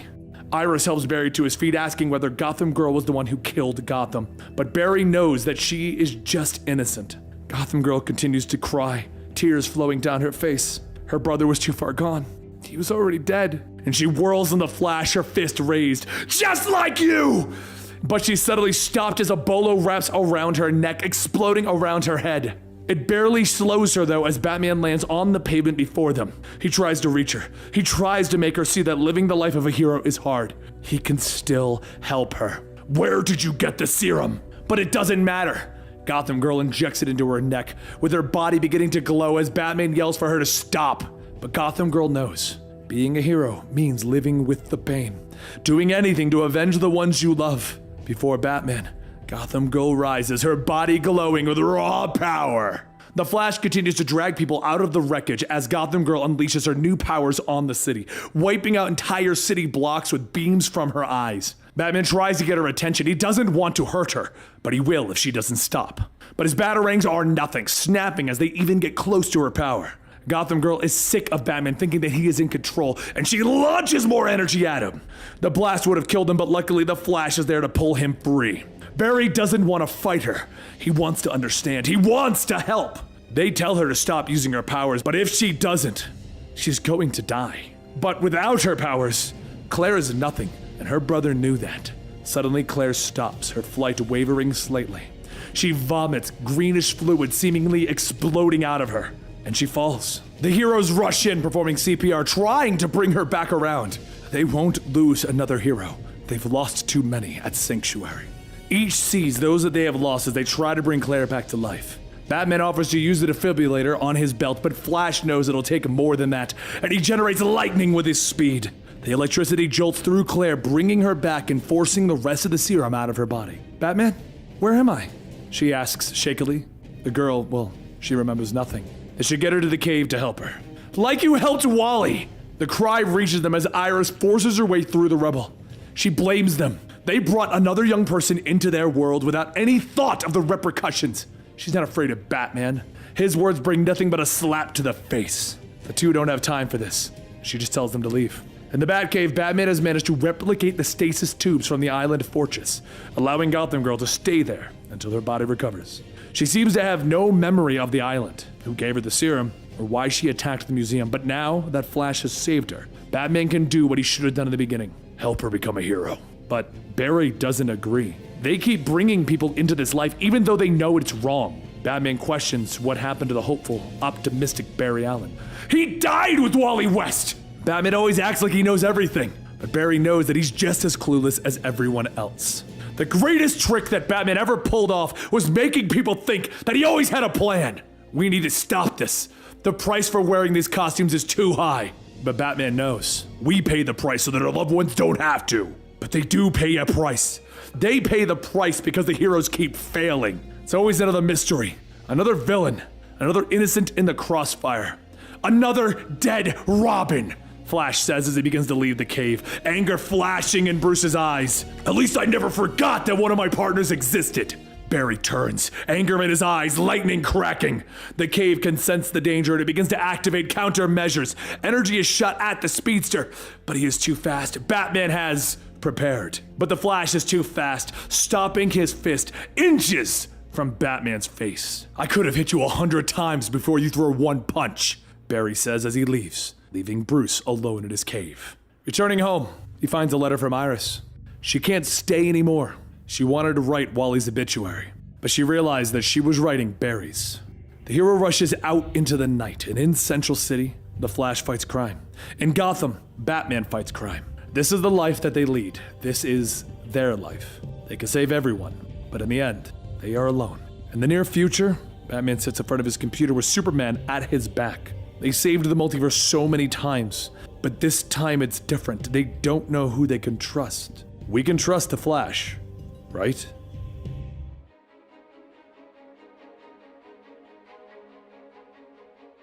Now, as the original trickster, James Jesse stands in his hideout in Central City. He says his name is one people won't ever forget. He is about to pull off the greatest con man has ever seen. It will have everyone's eyes, including the Flash, on him. But who was James Jesse before Trickster? Well, that's what this story is about. Growing up, James lived the life of a circus performer, though it wasn't the one that he wanted. You see, James's parents made it clear to him that they weren't proud of him because of all the time he spent reading books. They would tell him that he should be practicing the family business rather than wasting his time with those stories. And his parents, well, they were nothing but lying cheats. Hell, his parents named themselves the Flying Jessies, trying to copy the Flying Graysons. This was also after the Graysons' accident, and his parents just wanted to capitalize on their deaths. James wanted nothing more than to lose himself in his books, but time and time again, his parents would literally drag him on stage to walk the tightrope. The crowd could even tell that James didn't want to be there, even though they would call out to not push the boy. The crowd did nothing. James would eventually run away from that circus life, but the circus life was still always a part of him. He pulled off a con disguised as a lab tech at Star Labs, and he sold the tech to LexCorp. But even then, he lived that scam so long that he picked up a few things, like how to make shoes that let him run on air, which is how he got the name, the Trickster. He would always try to pull one over on the Flash, but one day the Flash said something. You need a new gimmick. Everyone knows you're just a con man. And the Flash was right. The Trickster's acts were growing stale. Normally, he would just escape prison anytime that he was caught, but when he was sent to Iron Heights, well, everything changed. James tried to escape by using his old tricks, but Warden Wolf always caught him and beat him. People began to forget about him. Even some new kid showed up, starting to use his name. That was it, though. The straw that broke the camel's back. He had to get out and reclaim the title of the Trickster. But Wolf, well, he had a way of breaking people, and he told James that even after everything he had done, he wasn't impressive. If you're so great, why doesn't anyone in Central City even remember you? You're forgotten, James Jesse, Wolf said. And that's when things turned for the worst. You see, back in the circus, James was scared of heights. In fact, he was so scared that there was only one escape route that he never took because he was scared of heights. Wolf was so mad to cover up his own skin, he burned any evidence that James Jesse was even there. However, it was something that happened after the show when he was younger that made him realize what the world really is. While he and his parents performed, there were people in the crowds pickpocketing everyone. His parents were stealing from anyone that they could. And when he asked how they did it, they ignored him, stating that if he wants to be someone, he needs cash. He must learn to deceive and to succeed. They were right. Money is everything. If you don't have it, you're just a waste. This new trick will be so great that the people of Central City will never forget about James Jesse, ever. They'll see. They'll be so impressed. But now, we go to the current issue of The Flash. The current storyline continuing the story of the Forces. Now lately, death has been surrounding the Flash, and not just because he's fighting Black Hand in Opal City. This is just an outlet to stop a cult who actually worships death. But what's really getting under the Flash's skin is that the perp he's searching for just can't be tracked down. Hunter Zolomon. Hunter was an enemy of Wally's that took up the name of Zoom, and now he's calling himself the True Flash. He's already gotten a head start on his quest, and that's where the real problem is. It's not a matter that Hunter is faster than the Flash, it's that he himself is getting slower. Maybe he just needs to fall back into a case to take his mind off of things. With everything that's recently happened with Batman and Iris, maybe he should just go home. If you're wondering about that, this is taking place right after a crossover storyline with Batman, and I will link that down below.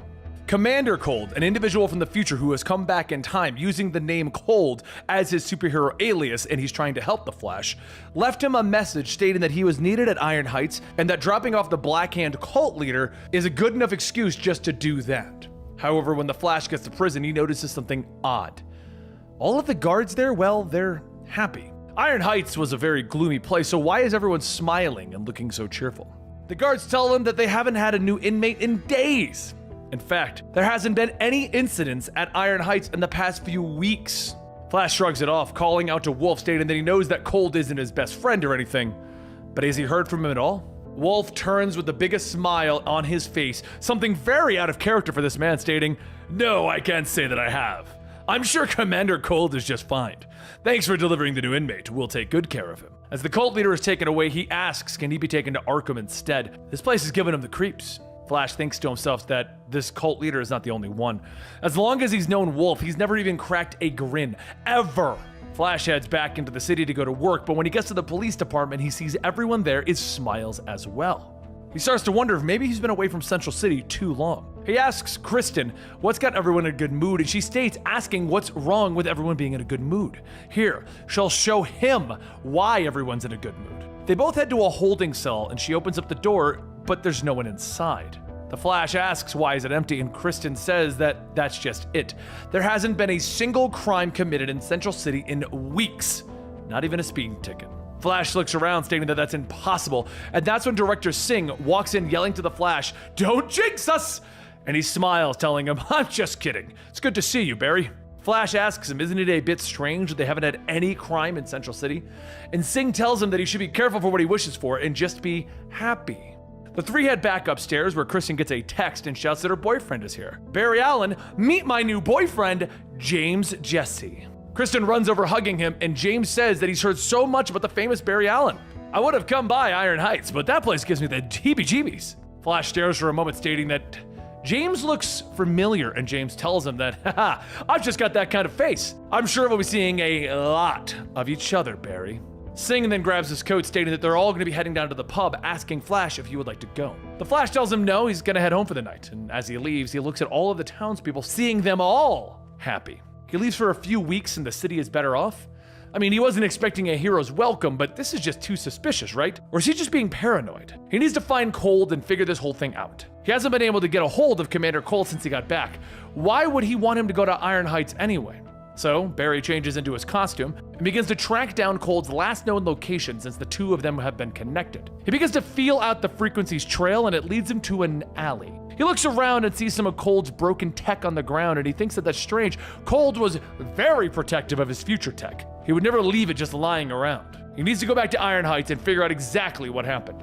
So he returns to the prison where Wolf tells him that he hasn't heard from Cold in a while and there hasn't been any arrests. He should just relax. Just then the Flash hears someone calling out, and when he looks over, he sees the cult leader.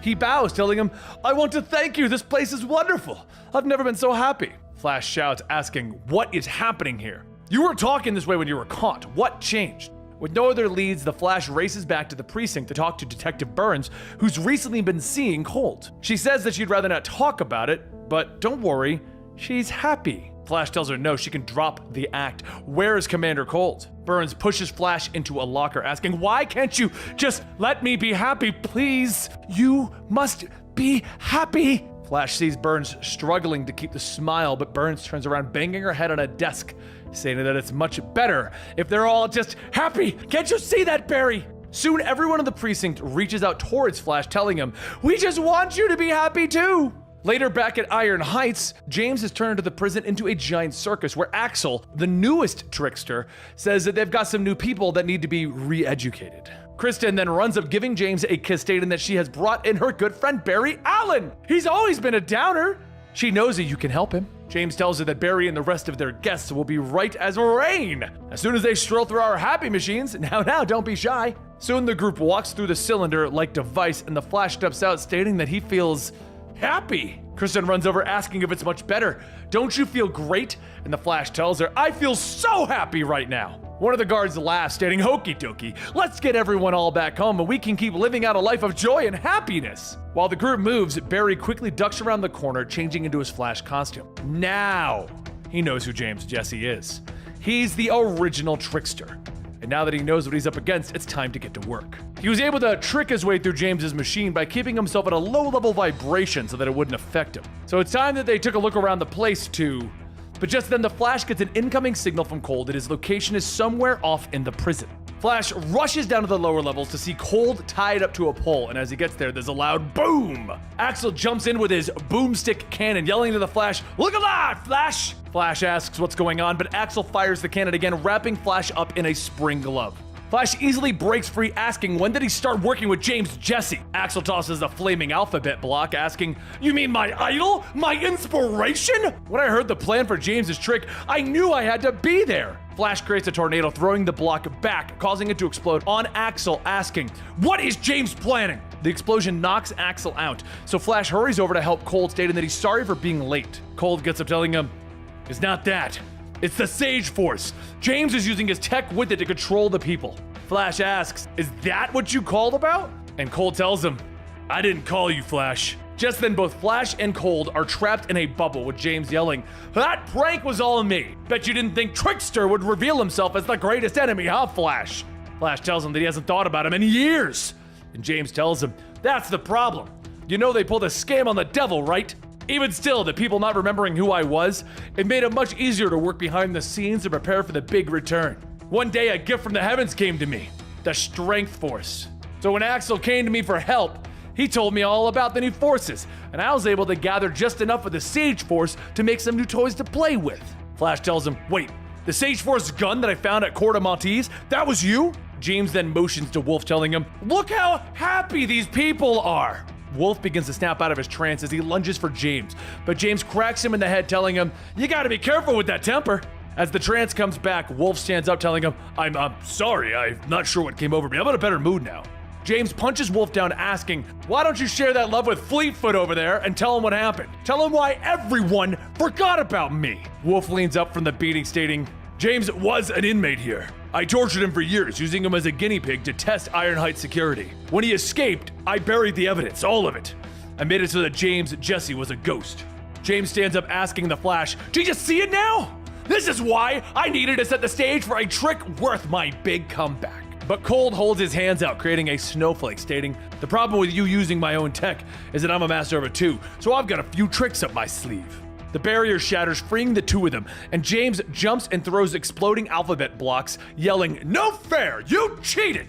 Flash chases after James, telling him to turn it off, but Cold runs in, stating that they need to be careful with how they do this. James has been using the Sage Force for more than just making people happy. He's controlling them too. The people of Central City have been happy for a few days, right? Those people will do anything to protect their happiness, including killing each other for it. As Flash watches the monitors, he sees everyone erupt into an all-out brawl. He begins to ask, what has he done? James fixes his coat, asking, "Who am I to question what makes people happy?" Flash then gets ready to leave, telling Cold to handle James while he heads out to help the people. But as soon as the Flash turns his back, Cold turns and shoots his cold gun at Flash, freezing him in place. James starts laughing, stating, Cold has seen the bright side of life too. It was amazing how you thought you were winning for a moment, Flash."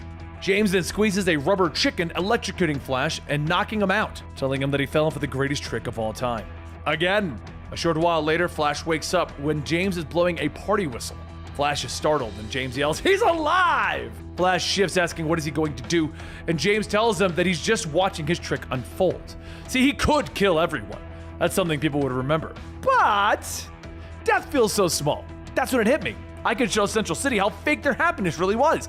That'll leave them all empty. Flash begins to vibrate through the ropes, ripping them off, stating, "You know these can't hold me. I'm gonna save these people from your sick games," but as he gets up, he falls flat face first on the ground. James asks, "How are you gonna do that after I made your legs disappear?" And the Flash glances down to see his legs have been cut off.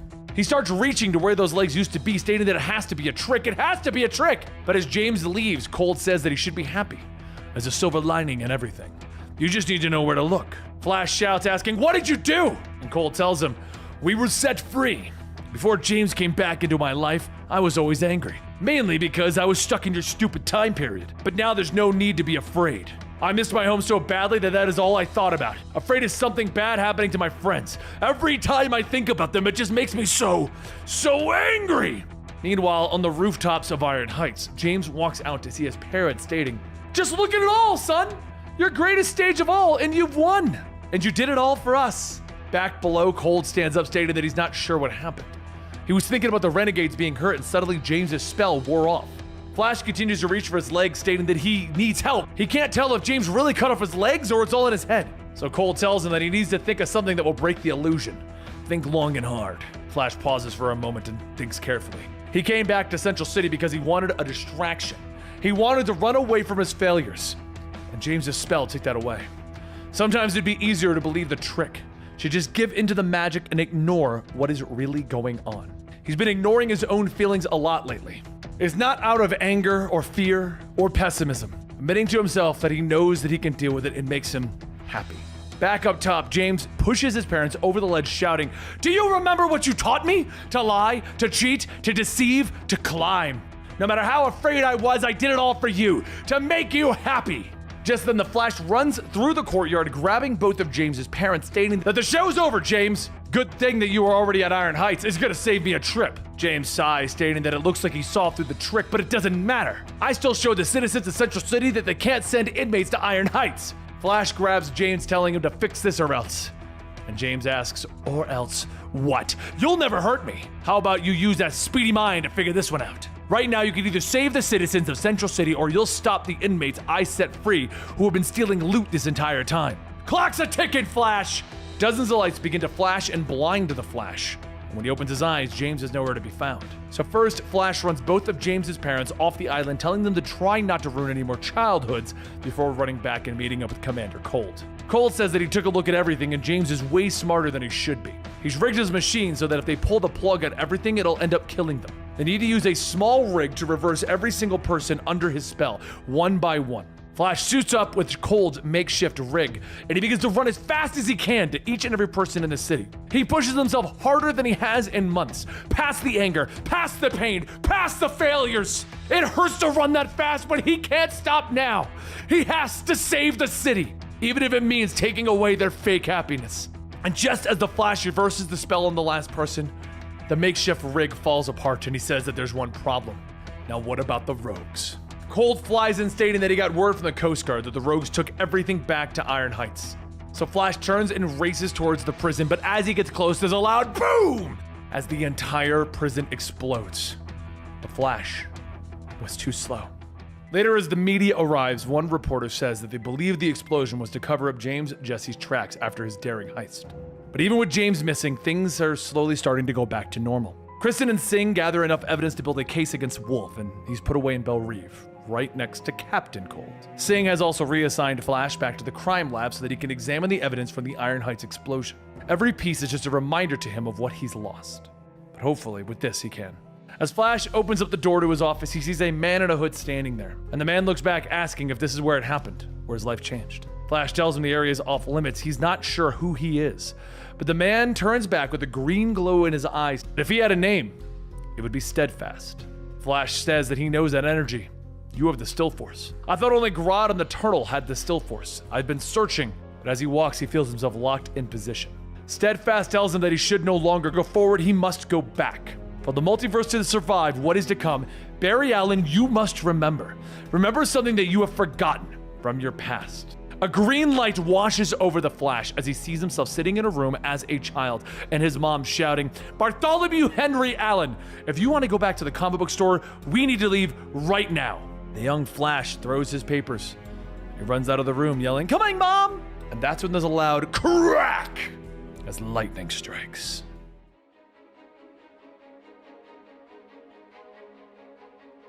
As lightning strikes over the young Barry Allen's home, he watches from a window sitting in his attic. His mother, Nora, calls out asking what he's doing up there, and Barry goes back to the old box of comics, stating that he's just looking for something to read. Nora looks out the window asking what's got him reading her old comics, and Barry says that he's not sure. It's just that the classic heroes are so cool, good beating evil and all of that. But as Barry looks down, Nora lifts her head and sees a bruise and asks where did he get that from. He tells her it's nothing. He's not getting picked on or anything. There's just some kids bullying someone, and he couldn't stand there and do nothing, right? Bad things might come of it in the future, but he knows the heroes that he reads about would never let something like that get them down. Nora hugs her son, stating that he's always hopeful. Whatever happens in this life, never lose that. Please.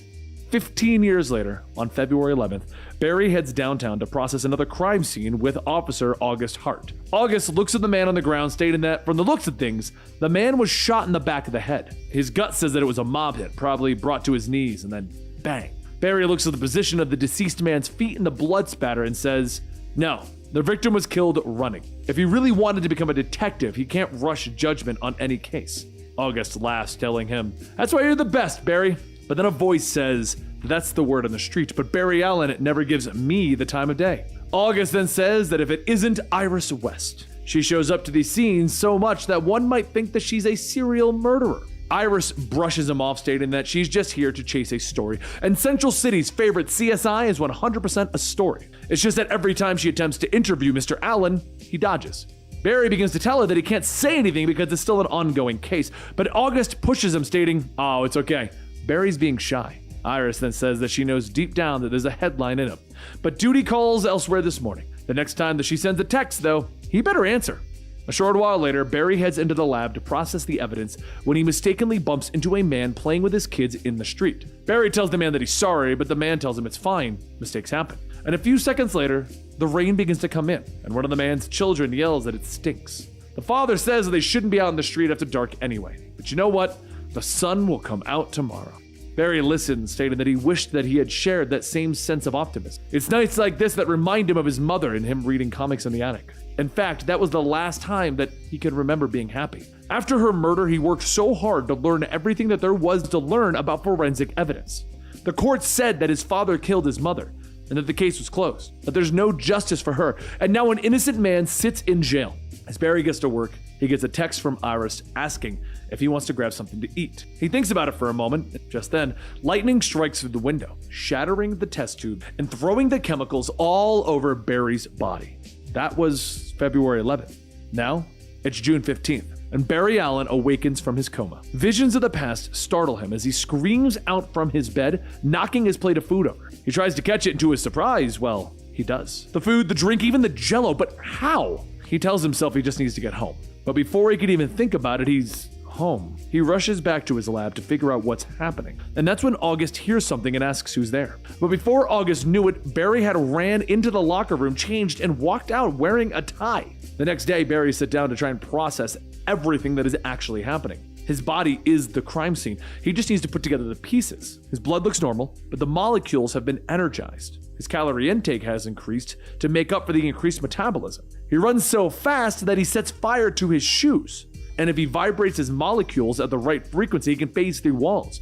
But if there's even a slight error, which there always is, the object he's phasing through explodes. He can't create tornadoes, finding out how fast he can go, and when he tries to anyway, he burns through more pairs of shoes. Wayne's Tech donated fireproof equipment to the fire department, so with those new shoes, he should be able to find out what his actual top speed is. So he readies himself, and he runs. 100 miles per hour, easy. 200, no problem. It's actually starting to feel better, good even. Forget the past and the science for a moment and just run. And you know what? It's kind of fun. Just then there's a loud crack-a-boom, and Barry ends up tripping. He falls sliding on the ground and he hears a voice shouting, "Hurry up!" Barry looks up to see an army wearing green capturing people, and then a newspaper on the ground with the headline, Flash loses Central City. Barry asks, what is this? Is it a nightmare? And as one of the soldiers sees him and asks what he's doing out of the shell, they tell him that he needs to come with them. Barry steps back trying to figure out what happened, and a red blur shoots by with a voice yelling, "Damn it, Barry! You shouldn't be here!" The red blur stops, and a man wearing a red uniform with a lightning bolt on it says, "When are we gonna learn how dangerous time travel is?"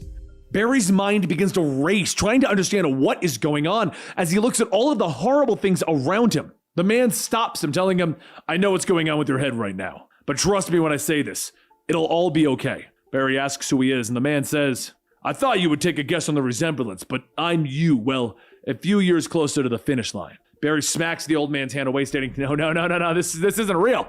This is a nightmare. I'm still in the hospital, right? Or did I die?" And the old man tells Barry, "Slow down a second. Time travel can be a little disorienting. You gotta breathe." But that's when a soldier yells, "It's the Flash! 2 of them!" Old man Flash grabs Barry, telling him, "We gotta leave. If there's one thing that I've learned over the years, is that if you stand still to avoid crazy, the crazy will come for you. Right now, the priority is getting home. If we stick around, those turtle guards will catch up." Barry says that he knew it. He knew the future would be horrible, that they'd screw up everything. And old man Flash laughs. "I can't believe I was ever that pessimistic." So Barry stops and trips, asking, "It's true? You're really the Barry Allen of the future?" And old man Flash stops, telling him, "People call me the Flash these days. Fastest man alive." Barry then asks, "How did you stop without tripping?" So old man Flash tells him, "You gotta slide into it." And as the two continue, Barry then asks, "You're the future me. You're a superhero? This is insane. I don't even like leaving my lab. How did I become a superhero?" Old man Flash tells him, "I can't explain that, but I can say that this has happened before. Right now, our life is a loop that can't be broken. If we were to create a time paradox, we would destroy all of reality, and we can't risk that. But now that we've got a second to breathe, we need to make sure that you know which timeline you're in. So here's a few questions to get things straight. Who is Iris? Wally? Wallace? August? Who killed our mother?" Barry thinks for a second, stating that Iris is just a friend. He doesn't know anyone named Wally or Wallace. August is a friend at the CCPD, and he doesn't know who killed their mother. Do you?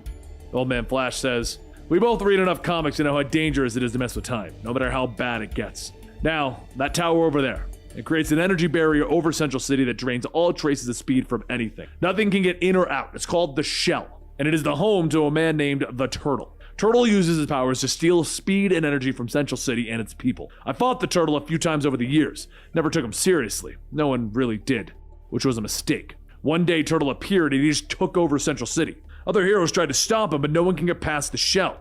Anyway, I probably said too much as it is. Turtle hungers for speed, and we gotta get you back home." As the two stop inside of some ruins, some of Turtle's soldiers jump out, stating that they knew that he would come for the Turtle's horde. Old man Flash cracks his knuckles, telling Barry, "It's been a long time since I fought alongside another speedster." And Barry stops him. "Wait, fight? I do not know how to fight." So old man Flash smiles, telling him, "Well, looks like it's up to me then." Barry watches as his older counterpart effortlessly uses the abilities that he's been trying to master. And just as one soldier goes for old man Flash, Barry reacts. He shouts for him to look out as he creates a tornado with his arm, launching the soldier away, and old man Flash tells him, "Not bad, kid, not bad. But come on, I can already see ahead what we need. And that's this baby." Barry looks past him, asking, "A treadmill?" So old man Flash tells him, "It's not just any treadmill, it's the cosmic treadmill. Dangerous stuff, but it's gonna help you get back to the correct time." Old man Flash quickly begins to reassemble the torn apart treadmill, and as he finishes, he pushes Barry on, telling him, "All right, we're out of time. It's good to see you, but just remember what our mother said. Next time you see Iris, say yes already. Now run." Seconds later, there's a crack-oom, and Barry slides to a slowdown, stating, "Am I home? The hell just happened? I can't run like that again. I can't. The future."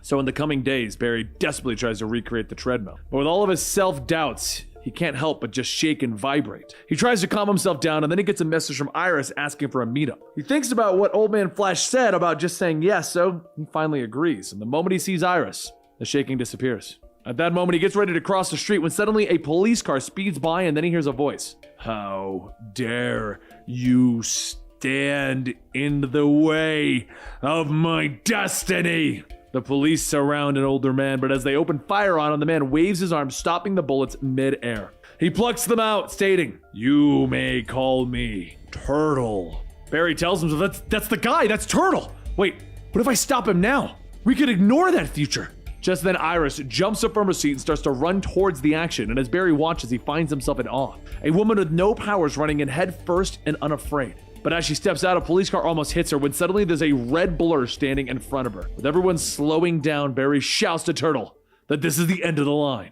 Barry charges forward, but as he swings, he feels his body stop, and the Turtle smiles, telling him, "No, I don't think so." With Barry's body frozen in time, Turtle punches him and then stops, stating, "That's curious. You are like me." Turtle throws Barry into the wall, asking, "Where did you get those powers? That speed, it's intoxicating. But slow and steady always wins the race." Barry tries to recreate the tornado, but before he could finish, Turtle grabs him again, throwing him back into the wall. As he braces for the hit, his body vibrates and he starts to phase through it. Barry tells himself, "Wait, the last time that I did this." Suddenly the wall explodes and bricks begin to shower down on Turtle. Time begins to pick up as the bricks fly all over, and Barry quickly runs over to make sure that none of the bricks hit any officers, or more importantly, Iris. Turtle gets back up, asking, "Where am I? I'll slow all of you to nothing." But just before the Turtle could activate his powers, the officers tase him and knock him out. As the police take him away, Barry changes back into his street clothes, telling Iris that he's sorry for being late. Iris scoffs, stating a Central City girl doesn't like to be kept waiting, Alan. But don't take this as being mean or anything. What happened to your face? As Barry tries to think of an excuse as to where the bruise from his battle came from, he blurts out that it was left over from the lightning in his lab. He's a slow healer. Iris then says that she's pretty sure that he needs to get to work on the crime scene. They can get some coffee some other time. But Barry stops her, stating, "How about dinner instead?" And Iris tells him that this diner she goes to serves breakfast all day. From that day on, Barry worked using his powers for good, while also trying to maintain a relationship with Iris. Another month passed, and soon Barry started to leave a spray-painted lightning bolt at the scenes where he helped out. Of course, he would race by later to clean it up, but it was to show people that there was someone looking out for them. But one day, Barry was trying to figure out a way to get into costume faster, and that's when he made a ring in his apartment building. Iris yells over the intercom, "Surprise! Buzz me in!"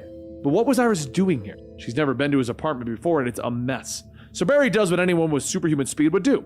Changes, runs out for flowers, cleans up his apartment, and all before Iris could even knock on the door. As the two get ready for their date night, she sets down her bag and a picture falls out. Barry grabs it, asking who's this, and she tells him that it's the man Clive Yorkin, a violent career criminal. Remember that crime scene from a few months ago? That was John Banks, Yorkin's partner. She's pretty sure that they were setting up a heist and Yorkin killed him over it. Barry begins to state that maybe he can help her, but Iris snatches the picture, stating, "No way, don't forget the rules. No work talk on dates." Just then, Iris's phone goes off, and as she reads the message, she sighs, stating that that's one of her sources.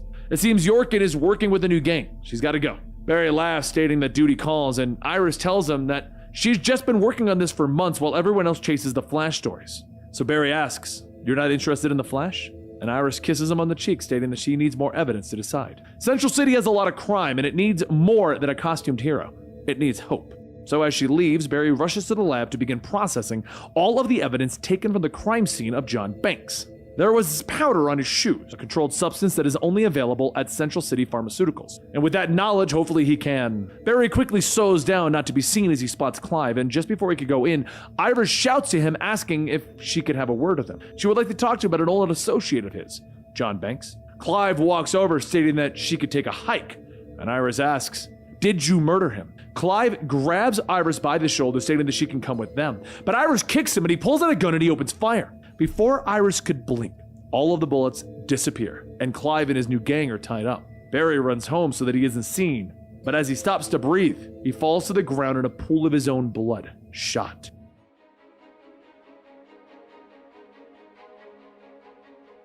Barry runs home so that he isn't seen, and as he stops to breathe, he falls to the ground in a pool of his own blood. He coughs, feeling the bullet that got through inching towards his heart with every heartbeat. He has to get the bullet out or he's going to die. And the only way to do that is to vibrate his hand through his own body. But if he does that and messes up, well, he'll cause an explosion, and when it's in your own body, that could be problematic. However, before he can make a decision, there's a knock at his door with Iris asking if he's there. "It's her! Please open up!" Barry doesn't answer, and Iris goes on stating that she made a mistake tonight. She chased Yorkin down and he pulled a gun on her. The Flash saved them, but Other people could have died because of her, and right now, he's the only person that she can talk to. Barry quietly vibrates his hand and reaches into his chest while Iris is going on. And after being extremely careful, he pulls his hand out with the bullet. She says, "You're not even there, are you? You're probably at a crime scene." But as she turns to leave, Barry notices something. The wound in his chest, well, it healed. Without wasting any more time, Barry steps out stating that he's sorry. He was just in the shower. He heard what she said, by the way. She runs into his arms and Barry tells her that it's okay. Everything's going to be okay, Iris. The next morning, as Iris leaves her work, Barry can't help but think about Turtle. Did stopping Turtle then prevent the horrible future that he had seen? Are they still destined to repeat everything? He has to find out. So he heads over to Iron Heights, and as he enters the room, Turtle says, "Come to see the freak?" Barry tells him no. He works for Central City Crime Lab and he needs to get his fingerprints. It seems the ones that they got earlier weren't any good. Turtle says that his fingerprints won't be in any system. He's a nobody. So Barry sets his things down, stating that everyone is somebody. He had a life before all of this.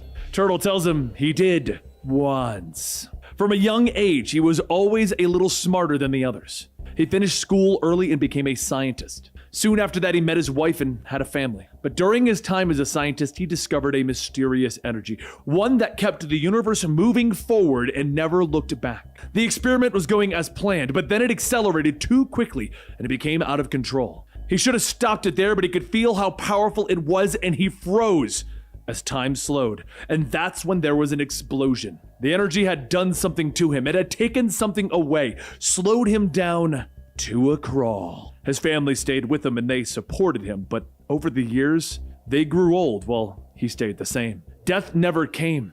He is immortal, cursed to outlive his loved ones. He tried to learn more about the energy so that he could control it. His family loved him and worried that he was becoming obsessed, but then they helped him realize that their love was what was holding him back. Through his family's sacrifice, he learned that he could drain the forces that push life forward to help him get back to normal. But it was fleeting. So he planned and he ran experiments, but he needed funds. The bank robbery was supposed to fix that, but instead the Flash showed up and stopped him. But there's one thing that the Flash could never outrun: death. And Turtle will always be alive. Barry then asks him why is he telling him this, and Turtle holds out his hand telling him, "I can feel a connection between us. Did you really think you wouldn't be recognized?" Barry pulls his hand away, stating, "I don't know what any of that means." And Turtle tells him, Your secret is safe. But know this, I will make a plan. It will take countless years, but in the end, I will win." Barry rushes out of the prison and back to the lab, trying to figure out something that could stop Turtle. But there's nothing that he can do to stop him. If he lets the future happen again, then it's all his fault. Just then, Iris knocks on the office door asking if everything's okay. They were supposed to have dinner tonight. Barry tries to clean up, stating that he can't. There's just too many cases that he's on and he needs to solve them. Maybe stop them from ever even happening. Iris says that he knows that he can't do that, right? He can't control the future. No one can. Iris then looks over at the desk and sees a picture and asks if this is about his mother's death. If they're gonna work things out, he can't hold back anything. He has to tell her what is going on. So Barry begins to state that his mother, she was... But before he could finish, a bolt of green lightning strikes through the window, throwing both Barry and Iris to the ground. Barry gets up, hurrying to the window to see what is going on, and that's when there's a crack-a-boom. Barry can hear the voice. "I told you that day you came to see me in Iron Heights, Flash. I win." Out on the street, the future Turtle holds Old Man Flash in chains while he forces him to run the cosmic treadmill. Turtle calls out to Barry again, telling him that he knows that he can hear him. "Come out!" Barry quickly grabs Iris by the arm, telling her that they need to leave, but Iris pulls away, stating that she can't. She needs to get out there and get help. Someone has to chase the story. She doesn't do it for the headline, she does it because people deserve to know the truth. If he stands still trying to avoid the crazy will come for him. The words ring inside of Barry's head. That's what the older Flash told him when he was in the future. But she's right, it doesn't change the fact that what is going on is going to be hard to run from when his legs shake from fright.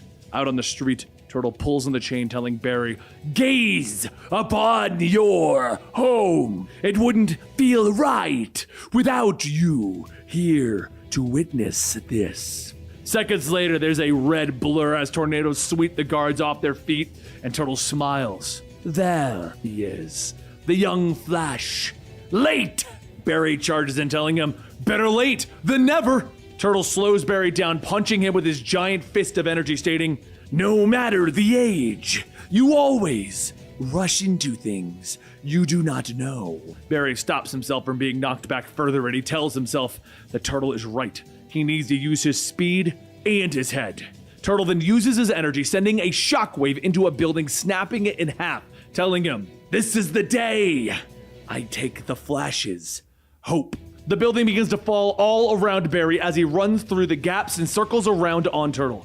But just then, Turtle feels a tug on the chains, and Barry picks up Old Man Flash running away. Turtle shouts to his men to find them. Today will be the Flash's final race! And a few moments later, Barry stops inside his lab asking what happened. Old Man Flash coughs, telling him that after he went back, King Turtle made him use the cosmic treadmill to follow, that he drained his speed at the same time. He already saw this happening. No matter what they do, they lose today. Barry sits Old Man Flash up, asking, "What is Turtle trying to do?" And Old Man Flash says, "Slow down time.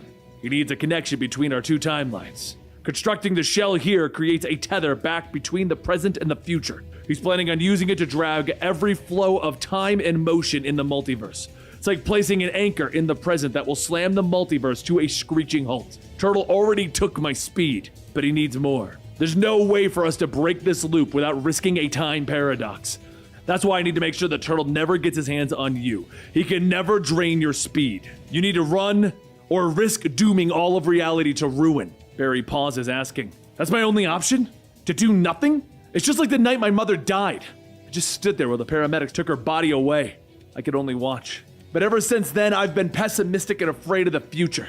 But the future is here. There's nothing I can do about it." Old Man Flash looks over at the old box, asking if those are their mother's comics. God, we wanted to be just like them, huh? A superhero, always knowing what was the right thing to do. I was so afraid. How could I have let things get so bad? Old Man Flash sets the comic book back down, telling him, "Tell me about Iris. What was your first date like? I can't remember the details. It was breakfast, right?" Barry laughs, telling him, "No, it was dinner, but we ate breakfast. It was the first day that I fought Turtle. I wasn't even sure it was a date, but after that we walked in the park. I used to be so worried about the future, but with Iris, as we walked, I lost track of time. I knew it then, after that night, that she was the one. The kind of person you only get to meet once in a lifetime. Always brave. No matter the risk, she always runs into danger." Barry then picks up the ring that he's been working on, stating, "She doesn't just ground me, she inspires me. And that's why I'm going after Turtle." Old Man Flash gets up, telling him, "It's not worth the risk. Turtle wants you to go. If he wins, the whole multiverse will be in danger." Barry thinks back to what he said when he was younger, that even if bad things could happen, heroes never let something like that hold them back. Old Man Flash tries to stop Barry, but Barry pushes him off, shouting, "That's not what heroes do! You told me to never forget what our mother said. Sorry, but this time, I'm taking her advice." Barry slides on the ring, and as he runs, it opens up, revealing a costume. Up on the shell, Turtle looks out, stating that he's waited a long time for this. But just then, Iris shouts to let her go. Turtle turns back, telling her that she would be perfect to tell his story. "You can tell everyone about what happened to me and how my family held me back." Iris scoffs, stating that she would never put a story like that out. And Turtle laughs, stating, "I know your future. I know about your family, your deaths. I could tell you everything." But Barry shouts, "You aren't talking to anyone!" And I'm done running away. He runs in wearing the current day costume, with Turtle telling him, "This is new. Are you finally ready to hand over your speed?"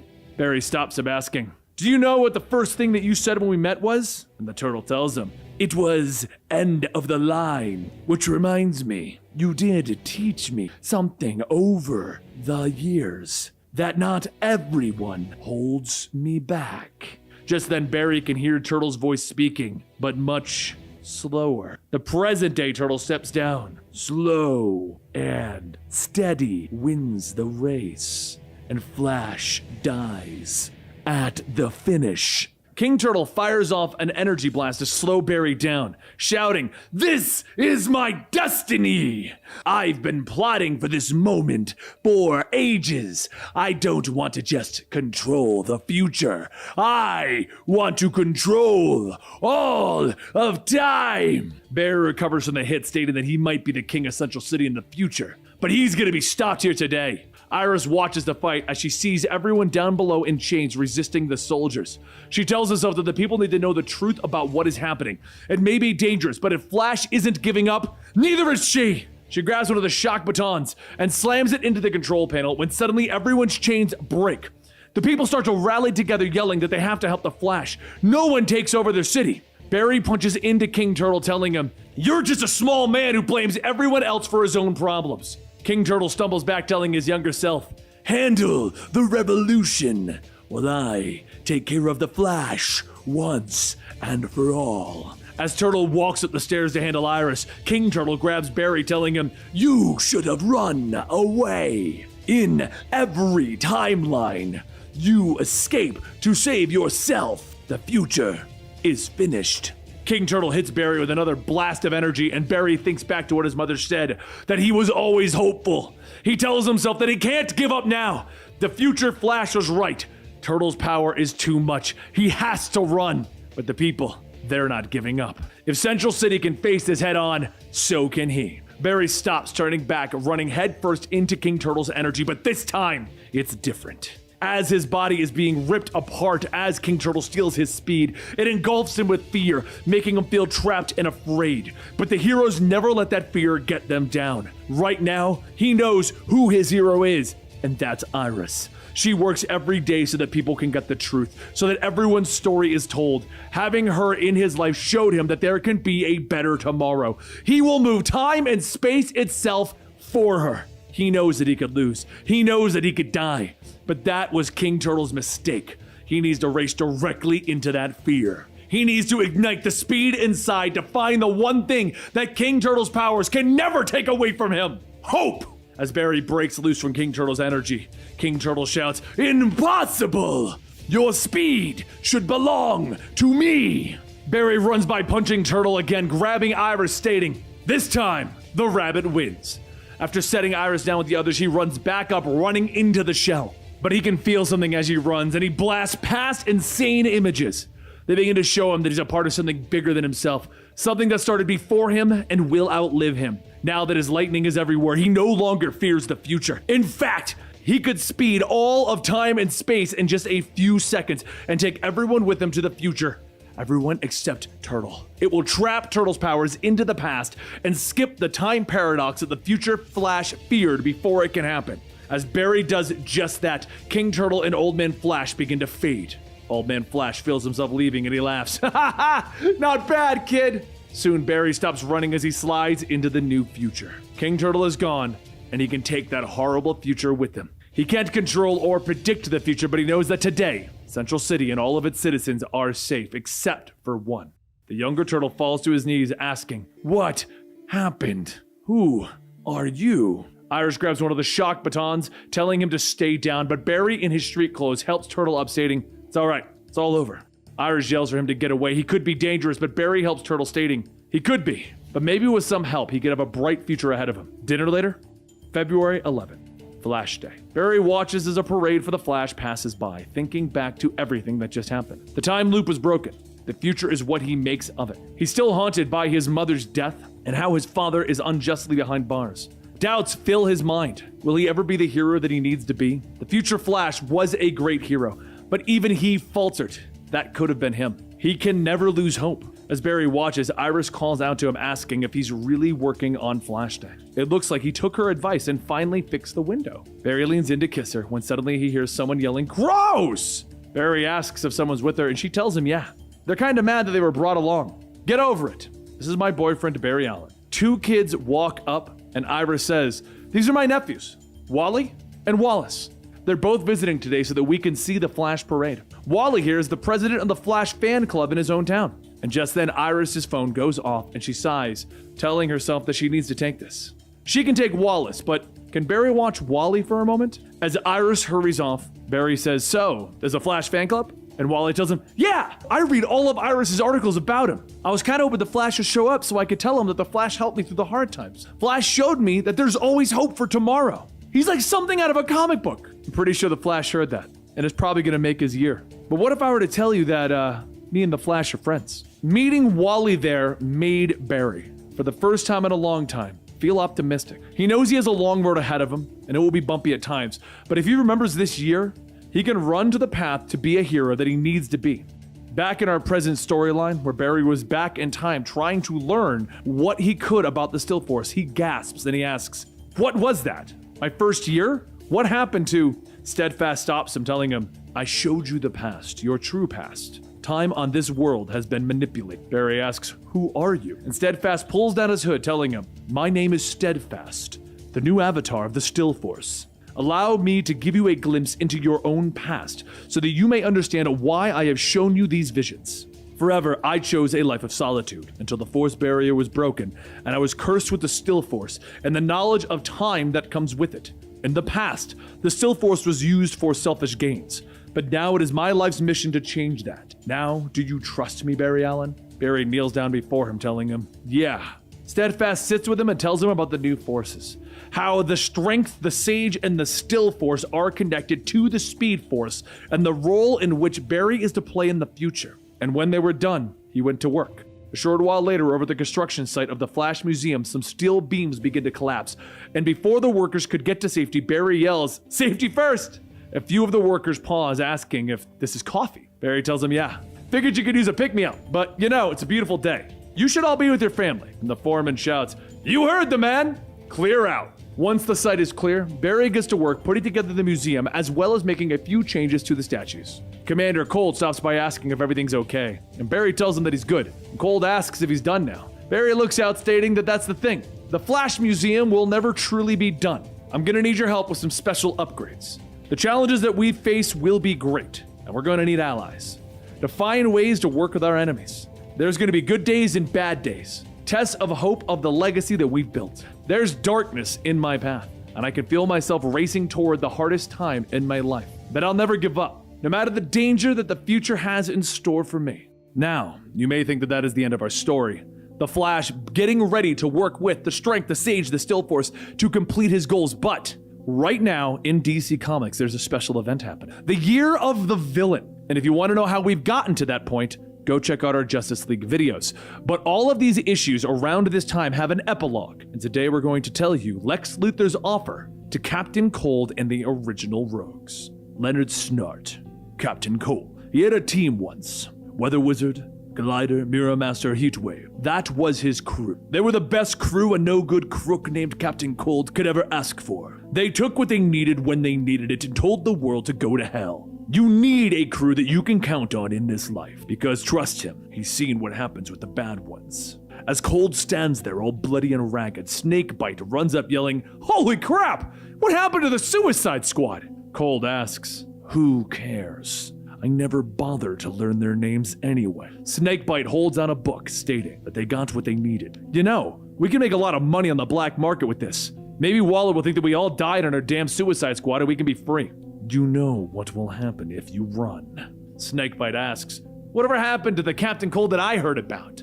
The one who would stick it to the man every chance he got? Where's the Rogue? Snakebite turns and runs back, stating, you might be content living this life of servitude, but Waller is not my master. Cold doesn't bother running after him because he knows what's about to happen. There's a quiet boom as Snakebite's head explodes. Cold picks up the book and he begins to make his way to the extraction. He gets on the helicopter and returns to Belle Reve, turning over his weapons and heading to the cell. He figured when he got here, he'd make the best of it, be a real team player. But watching his teammates die got old real fast.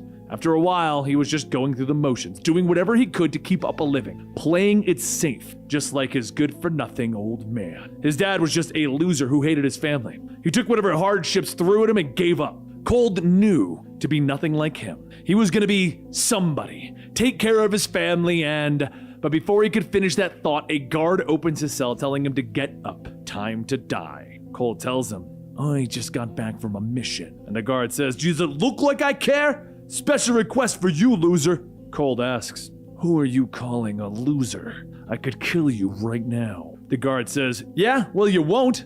Before I got here, the word was that you were cold inside, and after watching you come back from all these missions as the lone survivor, we all knew what you were inside. Dead. Cold walks up asking, do you want to just get it over with then? Pull the trigger. End it. Kill me. Blow up my damn head. Do it. That's when there is an explosion, but not the brain bomb in Cold's head. The guard's headless body falls to the ground, and then a second explosion knocks out the wall. Cold gets up asking, what is going on? Is it snowing? A small drone flies in telling Cold, do not be alarmed. I have sent this drone from the Legion of Doom headquarters to free you, to deliver a message. It snows because we used the technology that I have created. I wanted you to see what could be done if you had dreamed bigger than you have in the past. Leonard Snart, we have fought side by side. We have walked the path of the righteous that would give us a better future. And we were both wrong. Cole asks, is that so? Word in Belle Reve is that you kicked the bucket. And Lex tells him, I have evolved. I have come with an offer. Your freedom is just the beginning. I know what your cold heart has always craved. Cole tells him, I'm game for whatever you're up to, under one condition. The rogues get the same deal. First, I take care of my family. Then, we take care of the Flash.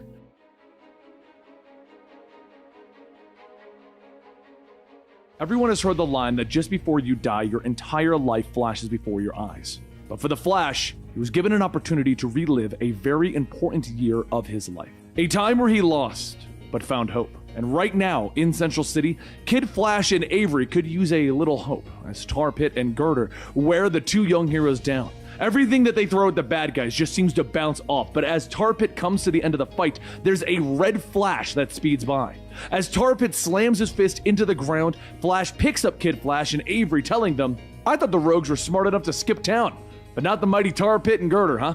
Kid Flash shouts to Flash, asking, where have you been? You can't just roll in and steal our thunder? And the Flash tells him, you know, I was just lending a helping hand. These two are all yours, but I will remind you that hot tar doesn't react well with metal. Kid Flash begins to use his powers to push Tar Pit back, telling him, you might not have said it, this is another one of your Flash facts, isn't it? And Avery runs up to the other side of Girder, telling Kid Flash, hey, we don't have time to debate. How about we see what happens when Tar Pit and Girder hit each other? Avery positions herself, pushing Girder into Tar Pit, and as the two begin to touch, they begin to fuse into each other.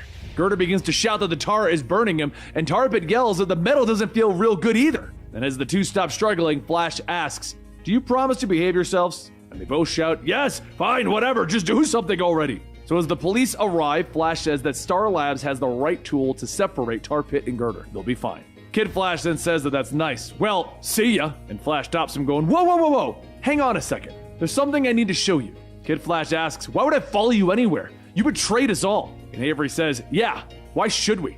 Last time I checked, when there was a family feud, you just up and left us. Flash tells him, yeah, and I'm here to correct that. This is about more than my past mistakes. Kid Flash then says that he'll need more than a smile and words to show that he's changed. And he better not be doing this so that Iris will talk to him again. Flash pauses and tells him, no, not at all. Me and Iris will talk and we're both ready. Just come with me and I can show you just how hard I've been trying. How about it? So Flash takes off with Kid Flash and Avery following close behind. And as the two stop in front of a large building, Avery looks up asking, you rebuilt it? Flash tells her yes. The Flash Museum is back up and running, with a few changes. The three head back inside and Flash tells them, I felt like something was missing. Something that we needed as a team. And this, well, this is it. Kid Flash asks, we needed a painting? That's it? You brought me here for that. Flash vibrates his arm through the portrait, telling him, yes, but just wait. It's what's on the other side. Flash disappears through the wall and Avery asks, are you buying it? So Kid Flash sighs, this better be good. Once they go through the painting and vibrate through the wall, Kid Flash looks at the giant lab and asks, you made a bat cave? Commander Cold, an alternate version of Captain Cold from the future, tells him, actually it's a speed lab. It uses my future tech to trap down escaped rogues, follow Trickster's plans, and keep an eye on new Force users and more. Whatever we need to protect Central City and beyond. Kid Flash says that it feels a lot like an absentee dad showing up with a new toy, thinking that all will be forgiven. We have a lot of questions, Barry. And for starters, what's the deal with the guy in the robe giving me weird vibes?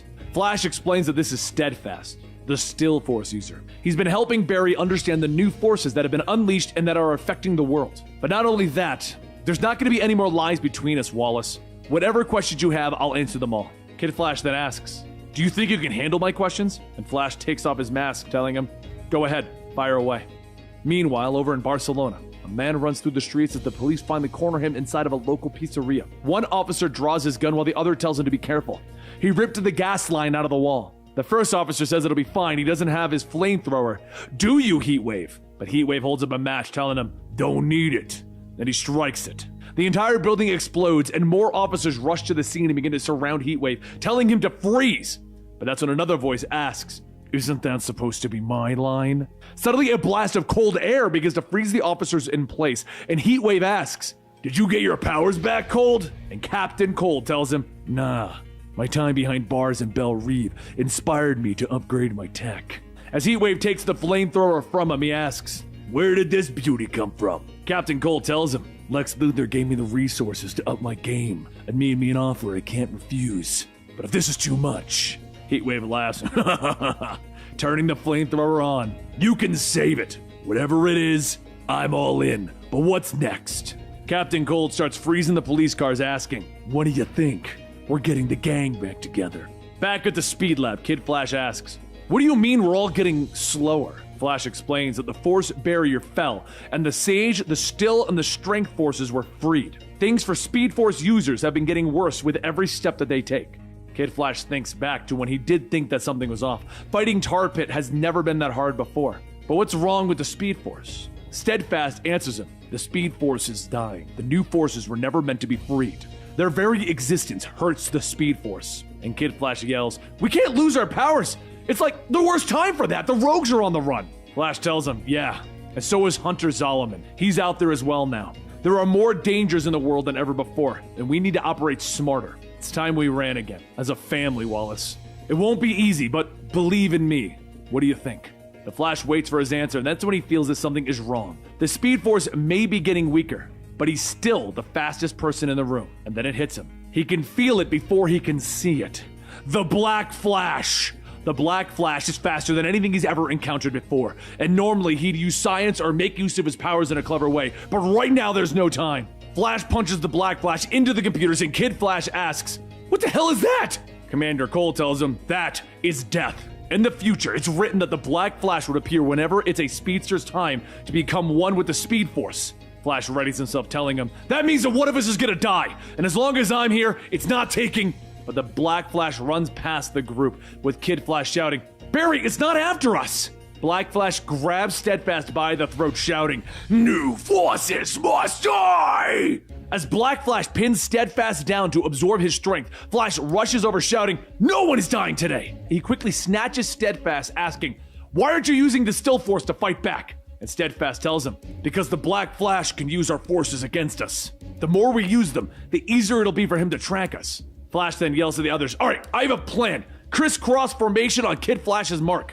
Soon the three speedsters begin running in different directions, handing Steadfast to one another until the Black Flash screams, die! Creating a vortex, knocking Kid Flash and Avery to the ground. He sees Steadfast on the ground and he grabs the robes, and the head of a mannequin rolls out. The Black Flash begins to panic, looking around for someone, and when he finds no one, he screams, vibrating out of existence.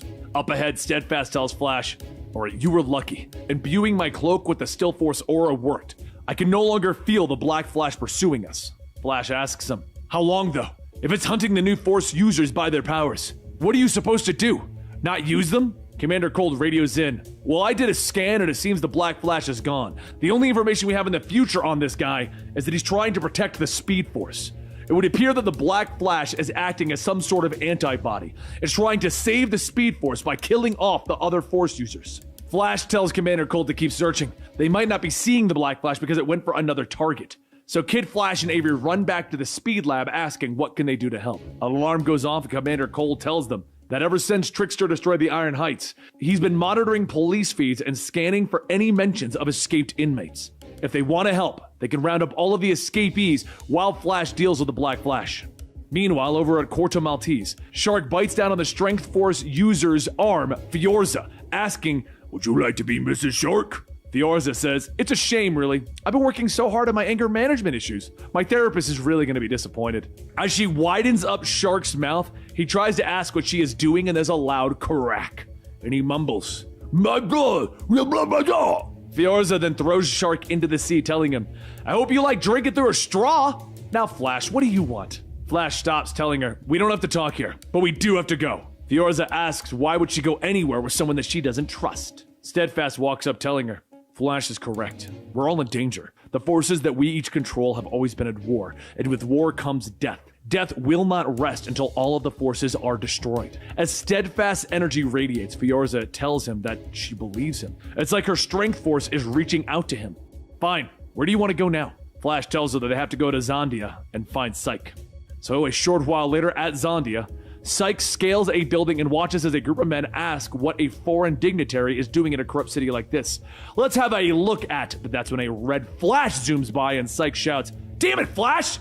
You can't just pick up a guy like that!" Soon, Flash stops running, setting Psyche down, telling him, "Meet Fiorza and Steadfast. They're force users like you, and you're all in great..." But Psyche stops him, telling him, "Hey, how about we just cut to the chase, man?" He uses the Sage Force to read the Flash's mind, and when he sees the Black Flash, he shouts, "Holy crap! What the hell is a Black Flash?" Fiorza sees the projection, asking, "Is that what's chasing us?" And Flash tells everyone, "All right, stay calm. We can work together and..." But Psyche stops him. "Hell no, you're lying. You have no idea how to stop this monster. It won't stop until we're all dead. As long as we don't use our powers, it can't follow us. And that ain't happening. Come here, Steadfast." Psyche stares into Steadfast's eyes, and as he lets go, Steadfast begins to attack Flash and Fiorza under Psyche's command. Psyche then begins to run, shouting, "Hope you don't mind having Steadfast use as bait. Enjoy the fight, suckers." Steadfast turns and begins to blast Flash and Fiorza with the Still Force. And Flash yells, "You're gonna get us all killed!" And Psyche stops, asking, "Really? You saw that thing, right? That Black Flash wants to kill us all to save the Speed Force." While Flash dodges Steadfast's attacks, he tells Psyche, "I don't want to do this. We can stop the Black Flash, but we have to work together." But Fiorza punches the ground, knocking Psyche over, telling him, "Just cut the positive act. If the Black Flash wants to kill this dummy, he's gonna have to get in line." While those two begin to fight, Flash charges at Steadfast, telling him, "I hope this works. When I relived my past battles with Turtle, I learned that the Speed Force and the Still Force are connected." As Steadfast slows Flash down, Flash transfers his speed energy into Steadfast's blast and sends it back, shocking Steadfast back to his senses. He begins to fall over, and Flash catches him, telling him, "I'm sorry about that. Gave me a bit of speed to help you snap out of it." And Steadfast tells him, "You shouldn't be the one apologizing. I abhor violence, and regardless of our opposite forces, I would never willingly attack you." As Flash helps Steadfast up, Fiorza climbs over a rock, asking, "Are you done yet? Psyche ditched us." Steadfast then says he's trying to look for Psyche's force, but it seems to have disappeared. He may be using his powers to mask his presence from everyone. And Flash says that if he's using the Sage Force, then that's going to put a bullseye on his back for that Black Flash. If he keeps using his mind control powers, he's a dead man. Later, back at the Speed Lab, Commander Cole tells everyone that it's just as he thought. After some testing, each of the forces are in a chaotic state. They shouldn't all be on Earth at the same time. The Black Flash is a defense manifestation of the Speed Force itself, not a user. It's dying and it's giving off the same signature as the Flash. The Flash asks if that's so, then he should be able to track the Black Flash when he appears, right? And Commander Cole tells him, that is correct. Flash thinks for a moment and then says, I've made up my mind. Effective immediately, Steadfast and Fiorza, you cannot use your powers. Fiorza shouts, no way! The Strength Force will stop the Black Flash dead in its tracks. Commander Cole says that that's the thing. You can't. In the Flash archives, there are few details other than the fact that every Flash has encountered this thing at least once. And sure, you might be able to hold it off a little bit, but in the end, nothing can stop it. Flash sighs, stating, we gotta find a way. And Commander Cole tells him, I know all about this hope and optimism thing that's going on, but a smile's not gonna save the day here, Flash. This is death incarnate. Flash gets up to tell him, I'm not gonna fight it. I'm gonna outrace it. If the Speed Force dies, the Black Flash will die as well. So he walks off with Steadfast telling him that if that's the case, there will be no more Flashes. And Flash tells him, no, you'll be alive. No one is dying because of the Speed Force. No one. I'm gonna go find Psyche. Fiorza reaches out telling them, hey, this is our fight too. We're coming with you, Flash. But at that moment, Commander Cole freezes both Fiorza and Steadfast, telling them, sorry, but Flash is right. You'll thank me later. Flash looks back at Commander Cole, tells him, those are power dampening restraints, one of my favorite tools in dealing with the Reverse Flash. Flash asks him, how long is it gonna hold? And Commander Cole tells him, an hour maybe? After that, Fiorza is gonna snap it like a twig. You might want to figure out what's going to happen before then. But before he could finish, an alarm goes off and Commander Cold yells, "There's a spike in Speed Force energy. It's a Black Flash." Seconds later, over in Scotland, Psyche stands on top of a moving train telling him, "I just gotta keep moving. I can live on this train for years." And as Flash runs, he can feel the Black Flash getting closer and closer, and then run past him. As Psyche is crawling down into one of the cars, the lights go out, and then back on again, and he can sense it. And he says, "I can sense you. What kind of trick are you? Oh my God, no!" Flash jumps onto the train car, and as he heads inside, the Black Flash is draining the Sage energy until Psyche is no more.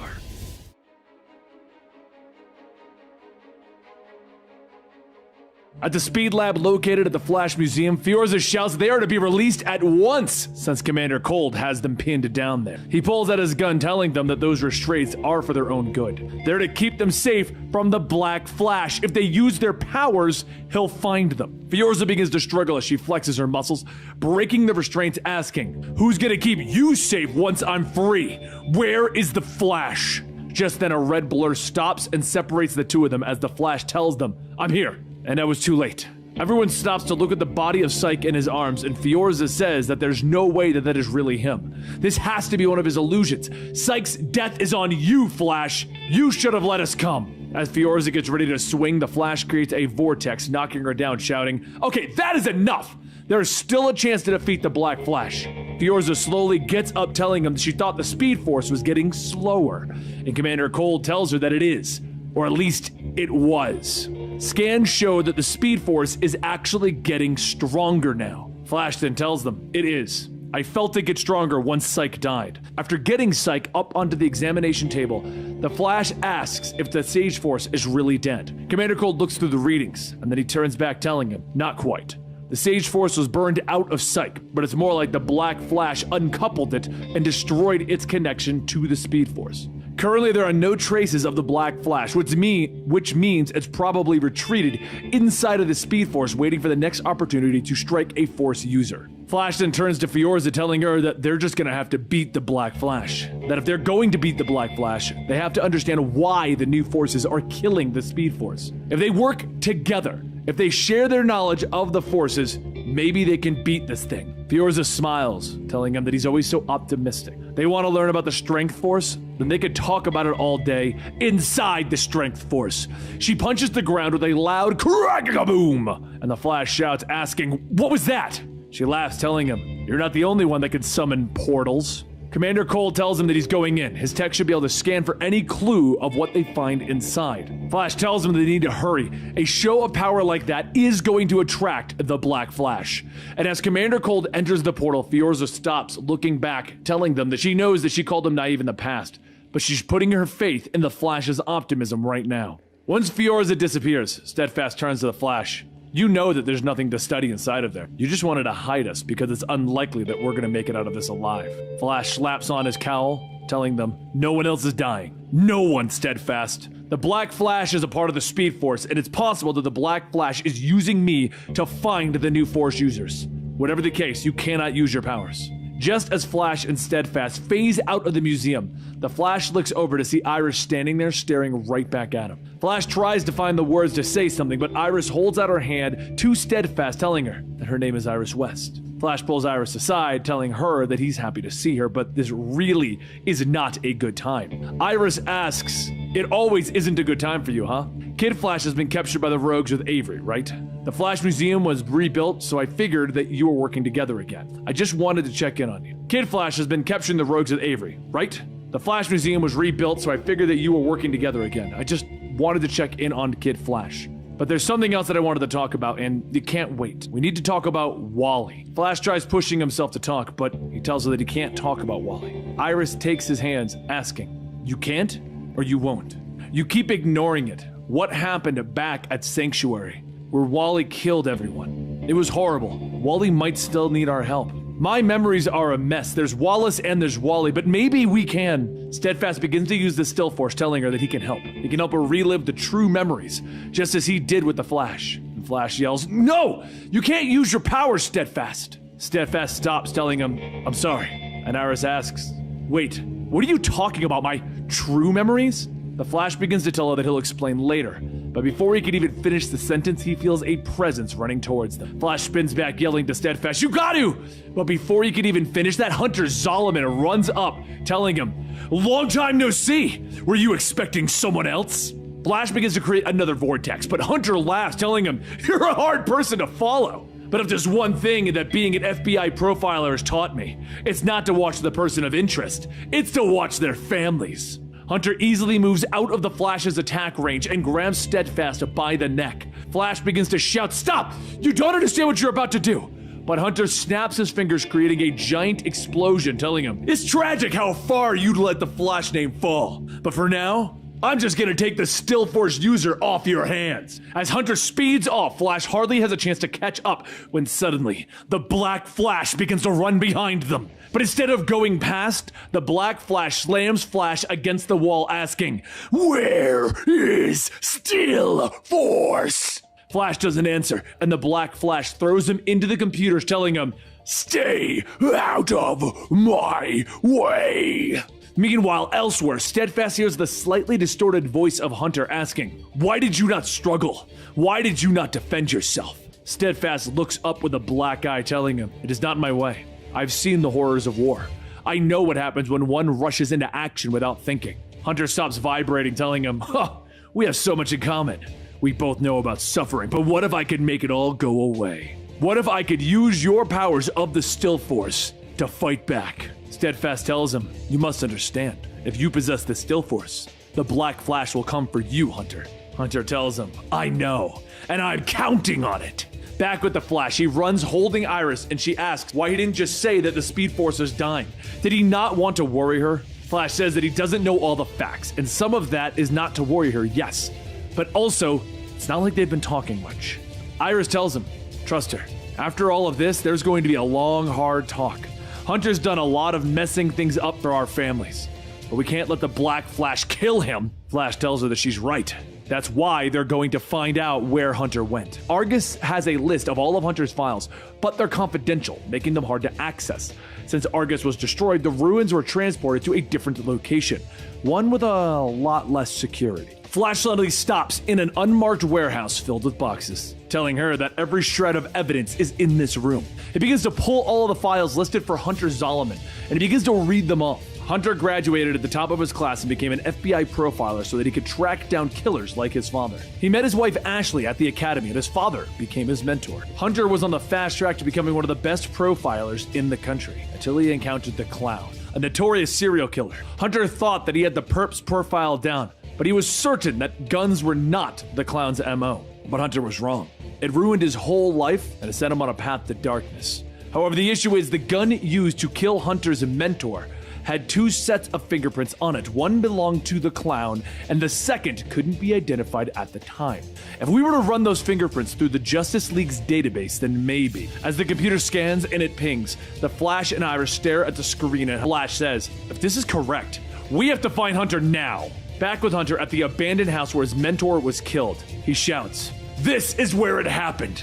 This is when my life was taken from me and no one was there to help me fix it. It was a different timeline than this one, yes, but we can both feel it, right?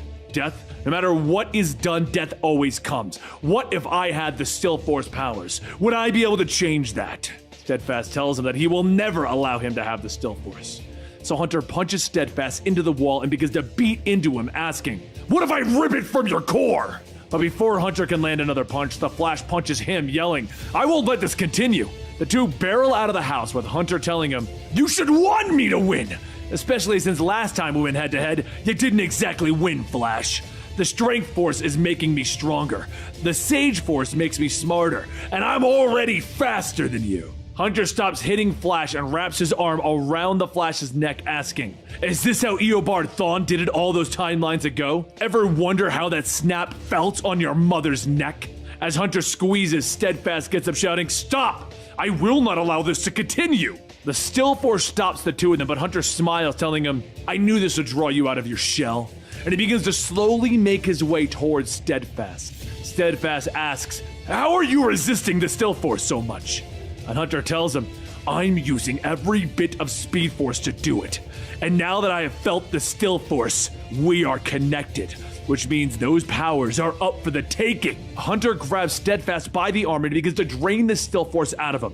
And then he tosses the body aside, telling him, "Thanks, kid." Flash rushes over to check on Steadfast, but Hunter grabs him by the leg and runs off yelling, "Don't worry, Steadfast will be fine." But now that I have the still force, there's somewhere that I need to go. And as they come to a stop, Hunter yells, "This is it. Welcome to the Forever Force. It exists outside of space and time. Back when the cosmic treadmill exploded and gave me my powers, I got a small taste of this, the ability to manipulate time itself. I will be the greatest Flash that ever lived. No, the greatest Flash in the multiverse." Flash gets up telling him, "You can't do this. You can't change the past. The cost, it's too high, Hunter." And Hunter tells him, "Oh, you misunderstand. The pain of losing my wife hurts. But I gave up on changing that a long time ago." Flash stops for a moment and tells him, You knew if you absorbed all the forces, the Black Flash would come for you." And Hunter tells him, "That's right. Every Flash has allowed death to take them. But what better way to prove that you're a hero than defeating death itself? No more suffering. No more pain. Come at me, death.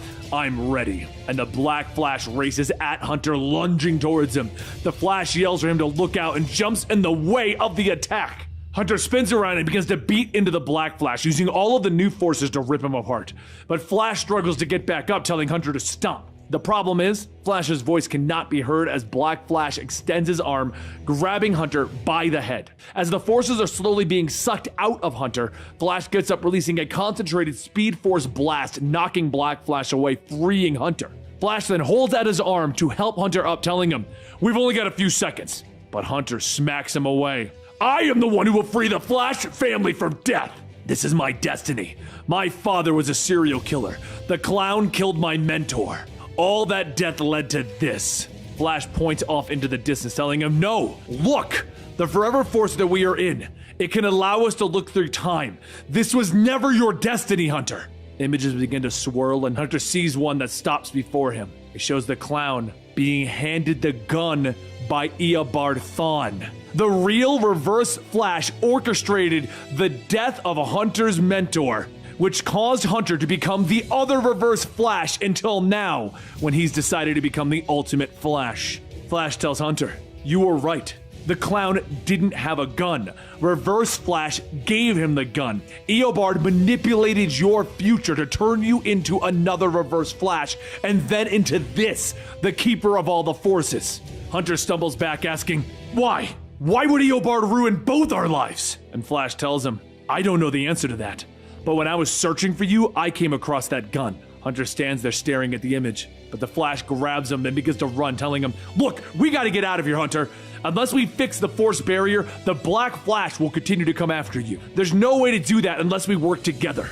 Wally once said that you were a good man, one who went bad only because of the tragedies in your life, which we now discovered are orchestrated by the real Reverse Flash. But we can leave that in the past and move on." Hunter begins running, telling him, "I know how to fix this. How I can fix this, Barry. I have to sacrifice myself to repair the force barrier." Flash shouts, telling him, "Wait! There has to be another way! I won't let you die!" And Black Flash slowly passes through Flash, and Hunter calls back that this is the only way he can fix this, and only he can do this himself, because he has all four forces. It has to be him. Find out why Eobard did this to us, Barry. The real reason. And tell Wally, I'm sorry. I wish that him and I could have stayed friends." Flash reaches out, yelling, "Stop!" And Hunter tells him, "This is what Flashes do, right? We sacrifice ourselves to save the day." And with a thundering crack-a-cocoon, Hunter turns to white and he fades away. Flash stops and he looks around. He realizes that Hunter did it. The force barrier is fixed. The Black Flash runs around looking for him, but he can't find him, and he turns his focus to the Flash. The Flash tries to run to keep ahead, but his powers are fading from before. But with his powers fading from before, the Black Flash grabs him and he begins to shout, "Die!" But as the Black Flash tries to steal the Flash's power, a shining light can be seen, and then lightning strikes with a loud crack.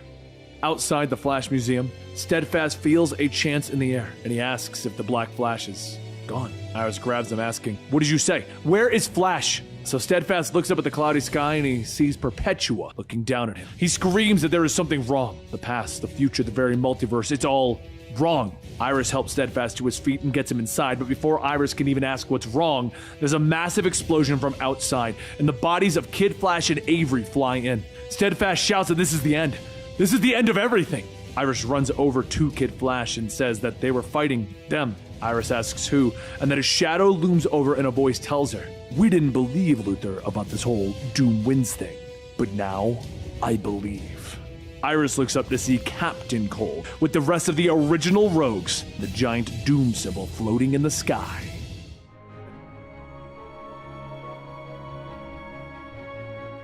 The world has stolen enough of one man's life. So before it could take any more, the man stole the world. And the question that everyone asks now is, where is the Flash?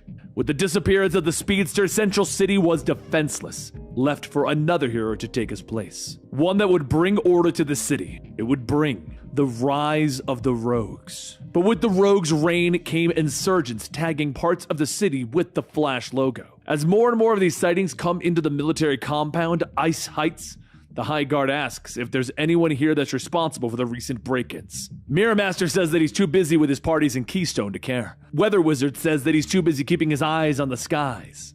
Heatwave says that he's got his own fires to worry about. High Guard then asks if it could actually be the Flash, and King Cold tells him no. The Flash is dead. Heatwave scoffs, pointing his gun at Cold, asking if he really called them in here for some petty crimes. "What are you doing about Lex?" The three slowly begin to fade, and Weather Wizard tells Cold to take care of his part of the city. They'll take care of theirs. Cold begins to walk into a room with a large machine and a mirror, and one of Cold's advisors mentions that there have been certain energy signatures appearing all over the city. There have been intense spikes in energy that match that of Mirror Master's technology. Cold tells him that it's impossible. The only location for energy like that is here in Ice Heights.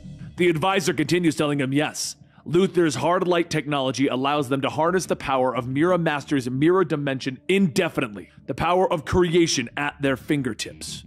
The Rogues really have won. Cold then looks away, telling her, yeah, we won. But has any of the scans shown any trace of Golden Glider? Before the advisor can answer, the High Guard runs in yelling that there's been a disturbance in the city. They think it's a cover for another theft. And moments later, King Cold rides on top of a giant tank, and the advisor asks if it's wise for him to be out in the public like this. King Cold clenches his fist, telling her, "This is my territory.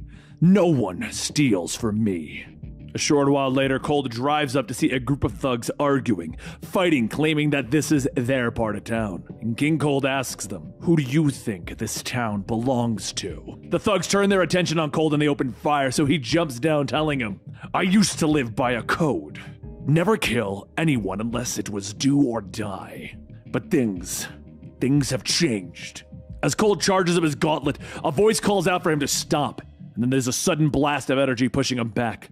Commander Cold jumps in the way, telling Kid Flash and Avery to run. He'll handle this. So King Cold forms a giant ice fist, telling him, "I was hoping I'd run into the fake.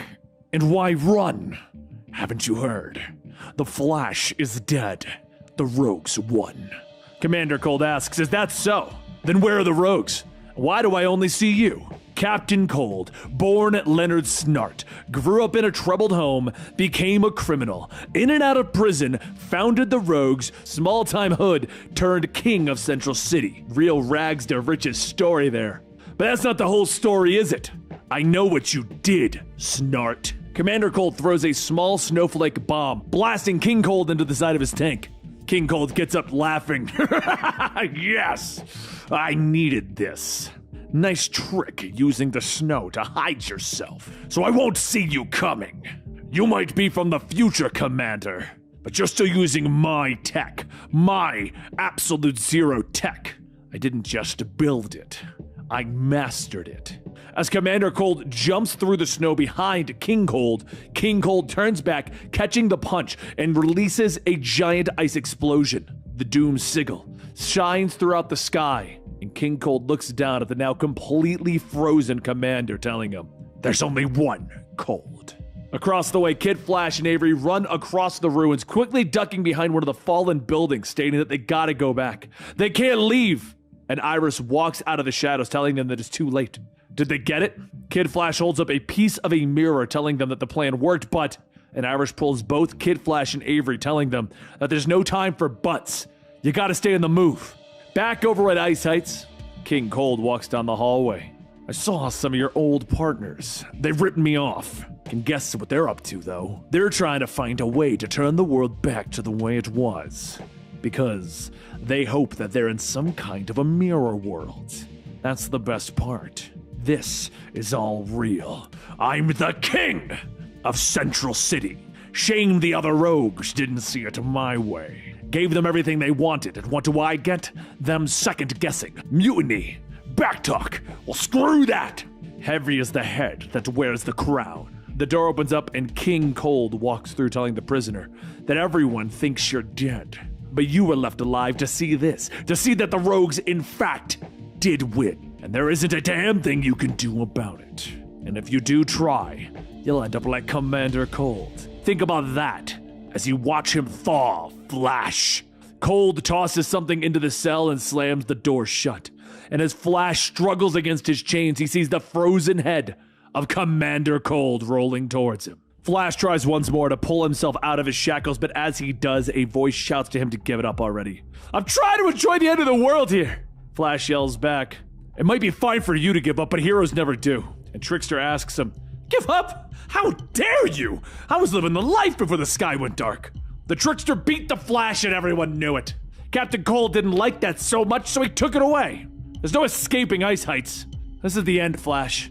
And that's what a female voice says, not if I can help it. Flash looks up, asking if it's really her, and Golden Glider phases through the door with her finger pressed to her lips, telling him, shh. Glider's wrappings whip around the Flash's chains, destroying them, allowing him to stand back up. She tells him that they have to get out of here the quiet way, vibrate through the walls with her, and they can escape before anyone gets wise. Flash points to the device on his neck, telling her that he's powerless with the inhibitor collar on. And Glider stops to think, telling Flash that her brother is pretty smart sometimes. Cutting it off would probably activate a failsafe that would kill him if they tried. Oh well, guess we're doing it noisy then. She then releases an energy blast that destroys the cell and tells Flash to hurry up. He looks out at all of the other cells, telling her that they need to free them, they just can't leave. But before they could get far, a robotic voice tells them to halt. Return to your cell or be iced. 3 giant robots burst out of the ground, and Glider says that her brother used to hate puns.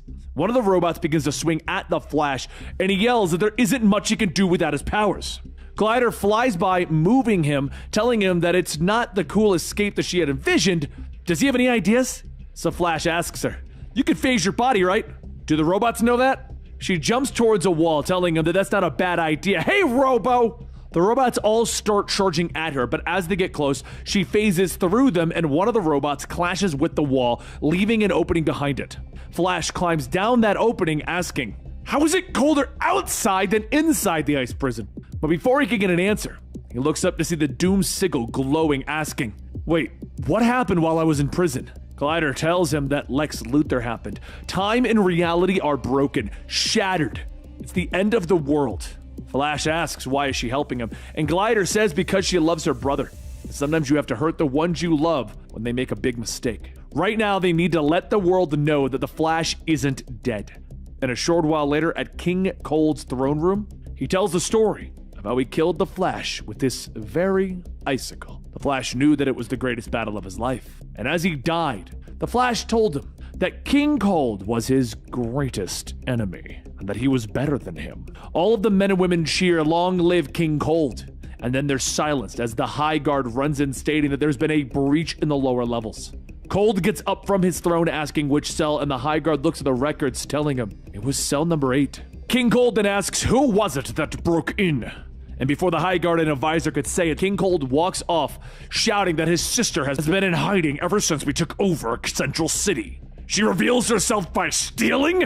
Time to create the ultimate weapon, using Mirror Master's tech mixed with Luthor's. Just then, out of the large mirror, giant ice wolves charge out, and Cold says that his sister used to be afraid of dogs when they were kids. Find her!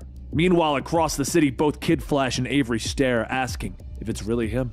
The Flash runs over, hugging them, telling them that no, he is alive. How did they get out here? Kid Flash scoffs, stating that he should ask the criminal. It was her brother who froze Central City. And Golden Glider leans in, telling him that she was the one who broke Flash out of prison. They think it's a coincidence that they just ran into him here. She's bringing him to them. She did that as a sign of trust. So that way they can, but Flash steps between them, telling Kid Flash and Avery that he owes Glider for helping him. How about they just sit down and talk about what happened? Kid Flash says that the whole thing about them going after the Rogues, well, yeah, that didn't go so well.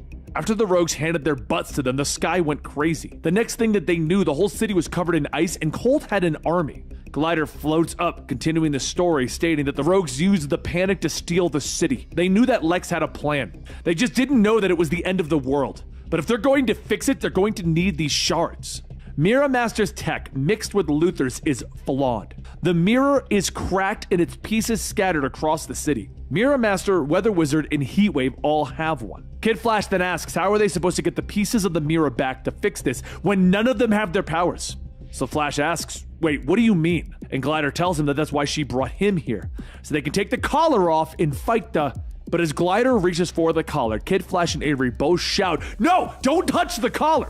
Before any questions could be asked, the giant ice wolves howl as they lunge towards the group. Everyone quickly dodges the bites, but one wolf pins Flash down. Glider quickly pushes the wolf off, stating that if only they knew someone with speed powers. So the Flash stands back up, telling Glider, take the collar off. She slides her wrappings around the collar, and as it begins to come off, Kid Flash screams, no, don't do it! The collar detaches, and a massive explosion goes off, ripping the wolves apart. The Flash tries to get up, but continuously phases through multiple realities, asking, what is happening? Kid Flash locks the collar back around the Flash's neck, telling him, whatever you do, never take off this power inhibitor, understand? The Flash asks, what just happened? And Kid Flash tells him, it's what we were trying to tell you. We can never use the Speed Force again. It's broken. It's too dangerous after the Black Flash.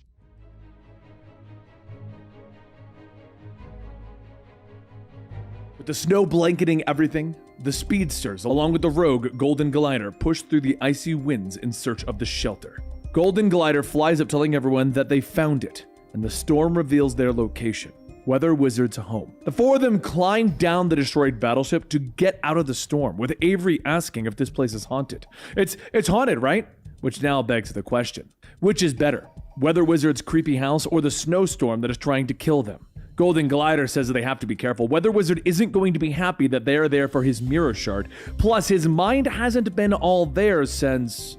It's at that moment that the lightning strikes down and Kid Flash asks if it was Barry. And then a voice tells him, no, it belonged to me, child.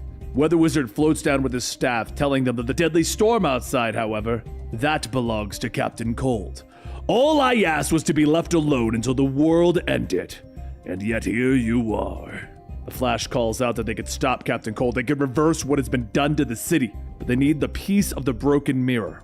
Weather Wizard scoffs, asking Golden Glider when did she become so desperate. And Golden Glider tells him that they both knew that Cold had lied to them. And not just about the offer from Lex. Is it so hard to believe that he lied about killing the Flash as well? Weather Wizard thinks for a moment and then tells her, prove it.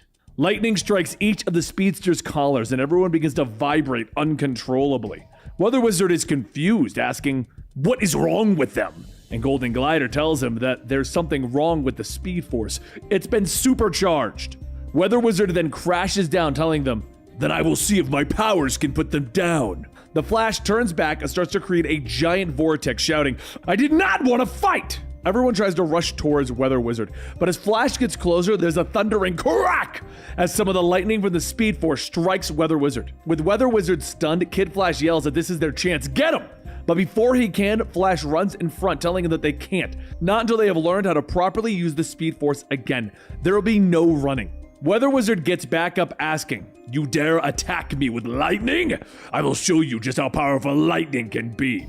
As he lifts his staff, Glider wraps everyone up in her ribbons, telling them that the last time her brother wanted power, it almost killed her. At that time, when he tried to give them powers, which was at the beginning of the New 52 for those wondering, she was separated from her body and forced onto the astral plane. like a ghost. She was cursed to wear these ribbons to bind herself to the physical world. When her brother used Luthor's offer to power them up, she asked for the ribbons back. The Flash stops struggling as the Speed Force begins to calm down, and he asks, "Did you know that your ribbons would suppress the Speed Force?" And Glider tells him no. They had no idea what they were truly capable of. That side effect must have been another gift from Luthor. Just another thing that her brother hasn't told them. What else has he lied to them about? Now with Glider's ability to indirectly control the Speed Force, Golden Glider wraps Flash up in her ribbons to allow him to try and focus and channel the Speed Force without exploding. Flash struggles as he vibrates, telling them that he just needs to get this under control. No matter how dangerous they are, he needs the Speed Force to save Central City, to help his family. Glider smiles, telling him that he sounds like a rogue.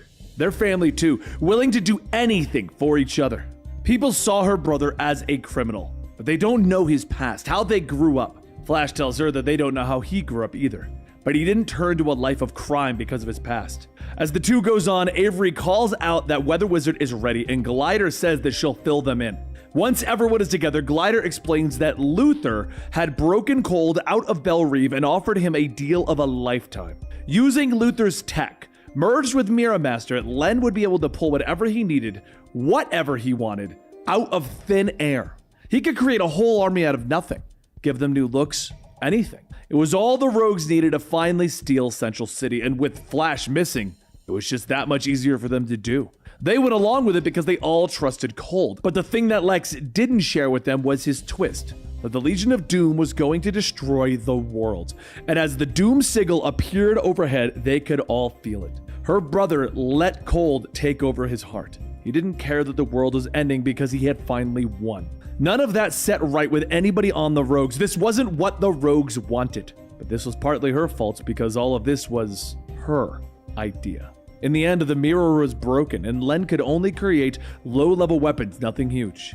So they need to fix and control the mirror. It's their only chance to take out Captain Cold and settle things right. The hard part's going to be convincing him that he's not really winning if the world is ending. And Weather Wizard says that Captain Cold will know the truth. "If it's the last thing that I do, this isn't the Rogue's way. You may have my piece of the mirror. However, the others may prove difficult to obtain, especially if the Flash family is walking time bombs. They're useless." Flash then says that Weather Wizard is right. They can't keep Glider's ribbons holding them in check. They need to relearn how to use their powers, and fast. She releases her grip on the Flash and he tries to focus his energy, with thunder cracking from the Speed Force eruptions, and Glider quickly binding him. Avery yells that Glider can't keep holding them back forever, and that Weather Wizard is right. They're useless in this state. Weather Wizard then says that he has an idea, but they're not going to like it. Flash tells him that it doesn't matter at this point. As long as it stops Captain Cold, they need to try. That's when there's an explosion and the Flash shouts for everyone to get behind him. Weather Wizard yells, "No! It's an old friend who has experience taming dangerous elements." Kid Flash asks who it could be, and as the smoke clears, a gruff voice says, "Knock, knock. Been listening to your little predicament." Flash says that it can't be, but as Heatwave walks in, Glider says, "You want to save Central City, right? The three of us are going to show you how."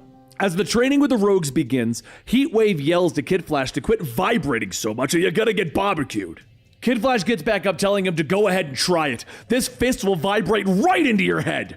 And Avery then activates her collar, stating that this is helping, but it's not working nearly as fast as they need it to. How can they take down Captain Cold if they still have to wear the collars? Golden Glider tells them that they have no choice. But where is the Flash? Outside, Flash is trying to control his abilities, but every time that he picks up speed, he trips and explodes, setting himself back to square one. After trying and trying to control the Speed Force and just getting more frustrated, Glider comes in telling him that he's just as dramatic as her brother. They are, however, running out of time. The two sit and Flash says that he needs to learn how to control his speed. Not just because of Cold, but because he can help the kids have normal lives again. Glider then asks, what is a normal life? Weather Wizard grew up in a family of known criminals, and he was raised to follow in their footsteps. Heatwave's family died, and it was his own fault. He couldn't even help because he was so transfixed by the fire. Both of them are angry at her brother because they found family together, and Captain Cold just threw that away. None of them want normal lives because what's that to them? They just want their own lives. Flash asks, what about her? And Golden Glider flies off laughing, telling him that a girl will never tell. Flash then asks, you wanted to be an ice skater, right? Isn't that what you wanted before becoming a rogue? Couldn't you just go back to that? Glider looks out at the frozen lake, stating that the ice used to represent safety and freedom to her, but now it's danger. Flash tells her that he never did really learn how to ice skate. He was really too busy with his head in a book. Glider flies on, telling him that she'll teach him. He's run on water plenty of times, right? Just focus on the feeling under his feet and stop worrying about the speed force. The Flash decides to do just that, focusing on his feet, focusing on his speed, but not the power it's linked to. And he doesn't explode. He skates faster and faster, stating that he's doing it. He realizes that once he stopped analyzing the speed force and their problems and just let go, it all went away. It's not great, but it's a start. The kids need to see that. Just then, Weather Wizard lands between them, stating that he just received word from his contacts. They know where Mirror Master is and his piece of the mirror. The Speedsters and the Rogues quickly set out to the location that Weather Wizard acquired, and they find themselves standing in front of a frozen over building. Heatwave begins to melt the ice to allow them inside once they get in. Kid Flash looks at all of the mirrors and asks, does Mirror Master love looking at himself, or what? Everyone cautiously walks forward, with Weather Wizard telling them to be ready for anything. Before long, they see the shards floating on a stand before them, and Flash quickly reaches out for them. But as he gets closer, Mirror Master jumps out, punching him, telling him, never thought the Flash of all people would go rogue. Kid Flash and Avery get ready to take off their collars, but Flash yells at them not to do it. Glider then says that it's too perfect for Mirror Master. He knew that they were talking together. This was a trap the whole time. Mirror Master laughs, ha, damn right. He begins to jump in and out of mirrors, pushing everyone inside, and as they fall out, they find themselves surrounded by Captain Cold and his army. Cold tells them, it's so good to see you all again. I had heard the Flash's powers had increased. Mirror Master then tells everyone that he's just as peeved at Len for not sharing the whole Doom in the Sky thing, but hey, the world's ending anyway. Can't they at least go down partying? Captain Cold looks down through his hood, stating that they could have ruled Central City, but instead you've sided with our enemy. Explain yourselves. Glider flies up, telling him that they want things back to the way they were. That was the plan, to use Mirror Master's dimension to change Central City, to make it theirs. But the way he looked at the sigil in the sky, it wasn't right. It was clear to them that he didn't tell them the whole story. He never mentioned that Lex Luthor was bringing the end of the world, and they can't let that happen. That's why she broke the mirror. She made their new world imperfect because she could see that this was the wrong path. Cold stares at her. I knew that you were going to betray me. I'd just hoped that you come tell me why. I would have listened, but now it's too late, sister. Flash then says that it's still time to fix all of those past mistakes. Even the Rogues are telling him that he went too far, and Cold glares at Flash, telling him, I was not talking to you. I was talking to my family. Weather Wizard asks why does he have guns aimed at his family, and Glider says that they know that he's mad at them, at her, but this isn't him. They can go back to before. Cold releases a massive burst of energy, shouting, back when we were losers! Ice pillars quickly begin to form around the area, but as the Flash opens up his eyes, he sees the energy that Cold had released has frozen everyone and everything in sight. Flash asks him how, and Cold pulls down his hood, stating, you've taken my family away, Flash. Flash, meanwhile, is trying to control the Speed Force, with it growing more and more out of control, and he just argues, we both know that's not true. We wanted to help you. Cold takes off his gloves, asking, do you remember back in Iron Heights when we fought one-on-one, man-to-man, no powers? Flash stares as rage builds up, and he tells him, you didn't. Cold goes on, telling him, I lied about what Lex has given me. This is my gift, and now you're not the only supercharged one. Cold takes off his coat, letting the power inhibitors attached to his body overload and cover his arms in ice as he lunges at our overpowered Flash.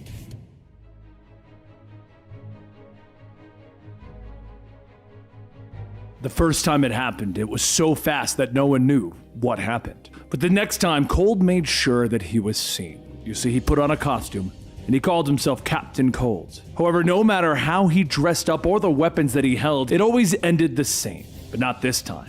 Captain Cold isn't going down a loser again, because today is the day when he finally beats the Flash. He leaps into the air, firing another icy blast, but the Flash runs, narrowly dodging each of the attacks. This would normally end up like any other time that they fought, but today, it's a little different. Neither have these two fought wielding this kind of power. The Flash is running with a supercharged Speed Force, while Captain Cold is using his Absolute Zero technology enhanced by Lex Luthor. The two opposing forces are tearing Central City apart. Is this power what Cold really wanted? The rogues are frozen around them, and if the Flash even thought about freeing them in his current state, he would end up shattering them to pieces. He can't control the Speed Force at these speeds. Cold releases another wave of icy wind, asking, "Don't you love the power?" The Flash zips by telling him, "I'm surprised the leader of the Rogues would take Luthor's deal knowing that it meant the end of the world. Or did Lex lie to you too?" Cold shouts, "Lex didn't pull a fast one on me. Open up your eyes. I get to be the monster that I wanted. I get to beat you. I get to become the king of Central City. Lex may have given me the tech and the push, but it was my brains that did the rest. Flash. I'm the one who mastered the Absolute Zero technology. Can't you feel the air?" The truth is, the Flash does feel it, but it's having the opposite effect of what Captain Cold thinks it would do. The cold air is slowing him down, but for the first time in a long time, the Speed Force feels normal. It's not out of control anymore. Cold creates a block of ice around his arms, and he punches the Flash down, yelling for him to pay attention. The Flash gets back up, but he doesn't say anything. He can't beat Cold like this. If he's going to win, he needs to think bigger.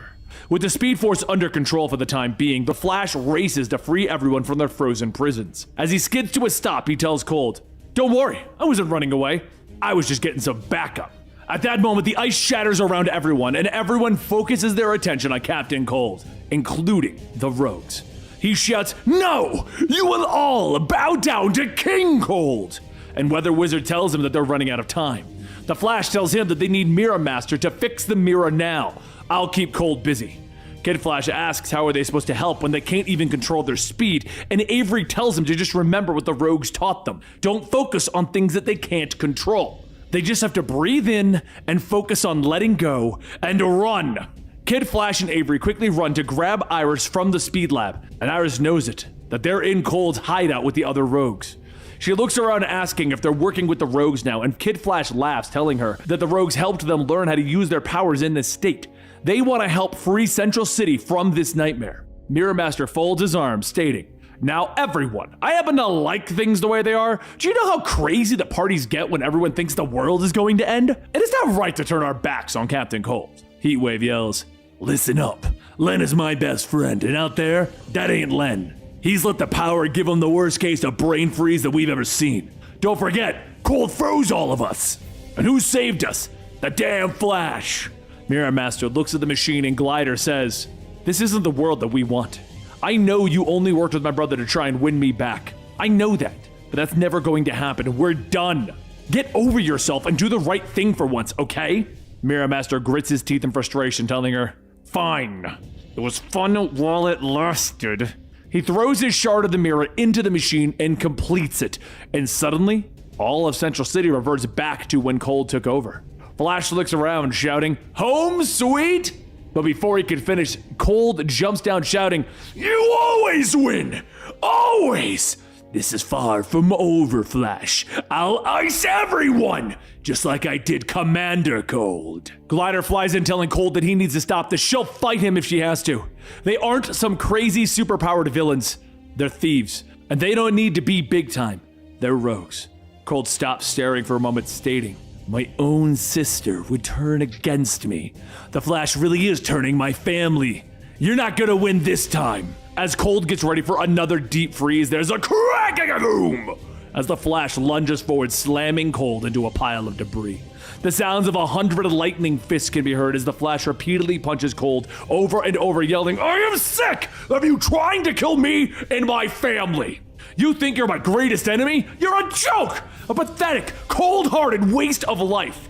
As Flash continues to beat into Captain Cold, Glider wraps her ribbons around Flash, pulling him off, shouting, "Stop! What is wrong with you?" And Cold's lifeless body falls to the ground. As the Flash watches, he steps back, stating that he doesn't know what happened.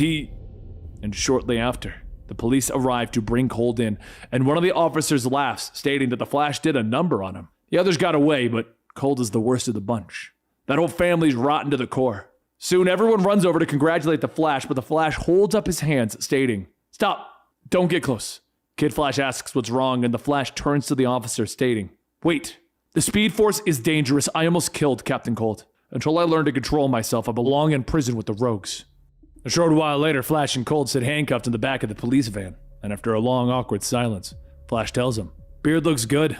To which Cold responds with a very colorful response of what the Flash can go do to himself. The other rogues may have gotten away, but Glider is on her way to Blackgate Prison, even after she helped save the city. Iris took Kid Flash and Avery to Star Lab to try and help them with the supercharged Speed Force and also keep them safe, but for the Flash, he's decided he needs to be put away. Without Iron Heights, the next best place equipped for someone like him is Arkham Asylum. And as their bumpy ride continues, Cold breaks the silence by telling the Flash to stay the hell away from his sister. Flash asks, "What is he talking about? There's nothing going on between me and your sister." And Cold scoffs, "Yeah, I've been around long enough to know what a cop is trying to put the moves on my sister. You may not wear a badge, but I can tell. My dad was a cop too. Real piece of work." Flash says that he knows all about his father, what he was like. Cold laughs, asking, "Is this the part where you tell me that you have a dad like mine, so we can relate? Save it for the shrinks in Arkham." Flash yells that they're nothing alike. He's a criminal. He hurts his family. There's nothing about them that is the same. Cold laughs, telling him to just keep believing that. And Flash lunges in his chains, shouting, "You're a murderer! You killed Commander Cold, and who knows how many others. You crossed that line too many times." Cold leans forward, telling him to take a good hard look at himself. "Did you forget why you're being brought in here too? You almost killed me. What's that say about Mr. Perfect?" The police van hits another bump, and Flash asks, "What happened to you? Why'd you take Lex's deal?"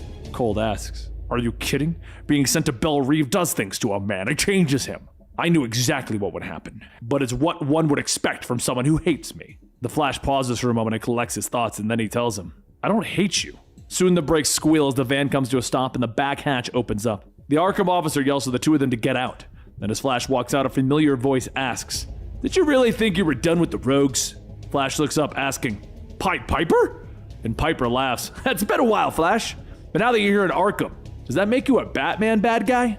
Later, after Kid Flash and Avery are also brought in, Flash asks what he's up to. Piper explains that he's been traveling the world, doing research on different harmonies on the Earth, and when Iris called him, asking for help, well, who wouldn't help the Flash? As the three speedsters stand aside of these machines that Pied Piper has created, he looks at the charts and says that Mina was right. The Speed Force's frequency is way out of sync with their world. The good news is they have a sound gun, one that they hope can hit them with enough frequency from their own reality that it'll ground them back here and fix this old Speed Force problem. The Flash braces himself and tells him to do it. Piper flips the switch. There's a loud humming sound as the Flash begins to scream. He then tells him to hang on, we're almost finished. And after a few seconds, the Flash asks if it worked. He can feel the Speed Force, but it's not chaotic. "Your machine worked, Piper." Piper tells him not to get too excited. It's not an easy fix, only a temporary one. As long as it doesn't go Super Saiyan again, they shouldn't run the risk of things going crazy. Next up is Kid Flash and Avery, and once everything is all set, Piper hits the switch again. Focusing the sound gun, he hits them both at the same time, and over the humming, Flash can hear a siren. Just then a guard rushes in stating that there's been a breakout. Everyone stay here. And the Flash asks, who was it? Riddler, Two-Face, Scarecrow, or... But before he could even finish, Cold and Glider burst in. Flash asks, what is she doing here? And Glider asks, did you really think that Blackgate could hold me? Flash pleads with her not to do it. Cold is a killer. And she tells him, well, that may be true. Cold is still my family. She hands Cold one of his cold guns and he freezes the wall, telling him that he told him to stay away from his sister. Flash gets ready to capture the two of them, but Piper tells him that he can't. He's still hooked up to the machine, and if he breaks the connection, Kid Flash and Avery will be trapped out of sync forever. Frustrated and gritting his teeth, Flash calls out to Cold, I will find you!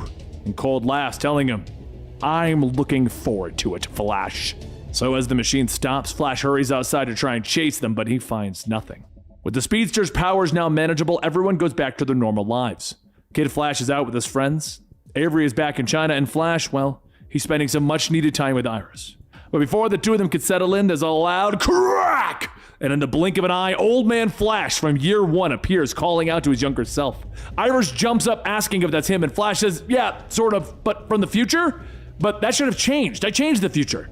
Old Man Flash tells him that he did. When he beat Turtle, time was changed so that they could live their lives without the loop. Everything was safe, but they were wrong. His skin begins to deteriorate and he yells that they shouldn't have broken the loop. They created a paradox. He needs to speak with Commander Cold. Flash tells him that it's not possible. Commander Cold is dead. And Old Man Flash's skin begins to peel away as he tells them, "It's too late then. They made me, and now Paradox is coming for you and our legacy. There's only one thing left to do, Flash. Run!" And with that, Old Man Flash withers away to nothing. And Iris asks, who is Paradox?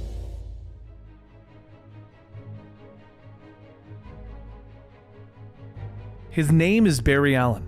People call him the Flash. A hero, a paragon of hope of Central City. But some see the Flash as, well, something else. Our story begins years ago in the middle of the street when an out-of-costume Flash bumped into a man playing with his kids outside. That act, it resulted in Chris staying a little bit longer to play, which, when it began to rain, forced everyone to get back inside. That rain made Chris think of the idea for his cosmic scope, which was something that everything, including his family, had a hard time understanding. See, Chris was a scientist. Most scientists like him would build telescopes to study the stars, or hope to find new life in the deep beyond of space. Chris, though, he built one to gaze into the borders of time. He believed that there were other universes, alternate realities, and timelines.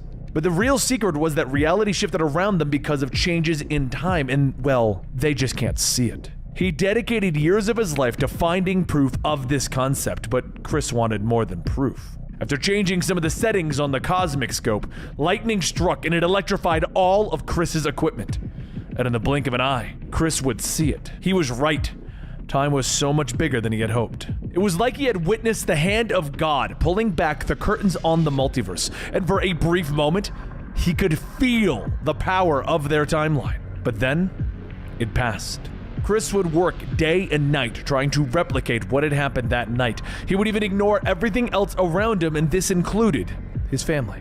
One day there was a battle, and the Flash was battling against a man calling himself King Turtle, who had come from the future. Chris and his family happened to be out that night, and they were right next to the fight. And as the two of them fought, the Flash and King Turtle, Chris could see the multiversal energy surrounding them, and he needed to feel that energy again. Well, what he did this time was different. You see, Chris could see the Flash pull all of time forward with him, and while time skipped, Chris didn't. He could feel himself being pulled out of existence. He discovered that he was out of sync with the timeline. He no longer belonged in that timeline, and so he was banished.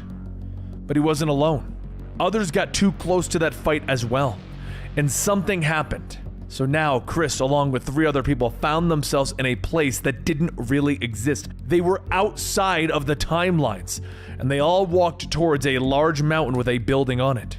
It felt like an eternity, but they were also there in an instant. They did not need to eat or drink or sleep, they just were. The others tried to find comfort, hoping together that they'd be able to get out of all of this, but Chris kept to himself, alone with his thoughts. For so long, his obsession was the design of time and space when it should have been his family. And now getting back to him because of his new obsession. As everyone traveled, they learned that they weren't the other ones. Others had been here. As for why, no one knew how they had all ended up in this space between the time periods.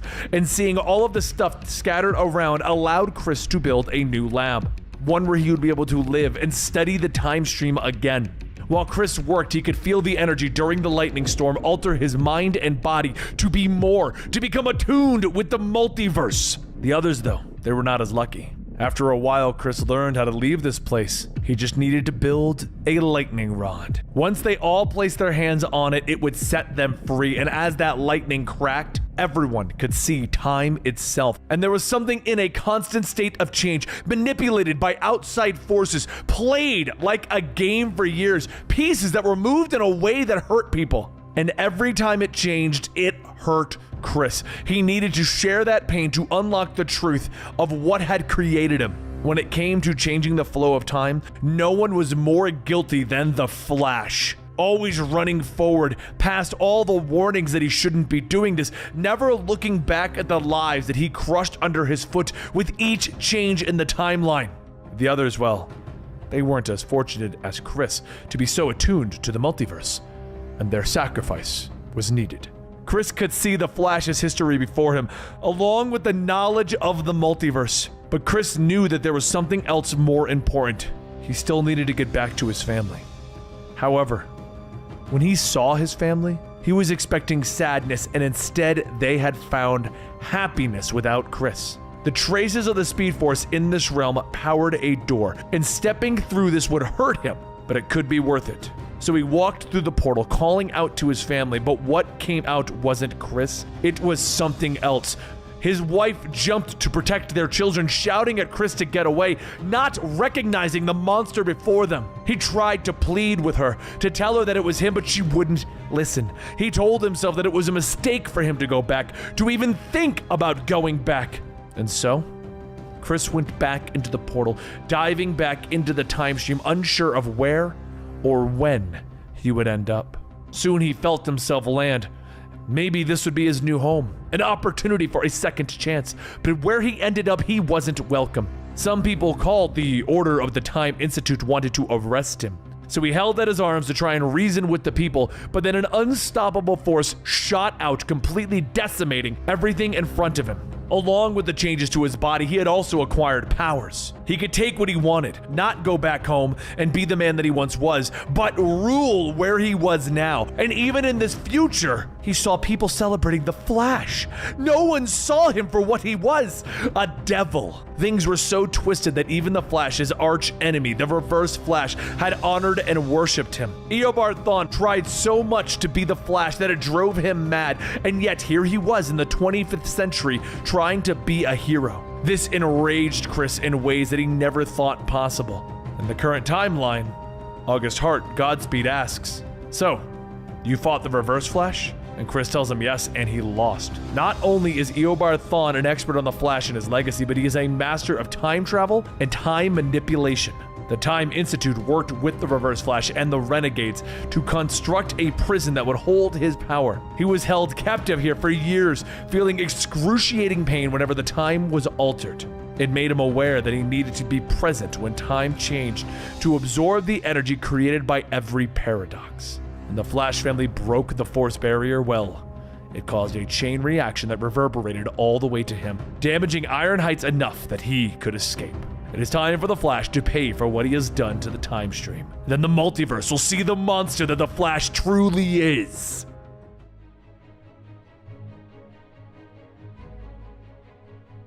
With the end of the Rogue's reign, Central City slowly begins to go back to the way it was, allowing everyone to return to their lives. Fiorza and Steadfast went back to investigate the Strength and Still forces on their own. Kid Flash is back to being a kid with Teen Titans, and Avery went back to China. But there's one thing that the Flash couldn't wrap his head around. At the end of everything, Future Flash appeared and said with his dying breath that the villain known as Paradox is coming. So the next question is, who is Paradox? However, at this moment, the Flash has other things to focus on, like taking things slow with Iris. While the relationship with Iris is finally getting back on track, the two are no closer to finding out who Paradox is than the night the Future Flash died. But before being able to come up with a lead, Flash receives a message from Director Singh asking for his help with a crime scene. Iris folds her arms asking, "What are you waiting for? Go, Barry." It's been a long time since the Flash worked a crime scene in Central City. In fact, it's been a full year since he picked up his CSI bag. As he arrives as Barry Allen, Singh tells him that he's a bit short-handed and needed a little help. Might as well call in the best, right? Problem is, the guys have already combed through everything. The family-owned antique shop was broken into and a series of expensive paintings were taken. There is no evidence or clues. The Flash puts on his gloves, telling him that he shouldn't be so hard on himself. They all have bad days, but there is always evidence, always, Director Singh. The Flash picks up a small shard of glass, translucent with a rainbow tint. A short while later, back at the lab, Flash and Singh get back to work processing that shard, and Singh laughs, stating that it must be nice. Being able to take time away from the crime scenes, to find life outside of the lab, to slow down and do more than the job. The Flash laughs with him and tells him, right, sure. But as the Flash flips through the findings, he tells Singh that it looks like they got them. Take a look at this. Singh looks at the shard under the microscope, asking what exactly is he looking at. It looks like a rainbow. And within that time frame, the Flash runs out of the office and back in before Singh notices, just in time for an officer to run in shouting to Singh that he's needed downstairs. The Flash just dropped off the Rainbow Raider, caught him red-handed with the paintings from the antique store. Singh scratches his head, stating that he is thankful for the Flash's help, but without hard evidence, they won't get a conviction. And the Flash tells him that he also found some blood and fiber samples on that broken glass. It looks like the Rainbow Raider cut himself during the break-in. As the officers and Singh leave, Singh sees Iris walking in, stating that her boyfriend is a genius. She sets down her bag, asking what did her genius of a boyfriend do? The Flash laughs, stating that he helped convict the Rainbow Raider. Iris then asks, isn't he kind of small time? And the Flash tells her that no case is too small. Everyone deserves justice. But as the Flash looks down, he notices Iris's notepad and asks, what is that? The Flash was there for me. As he reads, it contains stories from dozens of people. It's the citizens of Central City and their interactions with Flash and how he's always been there for them when he was needed. He is a man who gave them hope. He is the one that inspires them because the Flash is a legend. The Flash rubs his head asking what is this, and Iris tells him that it's an article that she's been working on. She's been interviewing people all over the city about how they see the Flash. Everyone sees the hero that the Flash is, but no one has mentioned the man. They don't know how human he is. The Flash sighs, telling her that for the past year, he's heard a voice in his head telling him that he isn't good enough. And after everything that happened with the Rogues and Wally, he just wants to be the hero that people see him as. Iris tells him to stop. No more emo Barry. You are a hero. Well, you aren't dead yet, so maybe there's some hope to that. But before the two of them could go any further, there's a crack-a-boom! And Godspeed races in. Hey, Barry. Long time no see. Flash asks him, what are you doing here? And Godspeed tells him, I came to tell you, stop looking for Paradox. Just drop the case, Barry. Stay as far away from Paradox as possible. Godspeed rushes back out, but Flash pulls out his ring, telling Iris, call a Kid Flash and get back to the Speed Lab. He begins to chase Godspeed all the way to the Flash Museum, asking, what is this about? You know something. Godspeed skids to a stop, telling him, I had no choice. Paradox knows who killed my brother, Barry. And the Flash asks, who does? Who is Paradox? And a distorted voice asks, what kind of a man has a museum built in his own honor, especially when he is still alive? It's fascinating how the world sees the Flash, how they worship the Flash, how they claim to be inspired by the Flash. But that's because they don't know the truth, do they, Flash? The Flash is a man who travels to other realities with little concern to the ramifications. A careless scourge on the multiverse who is followed by crisis, racing through your life, always moving forward, but never looking back to see what horrors you left in your wake. You hurt people, your friends, your family, whole worlds with your actions. The true legend of the Flash is one of nightmares. It is time for you to pay for your crimes, Flash. Paradox continues to channel his energy, going on to tell the Flash, when you faced the Turtle, you were warned that changing time would create a paradox, and yet you did it anyway. The Flash's eyes go wide. You're the one that the future Flash warned me about. You're Paradox. Paradox tells him, I am here to offer you an option, a choice of punishment. Give up being the Flash or watch everything that you have built up destroyed. The Flash asks, was it the same deal that you offered Future Flash before you killed him? Godspeed asks, what Future Flash, Barry? And Paradox goes on, I needed to purge his influence from the timeline. The age of Flash must end. Paradox looks at Godspeed asking, if you truly want to prove your worth, that you are ready to be redeemed, kill the Flash. The Flash readies himself to fight and he tells Godspeed, we don't have to do this. And Godspeed preps for the battle. Yes, we do.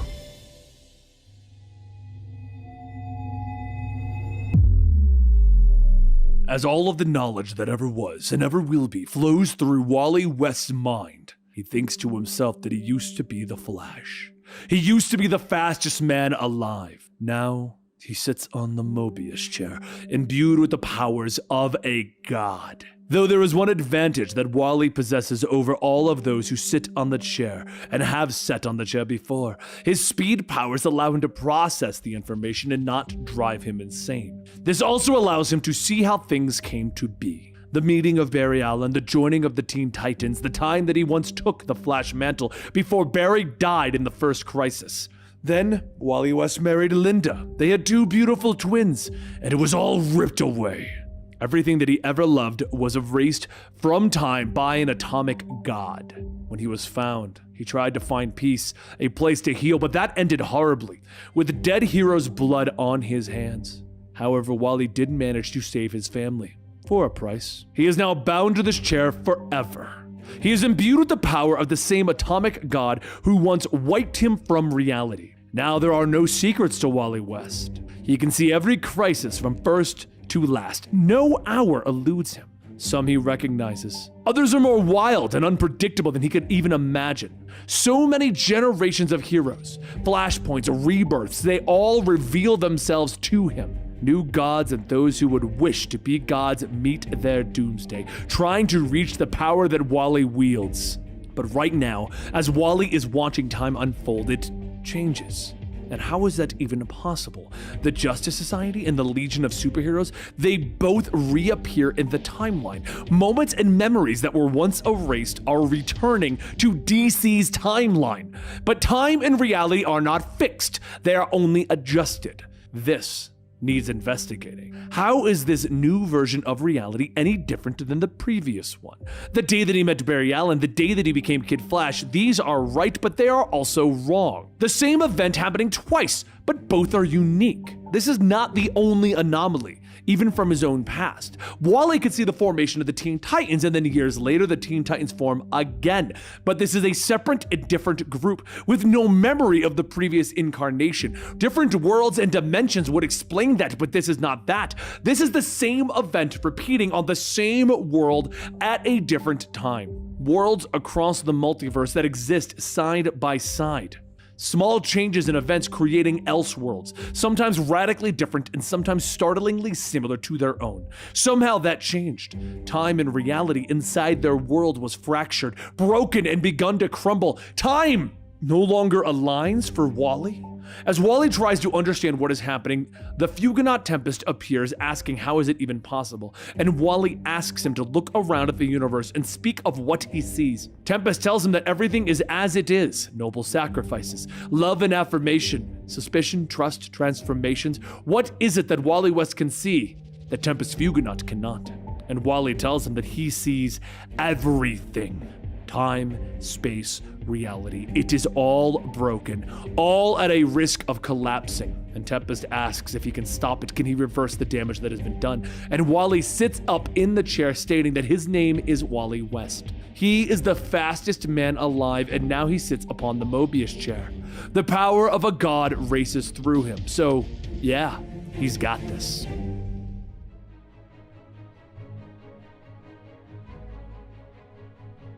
It all began a few years ago when I was an undercover cop working with a crew of bank robbers. We finally had enough to book them, so I rushed in to get the bad guys, except they weren't prepared. In that moment, all I could do was hope that my body took enough bullets to save the guys behind me. But that's when a miracle happened, Barry. The bullets fell to the ground, and right in front of me was the Flash. And before I could even thank you, you were gone. Outside of the Flash Museum, as the Flash is battling against Godspeed, Flash dodges another swing from him, asking, "Why are you telling me this now?" Godspeed tells him, "Because that's how I remembered the Flash. A miracle. But not anymore." The Flash begins to get ahead of him, asking, "Why are you doing this?" And Godspeed yells, "I'm just following orders. There's no way that we're talking this one out, Barry." But while Paradox is watching, the Flash and Godspeed run throughout the city. Iris quietly sneaks into the Speed Labs and realizes that this Paradox is who the old Flash warned them about. Maybe Commander Cold left something behind that could help them. Just as Iris accesses the computer and types in Paradox's name, a hologram recording of Commander Cold appears. He tells them, "Yeah, if you're seeing this, one of two things happened. Either I'm dead or I found my way back to the 25th century. I really hope that it's not the dead thing, because that would be a bummer. I left behind something that I normally wouldn't have, but in case of an emergency, I was going to trust that one day you would do the right thing.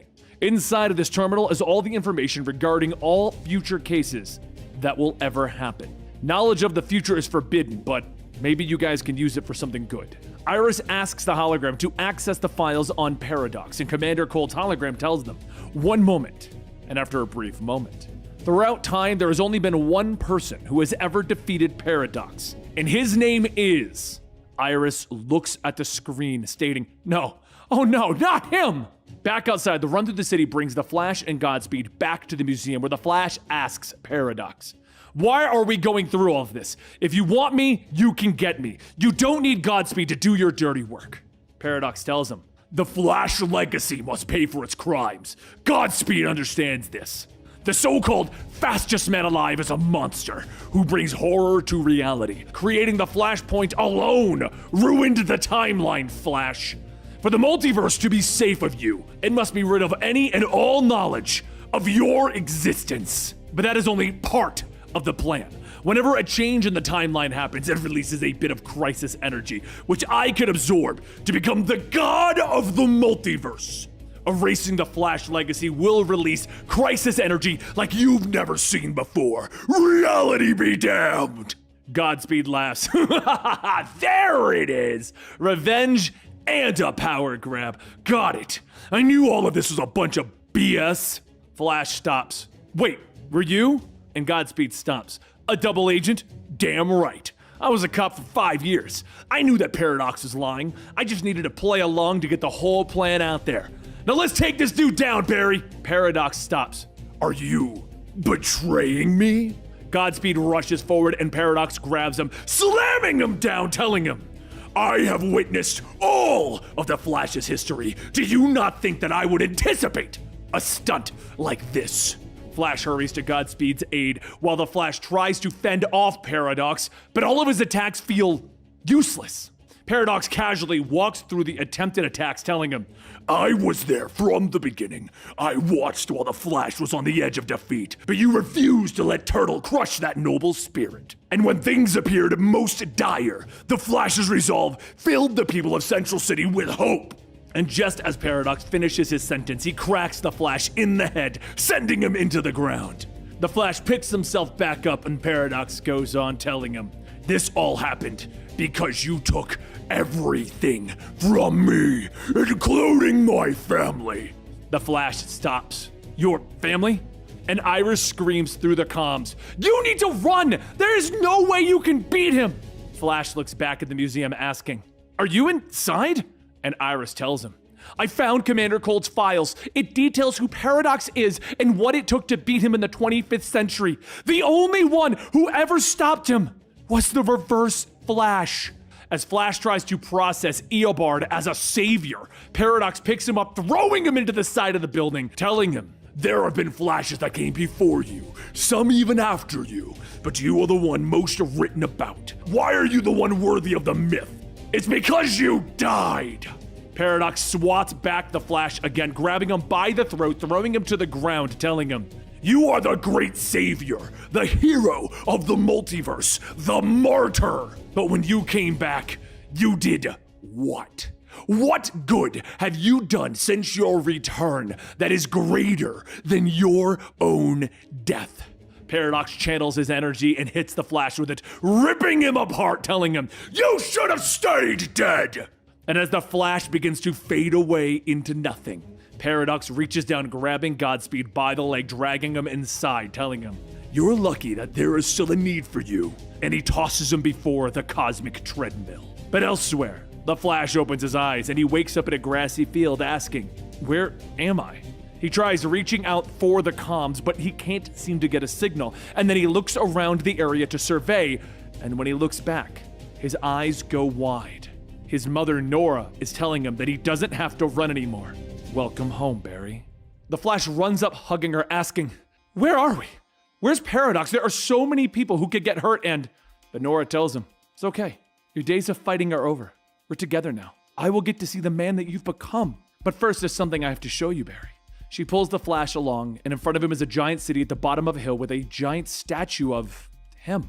Nora asks if he remembers how people built a museum for him. Well, after all the things he's done for the multiverse, it was clear that he deserved more. Welcome to Flash City, a place where those he has saved gather to pay respects to the hero of their time. How he would never admit that he was great. How he trained and inspired generations of heroes. The Flash picks up Nora, and then he runs down stating that he was hit by lightning in his lab, and Nora tells him that he doesn't have to explain. They know the story already. They all do. He begins touching the surroundings, stating that this is also wonderful. And Nora tells him that it's time for him to stop running. He's earned it. What does he think? Flash smiles, stating that it's great and all, but it's not real. And neither are you. She stops. What are you talking about? And the Flash tells her, This whole world is a giant construct of some kind. I'm not sure if it's in my head or some very complicated illusion. But the reason I know this is because every world in the multiverse has its own vibrational frequency, except this one. This has none. I've been dead before. I've been to the other side of the Speed Force, but this ain't it.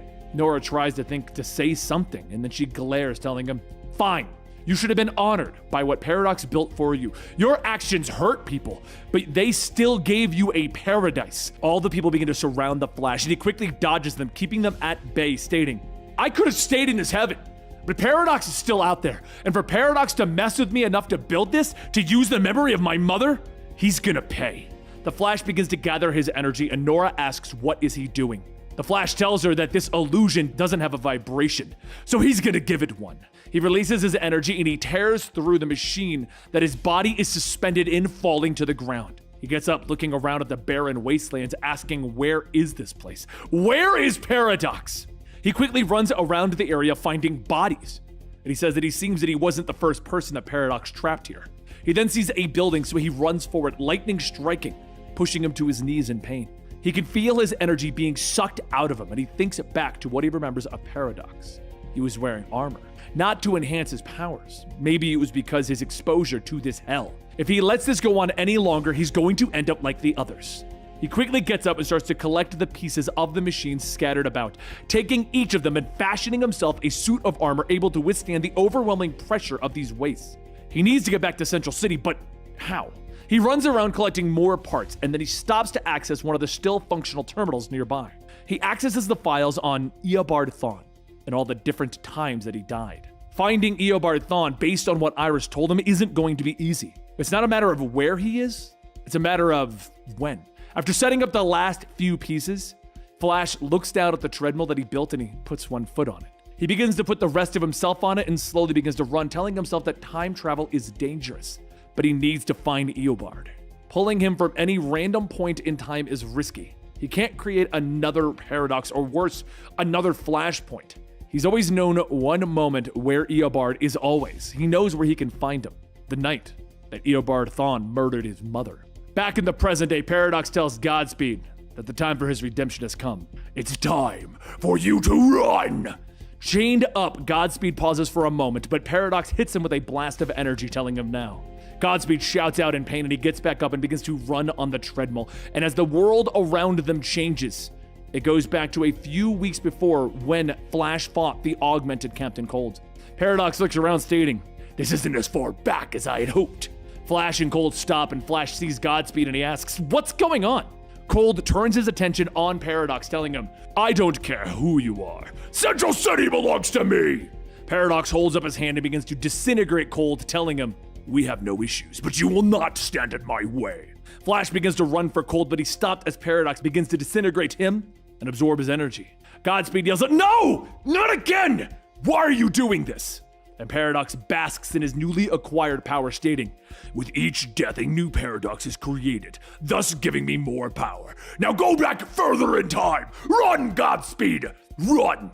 Meanwhile, in the middle of the actual time stream, the Flash is focusing on a set point in time, and he quickly stops the treadmill, stopping the world around him. He came back here once before to stop Eobard, and that created the Flashpoint.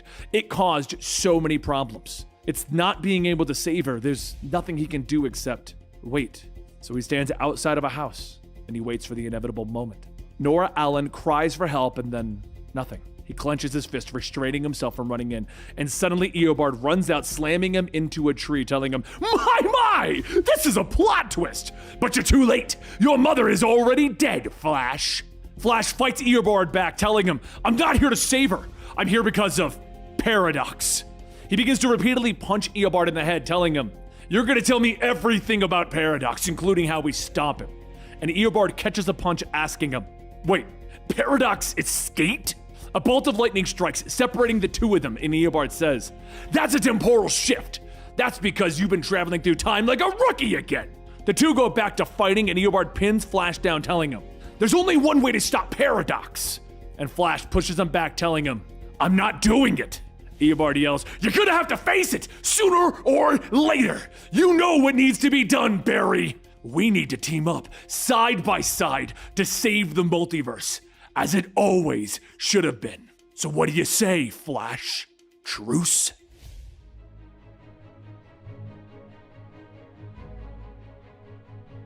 The Flash is currently holding Eobard Thawne, as Eobard Thawne explains what happened in the 25th century, how he was the one able to defeat Paradox. There was a battle that spanned the multiverse. All who tried to take on Paradox fell in his path, and it seemed as if the fate of millions were doomed. The future needed a hero, one unafraid to put his life on the line to save others, and in the end, that hero was Reverse Flash. He defeated the deadliest rogue in all of the multiverse. He was the future's savior. For once in his life, people saw him for what he truly was, the Flash's worthy successor. It only took a few moments to repair the damage done to his Flash Museum, and with it a prison that could hold even Paradox from ever escaping. The time stream was safe, until Barry Allen ruined it all.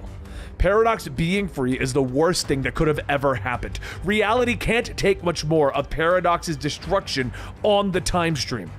And the Flash asks him, but you can stop him, right? And Eobard says, that's a Reverse Flash fact, good buddy. The two stop running through the time stream and they stop in the 25th century Flash Museum, with Eobard stating that he had to pick something up first. Once they get inside, Eobard pulls a tarp off of a display case containing his own lightning rod. Eobard picks it up, twirling it around, stating that this thing can harness the Speed Force and focus it into a destructive force. This is how we stop Paradox. This is how we save the time stream. The last time I used it to ground him and sap that Paradox energy until he was weak enough to be captured. Eobard then turns to the Flash asking, are you ready to do what needs to be done, Barry? Meanwhile, in the other timelines, Paradox continues going further and further in time, killing the Flash over and over again. But during one of those times, he stops for a moment and says that he can sense something. He can feel the Flash, and he's not alone.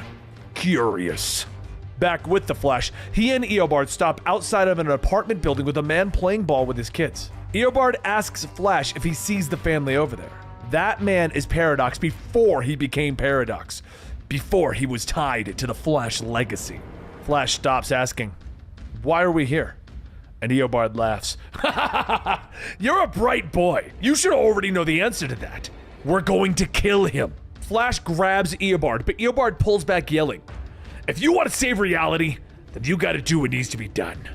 This will remove Paradox from his role before he can even get started, before he can just escape again. It'll be our little secret, something we can share, just the two of us, Flash. Eobard pokes Flash with the lightning rod, telling him, you know it's the right thing to do. It's the only thing. Flash tells him, no, we'll find another way, Eobard. And in a fit of rage, Eobard shouts, fine, I'll do it myself. Flash punches Eobard, shouting that this was a mistake. And the man Chris yells, asking what do they want from him? Why are they here? At that moment, Paradox appears and begins to kill him, telling him, they wanted you to die. After Chris's body disintegrates, Paradox tells him, I thought killing the Flash would create the power that I needed, but you just led me to the biggest paradox of all, myself. Eobard charges in with his rod, shouting, it doesn't matter! I took you down once and I'll do it again!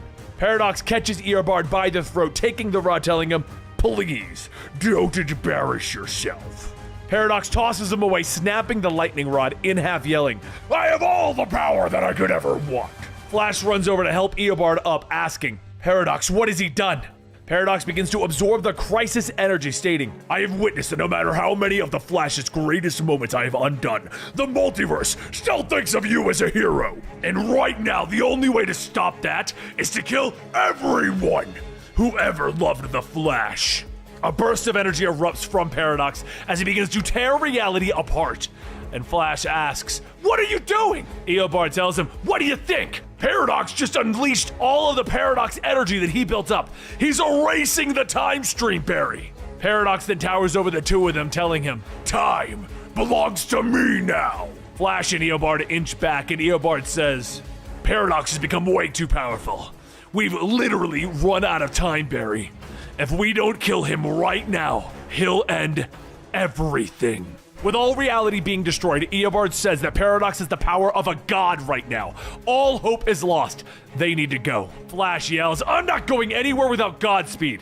And Godspeed tells him, I didn't want to help Paradox kill all those versions of you. I'm so sorry. But before they can come up with a plan, Reverse Flash, Flash, and Godspeed all dissolve and then reappear in another realm. Eobard looks around asking where is this, and Godspeed tells him, this is Paradox's other realm, just outside of known reality. A forgotten place. Flash grabs Eobard asking, what did you do? And Eobard shouts, you are really going to blame me for this? We were supposed to kill Paradox when he was still human. Godspeed then gets up, separating the two of them, stating, you can kill each other another day. Look in the sky, guys. Up above, all of the different timelines that Paradox has affected appear. And Eobard says, it's a time storm. This all makes sense now. Look, I've mastered the art of manipulating time. It takes skill and experience, which Paradox has none. We can still stop him, because we haven't faded into nothing. That means we have a shot. Flash asks, what do we do? How do we save everyone? And Eobard tells him, you know what we have to do. You just refuse to admit it. Just then, Paradox appears telling them all, it's too late. I have won. The legend of the Flash is erased from your world, and now I will move on to the multiverse. Once I do that, the secrets of the multiverse will belong to me. Flash shouts, asking, you did all of this so you could learn about the multiverse? And Paradox tells him, no, it was about you. I used to be trapped in this hell. I lost my family because of the Flash. The Flash never cared about anyone. All he ever did was care about himself. Eobard scoffs, you don't know the Flash very well then. I've tried everything to break Barry, yet no matter what, the Flash is always there running to save others. It's annoying, really. Godspeed then chimes in, yeah, no matter my sins, no matter how horrible my crimes, Barry has always been there to help me. He'd give his own life to help people. And Paradox laughs. This is who the Flash has come to his rescue? His enemies? It doesn't matter anymore. The Flash Age ends now. Paradox slams onto the ground, knocking everyone back, and Eobard says, hey, if we're gonna save the day, we gotta kill Paradox. And Godspeed tells him, I hate to admit it, but I agree with Reverse Flash on this one, Barry. The Flash gets up, running back over. No, there has to be another way. If I could fix this, as in really fix this, then we need to do it my way. Can I trust you all to do the right thing? Without a word, Eobard runs off, and Godspeed says, man, I really hope that was a yes. While Flash and Godspeed focus on keeping Paradox busy, Eobard runs back in time to where it all began, where Paradox watched the Flash fight Turtle. Eobard looks at Paradox in his human form, telling him, I could kill him right here, right now. I could end this. I could save his life and the lives of others. The choice is easy. What would the Flash do? Back in Paradox's realm, his power begins to disperse, and he begins to ask, What? What is happening? And meanwhile, in the past, Eobard touches Paradox, telling him that he's welcome. You have the gift of life with your family. Make sure that you use it well. Paradox's power grows unstable, and he lunges at the Flash, shouting, I will not be erased! The Flash Age must end! I will prove that the Flash is a monster. But before Paradox could commit his attack, his body breaks apart and disappears. Godspeed asks, what do they do now? And at that moment, Paradox's realm begins to rip apart, with Barry yelling that they need to run. With the pull of the collapsing realm, Barry says that they need to find a way to escape, but without the cosmic treadmill. And at that moment, Eobard appears, telling him, I thought the Flash was supposed to be hopeful. If the three of us run together, the negative speed force combined with the positive should be enough to free us. The three start to run as hard as they can, running past all of the timelines that Paradox destroyed, slowly seeing them being put back together. And with a cracking-a-boom, the three of them appear outside of the present-day Flash Museum. Godspeed looks around, stating that this is right after they fought.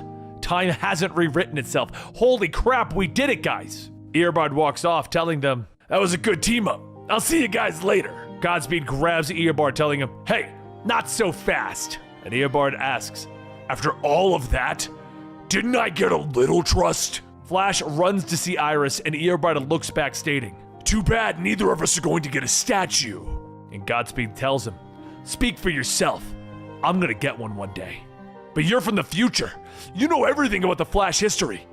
Do you know who killed my brother? Eobard turns back, grabbing Godspeed by the neck. Oh, that?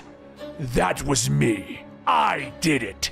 Before Godspeed has a chance to react, Eobard pulls and there's a loud snap. He then lets go, stating, no one will remember Godspeed. I have seen the future. Flash runs back asking, "What have you done? We trusted you!" And Eobard laughs. "Paradox was after the wrong monster, huh?" And Flash shouts, "I am gonna kill you!" But Eobard pummels the Flash, telling him, "You already did, remember? Instead, I'm going to do what I always should have done. Something horrible happens, you gather up the Flash family, and then the Flash family runs into a triumphant line chasing me. But now I'm ahead. It's time to get some things in the works. I'm gonna get my own family. The Reverse Flash family!"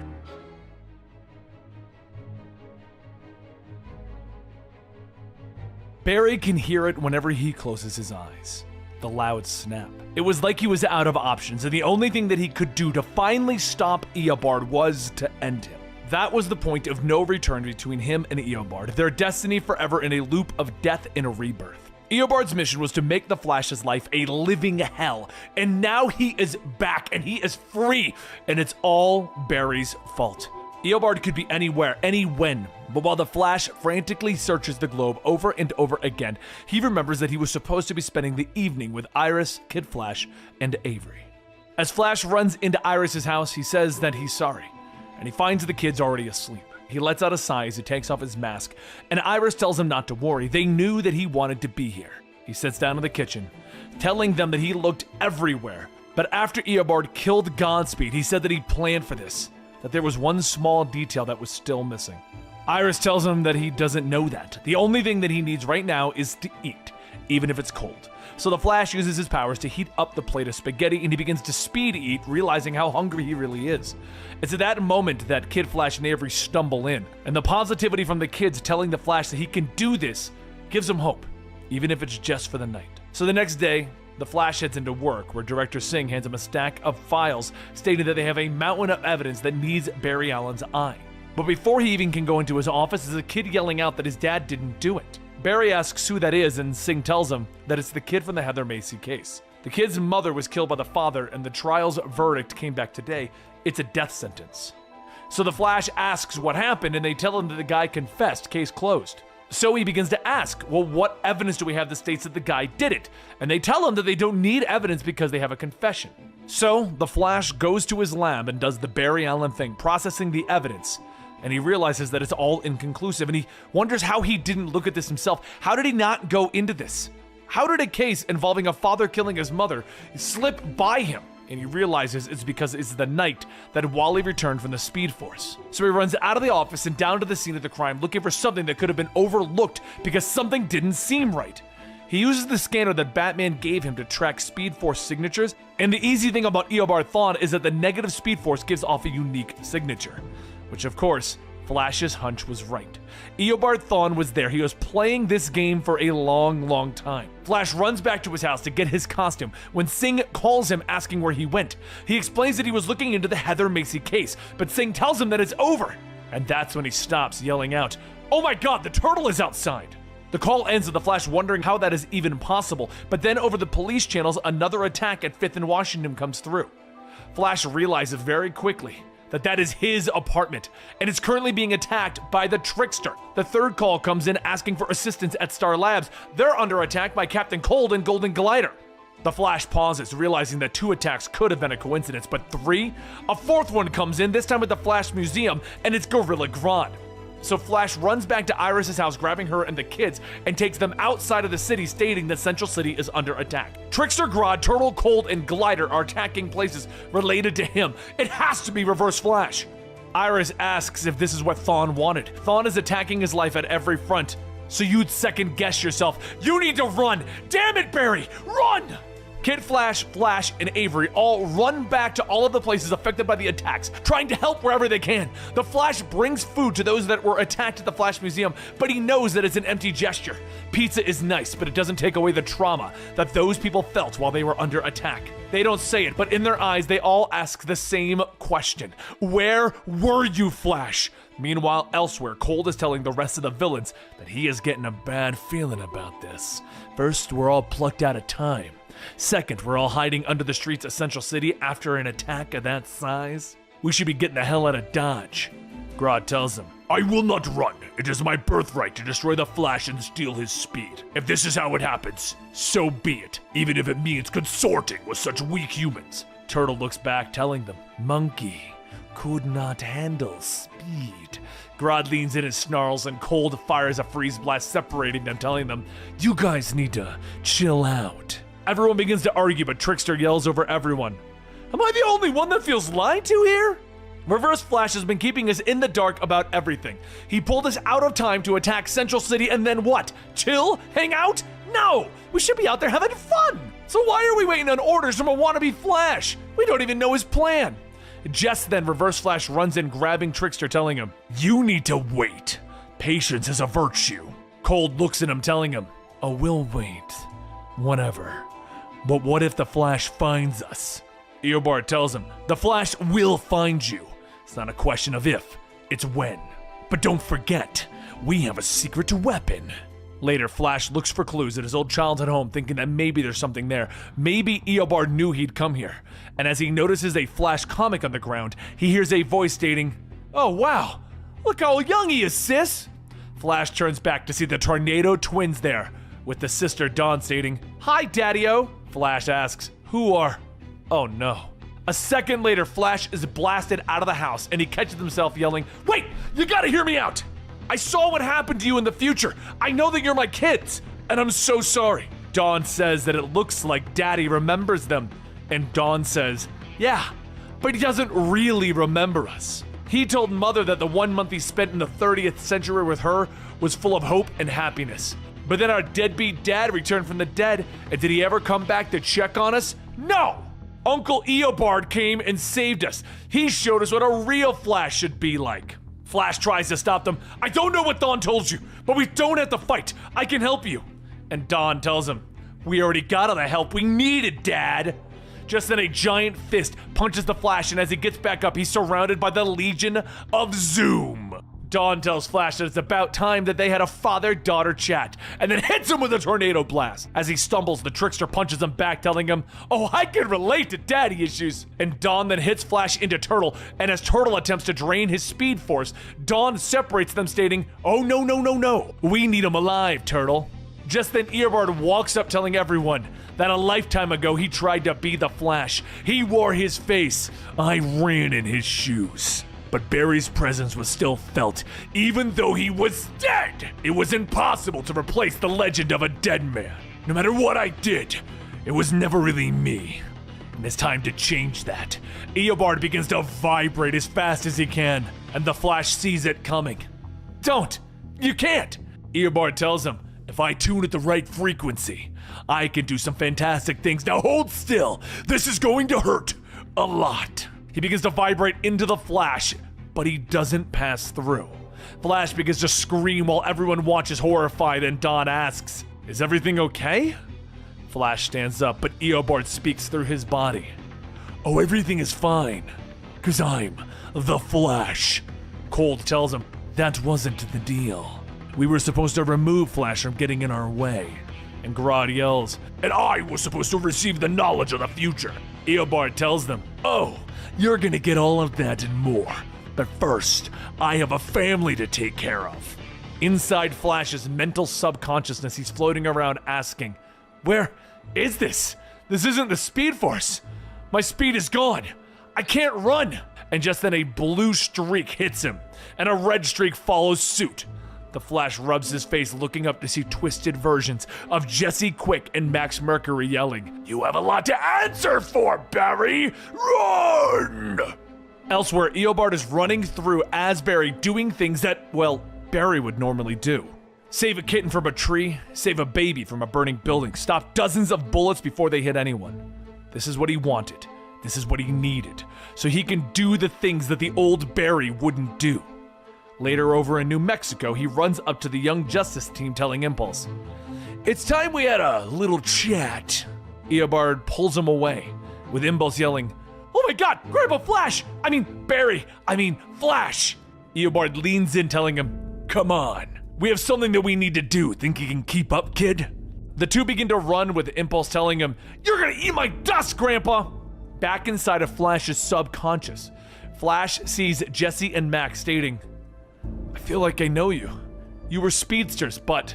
Jesse yells as they've been trapped here for years, but he must hold on. Don't let himself get lost again. You paid for the flashpoint enough. Both Jesse and Max reach out when suddenly everything stops. And Jesse says that's the spirit. It's good to see you again. Your guilt made you see us as nightmares instead of the truth. Flash yells out, I remember now. You're Max Mercury, the Zen Master of Speed Force, and you're Jesse Quick. You saw the science of the Speed Force like your father. Is Johnny Quick okay?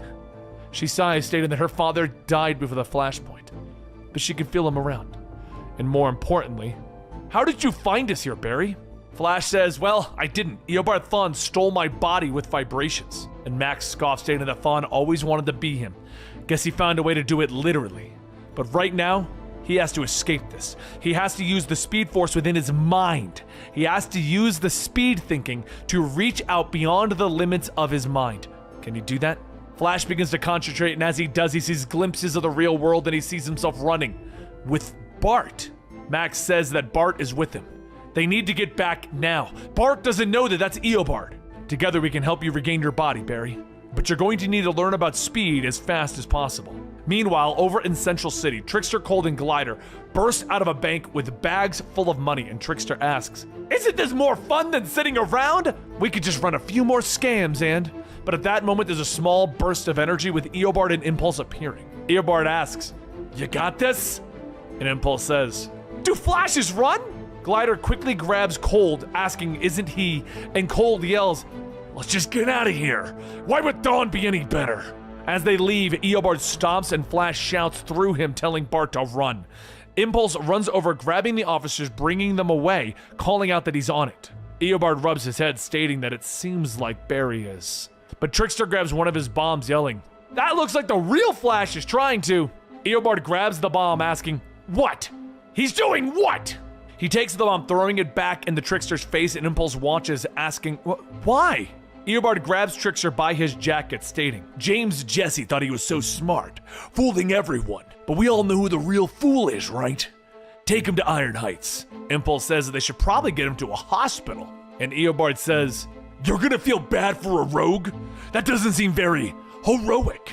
It doesn't sound like justice. Maybe I was wrong. Maybe you aren't Flash family material, Impulse. What would happen if you became the Flash again? We both know what happened last time. We don't want a repeat of that, do we? Or maybe you just want to go back to your friends, disappear for another few years, leave the Flash business to me. As Eobard leaves, Impulse tries to find something to say, but he remains silent. Over in Nebraska, Kid Flash and Avery stand watch outside of the West family cabin when they feel the ground shake. Eobard speeds in Barry's bodies, telling them that he's very proud of them. Great work, everyone! Iris steps out, asking how did he find them, and Eobard tells her, you're my lightning rod. Iris asks him if it's safe for him to be here, and Eobard takes off the mask, telling them that he took care of Thawne. Avery asks, what about the Legion of Zoom? And Eobard says, what's with all the questions? How about the three of us go take care of Thawne's team and show them who's boss? Just then there's a loud crack as Impulse jets in, kicking Eobard in the face. You're mean, and Barry Allen isn't mean. After hitting him a few more times, Impulse blasts him away, yelling, you're not my grandpa! Kid Flash yells out, wait, who the hell are you?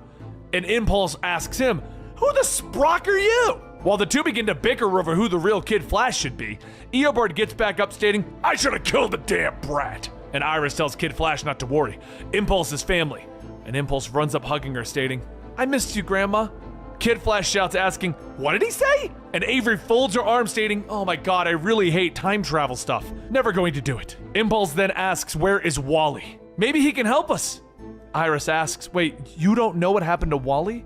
Eobard charges in, yelling, Wally's not gonna be joining you today. Maybe that's what Barry really needed, to run alone. Iris holds out her arms to protect the kid, stating that this is not Barry. He tried once before with Wally, on her wedding day.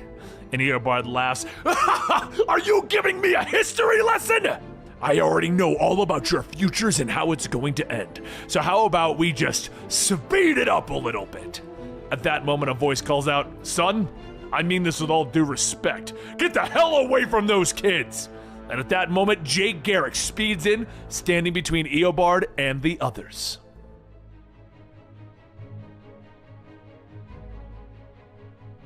With Jay arriving, he quickly jumps into action to fight, and Eobard yells out, "What a surprise! Jay Garrick to save the day? But I've seen your future, and you're just a footnote in history!" Avery watches, asking who is the guy in the helmet, and Impulse shouts that that's the first Flash. And we gotta help him! Jay blocks one of Eobard's attacks, telling Impulse, "No, you need to get as far away as possible, son." Eobard manages to get a kick in, asking, does he know why Barry kept him around for so long? Because he was polite! He never cared about your advice. Was hard water anyway. Eobard gets ready to finish the fight, but before he can get his punch in, his body begins to violently vibrate as Barry is trying to regain control of his body. Eobard focuses and runs off, stating that Barry is acting quicker than expected. Time to accelerate my plans! As he escapes, Kid Flash asks if they should follow him, but Jay tells him once everyone is safe, he'll take care of it. For now, they just need to use the Speed Force connection to track where Eobard is going. Iris then says actually, they might not have to look very hard. She just got an email tip at the newspaper. Elsewhere, Captain Cold and the rest of Eobard's Legion of Zoom stand waiting. Cold says that this is where they're supposed to be.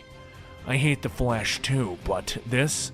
Desecrating some lady's grave? As everyone looks at Nora Allen's grave, Trickster asks, who is this person? Anyone else getting a feeling that Thawne's lost his marbles? Dawn then asks how they can be questioning Eobard's plans when he's been right about everything so far. And at that moment, Eobard slides in telling the Tornado Twins, thank you, but I need Nora Allen's body. Nora Allen is an important marker in this timeline, and because of that, she has temporal energy. If I can extract that energy, I can ground this body and Barry Allen will be gone forever. But inside of the Flash's mind, he says that he can feel himself getting control again. He's regaining his body. Max Mercury tells him to just let it all soak in and let the emotions guide him. Remove the hurdles that are laid out. Flash feels his powers coming back, stating that he's getting some traction. So he can. But before he can finish, a voice calls out, tick-tock, tick-tock, you're running out of time! At that moment, a green costume speedster rockets in sliding, shouting, Eobard promised to get me out of this hellhole! After he won, he'd let me take over Brother Bart's body, and then I could be Eobard's Kid Flash! As the child continues throwing punches and missing, Flash asks, who?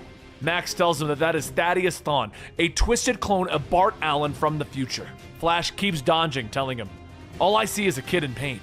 Just like Eobard, if fighting a kid is what's between me and freedom, then we're gonna be here for a while. Back out in the real world, Eobard yells to everyone to hurry up. Dig up Nora! Grodd gets ready, but Glider tells him don't, and Cold says, she's right, this isn't us. Eobard shouts that once they're all done here, then they'll have everything that they ever wanted. They will rule the past, present, and at that moment a purple blur shoots out, cracking him in the face! A silver helmet then bounces off the heads of everyone. As Eobard is straightening himself up, he says, I knew they'd follow the Speed Force and find me. And Kid Flash tells him, actually, we got a tip where you were heading. Eobard pauses for a moment asking, who would? And then Trickster laughs, haha, gotcha! In frustration, Eobard sends Trickster back to his timeline for betraying him, shouting, you were a waste! Tornado Twins, make your papa proud. The twins start to summon a tornado, but Dawn says that it's time to introduce themselves to the family. In the middle of the attack, Impulse holds his ground, telling them, you know, we never got a chance to meet, but I can tell that this isn't the version of you. Dawn yells, how could you possibly know what we've gone through?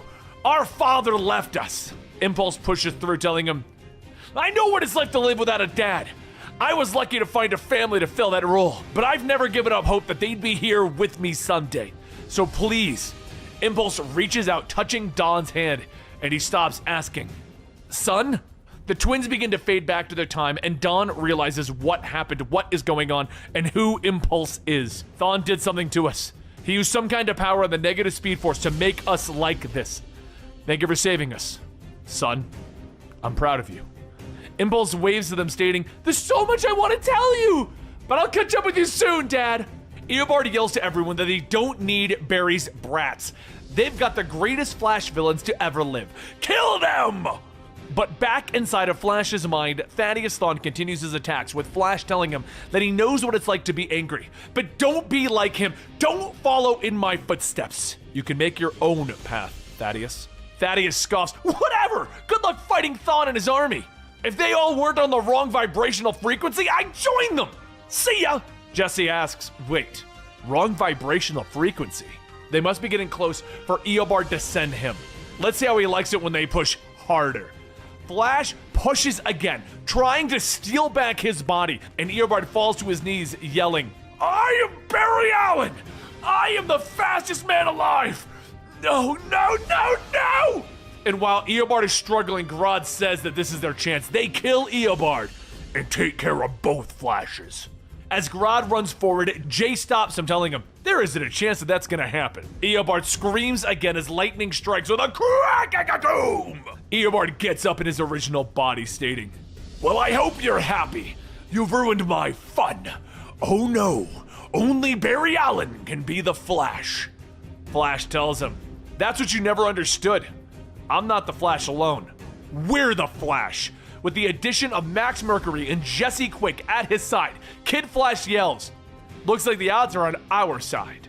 Eobard runs up asking, do you really think I didn't think of this? That I didn't stop at gathering just a small handful of the Flash's greatest enemies? I was building an army! And if I can't be the Flash, there will be no Flash or Flash family. As most of the villains are plucked out of time, Eobard laughs, telling them, this is my Legion of Doom, and we will kill each and every one of you and every person in Central City. That's a Reverse Flash fact. Soon the fists begin to fly in an all-out brawl with everyone, and the Flash quickly calls out to Kid Flash that they need to get Iris out of here. With Kid Flash doing that, Eobard asks, did you just send your love away again? This is going to leave your family outnumbered. Flash throws a villain into Eobard, telling him, I noticed you don't have any speedsters in this group. What are you afraid of? But soon Max says he has an idea. They just need to stop and meditate. Impulse asks him, really? Now, Max? And Max tells him not to worry, just cover him. With more of the Flash family occupied, Eobard's Legion begins to take over the fight. And as it starts to come down around Max, Impulse yells that they are out of time. But after a few more minutes pass, and Max opens up his eyes and a voice says, there's one thing that all the Flashes have in common. It's that we're always a little late to the party. As Wally's kids, Jai and Iray lead the charge, Flashes from all across time rush in. Iray yelling to Max that they got the call. Kid Flash runs by with the civilian asking, we got backup now? Good, we got to evacuate the city. With the group splitting up, Avery takes the remaining fighters, telling them that they're going into the fight. As the tides begin to turn in the favor of the massive Flash family, Eobard focuses his attention on Flash, and Flash asks, why are you doing all of this? Why stop me from solving a murder? After getting hit, Eobard stumbles back, telling him, I have seen your future. I dedicated my life to the Flash Museum in the 25th century. In the future, I worshipped you. Long after the feel of rejection, I was your biggest fan, Barry Allen. And when I found out that I'd have to die over and over again at the hands of the Flash, I set out to make you hurt. That is why I changed Hunter Zolomon's fate to become Zoom by giving the clown the gun. That is why I killed Godspeed and planted the black hole evidence so that he'd go to the CSI and eventually become who he was. Did you really think that this was just about killing your mother? Wrong! That's why everyone heard my whispers. With Jay, with you, everyone could hear the whispers of doubt, including Wally. I did it all. I'm the one who set your life on this path, Barry Allen. Flash begins to shake, asking, what did you do? And Eobard punches Flash in the chest, yelling, this was planned from the very beginning. It was all gonna come down to this moment. On this day, the Flash loses. At that moment, a lightning bolt strikes with a thundering crack-a-boom, knocking the two of them back, and a voice calls out to the Flash, stating, find me, Barry. Find me. Flash asks if that's Wally, and Eobard gets back up, stating, what? Not again! No, this isn't right! This isn't what happens! This is not the future! Things must have changed. Eobard runs, and the Flash quickly chases after him, but still the battle with the villains continue. Once everyone is out of harm's way, Impulse says that he might have a plan. He has done a lot of time traveling, and it's pretty wacky, but these bad guys are all on different vibrational frequencies. Jai asks if they just run around the bad guys really fast and correct their frequencies, and Iray says that should send them back, right, Impulse? So all of the speedsters begin to run and vibrate through the crowds, with Kid Flash yelling, "This hurts! I don't know if I can!" And Jay yells, "You just need to keep running, son. We can do it." A few moments later, a blinding light begins to shine, and an earth-shattering crack-a-boom rings out, and as the light fades, Kid Flash looks around at the empty streets asking, did it work? The plan did work, but Impulse has one final question. With all the villains gone, with all the Flash family gone, where is Barry? Elsewhere, the Flash is right behind Eobard shouting, "I am going to kill you, Thawne!" Eobard calls out that this is it. We are at the finish line. It's do or die, Flash! Soon, I'll be back in the 25th century, where I can learn new ways to torture you and the family. Or we can skip all of it and just keep running forever. We will keep doing this endless loop of death and rebirth. Flash grabs onto Eobard, and Eobard yells, "Do it! Let's relive history together. One little twist, just like with Godspeed. Kill me!" But the Flash lets go and the two slide to a stop. I'm done with this. It's the same thing, over and over, Eobard. It's time I try something different. Something new. He pulls down his mask. He looks at Eobard. He looks him dead in the eyes. The anger within Eobard welling up, prepared for his final moment. But Barry changes it. "I forgive you, Eobard." Eobard stops moving, asking, "You, what?" Flash goes on, telling him, "We are in a loop. It's time for us to move forward. Your hate for me keeps us tethered together, but no more rejection. No more of this defining who you are." Eobard charges, screaming, "Our hate is forever!" But the Flash vibrates, and as Eobard passes through, he stops, asking, what was that energy?" The Flash tells him that he pulled the Speed Force into himself, just like he did when he created the Flashpoint. An out-of-body experience gave him an idea. He can never save his mother, but he can save Eobard Thawne. Eobard asks, "Wait, did you just ground me?" Flash tells him, "Yes. I vibrated to allow some of my Speed Force to stay with you. You need a lightning rod. It's me." Eobard looks at himself. "I was a paradox. It helped me avoid all of the changes in time. This will reset me." "Wait, no. Don't do this to me, Barry. The last time this happened, I forgot everything. Please, no!" And as the light takes him over, Eobard finds himself in the 25th century as the curator of the Flash Museum. He finds himself at the beginning of it all, at the beginning of his timeline, with no knowledge of anything. He tells a group of kids that he will be their guide today, and he begins to tell them all about the adventures of Jay Garrick. But one of the children stop, asking, "Who's that?" Eobard tells the child that is a great question. This is a statue of the Reverse Flash. Sadly, there's not a lot of information from the 21st century in regards of who he is. But they do know that he played a significant role in the Flash's life, and some would say that he is the Flash's greatest villain. It's hard to imagine living a life full of hate, especially for the Flash family. It's just not a way to live. Who wants to see the Godspeed section? As Flash watches Eobard leave, he runs back through the different points in time, correcting all of the things that Eobard has done with the Legion of Zoom. Even the grave of August Hart seemed to have disappeared. But there's still one mystery left to solve. Who was Heather Macy, and why did Eobard Thawne target her? Flash watches as Heather's family plays in the yard, and Heather asks if there's anything that she can help him with. He tells her no, he was just admiring her home. It reminds him of when he was a kid. His name is Barry Allen. Heather introduces herself and asks if they know each other. The Flash tells her no, he doesn't think so, and he'll be leaving. "Make sure to tell Mr. Macy that I said that you have a lovely home." Heather said actually, Macy is her last name. She never changed it. Her husband is Thawne. The Flash realizes what this means, that the one mystery that Thawne never wanted him to solve is the mystery about his life. He quietly laughs to himself. Right, of course. "Well, you have a great day, Miss Macy." Before everyone heads back to their timelines, the Flash family has a barbecue to celebrate their victory, but as he gets a call, Flash heads inside to make himself something to eat just before he leaves, and a voice asks him, why does he do it? No judgment or anything. But why go out there and risk his life to help strangers? Is it because of what happened? The Flash finishes his sandwich telling the person, no, I never put the costume on because of any suffering or tragedy. It's simple. I'm the Flash because of what she taught me. Because it's the right thing to do.